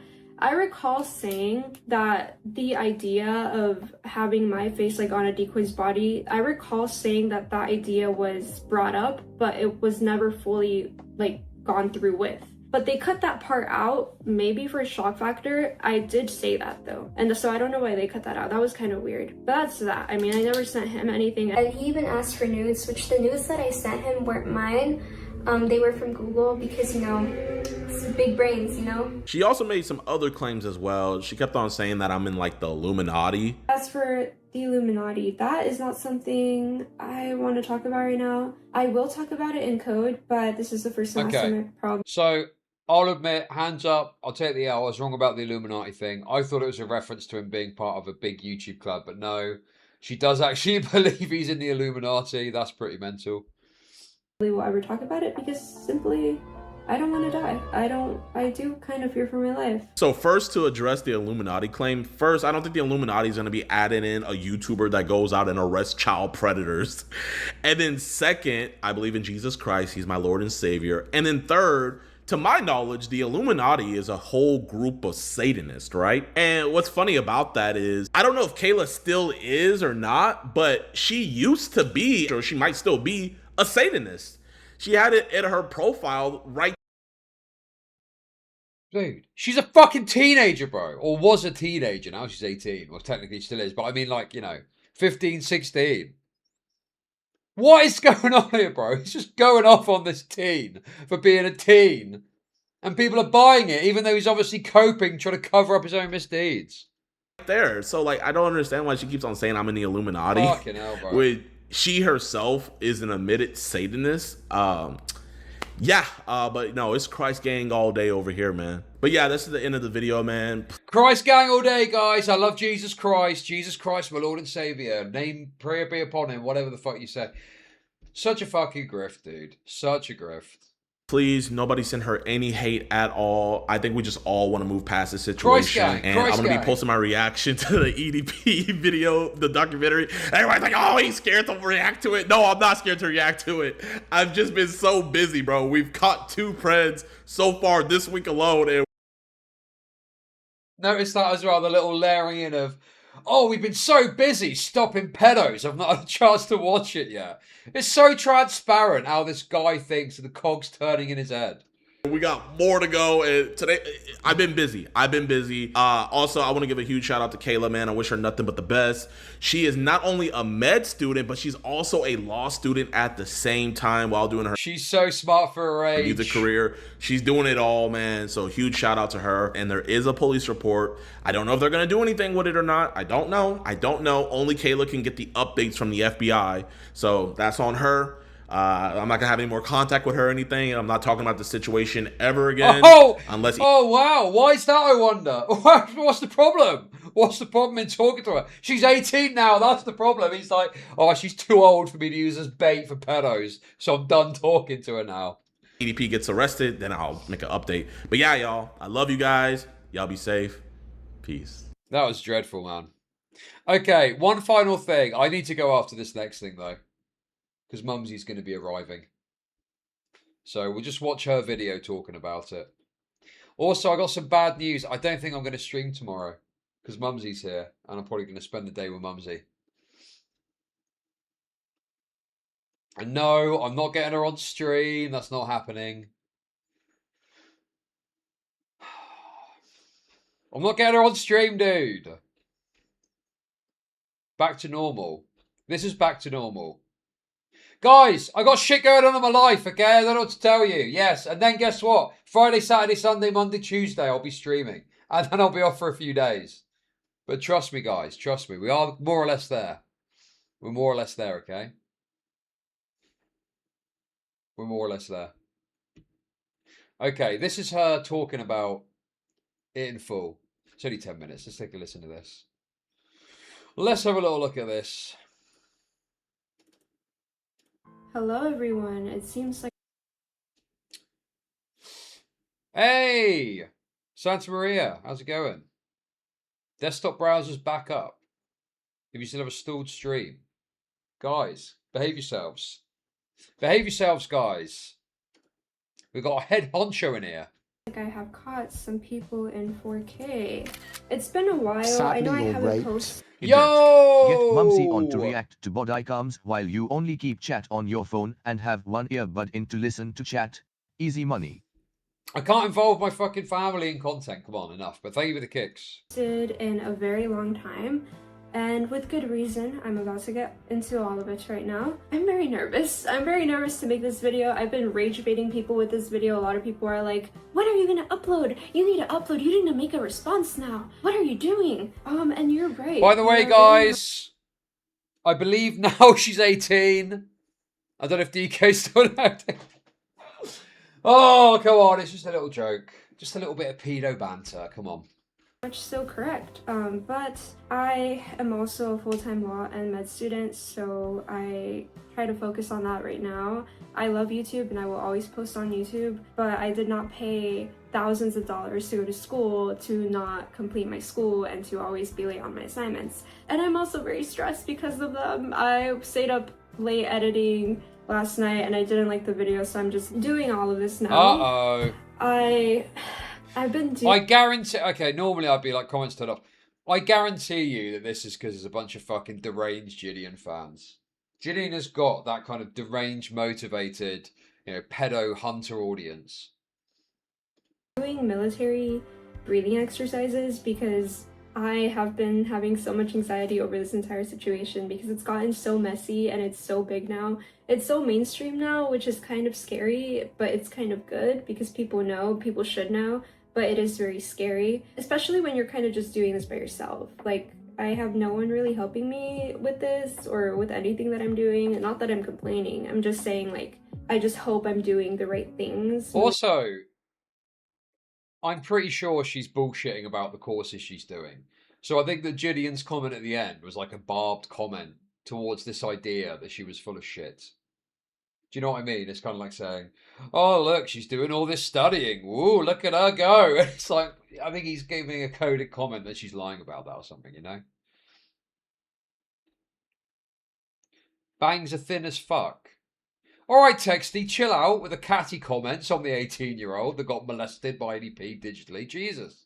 Holy shit. I have taken notes about the entire situation. There's nothing here. It's on this side. But yeah, you guys have to make me take notes because this situation has gotten so messy. And yeah, so as to why I haven't posted in a very long time because I was under management for about 2 years and they wanted me to be very promiscuous online. Now, that is just not my character. I have a lot of intellectual power that I want. Wait, what? Okay. I just want to be clear about something as well. This person is like weird, okay? Like I'm not sat here going, she's the word of God and everything. She's like a weirdo. She is a weirdo. And it's totally comfortable saying that now she's 18. That's even better, okay? It's just that it's very evident that even being a weirdo, there was problems with how she was treated in all of this. It's like a bit nutty, isn't she? Talk about intellectual power, lightly bullshitting about some of the dynamics of her, you know, course. The whole point of her maybe trying to wrap herself up in some sort of predator cat situation. Yes, she's an oddball, agreed, but as a child, the adults have a duty of care. Yeah, exactly. Well, the thing is, I don't even think a YouTuber's got a duty of care to a kid necessarily. The circumstances shouldn't have existed to come about like this in the first place. It's like JIDEON's whole mentality clearly created a fertile ground for this to occur, you know? She's so chopped. What did EDP see in her? Well, I don't think EDP's fussy. You know, as long as the age is correct. To teach people on the internet, and I wouldn't be taken serious if I were to post promiscuously and lustfully. Also, around that time, I was in a relationship, and out of respect for my partner, I did not want to post that way. So that's one thing. And also, I was gonna post around the World Cup, but then Mexico lost, and like, I'm still saddened by it. I'm still saddened by Mexico losing the World Cup. As many of you know, I was in the documentary that my club made about EDP 445. Where everybody saw this. 445 situation. And now this? With a 15-year-old girl? Mm-hmm. He doesn't care that he keeps on committing crimes. I mean, you don't give a fuck how old she is. I hate talking about EDP 445. Like, I just want to move on with my life. My experience with my club was great. I was a bit skeptical about him. I have a lot of trust. Okay, well, let's just do a quick check on that and see. Okay, in fairness. Oh.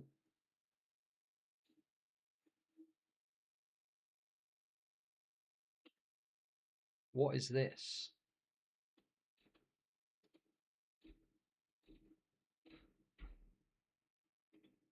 About to talk to Skeet. We're gonna talk about all the stuff that happened with EDP.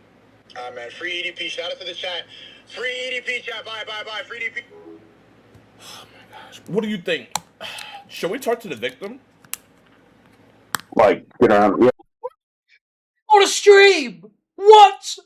They bring her onto a stream! Are you fucking serious, bro? Yeah, I mean, why not? Sure. She's down. You wanna get her on stream? Yeah, why not? You think that would affect anything? This is crazy, dude. Nah, I mean, He sat there trying to fucking act like there's nothing bad happening here, and they bring the victim onto a fucking stream. Out and made a video herself, so no. Yeah, she did already make a video, so. Alright, I'm gonna call the victim real quick, and I'm gonna ask her. I keep on calling her a victim. I just don't know if she wants her name out there or not. She has a name, damn it. She put her name out there. I literally have her name as victim in my Oh, contact. this is fucking mental, bro. How are people buying this? Bugging. My mic is?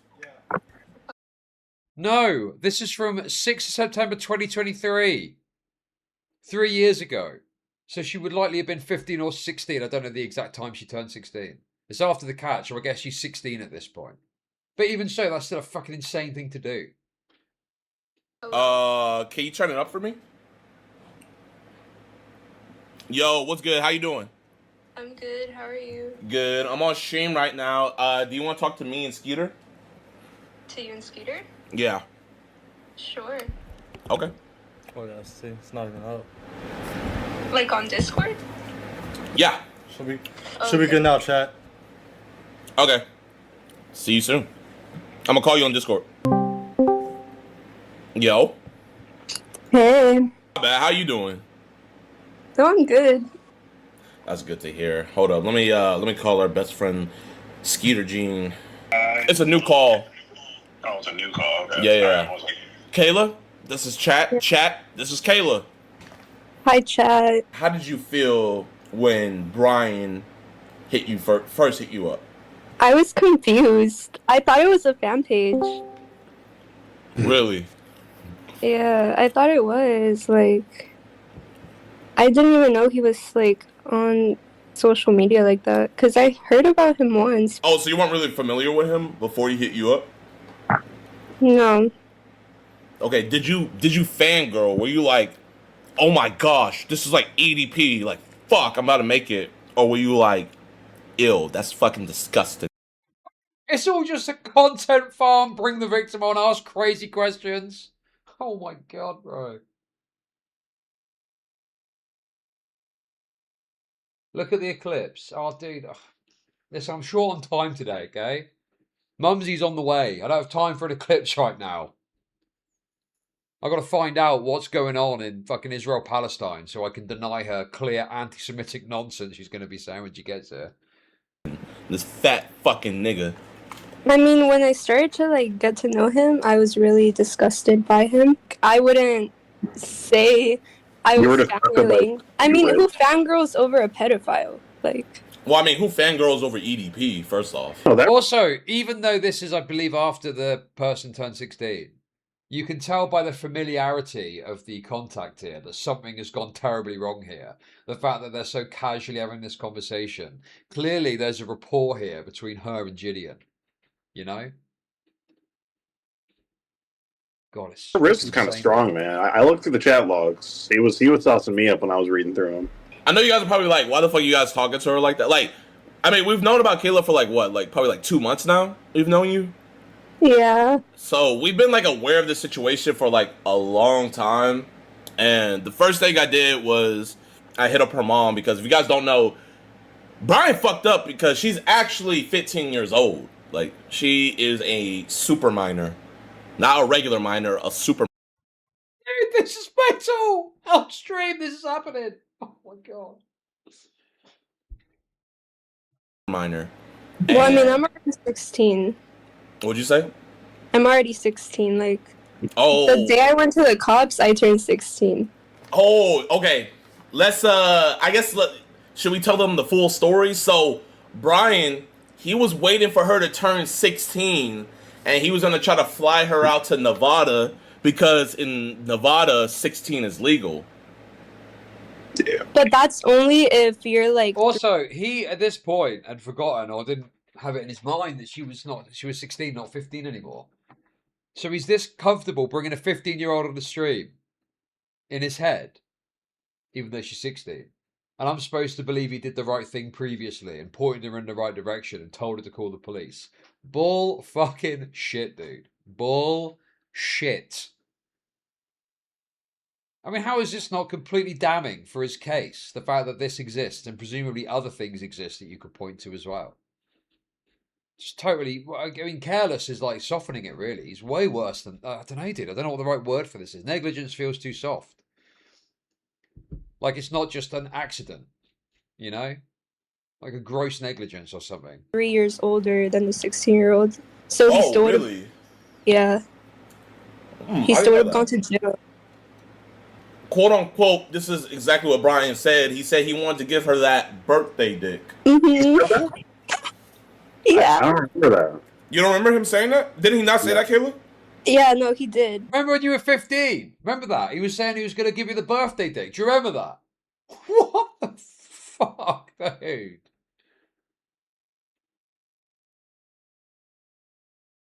This is fucking insane, bro! I guess I didn't read that one. He said it like 3 times. He was like, I'm gonna give you this birthday dick, mamacita. Oh my goodness. Say that like you hired someone. Oh, okay. Yeah. All right. Yeah. Let's not talk about that. Yeah. But, huh? Let's do. Wait, what? What was that? This video is JIDEON, Skeeter, and Kayla. It's on Kayla Hoskins' channel. You know, clearly uploaded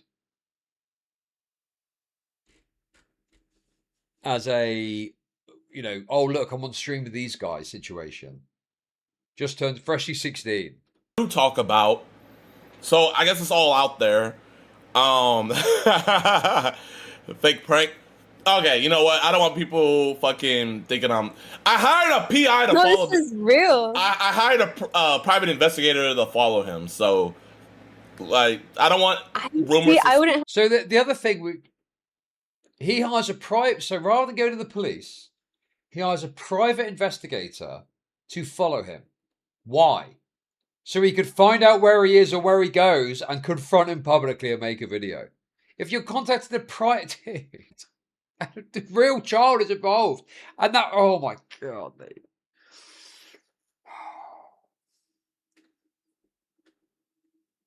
Dude, I don't know about this eclipse. I don't know what's going on with this eclipse, okay? Good luck to all involved. Have said that. Because what if he's watching this? What is he gonna do? You know, I talked to him today. I mean, he can't fly. He can't fly because he's on the FBI watch list. Wait, what? Yeah, he got on it because he so basically he went to the shooting range and he put like pictures of all of us on the like mummies to like shoot. Wait, wait, what? When did he do this? So basically, I'll tell you after. Do you have the video? Like, I don't have a video, but that's how he got on the FBI like watch list because he owns like. Also, I don't think that there's like a big risk of this happening. But you're putting literally putting her face on a target. And I don't think EDP is going to do anything. Why would you take that risk with a literal fucking minor of him actually going and shooting this person? It's just all this is fucking crazy, man. Yeah, full name. He knows who it is as well. This is why you go to the police so they can handle it discreetly. And then, ideally, the jaw closes and the police are involved and they're getting in fucking prison so we can't do crazy shit. Oh my god, dude.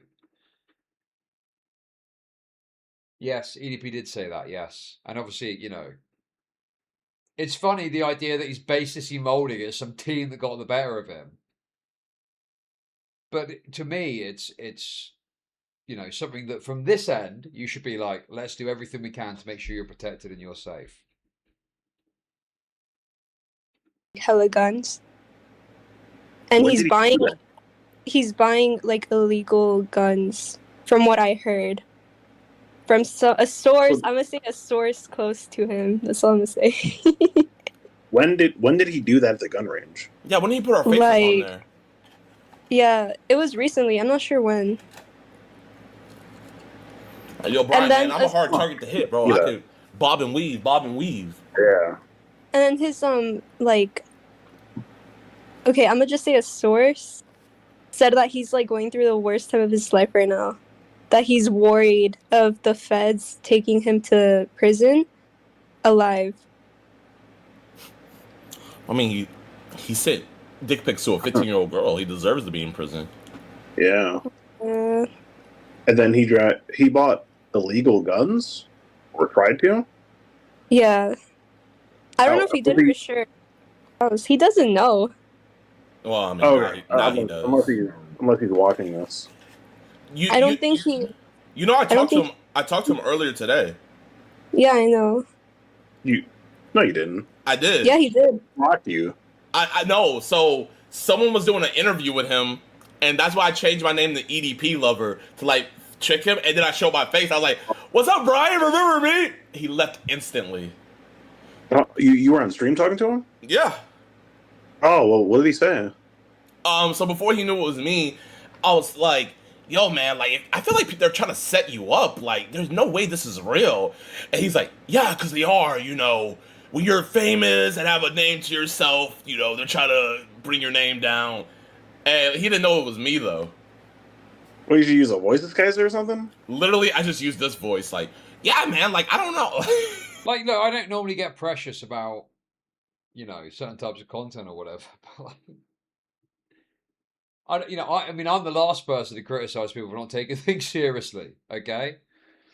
But Skeeter Gene is supposed to be some fucking predator hunter, and he's here fucking guffawing it up about this kid getting digitally molested. It's fucking great. He's just like, oh yeah, great trick, man. What is going on here, man? Like it's a big joke. Like it's always a big joke and a big laugh. And we're talking about someone that's actually grooming a kid on the internet. Sending pictures of his cock to them. God, it's mental, man.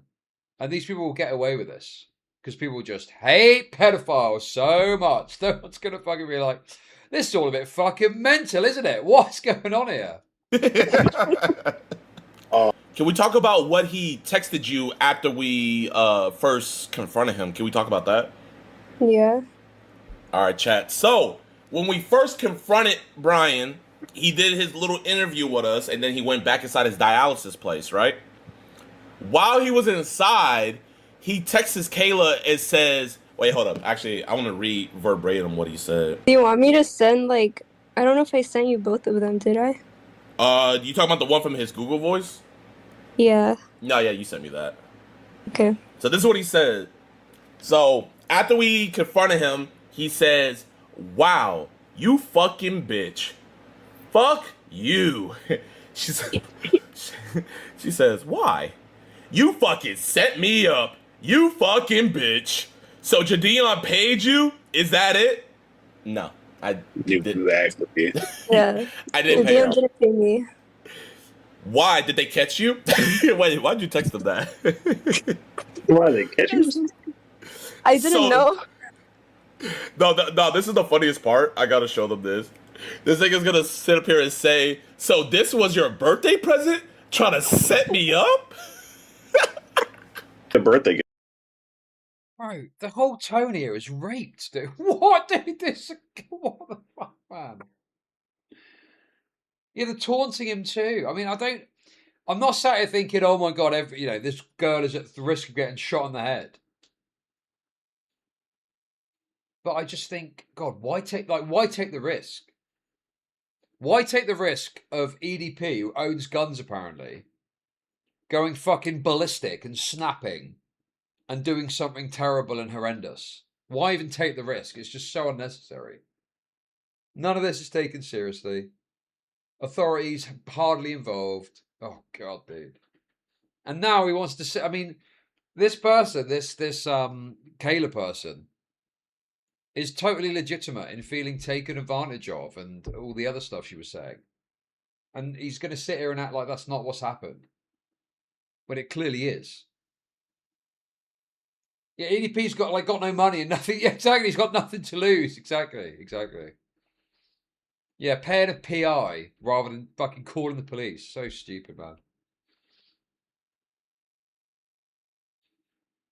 God, it's just shocking. And I just wish that JIDEON fans could have their eyes pricked open with toothpicks and they could actually see this and be like, fuck me, JIDEON's fucking insane. This is mental. Gift. It is a great birthday gift. It is. Then he texts her from another number after he blocks her. He says, "So why did you fucking do it? You got to be a low down piece of shit scumbag to pull that type of shit. You could have been his sneaky link." Don't look at me like that. No, you fucking had the bag. You could have been EDP's wife. Honestly, I don't want to be mean, but he's never gonna get a wife that's like satisfied with him. Like, are we putting He might find one in on- prison, or he'll probably become someone's wife in prison. So he won't have to worry about that. I mean, maybe Well, he doesn't have to worry about that because you all fucked it up, didn't you?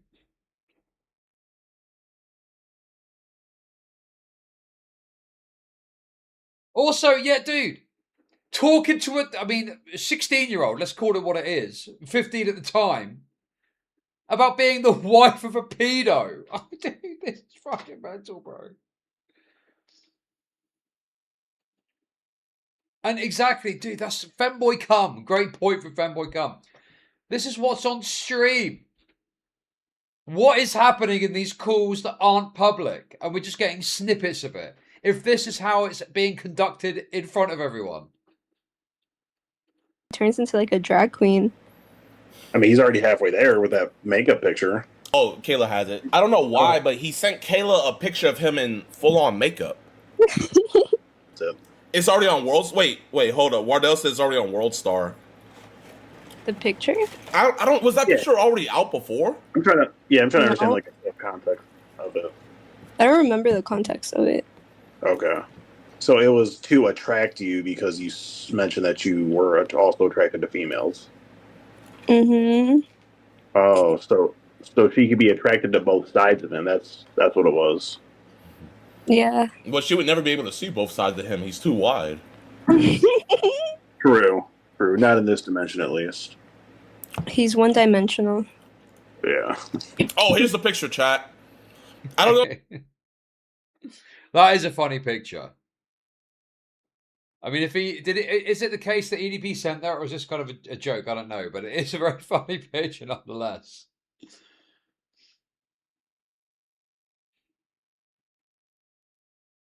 Aunt Jemima, dude. Yes, Aunt Jemima, yes. Tragic this person got taken off the syrup bottle. If this picture is already out on the internet or not, but he sent her this. How do you feel about that picture? I'm not gonna lie, I got a little... Nah, my bad. Nah. So,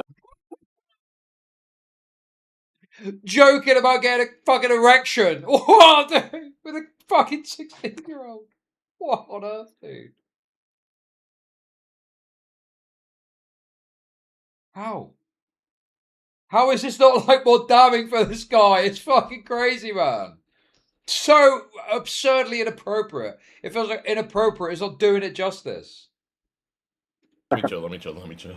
Well, I don't know. It's like comments. I'm guessing that people are finding it off the back of all this. Well, hopefully people are finding it. It's got 20,000 views now. But I fucking hope so, dude, because JIDEON deserves to have a lot of negative fucking commentary over this. Too far. You liked it? No, I don't like it. It scared me. It scared the jeebies out of me. Bro, when we confronted him, that was literally the first picture Skeet had in his notebook. Like, yeah. It reminded me of the clown from Terrifier. Just like a morbidly obese, clown from Terrifier. Nah, for real though. I do want to spend this time to congratulate Kayla because people, they get groomed and stuff, but especially with guys raised like EDP. Especially guys with a platform and stuff, and the fact that she knew it was wrong, and she contacted us first, and she went and told the authorities right away. Like, I think we need to see a bunch of W's in the chat for Kayla. Like, I know I've been joking around a lot, but Kayla, I honestly have the... Wait a second. Contacted us first and went to the authorities. It doesn't sound like here he's putting much onus on the idea that he got her to contact the authorities. But now he's finding any clip he can to back that up. Do you see what I mean? It's like he's kind of now being like, oh, I really told her to contact the authorities. Whereas now he's making it seem like it was her idea to do so. Utmost respect for you for telling your stories, not only to us, to the police, because I know how weird it was having to probably go into I was so uncomfortable. You were? That was so uncomfortable, yeah, doing that. I thought that we established last time the pedo hunters were a subject that they act like it's egregious to justify their behavior, but are so irreverent in every other regard. It makes it absurd to watch from the outside. Thank you. Yes, well, the thing is, this is all being motivated and pushed forward by pedos bad. So no one thinks that, you can see in the chat, no one is questioning this. But because it's EDP's a bad pedo, there isn't a step back to think, is it appropriate to have a 16-year-old grooming victim on stream that was groomed when they were 15 by this pedophile for the sake of sheer content? There's no upside, prosecution chance, police involvement you're helping with this. This is just, I don't know if it is explicit risk, but probably some risk to some sort of case, potentially. And it's obviously just a, very, an appropriate act to allow someone under 18 to participate in this sort of circus. How old is he? Who? JIDEON's like, what, 20 odd or something? And also, dude, think about the passive incentive that you're promoting as well. If you are a grooming victim, right, you get on JIDEON's stream to talk about it. What message is it sending out? Exactly as you said in chat there. What message is it sending out to people? If you end up being groomed, there's a possibility that maybe you'll be able to get on stream. It's this kind of soft pressure or soft influence that's being put out just by having the person on the call. Because they were breathing heavily. Like, I don't know. Maybe the dialysis thing is like all contagious. The cops didn't read the entire thing because it was so long. They just had to send it to detectives. Literally, the first thing he hit her with when he slid in, he was like, if this is a fucking setup, I'm gonna shoot you and everybody around that bitch. Like, that was the first thing he said. So when we were doing the bust, that was the number one thing on our mind, because especially on round 2. I mean, what? A 15-year-old. And there's no thought process of, oh, bit of a risk here. Maybe we should just be a bit careful. Oh yeah, on round 2, yeah, like, it's like we were thinking like, what would stop him from shooting everything up? I just wish he would. Yes, dude. So why are you getting kids so fucking involved?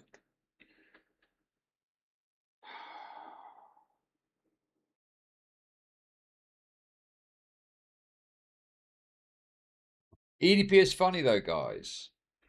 Eat shit, chat.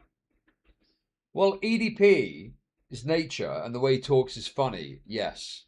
And he is a pedophile, so you know what you're getting yourself into. He's talking to kids and he's openly admitting to it and admitting to crimes. These are people that are pretending they're the good guys. And yet they can't take a step back from their own behavior to recognize how inappropriate it is. It's the eclipse. Oh, I wish he would have answered our questions. Where is it? He was trusting. You could probably get like a decoy to do it. He's going to jail. It's over for him. Yeah, I don't think we're getting any more out of him. He's like apparently talking to a 55-year-old right now. A 55-year-old? Yeah. Well, it's a step in the right direction, but it's a little too late. Do you have any? Watch him try to like impregnate her, and then say like, "Oh, I'm a good person. Like, don't take me to jail." Call by his real name. You know he likes to be called Big Sexy EDP. Can you tell Chad about his weird obsession with like eating food off of you? Can you like? Oh my god, it gets worse! Can you talk about the weird sex stuff he was saying with you? What on earth, bro? Dude, I just hurt my eye. Dude, I looked right into the sun and it's like burnt little white bits on my eyes for a sec there. When I close my eyes, I can see 2 little white beams. Oh. Yeah, he wanted to eat sushi off of me. Yo! Big Adam, thank you. Thank you for the kicks. Thank you. Thank you.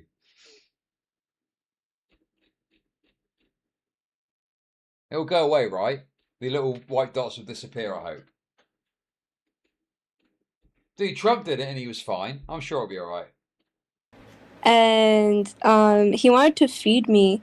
Like, that was the last like food conversation we had. Like, he wanted to feed me. I think honestly it's all like they have got a 16-year-old talking about fetishes that this person's groomer was saying to them. This is fucking mental, bro. Totally unacceptable, man. Totally fucked and wrong. On stream too, even it's just all just awful. kind of reverse psychology, so that I, like, let's say he did feed me a lot, right? I would get big and he would kind of trap me with him, if that makes sense. I was gonna say that it sounds like he was going for like a Hansel and Gretel situation. Yeah. Yeah, just fatten you up, bunch of sweets, cupcakes. Well, he was even mentioning. It's like it's like adding to it as well. Yeah, he probably to fatten you up, didn't he? What the fuck? Oh my god, man! How is this not like being? I don't know, man. This is not a career end, not a career ender even. I don't know. It feels like it should be bad. It should be bad for these people. Skeeter's lapping it up. Spells actually, so you might be right.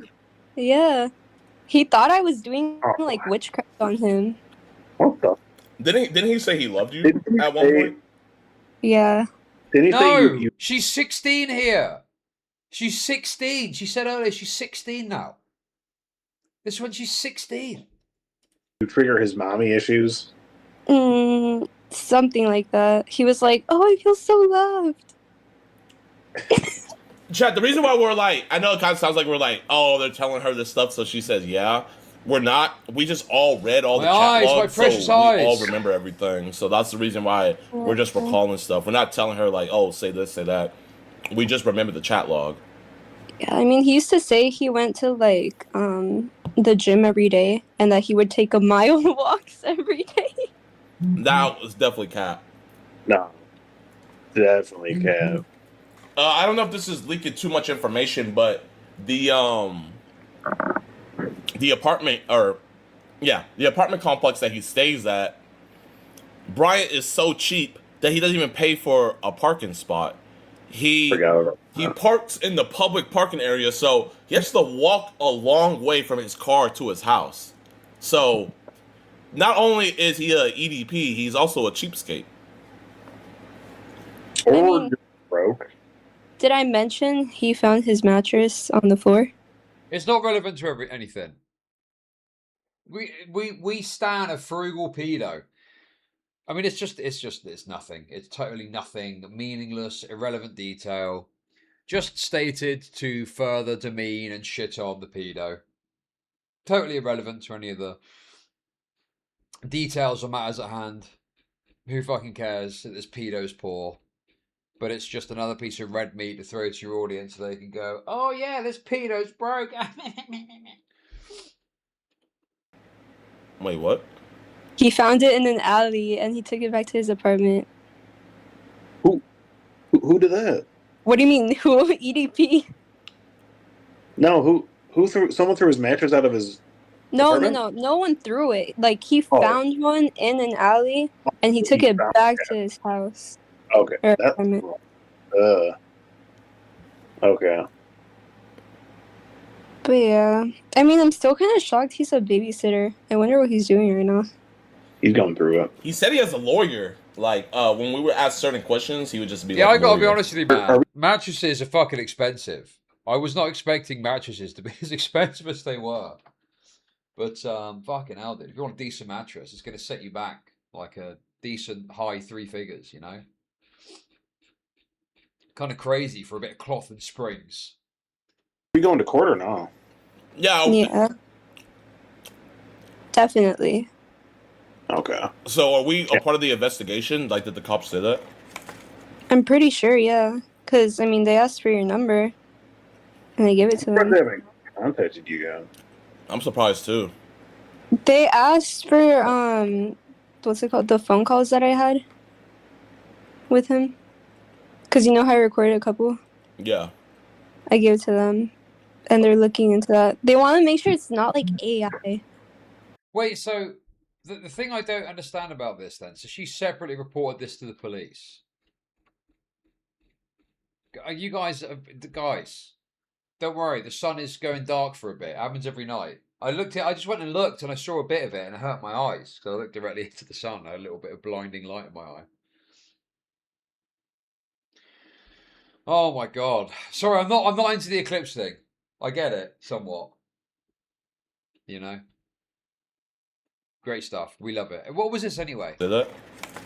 I'm pretty sure, yeah. Because, I mean, they asked for your number. And I gave it to them. They haven't contacted you guys. I'm surprised, too. They asked for, what's it called? The phone calls that I had. This is the police. With him. Police asking for this. Because you know how I recorded a couple? Yeah. I gave it to them. And they're looking into that. They want to make sure it's not like AI. What the? Because, you know, the TikTok stuff. Bro, these niggas are acting fucking weird, bro. Like, realistically, like, we don't have, like, that many chat logs or that many phone calls. So, I mean, why is it taking them so long to put something together? it's not even that. Like, chat, you know what? I'm gonna put some pressure on them. Kayla, is it cool if I say the police department name just to put a little bit of pressure on them? Is that cool with you? And look at this mentality as well. Put pressure on the police department. As if pressure is the thing that holds the police back. As if you put enough pressure on, then go, oh, well, there's all this shit evidence you collected is suddenly brilliant. As if it's that fucking simple. Oh, God, these people are fucking sickening, dude. That's why Chris Hansen is the GOAT. Dude, I'm going to... Okay. The San Diego Police Department is fucking ass. Like, I don't know how hard it is for you guys to make a case. Like, you know, she gave you guys all the evidence. Like, Like, Yeah. Dude, why is it so hard? It's like you're dealing with this, you know, crime which has got some level of complexity to it, right? Because, you know, it's determining. I mean, clearly they want to investigate, cross the T's, dot the I's. I don't know why it didn't go anywhere, but clearly your involvement has fucked this. And you really think that going dressed as a cupcake to confront him at his dialysis centre is going to fucking help matters?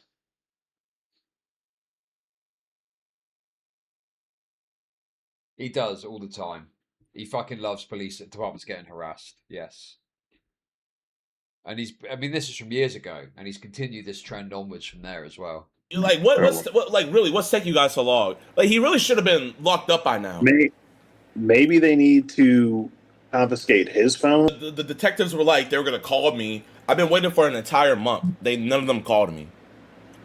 Like, it doesn't take. Should I like check on the case status? I can do it online.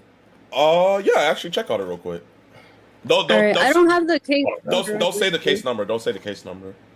Yeah, of course not. But I don't have it with me. I think my mom has it. Wait, is he gonna be there physically? Cause like, is he gonna stare at me like? Cause you know how he stared at you guys? Yeah, staring at us like a delicious cupcake. I mean, he's definitely it was a cupcake. He's gonna hate you. I mean, fucking, he wanted to give you a birthday present, and now you're threatening him with life in jail. Yeah, he's definitely gonna be a little salty about that. He would have had protection. I forgot he still has supporters. Yeah, a few. All right. Well, I guess see you in court. See you in court, Kayla. Dude, the delusion as well, thinking this is going to go to court. What actually prevented it from going forward? Does anyone know if there was any update on what happened with this case and why it didn't go anywhere? Because even with all the fuckery, if there are messages of him communicating with this minor, that would be quite compelling. Or maybe the messages weren't adequate. I don't know. Okay. Bye-bye. Just so confusion, I don't want anybody thinking, no, we did not contact Kayla to hit up EDP. I have everything date to date. He hit her up first. She talked to him for like, it was a while that she talked to him. Then she let my mods know. My mods let me know. I hopped in a call with her. I talked to her mom right away. Her mom knew about everything. We got all the chat logs. Then we set up a meeting with EDP. And then we told her to go tell the police. She went to go tell the police. And we're here. I see people saying he... Sounds like going to the police came a bit later down the line than he wants to have you believe now. Now he's like, yeah, I told her to go to the police. But it seems like that happened after you'd communicated repeatedly with her about this case. She gave him hope and stuff. You niggas are weird as fuck. Because listen, A, he hit her up first. B, she's a minor. So, like, that should be like the end of the discussion. So, y'all niggas being weird and stuff. He hit her up first. No one set him up. No one made a fake profile. And then B, she's a minor. And you guys can find the chat logs if you want. Like, they're out on the, it's out, right? They're in her video. Was the whole thing in there? Nah, I don't think that's the whole thing, but it's like the gist of it. I would imagine that any DA sees this and the fact that a real 15-year-old is involved, that the images were sent, that there's coercion, and that it's possible that to engage would mean prosecuting JIDEON, EDP, and even Kayla, depending on what she sent, and just said, I'm not touching this. Don't minors get a bit of leeway for sending those sorts of images because they're a minor? I don't know how that works.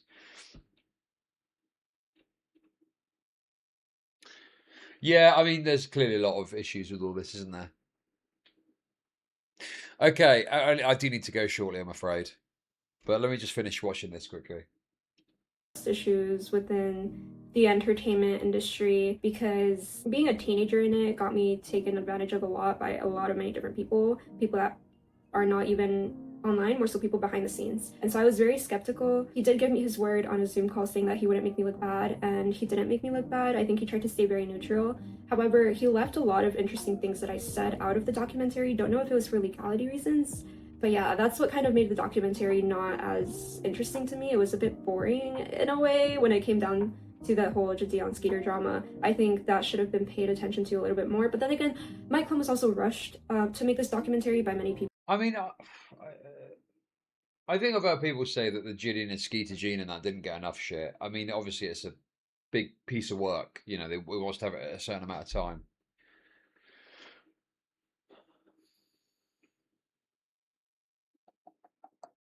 You can't say documentary.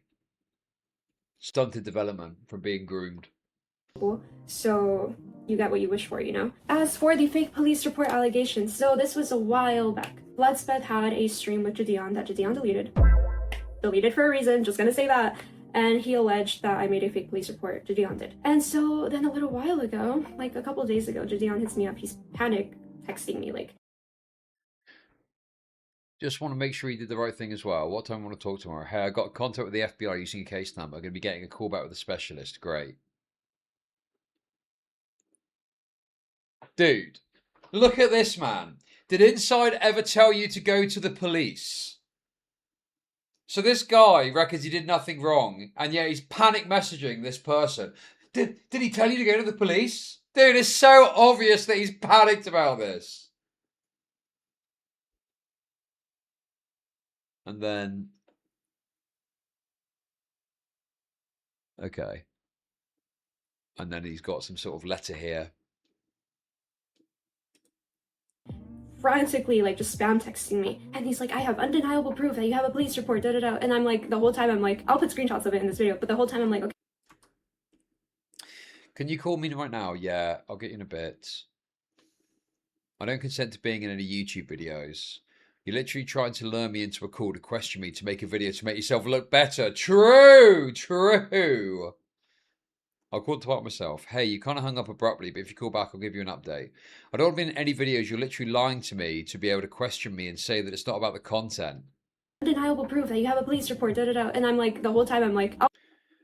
But here you are trying to use any update as a form of it. That's what makes me angry with you. You're not taking my case seriously, bruh. I'll put screenshots of it in this video, but the whole time I'm like, okay, so can you tell your audience that I didn't make a fake police report? I'm glad I called Ruby and anyone else. You're not taking this seriously. Actually, today I have undeniable proof. Not only do you have a case with the FBI, but soon I'm going to be talking with a detective working the local agency case.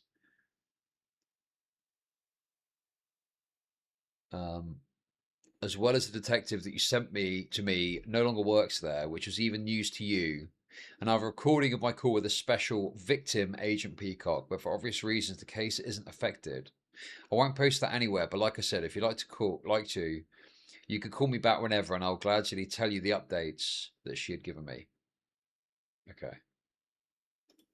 People are literally threatening to dox me because they thought that I did make a fake police report. And so I never did a fake police report. I never have lied about anything that's legal, because that could, for one, get me in a lot of trouble, and I'm very aware of that, but also because I've been very honest about the situation this whole time. Well, no, I think what he's trying to do is he's panicked, probably because he knows or has seen a documentary or knows the contents.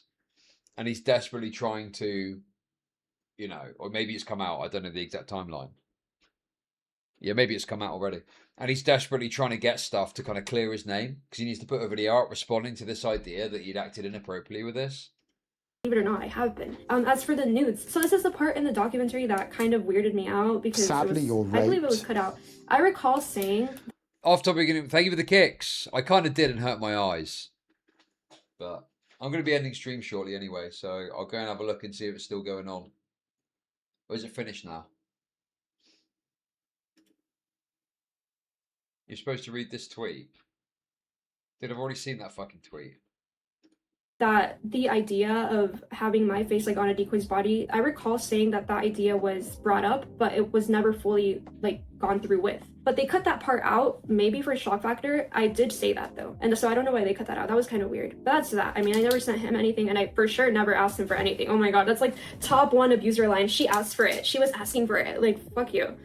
As for phone calls, I do have phone calls, and I'm sorry for fidgeting with this pen. It's because I have notes here. I don't want people to think I'm reading a script. I have just notes of everything that I'm gonna go over, because you bitches made me take notes, okay? I'm just so tired. I want this all to be over with. You have phone calls sitting in the desktop right beside me. Honestly, I've just been lazy to download them, but if it really comes down to it, I will post them, you know? Like, if it really comes down to it, I will have to post them. Like, I can post them. And JIDEON knows that. I have made him very aware of that. There was a lot of interesting things in the documentary that I also said that were not mentioned but they were claims that I made, and you could see it like in a slideshow in a way. And it was regarding Face Drug and the Illuminati. Those were the ones people were more concerned about. As for Face Drug, all I'm going to say about him, JIDEON brought him to be a part of the sting operation because he lives in San Diego. And I think he realized like a while into it what the situation really was. And I don't know if he wanted to continue to be a part of it or not, but I do know that at some point he kind of just was not involved in it at all. He might have catched on to what was really going on and chose to save himself from the mess. And I wish I could have done that, but I didn't. And yeah, so he was supposed to be involved. You know, JIDEON wanted him to be involved and he wasn't. But they were also going to make a video. Why are you involving some fucking phase guy? Well, dude, what? Why? What's a phase guy got to do with catching a pedo? What is that even about, dude? Is he known for, like, being a pedo guy or something? I don't fucking know why you'd get him involved. It's like promo or something, yeah. With him confronting EDP at the scene with Face Drug. So that's that. As for the Illuminati, that is not something I want to talk about right now. I will talk about it in code, but this is the first and last time I probably will ever talk about it because simply, I don't want to die. I do kind of fear for my life. I don't want to be put in a predicament. That's kooky. Anyway, so That with is the Illuminati, kooky. after being behind the scenes in this industry for a while, what I can say is that it's not called the Illuminati, but something relatively similar does exist, and it is fucking terrifying, okay? What I think happens, what I think I was almost, I don't want to say a victim of, but what I think I was almost offered is to push an agenda that's very sexual and lustful and go against a country in the Middle East and support a country that's blue and white in the Middle East. And if I didn't do that, my sponsors would be taken away. And that was essentially... Yo, it all comes back to Israel-Palestine. Every single thing. Almost like a threat that I got. So I do believe that something similar to the Illuminati exists. And I do think that people, such as JIDEON, I don't know about Skeeter, maybe Skeeter, but mostly JIDEON, Neon, people like that, I think that they are unfortunately far gone into something relatively similar to that. I don't want to get too much into it, but people that are smart will understand what I'm saying. As for the case update now, there is a case update. So the original detective that I had, apparently they switched her out, but the case still remains active. It has not been botched. It is still active after 3 years. I truly don't know what they're working on. I mean, it took 10 years for the FBI to put Epstein in jail, and that was someone that people literally had to, or not even in jail, because we all know he didn't go to jail, but that was something people had to literally protest over. So, well, the thing is, a case still being active, it doesn't mean that anything's going to happen, right? But unless you've got substantive, conclusive evidence, I mean, I don't fucking know, dude. Who knows? Who knows what the situation with this case is? Yes, guys, Epstein, am I right? Yo, Epstein! Dude, looking at that's making my eyes go funny again because I looked into the sun. just imagine what it will be like for me, you know, fucking 20, 30 years for them to even fucking care about it. Because that's how fucked our justice system in America is. But the case is very much so active. There is a bunch of detectives working on it, a bunch of law enforcement involved within it, and there's nothing that I can really do. I've already done my part. I'm just kind of waiting on them. And moving forward, my channel will not be featuring any updates. I will definitely make a video posting whenever he ends up in jail. And I will send the documentary to the FBI. I hope y'all know that. But moving forward, my videos will be relatively more involved in like finance and like relationships. I don't agree with relationship coaches or love coaches. I don't think they should exist because if we're being very relatable right now, everyone has different needs and expectations out of a relationship. So a person should just kind of blatantly describe a relationship as stupid. Or like the She's trying to pivot to a new form of content off the right attention. way to do a relationship. That's stupid. Anyway, so yeah, my future videos will be relatively more in finance and like spooky stuff. Spooky adventures. 6 months, Solly, let's go. go. Sadly, you're right. Mommy Logic, probably about my age and all. Whoa, whoa, whoa. Fortunately, suck it, Mr. Suds. Mumsy is taken, I'm afraid to tell you. Favour the gigs, thank you. Adventures just every once in a while to switch things up because why not? I mean, people already say I look emo. I don't think I'm emo. Just because I listen to Deftones and Pierce the Veil and like all these cool bands doesn't mean that I'm emo.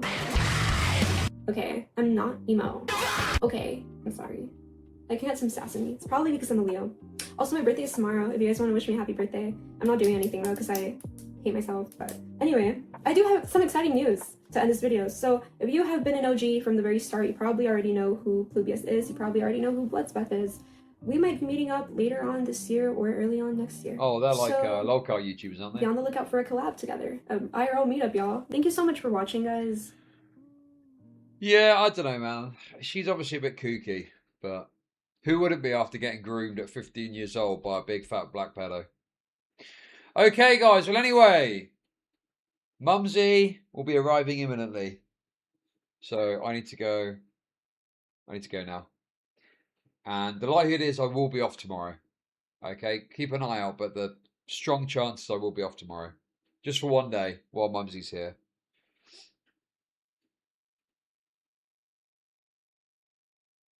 But then, basically, I'll be back Friday, and then I'll be streaming through to Tuesday. So I'm going to do another 5 days there, but then I'm going to be off for a few days.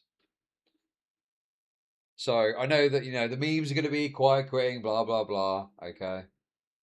But I've got to be honest with you. The fact I've taken so precious little time off during the summer holidays is a testament to my hard work, okay? And I should be handsomely rewarded just for bothering to fucking stream in the first place. Yes, Chud quiet quitting. Yes, the meme.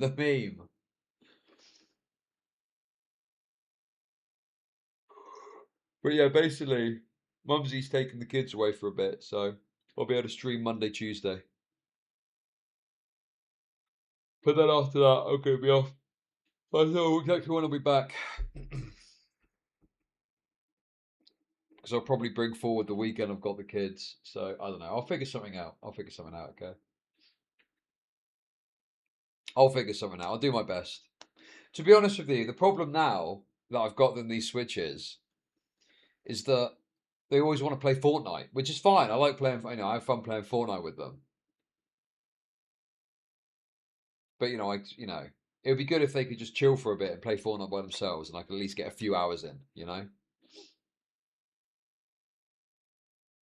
Get ready for more body cams again when he comes. But, oh, look, Worthless Waffles is back moaning about the body cams. Because I could just sit here, gloss-eyed, watching blacks get shot to bits and make money from that endeavour. Terrible business, isn't it? Terrible business. Terrible business. Now, the reality is, dude, body cams are fine as long as I'm actually reacting to them. I just don't want to do the, you know, the quiet quitting stare watching a body cam. So as long as there's effort going into the react, we're golden body cams. It's easy content. It is just easy content. There's always a new story, always a fresh angle. I'm playing through the Gears 1 remaster and forgot how awesome the first Gears is. Yeah, it's good. I'll tell you what I've been doing recently. Okay, I'll tell you what I've been doing recently. I played the Gears beta, the Emergence Day beta, and at first I was like, I didn't like the movement, but I did start getting into it and was having some fun with the multiplayer. And then for some reason, probably because I just finished the new Halo game, I downloaded Halo Infinite. And it is actually good. Like, the gameplay loop is fun. It's just the story and stuff is, and the kind of missions are not great.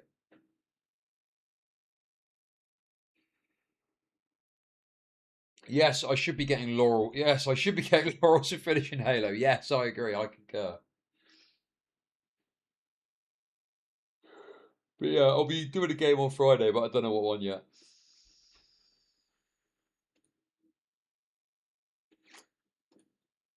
You see how broken the movement is? Okay.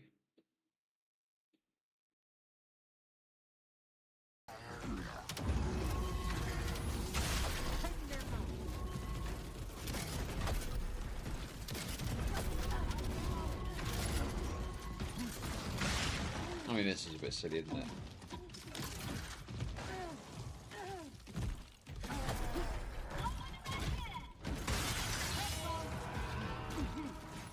This will get tweaked.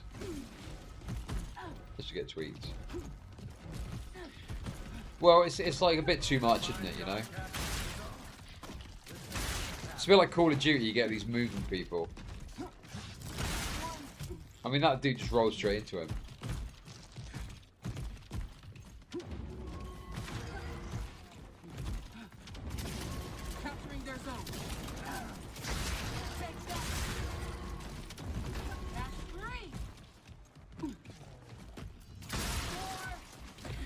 Yeah, the OG's better. But I'll play this, I expect.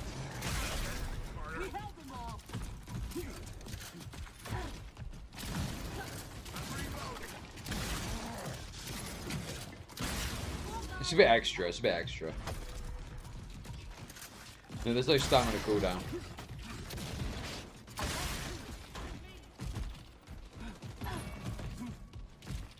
Well, the thing is, if you actually had a team and you were bouncing about like this, they, just change to a different strategy to shoot you. I mean, this is just, I mean, these players like, well, you rolled into him. You fucking rolled into him.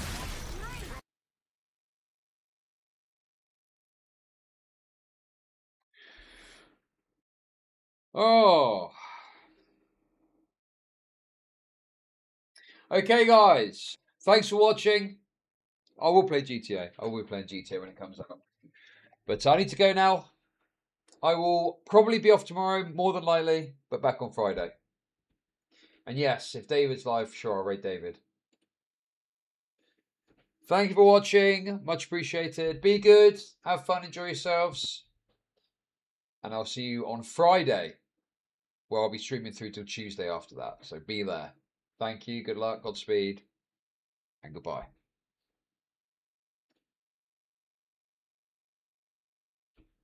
Bit awkward. Just got to wait now. A little bit awkward.